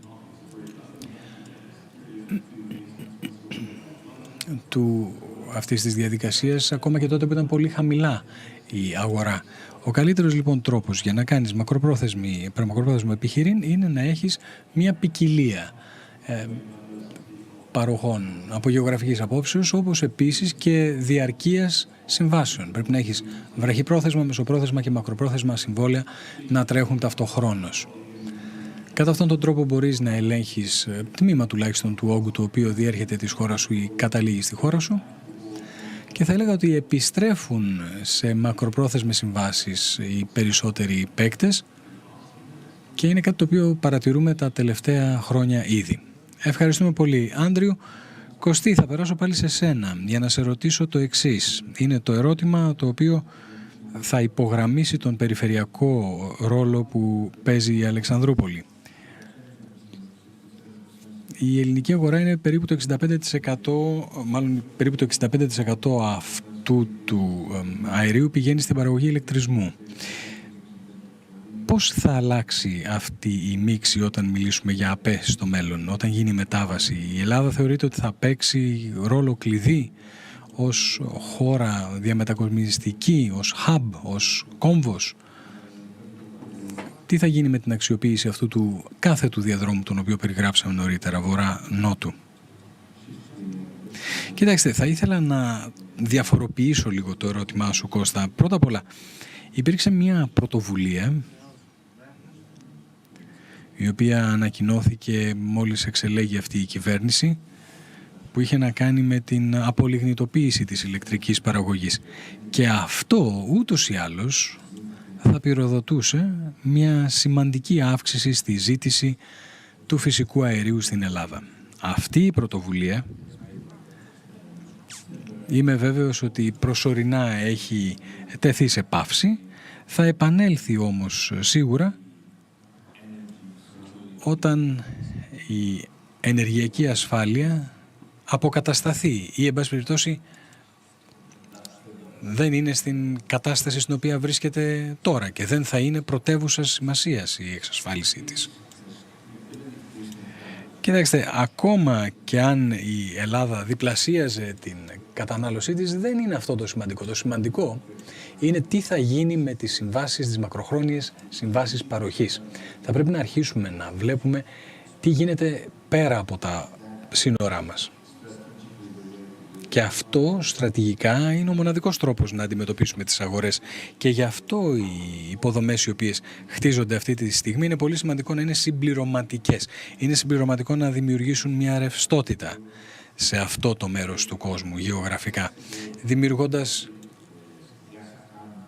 ένα ευέλικτο κόμβο ενεργειακό στο πλαίσιο του αερίου, που θα δώσει τη δυνατότητα στην τελική ανάλυση στους παρόχους και στους καταναλωτές να εξισορροπήσουν την προσφορά και τη ζήτηση στην αγορά αυτή. Και στο τέλος η κρίση θα αποσοβηθεί, θα μετριαστεί. Οι κρίσεις, όπως ξέρετε, οδηγούνται και καθοδηγούνται από την ανισορροπία μεταξύ προσφοράς και ζητήσεως. Χρειάζεται λοιπόν καινούργια υποδομή, χρειάζεται η συμπληρωματικότητα. Όπως κατέδειξε η κρίση, η ασφάλεια της παροχής είναι αυτή τη στιγμή η προεξάρχουσα προτεραιότητα. Αυτό οδηγεί, κινεί αυτού του είδους τις μακροπρόθεσμες συμβάσεις. Θεωρώ ότι αυτός είναι ο τρόπος με τον οποίο λειτουργεί η αγορά και προς τα εκεί κατευθύνεται η αγορά. Ταυτοχρόνως όμως θα πρέπει να πω ότι αυτός είναι ο τρόπος με τον οποίο θα αντιμετωπίσουμε την κρίση. Αυτός είναι ο τρόπος που θα επιτρέψει στους ανθρώπους οι οποίοι υιοθετούν τις πολιτικές να κάνουν μια ομαλή πράσινη μετάβαση. Ευχαριστώ πολύ. Κωνσταντίνο, όπως είπαμε, η πράσινη μετάβαση δίνει πολύ χώρο σε επενδύσεις οι οποίες γίνονται και σε φυσικό αέριο, που ήταν ανέκαθεν το μεταβατικό καύσιμο όπως έχει αποκληθεί, αλλά με κάποια σκαμπανεβάσματα, με δυσκολίες. Εξακολουθεί να είναι στο προσκήνιο, ίσως με διαφορετικές υποδομές όπως τα FSRUs ή τα τερματικά εισαγωγών-εξαγωγών, πράσινες επενδύσεις, αιωλική, ηλιακή ενέργεια. Όλα αυτά χρειάζονται προκειμένου να μπορέσουμε να λειτουργήσουμε αποδοτικά και να μπορέσουμε να διεισδύσουμε την αγορά. Χρειάζονται χώρους αποθήκευσης, χρειάζονται καινούργιες τεχνολογίες. Βλέπουμε ότι έχουν γίνει πολλές ανακοινώσεις στο επίπεδο της Ευρωπαϊκής Ενώσεως για το υδρογόνο και άλλες εναλλακτικές πηγές ενέργειας, οι οποίες απαιτούν αποθήκευση. Πώς βλέπετε να εξελίσσεται όλη αυτή η κατάσταση στο πλαίσιο της ελληνικής αγοράς? Κοιτάξτε, έχουμε επιτάπητος πολλές επενδύσεις, αυτό είναι ξεκάθαρο. Θα πρέπει να δούμε ποιες από αυτές θα παίξουν και θα τρέξουν, γιατί ορισμένες εξ αυτών είναι ανταγωνιστικές η μία με την άλλη. Δεν μπορούμε να έχουμε 10 FSRUs, ακόμα και αν λάβουμε υπόψη μας την ευρύτερη αγορά. Αυτές τις πλωτές μονάδες μεταφοράς, αποθήκευσης και επανυγροποίησεως. Αυτό δεν είναι κάτι το οποίο είχαμε στο μυαλό μας πριν από 2-3 χρόνια. Εναλλακτικές θα έχουν ως αποτέλεσμα μεγαλύτερο πλήθος επενδύσεων οι οποίες θα υλοποιηθούν στην Ελλάδα. Μπορούμε να δούμε πράσινες επενδύσεις ή βλέπουμε ήδη πράσινες επενδύσεις να παίζουν πολύ σημαντικό ρόλο στο σύνολο των επενδύσεων που γίνονται στην Ελλάδα. Δεδομένου ότι, όπως είπαν όλοι σε αυτό το πάνελ, συζητάμε για μια ευρύτερη αγορά και όχι μόνο τη στενή ελληνική, θεωρώ ότι υπάρχει χώρος για πολλές επενδύσεις στο πλαίσιο της ελληνικής οικονομίας. Οι περισσότερες εξ αυτών θα υλοποιηθούν στο χώρο και στον τομέα των ανανεώσιμων πηγών ενεργείας. Άλλες θα υλοποιηθούν στο χώρο του υγροποιημένου φυσικού αερίου και των υποδομών αυτού. Πρέπει να λάβουμε υπόψη μας όμως τους εσωτερικούς μηχανισμούς της αγοράς. Πρέπει να λάβουμε υπόψη μας επίσης την εξισορρόπηση. Και αυτό γιατί μιλήσαμε νωρίτερα για τις υποδομές. Αλλά οι υποδομές αερίου μπορεί να παίξουν πάρα πολύ σημαντικό ρόλο στην εξισορρόπηση, γιατί έχουμε αποθήκευση, αλλά η αποθήκευση αυτή δεν είναι κάτι το οποίο πρόκειται να επεκταθεί ή γνωρίζουμε ότι πρόκειται να επεκταθεί αυτή τη στιγμή. Γνωρίζουμε ποια είναι η θέση μας στην αγορά. Η αγορά είναι εξελισσόμενη, αναπτυσσόμενη, ανεβαίνουν οι αριθμοί. Επομένως, οι περισσότερες από αυτές τις επενδύσεις μπορεί να αποδειχθούν επιτυχείς. Ευχαριστώ πολύ, Κωνσταντίνε. Πρέπει να κάνω μια πολύ σύντομη ανακοίνωση. Να πω ότι το επόμενο πάνελ με την συμμετοχή του πρώην πρέσβεως του Τζέφρι Πάιετ δεν θα γίνει, δεν μπόρεσε να είναι εδώ. Επομένως, η συζήτηση με τον κύριο Μπακατσέλο δεν θα γίνει, διότι δυστυχώς και εκείνος έχει ασθενήσει και δεν μπορέσουμε να τον έχουμε μαζί μας. Αλλά θα ήθελα να κλείσω τη συζήτησή μας δίνοντας την ευκαιρία στον Άντριου, να δώσω την ευκαιρία μάλλον στον Υπουργό, επειδή είχε τη δυνατότητα να συζητήσουμε λοιπόν αυτά που είχαμε πει. Δεν θα είμαι ο μόνος ο οποίος κάνει τις ερωτήσεις εδώ. Θα ήθελα να συντομεύσουμε λιγάκι τη συζήτηση, αλλά να δώσω την ευκαιρία σε εσάς να κάνετε ερωτήσεις ο ένας στον άλλον. Προς τον Υπουργό.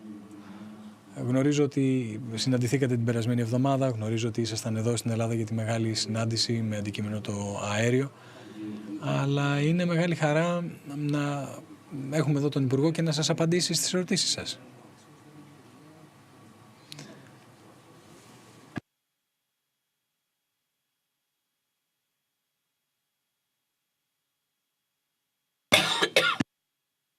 Λοιπόν, πραγματικά ήταν μεγάλη χαρά που συναντηθήκαμε την προηγούμενη εβδομάδα στην Σύνοδο Κορυφής. Εσείς νομίζω ήσασταν στο Λονδίνο και μπορέσαμε να συζητήσουμε. Δεν είχα την χαρά να ακούσω τον αξιότιμο Υπουργό, αλλά παρακολούθησα όλα όσα είπε σε σχέση με το όραμα της Ελλάδος και το όραμά του για την Ελλάδα. Το ερώτημα που θα είχα προς τον Υπουργό είναι, εξοχότατε κύριε Υπουργέ, τι θεωρείτε εσείς ότι πρέπει να γίνει προκειμένου να υλοποιήσετε το όραμα που έχουν οι Ηνωμένες Πολιτείες για την Ελλάδα ως ενεργειακό διάβλο αν θέλετε, τις Ηνωμένες Πολιτείες ως πάροχο υγροποιημένου φυσικού αερίου στην περιοχή. Ποια είναι τα πιο σημαντικά πράγματα που μπορείτε εσείς να συνεισφέρετε σε αυτήν την εξίσωση ώστε να είναι τα μέγιστα επικοδομητική?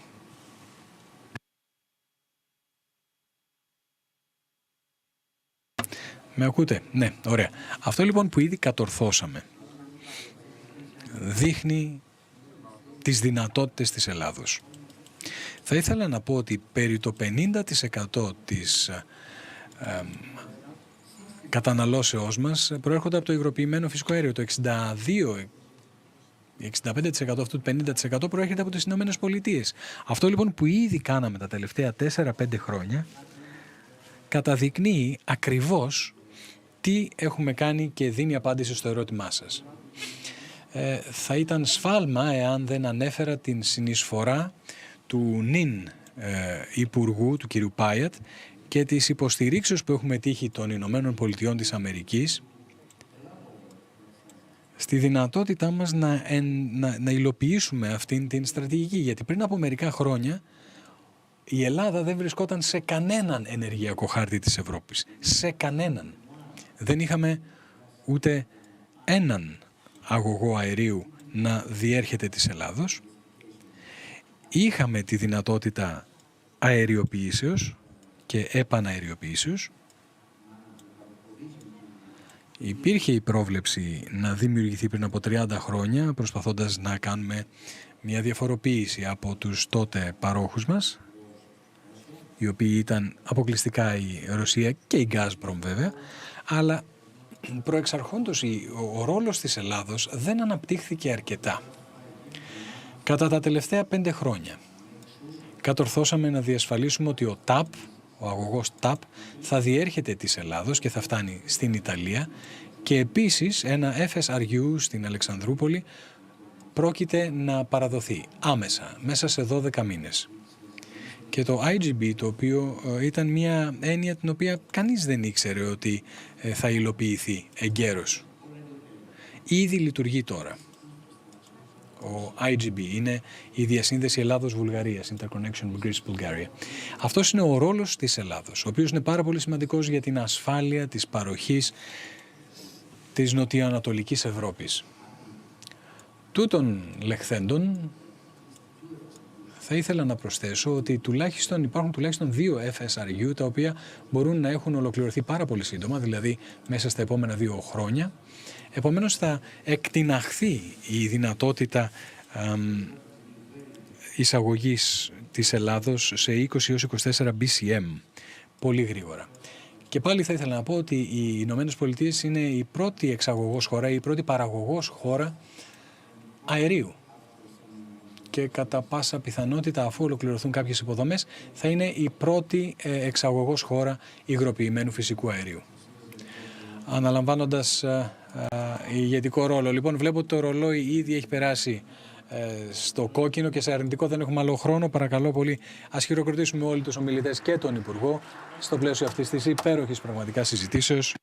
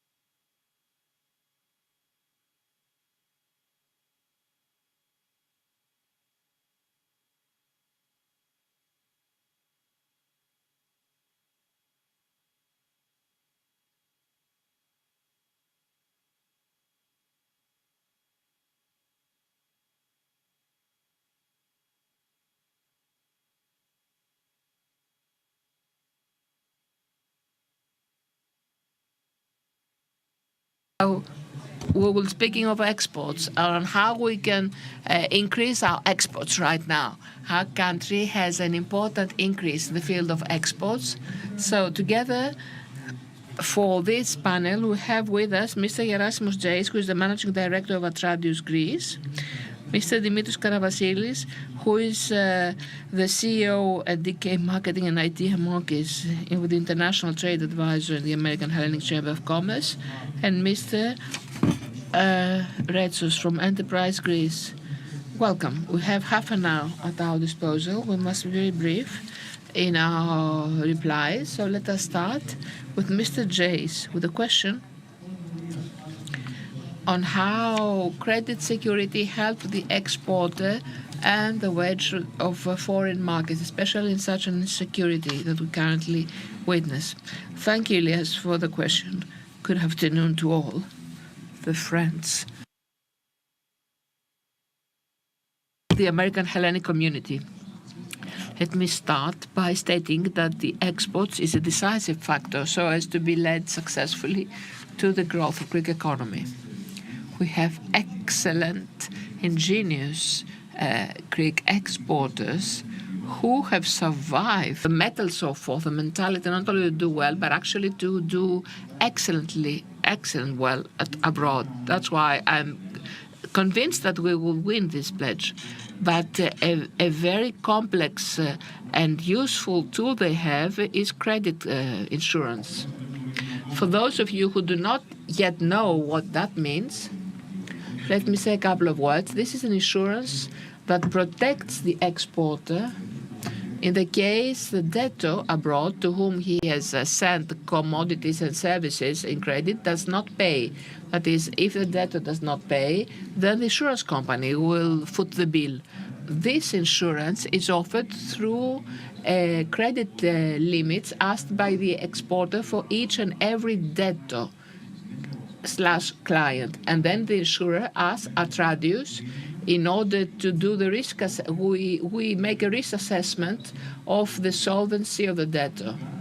In order to do that, we cross-check the financial data.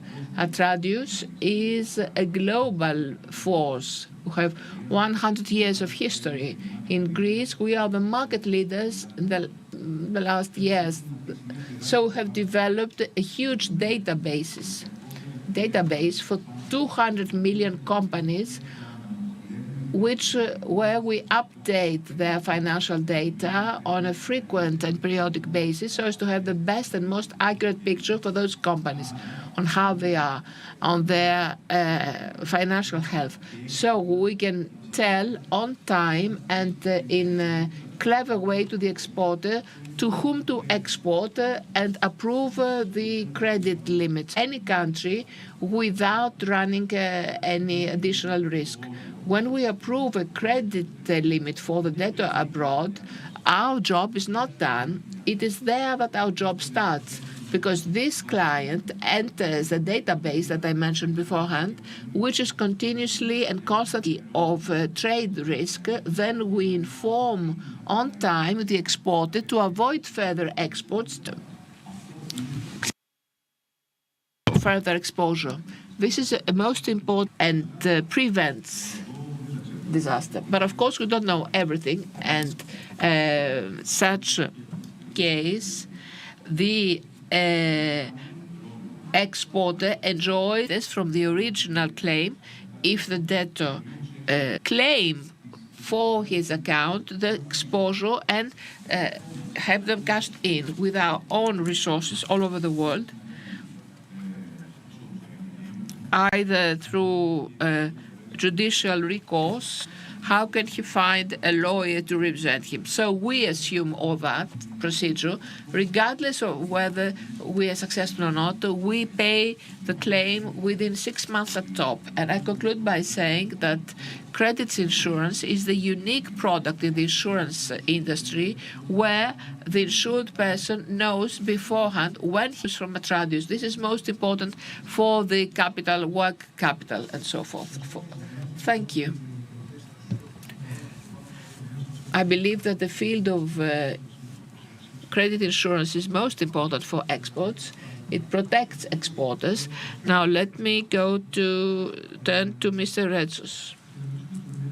And let us speak about bilateral trade, USA and Greece.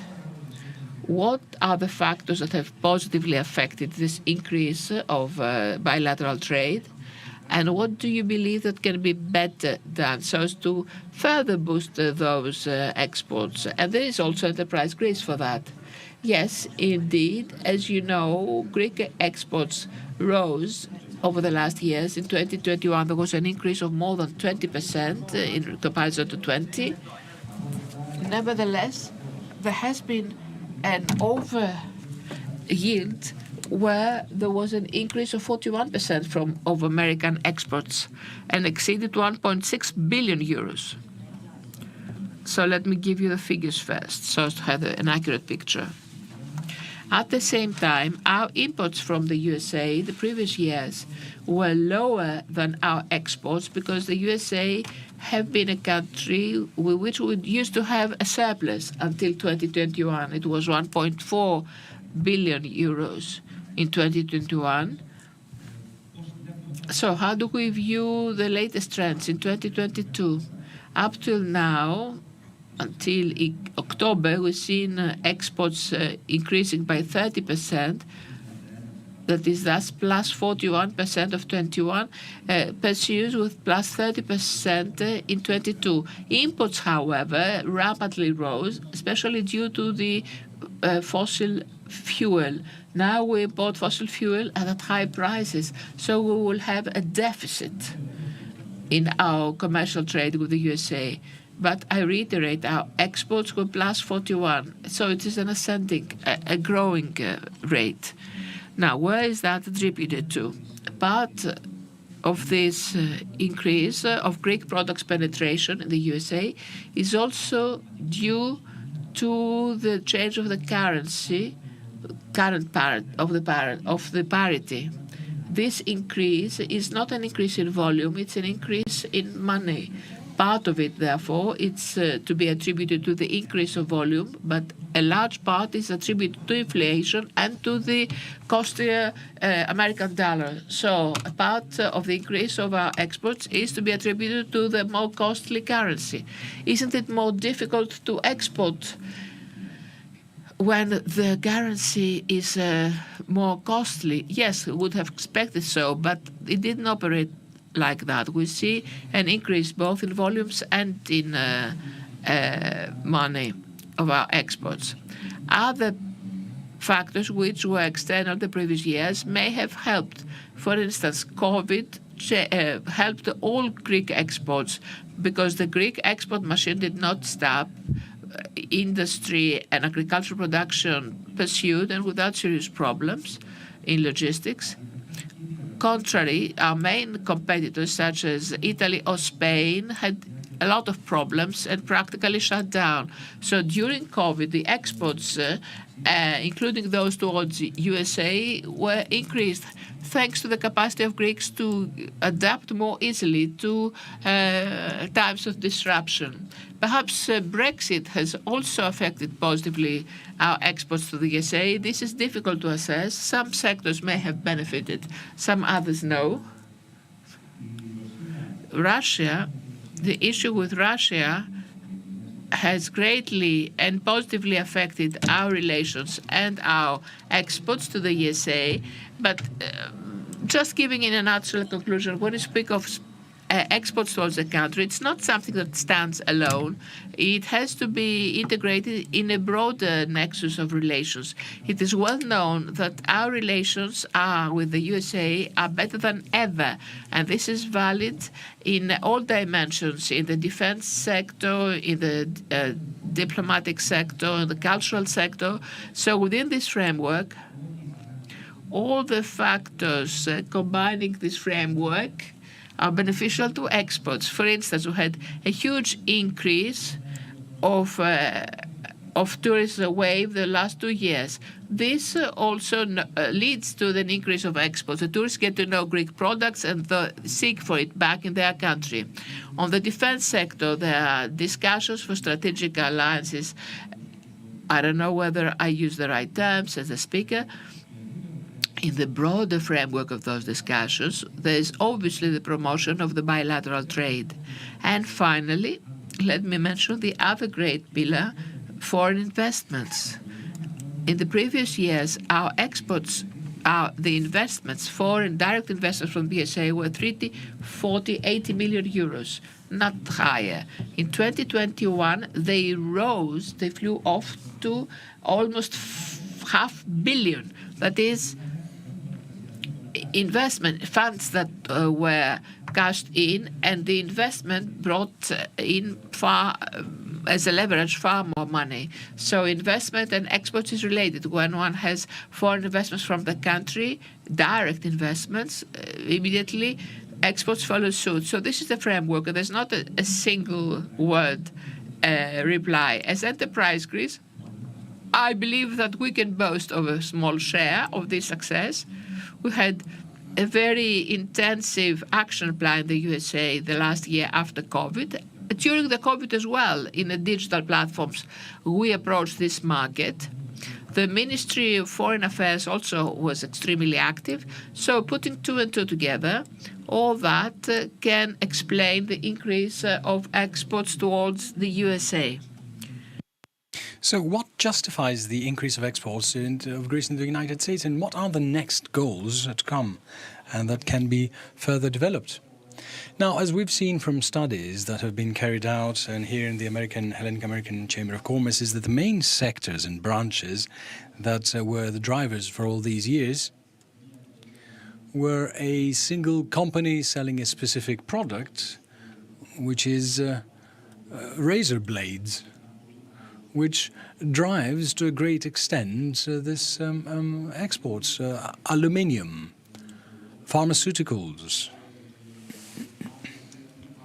are sectors and branches that have a huge growth. What we highlighted last year, and it's very important to repeat at this time, is that 10 years ago, if you remember, Mr. Spirtounias, we were discussing back in the day, and we as the AmCham were setting the foundation and saying that exports are around 2 to 3%. How could we make it 5 or 7%? And generally speaking, that was sort of a pipe dream. But I think that we are at 5% now. A key sector that still hasn't been measured yet because for lack of infrastructure, and something that we've raised with the Ministry of the Exterior now, is that we're shooting ourselves in the foot. We're stealing from our own pockets, is the creative cultural industries. Greece has tremendous potential and capacity, and there are a host of people that provide such services primarily to American companies. And as a matter of fact, if you remember last time through some webinars organized by the AmCham, we also had from the fashion sector and overall architects and other specialties expressing their interest. We have very close links between services provided in our country and services requested or offered from the other side of the Atlantic, and vice versa. So a very important element is that, in my opinion,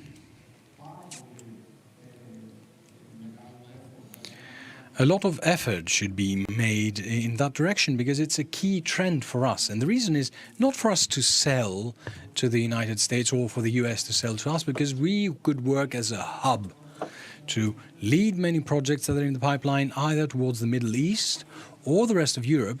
And there is always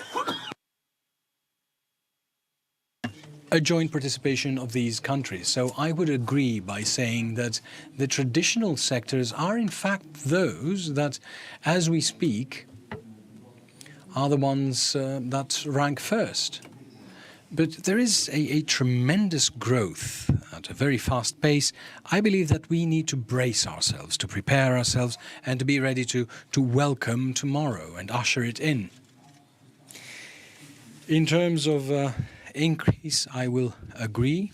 I think it's something we've showcased and highlighted time and again, that in terms of volume, we're still lagging behind. We're stragglers.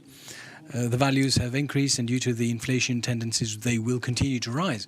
So necessarily, the numbers regarding value do not always speak the truth. in trade, and I think that you will confirm what I say, but it's volume that always speaks the truth. So I think it's volumes we should be focusing on. And of course, oil products and oil derivatives, that is something that we have included as a necessity. But we shouldn't forget that we do imports as easy as we do with exports, because we don't have all this volume as our own consumption. So it is a way of re-exporting what we import. So we shouldn't be afraid to use it, because countries such as the Netherlands are based par excellence in the re-export of products, which we can see in their own bulletins. So this is a very important part. To link this with the previous panels, that indeed the energy sector is something that is very important, and we can enter it in our ledgers and chalk it up as prosperity. Right, thank you very much. I would like to return to Mr. Zeis. Now, liquidity and financing is increasing. The prices of financing increases with the exchange currency differences, with inflation. How can this credit insurance mechanism help now that money is becoming more expensive? Well, unfortunately, expensive money is a timely reality. And one can fairly and squarely change the question and say, okay, Mr. Zeis, it's fine with this credit insurance. The company facilitates us to sell people with credit, not on a cash basis, and we're safe. And at the worst case scenario, we'll get our money 6 months after the agreed upon payment date. And one would ask, do you know whether we have the money to sustain ourselves, to receive the money from the client at the due date, or even worse, if we can wait from the reimbursement from Atradius 6 months after the due date? How can we meet our requirements, our claims, our pay, our obligations, salaries, power? So we need working capital, which we do not have. The answer to this comes from the credit insurance mechanism itself. As we said before, this insurance is given through credit caps, credit limits. We give those credits to the exporter, to the debtors. This is the insurance we provide them. This is the collateral we provide them with. It's the guarantee. And we're talking about A-rated collateral. Why A-rated? Well, because Atradius is a group that is Moody's A-rated themselves, so the receivables of our exporter have been insured by an A-rated collateral. This means that the exporter may cede these receivables to banking institutions, banks, factors, funds, or combinations of such banking institutions, in order for these institutions to give them cheaper and easier financing. Why cheaper and why easier? Well, because these financial institutions do not run any risk of damage, because they have our own A-rated collateral. So if the end buyer does not pay, they will get their money from us. So they give this coveted, cheap and easier money at a competitive rate. In conclusion, I would like to say that 1 in 4 people who use such export insurance do not do that because they might suffer some precariousness or some exposure. They do so because they have no access to cheap and easy money. So this is a very important edge, a very important advantage for our exporters. Right, thank you. If you can very, very fast tell me, I want this very fast because I want to ask other questions. What is the increase at a percentage of your turnover of the past 3 years? In the sense of people who wish this export insurance. Now, we see an increasing demand. So you mean that exporters are informed of this? Yes, of course. Well, with your assistance, we see more ardor and more willingness for them to enter this mechanism. Right. Okay. Thank you very much. Mr. Retsas, if I may ask you something. I think you said earlier that there are a lot of participations in international expos, etc. Now the question is, what has changed in the Greek exporters' presentation? And we're talking about the United States, but elsewhere as well, because, well, many a time in the past, there was the impression that, well, we go there, we don't know how to speak, we don't know how to present ourselves, we don't know how to make appointments, and we're just standing there, waiting for people to come. Is there a change in the mentality of Greek exporters? Are they well prepared? Do you follow them up? Do you look at them to see what you subsidize actually have a return on investment, as it were? Well, for the past dozen of years, the Greek export community suffered two crises that were very important. And they emerged from these crises much enhanced. The first of all was the financial crisis. It was a credibility crisis for Greek products and Greek companies. There, of course, there was a triage of and a separation of the best and the worst companies. But as a whole, all in all, Greek companies came out stronger. They realized the importance of export, and they realized the importance of exports to powerful countries, to which a systematic effort is required, systematic investments, and you have long-term returns, as is the case with the United States. So the financial crisis changed somewhat the way that they were working in the past, which was short-sighted and more spontaneous, and I'm talking about export companies. Then COVID struck. As I said before, we appeared quite flexible and adaptable as Greeks, and we were very adaptable in terms of digital skill acquisition. We consider that we are Mediterranean people and that we can strike a deal over a bottle of wine, exchanging a handshake and looking the other person in the eye. Greek exporters managed to make similar cases, similar deals through Zoom or through Microsoft Teams, and we as Enterprise Greece organized webinars on such digital skills. And the AmCham, I think, also had similar webinars offered as well. And we saw there that the Greek exporters adapted themselves, and they have created skills that will help them in the future as well. So yes, in fact, they have changed. And please allow me to say that in the seminars we organize, everything that has to do with the United States, they're the ones that are the most coveted, the most wanted ones. We have the E-Exports Academy in Enterprise Greece. Everything that has to do with the United States is what the people is the most sought after. Right. Well, Dimitris, I need to spend less time for you because we're out of time. I would like to thank everyone for this session, and let's move without further ado to the next session. Thank you one and all for joining us.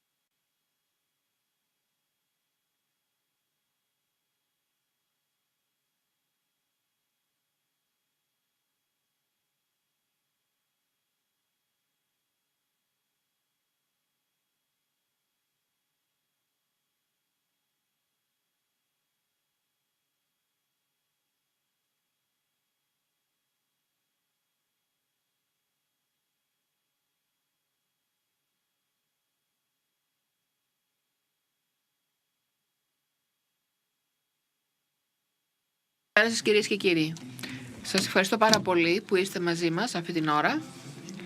Έχουμε επιλέξει συγκεκριμένα αυτή τη μέρα να δώσουμε την ευκαιρία σε επιχειρηματίες εκτός Ελλάδος και δι από τις ΗΠΑ να παρακολουθούν online αυτή τη συζήτηση και να εντοπίσουν το δυναμικό της αγοράς μας. Αυτού λεχθέντος έχουμε μεγάλη ευχαρίστηση να έχουμε μαζί μας τον κύριο Ορόλ Πένια,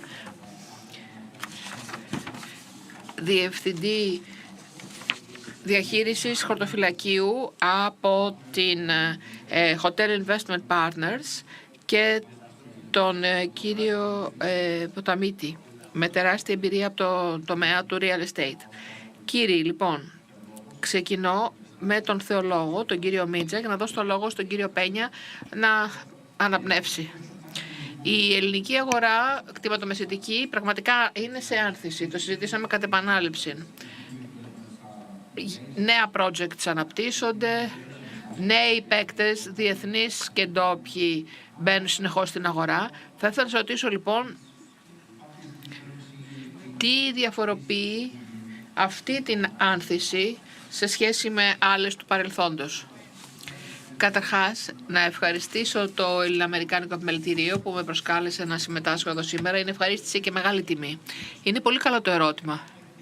Νομίζω ότι η μεγάλη άνθηση που βλέπουμε είναι αυτή καθ' αυτή κάτι πολύ μεγάλο.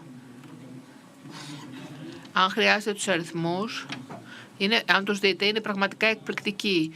Μιλούμε για άμεσες ξένες επενδύσεις. Το 2022 είδαμε πάνω από 90% αύξηση σε σχέση με το 2021, εκ των οποίων, που είναι περίπου 5,3 δις, εκ των οποίων το 30% συνδέεται ακριβώς με διαχείριση και ανάπτυξη κτηματομεσητικών, χωρίς να λαμβάνουμε υπόψη τις συναλλαγές. Έχει να κάνει μόνο με τη διαχείριση και κατασκευή νέων κτηρίων. Και βέβαια, με δεδομένο ότι μιλάμε για ξένες επενδύσεις, δεν περιλαμβάνει και τις ντόπιες επενδύσεις που αυξήθηκαν πάρα πολύ. Δεν θέλω λοιπόν να έχω υπεραισιόδοξος και να σας δίνω μια εικόνα που έρχεται σε διαστολή με αυτά που συμπιώνουμε. Αλλά η ελληνική αγορά των χρηματοπιστωτικών πραγματικά είναι σε άνθηση. Βλέπουμε βέβαια τι συμβαίνει με τον πόλεμο στην Ουκρανία. Είναι σημαντικός παράγων, ενεργειακή κρίση, τιμές και όλα αυτά. Και στην Ελλάδα, ξέρετε, τα πάντα έρχονται με ένα αλλά. Ναι μεν αλλά. Θα δούμε όμως. Προς το παρόν πιστεύω ότι η αγορά των χρηματοπιστωτικών στην Ελλάδα είναι εξαιρετική. Και επίσης νομίζω αυτό που είναι διαφορετικό και το βλέπουμε στην πράξη είναι, και το αναφέρεται νέους παίκτες, είναι αλήθεια. Βλέπουμε πολύ μεγάλη διαφοροποίηση σε επενδύσεις. Προφανώς υπάρχει ο τουριστικός τομέας που είναι παραδοσιακά το κέντρο της προσοχής στην Ελλάδα, αλλά ακόμα και εκεί βλέπουμε νέες τάσεις. Για παράδειγμα, ξενοδοχεία πολυτελείας και παραθεριστικές κατοικίες πολυτελείας που είναι καινούριο. Βλέπουμε υπηρεσίες επαγγελματικής διαχείρισης ακινήτων για πρώτη φορά στην Ελλάδα και από ντόπιους και από διεθνείς παίκτες. Και επίσης έχουμε και τα θέματα εφοδιαστικής αλυσίδας που είναι καινούριο.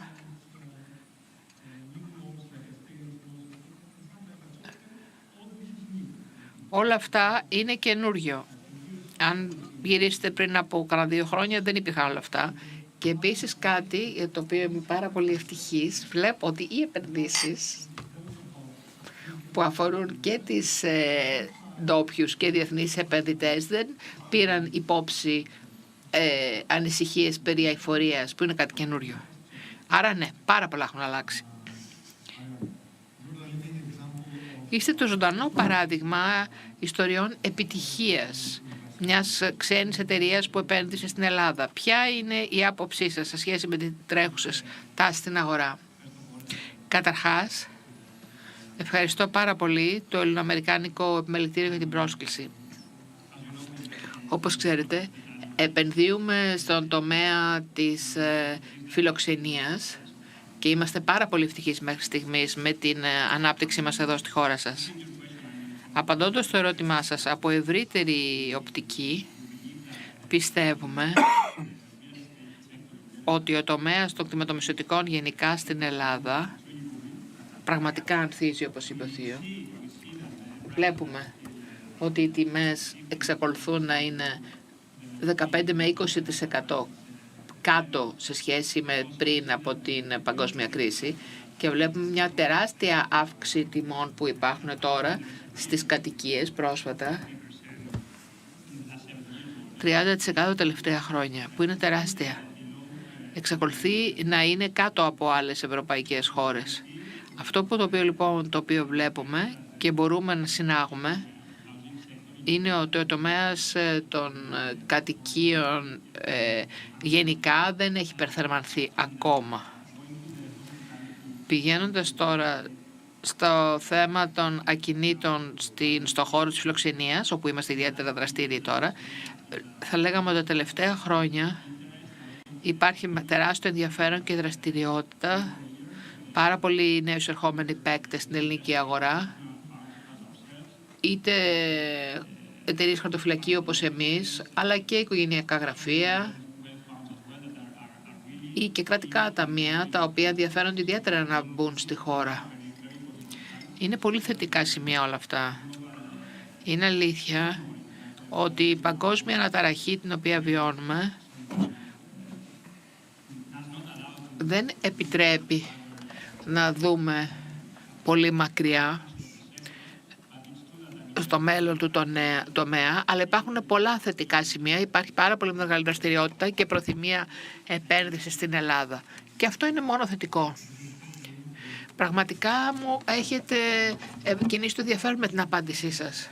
Μιλήσατε για τιμές που είναι 15 με 20% κάτω από το μέσον όρο των ευρωπαϊκών επιπέδων. Αλλά τι γίνεται με την ποιότητα? Γιατί όταν έχετε να συγκρίνετε αγορές, πρέπει να συγκρίνουμε όχι μόνο την τιμή, πρέπει να συγκρίνουμε και την ποιότητα του προϊόντος, του προσφερόμενου προϊόντος. Είναι αντίστοιχη ποιότητα αναμενόμενη από μια ευρωπαϊκή χώρα? Κατά κύριο λόγο, ναι, στον τομέα φιλοξενίας. Το ακίνητο αυτό καθ' αυτό. Δεν μιλάω για τη διαχείριση, τη διοίκηση. Έχω μια γενική εικόνα, είναι αλήθεια. Έχω εικόνα της γενικής αγοράς, αλλά θέλω κατά κύριο λόγο να εστιάσω στην φιλοξενία που είμαστε πιο εξειδικευμένοι. Σε αυτό την ποιότητα των προϊόντων που είναι πραγματικά μοναδικά, ανεξάρτητα με την κατάσταση του προϊόντος, η Ελλάδα έχει τεράστιο δυναμικό. Η Ελλάδα έχει κάπου 10.000 ξενοδοχεία πάνω κάτω. Και οι τοποθεσίες των ξενοδοχείων γενικά είναι μοναδικές. Υπό αυτή την έννοια, η ποιότητα κατά κλείδι για μας, γιατί μην ξεχνάμε, location είναι το μαγικό για την αγορά ακινήτων. Άρα είναι κατεξοχήν ποιοτικά προϊόντα. Είναι αλήθεια ότι λόγω της κρίσης την εποχή των μνημονίων, η ποιότητα σε ό,τι αφορά τα ξενοδοχεία αυτά καθ' αυτά, ή τις περιβάλλουσες υποδομές, λιμάνια κλπ. Δεν είναι στην βέλτιστη κατάσταση, αλλά όμως για ένα είδη αξία μέσω νέων επενδύσεων. Και αυτή είναι η τάση την οποία βιώνουμε αυτή τη στιγμή και βλέπουμε. Αυτό είναι πάρα πολύ ενδιαφέρον. Και ο Θεολόγε, ποιος βλέπεις να είναι ο ρόλος του κράτους σε όλα αυτά? Πώς μπορεί το κράτος να μας βοηθήσει να προχωρήσουμε σε ό,τι αφορά τον τομέα των ακινήτων? Ο ρόλος του κράτους εξορισμού είναι ζωτικός. Μπορεί να καταστρέψει επενδύσεις και το επενδυτικό περιβάλλον ή μπορεί πραγματικά να το αναστήσει, να δημιουργήσει το κατάλληλο πλαίσιο που θα επιτρέψει σε επενδύσεις να αυξηθούν. Ευτυχώς νομίζω, και μπορώ να το πω με ασφάλεια, ότι τα τελευταία χρόνια το κράτος κινείται στη σωστή κατεύθυνση και έχει υποστηρίξει τις επενδύσεις στην Ελλάδα. Μπορώ να αναφέρω για ποιους λόγους μπορώ να σας δώσω κάποιους λόγους γιατί το αναφέρω αυτό. Αυτό που είναι πολύ σημαντικό για τις επενδύσεις στον τομέα κινήτων στην Ελλάδα, κατ' εμέ, είναι κτηματολόγιο και χωροταξικός σχεδιασμός. Όπως ξέρετε, η Ελλάδα χρονοτριβεί με θέματα κτηματολογίου εδώ και αιώνες. Δεν είχαμε σχετικούς χάρτες, δεν είχαμε καταγεγραμμένους αρχαιολογικούς τόπους που είναι πολύ άρθρες στην Ελλάδα.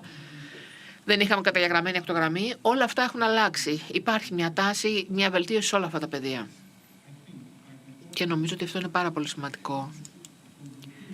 Και είναι από τα πράγματα τα οποία είναι πάρα πολύ δύσκολο να εξηγήσει την ανυπαρξία τους σε έναν ενδυνάμει λοδαπό επενδυτή.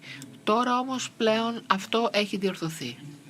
Έχουν γίνει πάρα πολλά βήματα προς σωστή κατεύθυνση Και είναι πολύ σημαντικό αυτό. Και επίσης θα αναφέρω και την ψηφιοποίηση, που είναι ένα τεράστιο κύμα ψηφιοποίησης της δημόσιας διοίκησης και πολύ περισσότερο στον τομέα των ακινήτων. Υπήρξα ευτυχής να δω πάρα πολλές αλλαγές, πάρα πολλές ηλεκτρονικές πλατφόρμες που δημιουργήθηκαν και που επιτρέπουν άμεσες αγοραπολισίες πολύ πιο εύκολες και γρήγορες, την έκδοση πιστοποιητικών που επιταχύνουν πάρα πολλές διαδικασίες. Νομίζω ότι αυτό που είναι πάρα πολύ σημαντικό και δεν είναι προφανές είναι η πρόοδος και η επιτάχυνση υποδομών, μεγάλων υποδομών, των οποίων επίσης υπολοιπόμεθα. Όμως και σε αυτό το πεδίο είδαμε σημαντικές διαδικασίες και προόδους με ιδιωτικοποίησεις όπως εθνικών οδών, της Εγνατία, λιμανιών για σκάφη αναψυχής, αεροδρομίων. Επομένως, από πλευράς επένδυσης πρέπει να σκεφτόμαστε ευρύτερα το πλαίσιο της υποδομές, δηλαδή και όλα τα συμπαραμαρτούντα που πρέπει να έχει μια χώρα για να υποστηρίξει την ανάπτυξη της αγοράς ακινήτων της. Και αυτό λοιπόν είναι κάτι που με τη βοήθεια του κράτους έχει βελτιωθεί πάρα πολύ.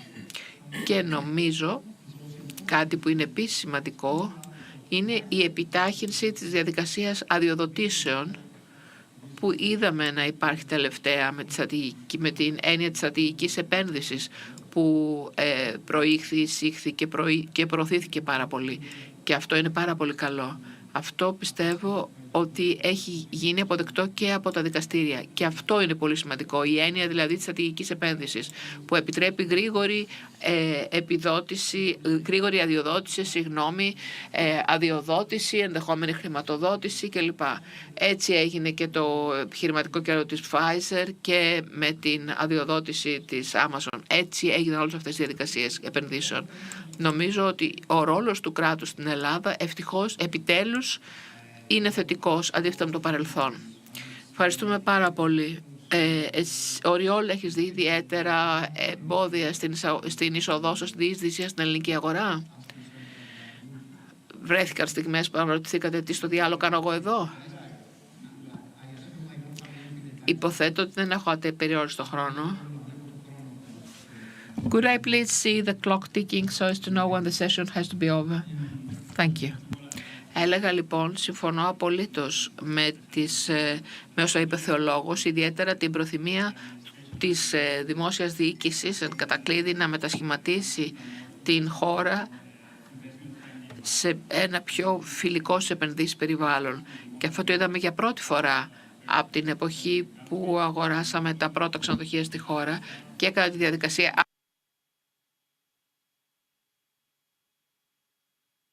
και την όλη διαδικασία μετασχηματισμού που συνδέεται με τα θέματα αδειοδοτήσεων κλπ. Το είδαμε με πρώτο χέρι. Υπάρχει σαφής βούληση της τρέχουσας κυβέρνησης να βοηθήσει και να διευκολύνει αυτό το περιβάλλον. Να διευκολύνει αυτό το περιβάλλον και να το επιταχύνει. Και το βλέπουμε με πολλούς διαφορετικούς τρόπους. Η προσπάθεια αυτή ανταποδίδει. Αν δείτε για παράδειγμα τις άμεσες ξένες επενδύσεις της χώρας τον τελευταίο χρόνο, έχει διπλασιαστεί και παραπάνω. Και επίσης, όπως πρόσφατα ανέφερε το Bloomberg, η χώρα είναι σε πολύ καλή θέση για να ανέβει σε επενδυτική κλίμακα το 2023. Είναι αλήθεια ότι υπάρχει πάρα πολλή δουλειά ακόμα που πρέπει να γίνει, αλλά υπάρχει σαφής βούληση να διευκολυνθεί οποιαδήποτε ξένη επένδυση στη χώρα. Και ιδιαίτερα στο δικό μας τομέα, αυτό που για μένα ήταν επίσης ζωτικής σημασίας είναι, γνωρίζοντας ότι η δημόσια διοίκηση γνωρίζει ότι ο τουρισμός διαδραματίζει τεράστιο ρόλο, είναι ο μείζον συνεισφέρον στο ΑΕΠ. Κατά τη διάρκεια της πανδημίας, η κεντρική κυβέρνηση και όλες οι συνδεδεμένες υπηρεσίες βοήθησαν πάρα πολύ για να υποστηρίξουν τον τομέα,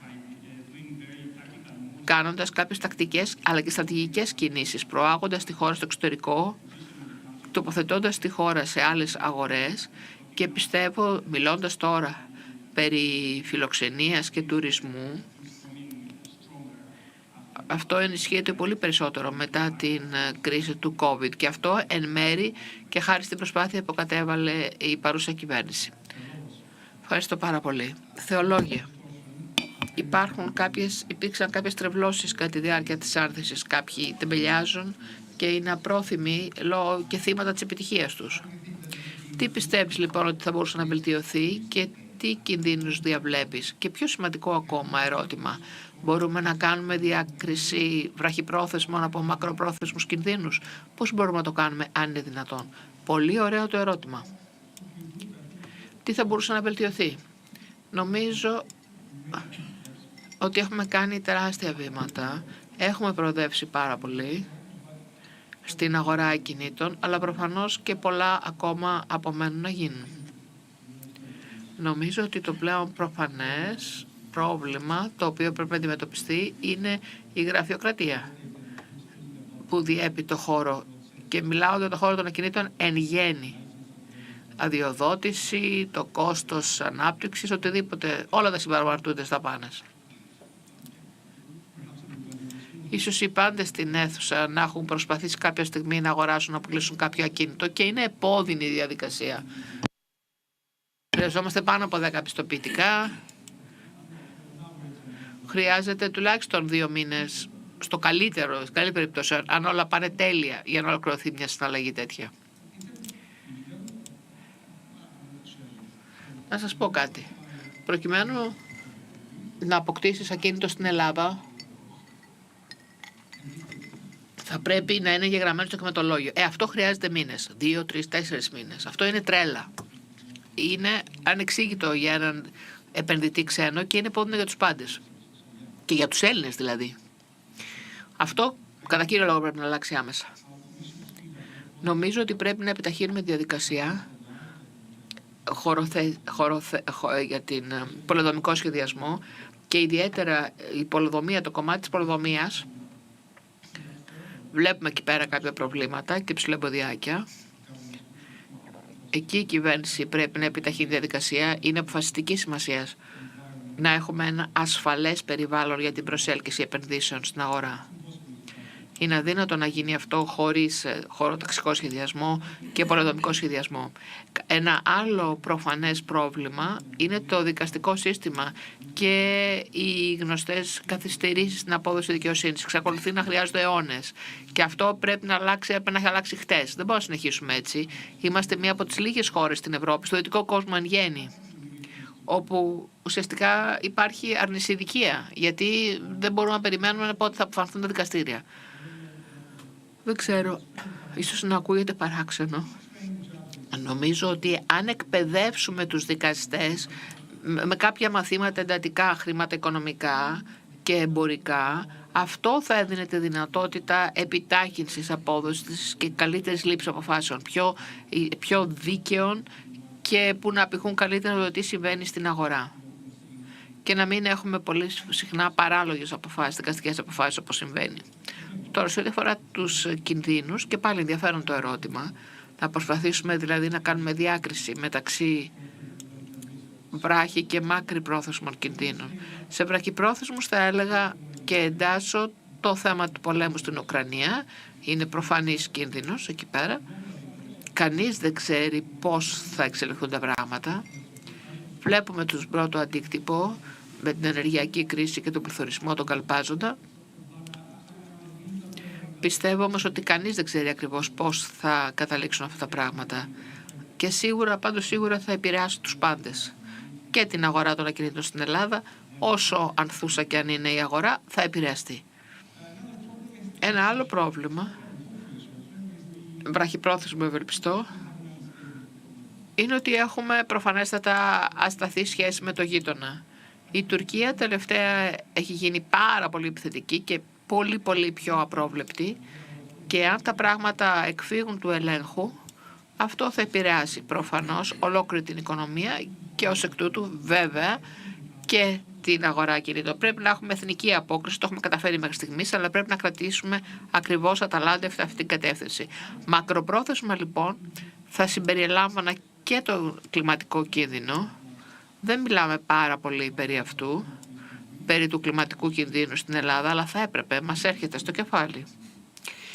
Και ένα ενδιαφέρον στοιχείο, το οποίο έχει πλάκα, όχι πλάκα, αλλά εν πάση περιπτώσει έτσι είναι ότι 39% των συνολικών εκπομπών διοξειδίου του άνθρακα προέρχονται από τον τομέα των ακινήτων. Δεν αναφέρεται πάρα πολύ. Προφανώς λοιπόν είναι πολύ σημαντικός ο τομέας των ακινήτων για την αντιμετώπιση του κλιματικού ζητήματος. Αυτό από πλευράς πολιτικής, εκπόνησης πολιτικής. Ξέρετε, όλοι αυτοί οι καύσονες, οι πλημμύρες θα επηρεάσουν και το πώς χτίζουμε και το πώς βλέπουμε και πώς αναπτύσσουμε τα ακίνητα και πώς χρησιμοποιούμε τα ακίνητα.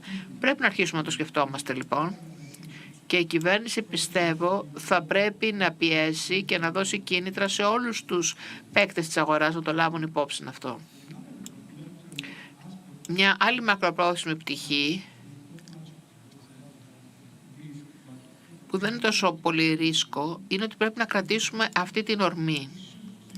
Θα έπρεπε, νομίζω, να κρατήσουμε, να έχουμε ανοιχτό μυαλό και ανοιχτούς ορίζοντες σε ό,τι αφορά τον τομέα κινήτων. Πρέπει να είμαστε πιο ανοιχτοί, πρέπει να συνδεθούμε περισσότερο με τον κόσμο και να αλλάξουμε αυτό που ήταν η Ελλάδα, δηλαδή μια μικρή και πολύ στάσιμη και κλειστών οριζόντων αγορά. Είναι περισσότερο βέβαια ευχή αυτό, παλά μακροπρόθεσμος κίνδυνος, αλλά συνδέεται με το μέλλον. Αυτός είναι και ένας από τους ρόλους ακριβώς της Επιτροπής μας, να εκπαιδεύσουμε τους ανθρώπους. Εκπαιδεύσουμε αυτούς που έρχονται από το εξωτερικό για να ξέρουν τι θα αντιμετωπίσουν, αλλά ταυτόχρονα να εκπαιδεύσουμε και τους ντόπιους, ποιες είναι οι προκλήσεις και τι μπορούν να κάνουν με τη ιδιοκτησία τους.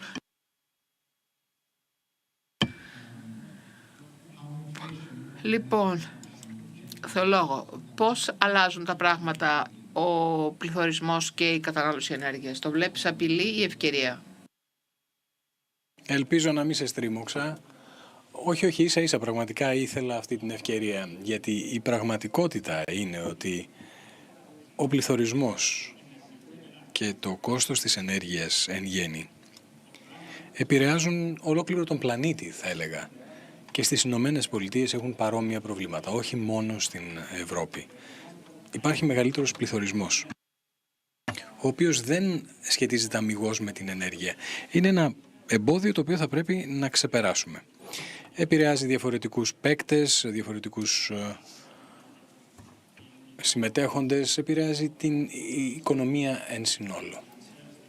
Πώς να το αντιμετωπίσουμε αυτό? Η απάντηση εξαρτάται από τα συμμετέχοντα μέρη, από τους ενδιαφερόμενους. Η δική μας περίπτωση έχει υπέρ και κατά. Ένα από τα κατά είναι ότι εντάξει, εμείς θέτουμε τις τιμές μας σε σχέση με την ζήτηση και την προσφορά. Ο πληθωρισμός βέβαια το επηρεάζει. Επίσης είναι ένας τομέας ο οποίος εξαρτάται βαθύτατα επίσης από την ενέργεια. Εάν πρέπει να βρω μια ευκαιρία, και μιλάω τώρα για την ενέργεια και μιλάω για τη μετάβαση προς την βιωσιμότητα, θεωρώ ότι αυτό είναι κλειδί όχι μόνο για τον τομέα αλλά και για την χώρα εν γέννη. Η Ελλάδα εξαρτάται πάρα πολύ από ορυκτά καύσιμα ακόμα, πετρέλαιο και ούτω καθεξής, και θεωρώ ότι η μετάβαση σε μια βιωσιμότητα, ενεργειακή βιωσιμότητα, θα επιτρέψει όχι μόνο να αποτραπούν μελλοντικές ενεργειακές κρίσεις, αλλά όπως είπε ο θεολόγος νωρίτερα, θα επιτρέψει να έχουμε ένα πιο βιώσιμο πρότυπο, ένα βιώσιμο μοντέλο, και είναι πάρα πολύ σημαντικό. Μιλούσατε για τους μακροπρόθεσμους κινδύνους. Βλέπω ότι ο πληθωρισμός ενδεχομένως είναι μέσο βραχυπρόθεσμο πρόβλημα, αλλά για μένα ένας από τους κινδύνους, μιλώντας για την Ελλάδα εν γέννη, είναι ότι οι χώρες επιθυμούν ανάπτυξη. Η ανάπτυξη αυτή πρέπει να σχετίζεται με την ποιότητα, και αυτό δεν είναι κάτι εύκολο. Προκειμένου να εστιάσουμε σε μια ποιοτική, πραγματικά ποιοτική ανάπτυξη, η οποία θα συνδέεται με ένα βιώσιμο πρότυπο, με ένα βιώσιμο μοντέλο, θα ήθελα να πω, και εδώ βεβαίως μιλάμε για την συγκράτηση των ταλέντων και την μείωση του brain drain, γιατί γνωρίζετε ότι πάρα πολλοί έφυγαν κατά τη διάρκεια της κρίσεως. Τώρα υπάρχει ένα brain gain, μια επιστροφή, μια κεκτημένη ταχύτητα επιστροφής όλων αυτών των ταλέντων στην χώρα. Θα πρέπει λοιπόν να αντιμετωπιστούν και οι μελλοντικοί κίνδυνοι, οι οποίοι δεν ξέρουμε ποιοι είναι. Θα πρέπει να δημιουργήσουμε ένα περιβάλλον που θα μας επιτρέψει μια ασφάλεια. Θα πρέπει να έχουμε βιωσιμότητα, θα πρέπει να έχουμε συγκράτηση των ταλέντων εδώ στη χώρα και αυτοί οι πόροι θα σας δώσουν την ευκαιρία να αντιμετωπίσετε. Και θεωρώ ότι η Ελλάδα είναι πραγματικά μια ιδιαιτέρως ανθεκτική χώρα, κάτι το οποίο ο λαός σας έχει επιδείξει πολλά και στο παρελθόν και ελπίζω να το κάνει και στο μέλλον. Μπορώ να σας ζητήσω να συγκρίνετε σε υψηλό επίπεδο την ελληνική αγορά με τις αγορές των άλλων νοτιοευρωπαϊκών χωρών όπως η Ιταλία, η Ισπανία, ή να περάσω κατευθείαν στην επόμενη ερώτηση? Κοιτάξτε, και στην Ιταλία και στην Ισπανία και στην Ελλάδα έχουμε ξενοδοχεία. Επομένως, ό,τι και να πω θα επηρεάσει όλους. Επομένως, καλύτερα να περάσουμε αυτή την ερώτηση. Κοιτάξτε, πέρα από πλάκα, οι αγορές όλες έχουν υπέρ και κατά. Συγκρίνοντας την Ιταλία, την Ισπανία και την Ελλάδα στο επίπεδο της φιλοξενίας ή ως τουριστικούς προορισμούς, θα έλεγα ότι έχουμε πολλές ομοιότητες. Ισχύει βεβαίως ότι μία έκαστη των χωρών έχει τα δικά της προβλήματα. Ναι, κοιτάξτε, γνωρίζω εκ των πραγμάτων ότι ο τρόπος με τον οποίο αναπτύσσονται τα ξενοδοχεία στην Ισπανία, την Ιταλία και την Ελλάδα είναι πολύ διαφορετικοί. Τρεις αρκετά διαφορετικές νοοτροπίες, αλλά ας το κρατήσουμε αυτό για λίγο αργότερα. Καταλαβαίνετε τι λέω. Ναι, και συμφωνώ απολύτως μαζί σας, αλλά θεωρώ ότι η Ισπανία γενικότερα είναι πολύ πιο όριμη αγορά στο πλαίσιο της αγοράς φιλοξενίας και ακινήτων. Και όπως όλα στην ζωή, θεωρώ ότι η Ελλάδα έχει αυτή τη στιγμή την κεκτημένη ταχύτητα, την όρμη, αν θέλετε, όχι να φτάσει τους πρώτους, αλλά να διαφοροποιηθεί από την ισπανική αγορά. Αυτή είναι η προσωπική μου άποψη. Έτσι. Είναι μια ευκαιρία. Η Ισπανία και η Ιταλία θεωρώ ότι υποδέχονται πάνω από τους διπλάσιους τουρίστες από τη Ελλάδα. Έχουν πάνω από τον διπλάσιο πλήθος ξενοδοχείων από τη Ελλάδα. Όμως η Ελλάδα έχει πάνω από τριπλάσια ακτογραμμή σε μήκος από ότι η Ιταλία και η Ισπανία. Επομένως, για μένα αυτό είναι τροφή για σκέψη. Ωραία, έχω μια τελευταία ερώτηση για σας, για καθέναν από σας, αλλά είναι διαφορετική ερώτηση, δεν είναι η ίδια. Θεολόγε, ξέρω ότι έχεις 2 εταιρείες με αντικείμενο τα ακίνητα και έχουμε αρκετές εντολές στο κομμάτι της Ευρώπης. Τώρα, αν πάμε στην Γαλλία ή στο Ηνωμένο Βασίλειο ή στην Ισπανία και πούμε ότι έχουμε μια εντολή από πελάτη και αναζητούμε ακίνητο εδώ, μας κοιτάνε λες και είμαστε εξωγήινοι. Γνωρίζοντας το ότι είμαστε Έλληνες, τι μπορούμε να κάνουμε προκειμένου να βγάλουμε τις ελληνικές εταιρείες από την Ελλάδα? Διότι εδώ μπορεί να έχουμε μια καλή και εκτιμένη ταχύτητα, αλλά ποιο είναι το επόμενο βήμα? Τι μπορούμε να κάνουμε προκειμένου να εξαγάγουμε τρόποντινά τη γνώση μας στον τομέα των ακινήτων, εάν αυτό είναι εφικτό? Κοίτα, δυσκολάκι η ερώτηση. Κοιτάξτε, θα έλεγα ότι είναι θέμα κουλτούρας. Το πώς βλέπεις την επιχείρησή σου και το πώς βλέπεις τη χώρα σου. Αν δεν είσαι ανοιχτόμυαλος και κοιτάς μόνο στο εθνικό ή στο τοπικό επίπεδο, δεν πρόκειται ποτέ να κυνηγήσεις ευκαιρίες πέραν των συνόρων της χώρας σου.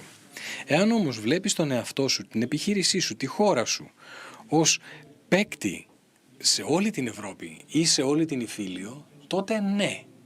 Στην τελική ανάλυση θα βρεις τρόπο να ξεπεράσεις, να υπερβείς τα φυσικά γεωγραφικά σύνορα της χώρας σου.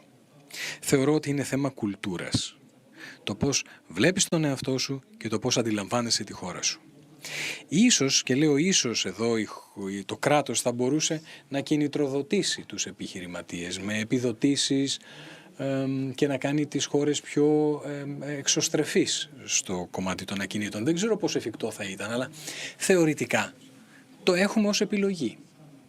Εν τούτοις, έχουμε δει κάποιες επενδύσεις εθνικών παικτών στο διεθνές, στο διεθνή τομέα, κυρίως στις κατασκευαστικές, και σε προϊόντα και σε παράγωγα. Αλλά κυρίως στον τουριστικό τομέα. Είχαμε προσφάτως την μεγάλη συναλλαγή με το Σάνι 20 από τη Σιγκαπούρη, που επένδυσε στην πλατφόρμα και έγινε μια τεράστια αξιολόγηση εκεί και είναι πραγματικά μια εθνική ιστορία επιτυχίας, success story. Θα επαναλάβω όμως ότι εξαρτάται από το πώς βλέπεις τον εαυτό σου και το τι κάνεις. Λοιπόν, αναφέρομαι σε αυτά γιατί όποτε μιλάω σε Έλληνες, απευθύνομαι σε Έλληνες και τους εξηγώ πώς μπορούν να βγάλουν τις επιχειρήσεις τους εκτός της χώρας, με κοιτάνε λες και είμαι τρελός και αυτό με προβληματίζει. Η τελευταία μου ερώτηση λοιπόν είναι για σένα, Οριόλ, και είναι, αποτελεί η Ελλάδα μεγάλο στοίχημα? Κοίτα, για μας, κοίταξε να δεις, εννοώ εάν η Investment Greece θα κάνει τα πράγματα πιο εύκολα ή είναι κάτι, το Invest in Greece, με συγχωρείτε, θα κάνει τα πράγματα πιο εύκολα ή όχι. Κοίταξε, για μας η Ελλάδα είναι μια πραγματικότητα. Και αυτό το βλέπουμε με το πορτφόλιο, με το χαρτοφυλάκιο που έχουμε αυτή τη στιγμή. Πήραμε κάποια ξενοδοχεία πριν από 2,5 χρόνια, με τη θέση 85% ήδη έτοιμο στο χαρτοφυλάκιο να είναι έτοιμο. Φέραμε κάποιες διεθνείς μπράντες, αλλά και πρώτης τάξεως μπράντες. Επομένως το μοντέλο λειτουργεί καλά στη χώρα και όπως είπα και νωρίτερα, υπάρχει αυτή η στήριξη από πλευράς της κεντρικής κυβερνήσεως για να προωθήσει αυτήν την κίνηση, αυτήν την κεκτημένη ταχύτητα που έχει. Όπως είπα και πριν, υπάρχουν και άλλοι θεσμικοί επενδυτές οι οποίοι έρχονται στην χώρα και αυτό από μόνο του δίνει μια αισιοδοξία, όπως ατενίζουμε το μέλλον. Δεν νομίζω ότι θα στοιχημάτιζα στη χώρα. Έτσι, υπάρχει μια πραγματικότητα εδώ και την οποία νομίζω ότι όλοι τη γνωρίζουμε. Και είναι πραγματικότητα ότι χρειάζεται να γίνει ακόμα πολλή δουλειά.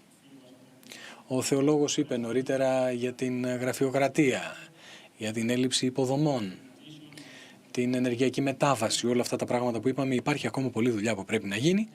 Όμως η Ελλάδα πρέπει να πω ότι έχει μια πολύ καλή πραγματικότητα, ένα πολύ καλό παρόν στο κομμάτι του τουρισμού και της φιλοξενίας και είμαστε εδώ για να παραμείνουμε.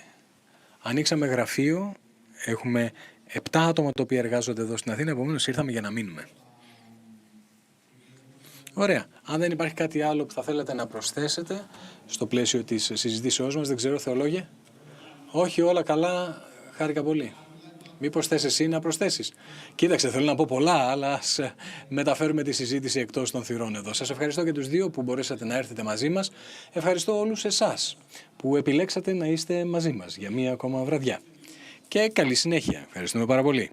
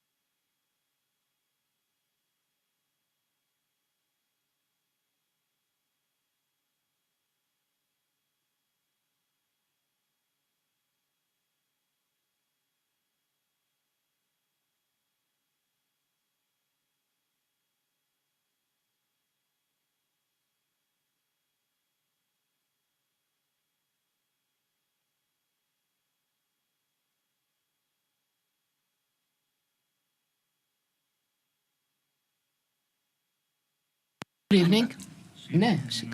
It's my turn to welcome you to the 23rd Greek Economic Summit of the Hellenic American Chamber of Commerce for a most interesting subject, the rebirth of the Hellenic defense industry. I have the great joy to converse with the Minister of National Defense, Mr. Nikolaos Panagiotopoulos, and Mr. Dennis Nicholas Papatsas, who's senior partner of EFA Group. Of course, the conjuncture of this discussion is most interesting. We have a war in the broad neighborhood that creates needs for armament, not only Europe, but the whole of the world.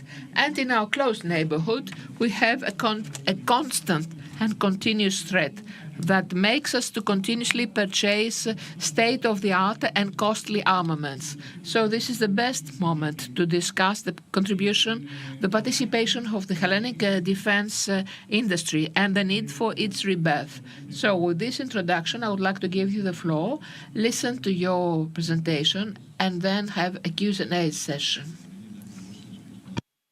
Right, yes, Mr. Ioannidis, it's quite that. There are two fundamental reasons for which we must intensify our efforts, because there are efforts being made, but it is my belief that we need to intensify them to recreate, as it were, the national defense industry. I wouldn't go for the term rebirth, because a rebirth requires a death to have pre-existed. Now, it may have worked in a subpar way or worked with deficits problems, but not for an absence, lack of operation. I would like to use a different term. We have the capabilities, we have the possibilities. I would go for a restoration, as it were, or reinstatement or rehabilitation. So I would say that there are two key reasons why this is the best time, and it's an opportunity of historical magnitude to make this. First of all, it's the national reason. That quite simply has to do with the fact that a country that de facto has developed these armed forces with this degree of readiness, of battle capability, existence even of these defense systems, either the state-of-the-art, the ones that we are currently acquiring, or the already existing ones that do have tremendous needs of support and why not upgrade as well. So Greece of today, with the challenges it has to face, must base itself for the support of these systems on an active, extrovert defense industry. And this is the first part. The second thing is that there is a unique, I would say, opportunity due to the conjuncture. The war in Ukraine has changed everything. Europe has decided in an aligned way to invest huge amounts of money in defense, which means, of course, a participation of the defense industries of each member state, but also a larger need for coordination of defense industries the Europe over. There are the needs. The countries contribute in defense material and equipment to the Ukraine, so we have the need for the replacement of the armed forces of these countries of the equipment that they have already contributed. And it's not nothing to sneeze at. There are tremendous quantities of arms availed at Ukraine to deal with the Russian invasion. I would say that there is a new need to disentangle from systems of Soviet or older technology. So this is a new dimension that entails the participation of the defense industry in supporting the systems that will come.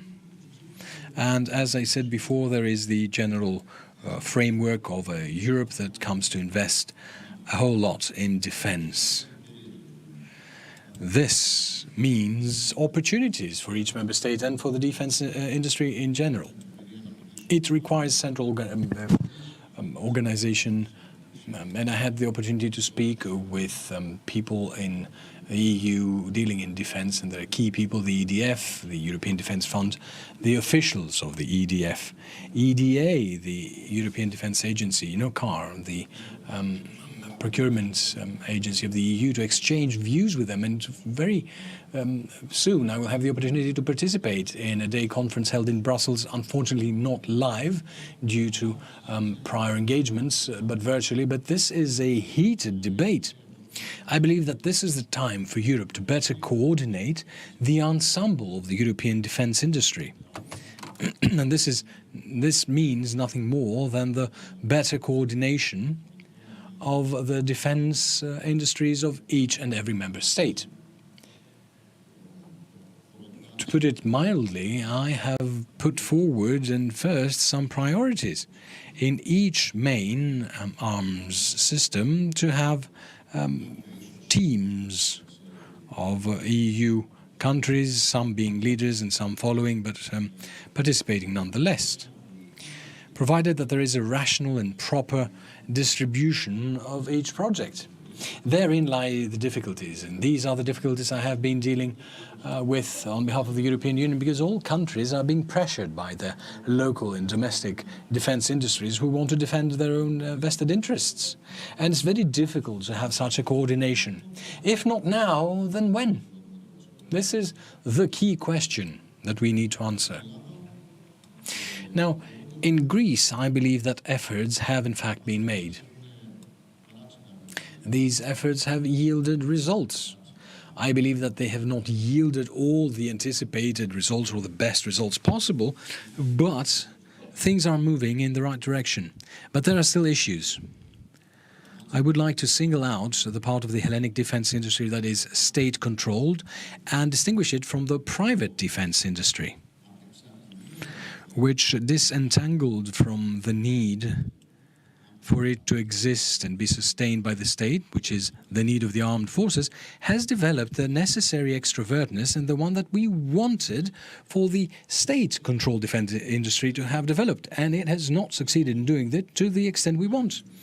Be that as it may, we still try. We're still trying to create the necessary conditions.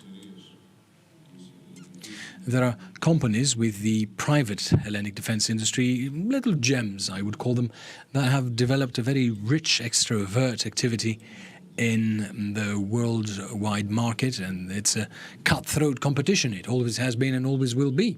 But I believe that this is offering a framework of bigger opportunities and chances.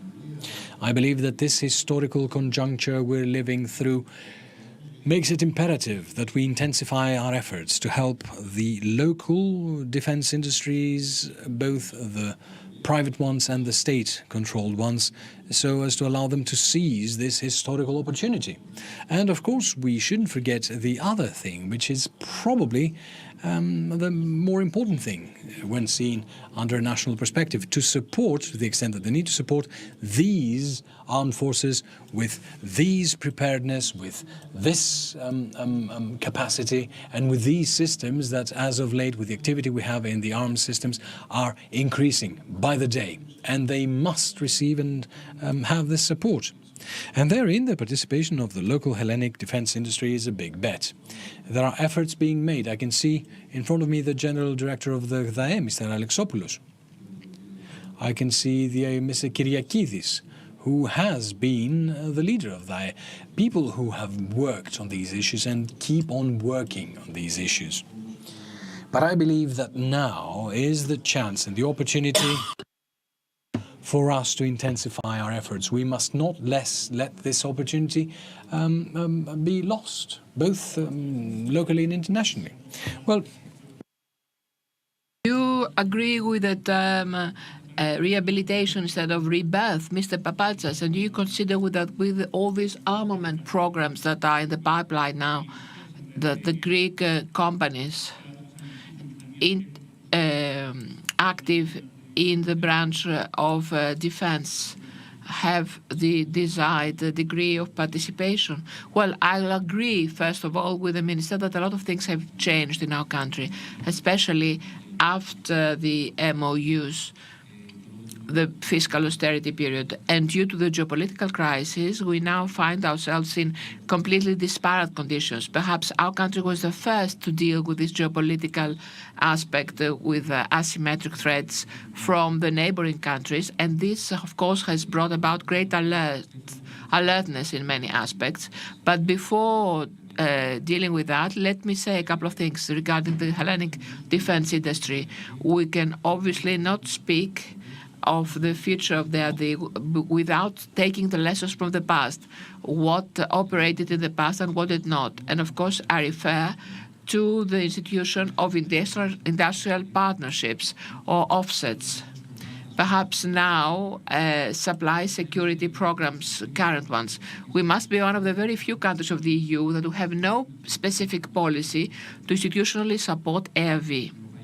In the European Union, most small countries such as Denmark, Finland, Czech demand for such industrial partnerships. And the bigger ones that do not have such partnerships, it's very rare to sell a system unless they also participate in selling that system. That is, they become co-partners with the seller in order to secure industrial offsets.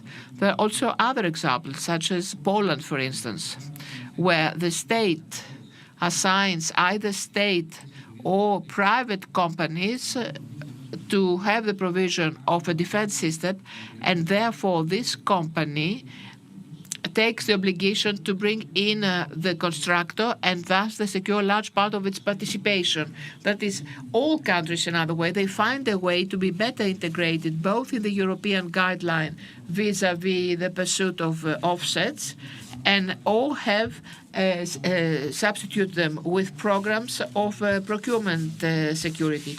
But let us see some examples of the past vis-à-vis our country, in order to see which foreign companies succeeded and which did not do much. I will give you two respective examples. A NATO ally, not a EU country, has taken more than 4.5 billion euros through contracts, and within 10 years managed the following. It refunded to Greece 1.2 billion euros in infrastructure work. This is all measured.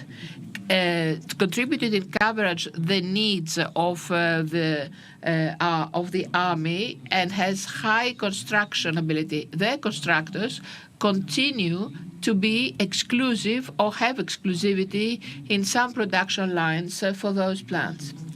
For as subcontractors. They created also other programs, thus making export champions, whose exports over the last 12 years have risen to 800 million euros, and they expected that these exports will even bigger. So what are we claiming here? We say that the Ministry of Defense has spent 4.2 billion euros for armaments, and was refunded immediately 1.2 billion, and out of the investment will refund an additional 1 billion. If you see this paradigm, it's almost 55% offset in the industry and Greek economy. So indirectly, directly or indirectly. Now we have got another example from the same country again. We have a main constructor, the well-known Intracom company, participating in Patriot construction, which today is one of the main suppliers of this company, and is obviously a part of its turnover in a high state-of-the-art technology systems. On the contrary, if we seek some examples from European companies, which are easier to do away from obligations of industrial partnership, we can only see some fragmented construction projects that were assigned, which were very temporary.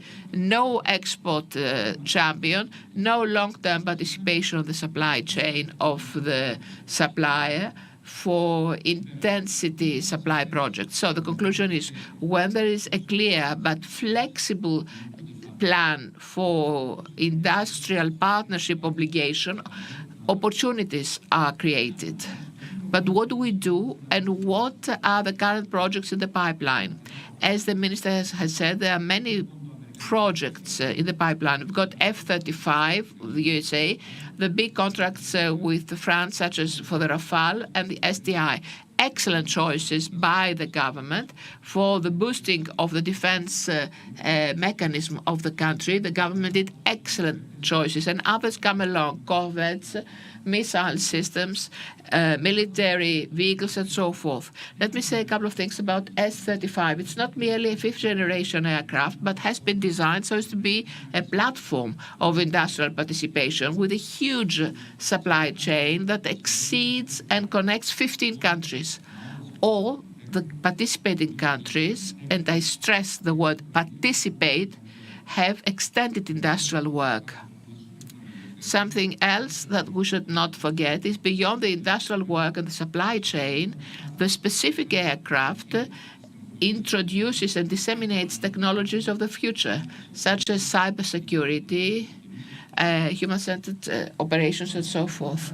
Now, with regard to the French programs, we aspire as ARV, but unfortunately have not seen as yet a remarkable industrial agreement, and definitely it's not compatible with the size of those contracts, excepted some good examples, such as Thales Hellas. Only promises are given and innumerable MOUs. For the time being, therefore, we haven't seen something tangible. So we hope that this will change immediately and not have mere lip service or having someone come to the minister saying that in the framework of this meeting, of this agreement, I will do something more. And let me stress something so as to be just vis-à-vis foreign companies and actually French ones.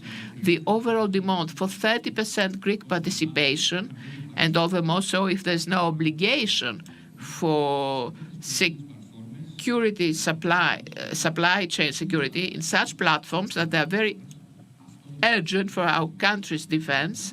This is our first quest, and this is what the minister should be involved with, is impossible and loses scope. This is a kind of firework, I would say, so as to play music in one's ears if we see in action that this is not feasible.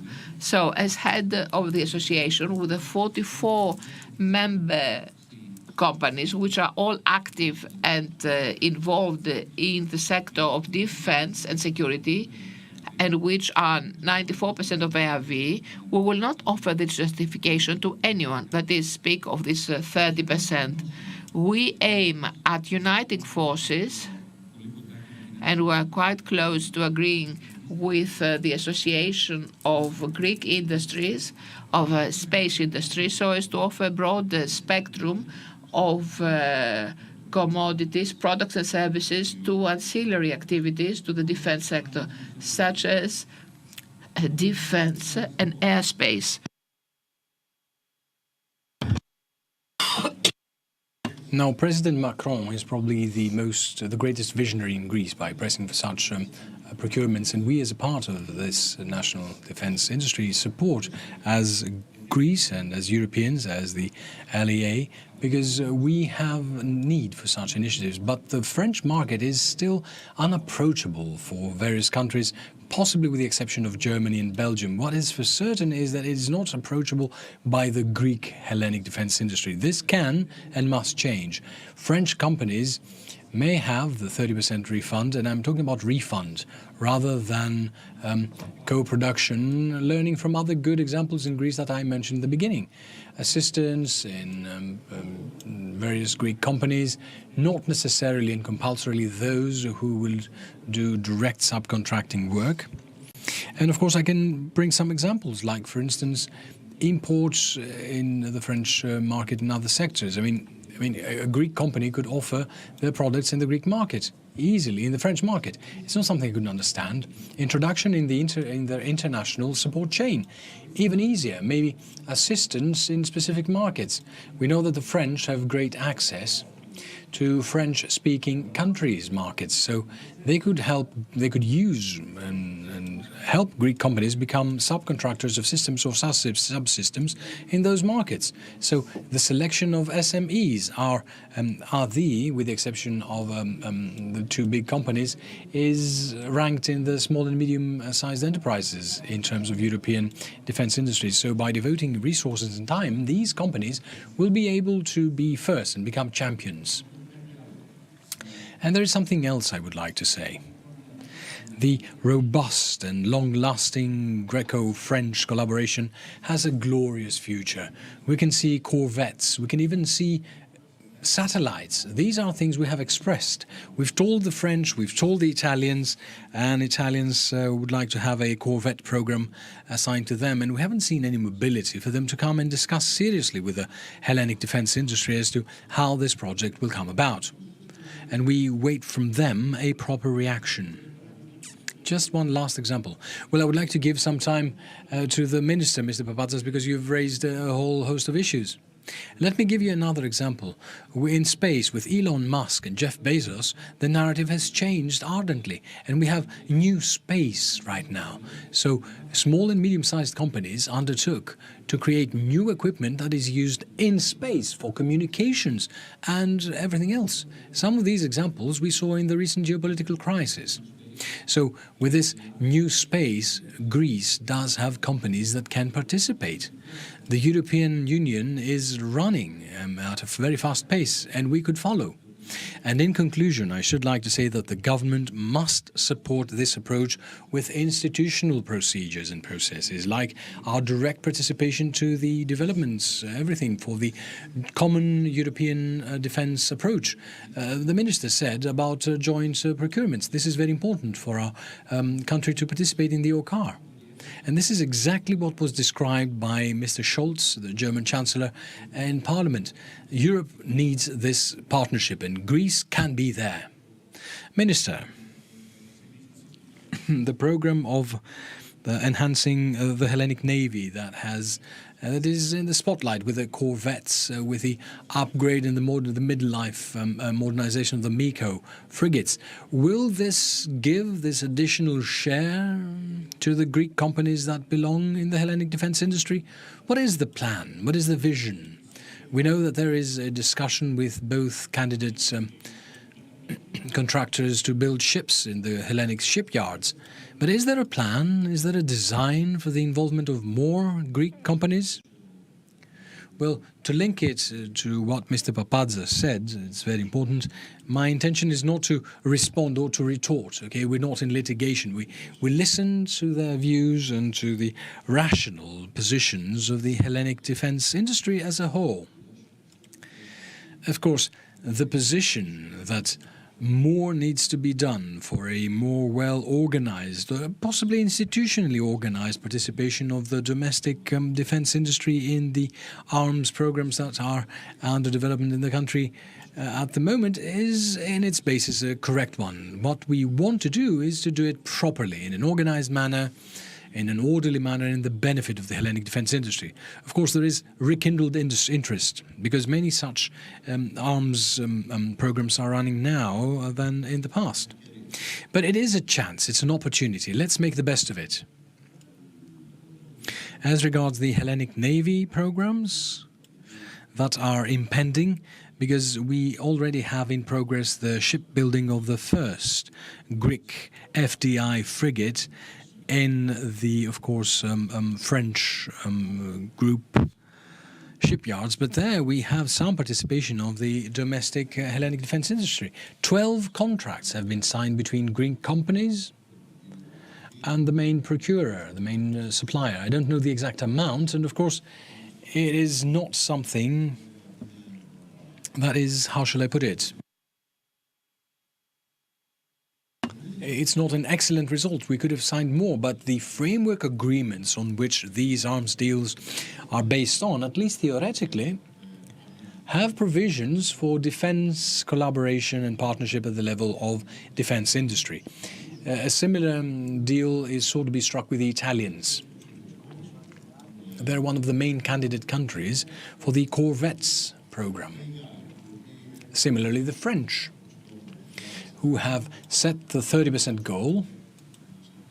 Of course, it's a very attractive thing when they say 30% of domestic participation in the shipbuilding program of the corvettes. Now, to what extent it is feasible, realistic, or is misleading still remains to be proven, but it exists in the very foundation. There will, in the text of the bilateral agreement for collaboration in this part. Similarly, with the Germans, if other programs run as well that are on the table and are being examined by the general staffs, because we follow and we listen to the remarks and proposals and suggestions of the general staffs regarding what we should do in terms of upgrading the systems or addition of new systems used by the Hellenic Armed Forces. It is our intent and our intention as the Ministry of Defense and as the Greek government for all these initiatives to be based on a text of bilateral collaboration that will include the defense industry. The Hellenic Navy programs, well, the fact alone, and I think it's a given, the fact alone that some corvettes for the Hellenic Navy will be built in a Greek shipyard is in fact a part of the proposals of both finalists of the contractors to, well, take the job, to put it bluntly. These corvettes, not the first ship, because the first ship will be built in France, will be built in the shipyards of the company that will take the job. The second, the third, and the fourth, if we exercise our option, will be built in Greek shipyards. Now, both companies have reached an advanced level of understanding with the Skaramangas shipyards and the Elefsis shipyards on the other hand, so it's a given fact that there will be shipbuilding in a Greek shipyard. Now, this is not the alpha and the omega for a battleship. You know better that the systems that are installed on it, the weapons systems, the anti-submarine one, electronic warfare, and everything adds rather the biggest part of welfare and added value and participation. The shipbuilding is for the hull, for the ship. It's important, but it's not the key. So there an effort will be undoubtedly made to secure the participation of the domestic defense industry companies that can undertake part of this job. GES, through its general director, and the team that will carry on the negotiations once we make the final decision. And the time is very nigh, because the final proposals and suggestions are already in the hands of the staff of the Hellenic Navy for final evaluation. The negotiations that will start and the deliberations will be quite interesting. They will not be easy. You know, no negotiation is easy. It's complex. Whenever we are contractualizing such issues, and we haven't done many in the past few years, negotiations used to include the part of local participation, always. So I take it for granted that not only as regards the shipbuilding, but also as regards the participation in the creation of the equipment and the other systems, we will have such a participation, which is what is sought after. There are other projects running as well. In any case, the fact that Hellenic shipyards will be ready, well, not immediately, we need to invest funds there as well, but they will be ready, and some time needs to be spent for them to become fully operational, or at least ready to undertake an ambitious plan of building a corvette-level ship, or to undertake the project of modernizing the midlife modernization, if we're talking about 30 or 40 years of the frigates, of the Miko-class frigates. This is another project that starts moving forward and reaching its final stage in the period to come. Those of you who are into these issues, you know that the technical dialogue with the company will take at least a year. And this is the optimistic scenario, of course, in order to determine and to define exactly what the width and the breadth of this upgrade will be feasible. There are doubts even as to the amount of the budget we have calculated. 500 plus million will be enough for the full midlife modernization of those ships. We also have the limitations from our budgets, from our fiscal space, and this is where we must move. It will be a rather extensive modernization without any doubt. So which systems and who will undertake the upgrade of those systems will start immediately, in the very immediately forthcoming period.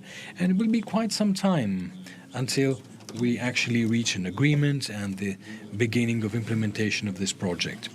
So in the immediately forthcoming future, there is a lot of work to be done, and I take for granted the participation of the Hellenic shipbuilding and defense industry. And of course, there are other programs as well.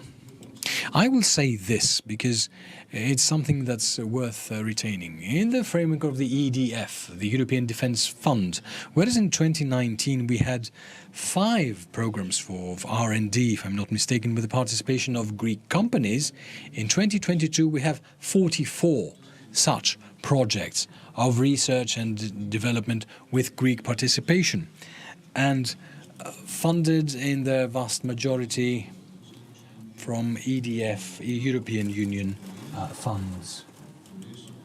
Companies, academic institutions, research institutions from Greece participate in what is currently done in the EDF. Projects and programs that will determine and define the future of defense. That is the orientation of R&D. Or joint programs like the European Corvette with the participation of a number of countries, traditional powers in the shipbuilding game with Greece, which means that something is being done in the right direction. Greek companies are alive and they're participating, and they're not always traditional defense industry companies that produce X, Y, or Z defense material. It's IT and software companies that participate in such research and development projects.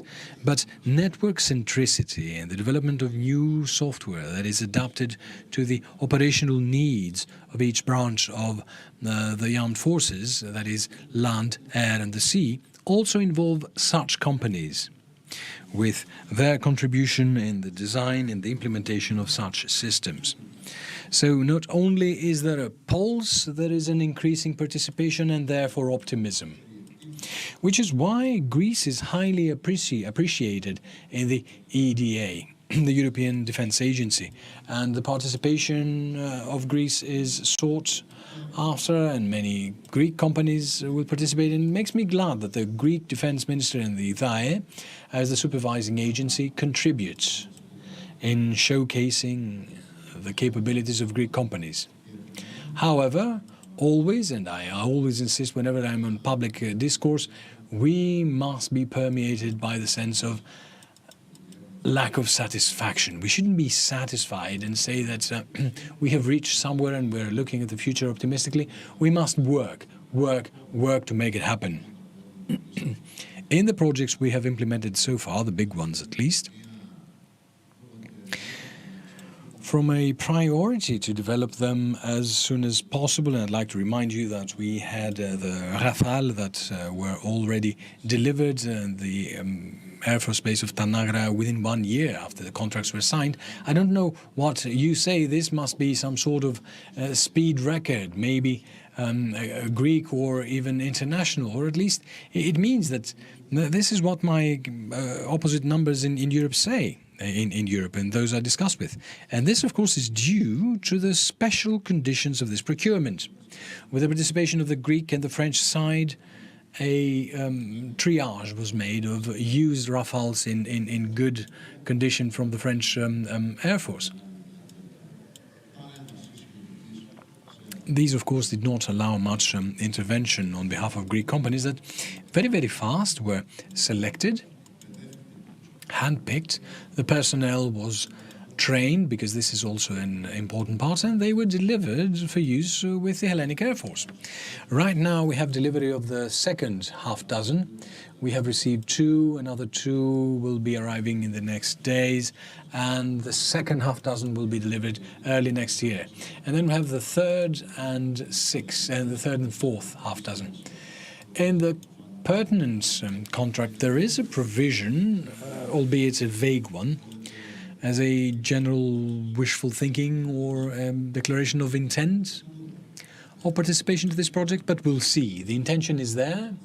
The pressure will be exerted on the French, and you know better than I do that the manufacturing companies must develop a will to collaborate with ARV. And since we are preferred customers, I would like to note that's after our Hellenic Air Force, that was the first one outside the French Air Force to acquire Rafales within the EU. Other countries followed. Croatia and possibly other European countries may follow, because other countries outside of Europe had already made their orders and had already acquired Rafales. I can remember Qatar and the Czech Republic, that I saw that the purchase of the Rafale was used as a leverage to the French side to vote for the organization of Qatar, for Qatar organizing the Mondial, the World Cup. Now, today, Saudi Arabia mentioned that they will buy 200 Rafales. What better chance to set the excuses of the 12 used and 12 new ones, and given that we have very good relations with Saudi Arabia as a country, to participate in this construction and to get this consideration or the part that corresponds to the Hellenic defense industry. No, I would like to be the Saudi Arabian defense minister for 24 hours with their budget, and I'm sure that the prime minister would also like to be in their shoes with all these funding capabilities they had. But I believe that with the decisions we made, the funding decisions we made, I already believe that we ushered in a new era for Hellenic national defense industry and the Hellenic national defense and armed forces. But I must link it with the present. Armed forces with these systems and this readiness, this preparedness, this very well prepared personnel with a sense of duty, the professional approach, deserve and merit being supported by a competitive and competent to support defense industry. And here we have the responsibility to create these conditions. We have definitely exceeded the time allocated. We must unfortunately close this session. But I cannot resist the temptation to ask you about EAV, the Hellenic defense industry, and whether we know when we will have the first call of interest for the future of EDF. And I'll please ask you for a very brief reply. Well, the Hellenic defense industry is a valuable and necessary element of the domestic defense industry. It has proven that it can respond to programs affected either for the account of the Hellenic Air Force, because you know that it is in charge of the maintenance of the fleet of the military air force, but also in programs of cooperation, construction of spare parts of aircraft on account of other foreign companies, such as the giant Lockheed Martin. Of course, it's of its strategic importance and priority of the government, and any government I'd like to say, and the ministry, to have an operational and productive EAV, and effective and extrovert, of course. And therefore, we focus our efforts that, I always say in the Parliament and elsewhere, that the Ministry of National Defense is interested as a client for the result of the works of EAV. It's not under our remit, it's another ministry who is in charge, but there is a plan of strategic cooperation with a specific company, the Hellenic defense industry, called EAV. There's an acronym, Greek acronym, The last years, many efforts were made for convergence. There are issues, that's true, but there has been an improvement registered vis-à-vis the recruitment of new personnel. The point is for the new workforce and personnel, since they are young and currently being trained to take important posts in the supply chain, to realize that there is a career path. There are perspectives. This has to do with the remuneration system, but also their productivity. I would like, in an ideal universe, to have productivity, performance interrelated with remuneration. That means that we must overcome some of the rigidities of the public administration and public budget. Proposals have been made on the subject. Suffices to underscore that the program of upgrading 83 F-16 aircrafts of the Air Force will be given in the new version, Viber, the most state-of-the-art version, and it is evolving in a very satisfactory way. The first aircrafts, 2 aircrafts have been delivered. Soon, by the end of the year, we'll also have the third one, and then 1 to 2 will be delivered each month, and the program moves smoothly. Other programs are faced with, are hindered. But anyway, this Viber program is the iconic one, and we must view them all. And at the center of the solution of all those problems lies the rational breakdown and distribution of the workforce. So for each employee to be specialized in one's program and to operate there so as to perform as it should be done in a smoothly performing industry. EAF has great potential. Is the development of an unmanned aircraft, a drone. We have the appropriate unit, which, as far as plans are concerned, is already involved in this project. As you realize, this is a program. It is an effort, along with all the others, which the Greek defense industry definitely needs. Therefore, steps are made towards the right direction. I consider that things will be smoother and move ahead more swiftly when we solve the issue of the rational distribution of the workforce, training and performance of the newly recruited.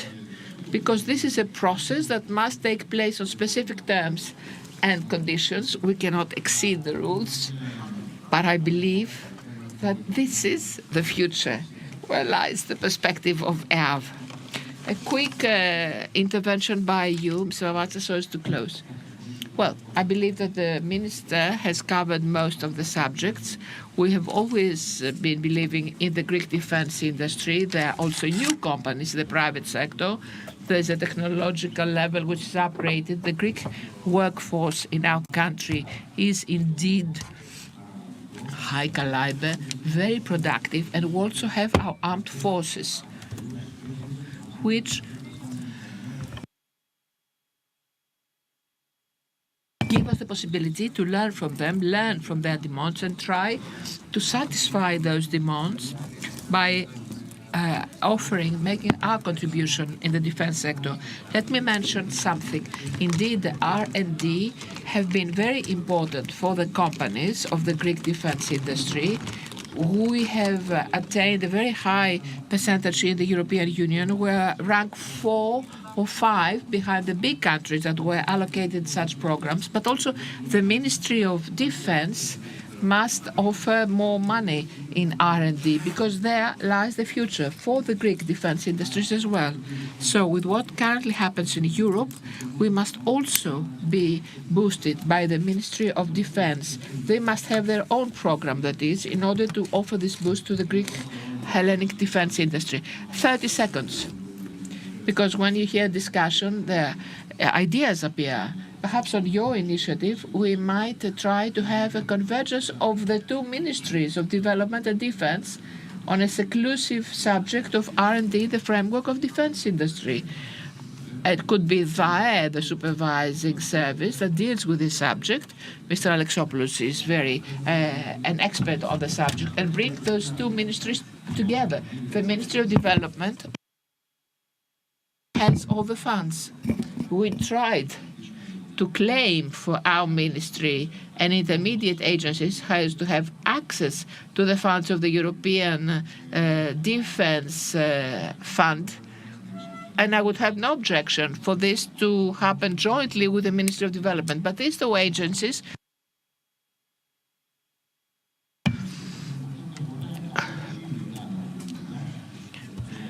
the managing service there and the respective agency for the Ministry of Development can cooperate. This is an idea to be processed. Of course, we'll have the time for that because the challenge lies ahead, and it is a constant and continuous challenge.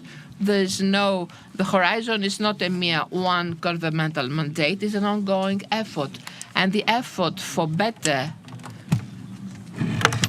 and fighting armed forces and the support of the defense industry, it's an effort which is standing effort. And the conjuncture imposed more than ever to have this intensified. Thank you, Mr. Minister, Mr. Papanza. I warmly thank you. This has been a most interesting discussion. Thank you.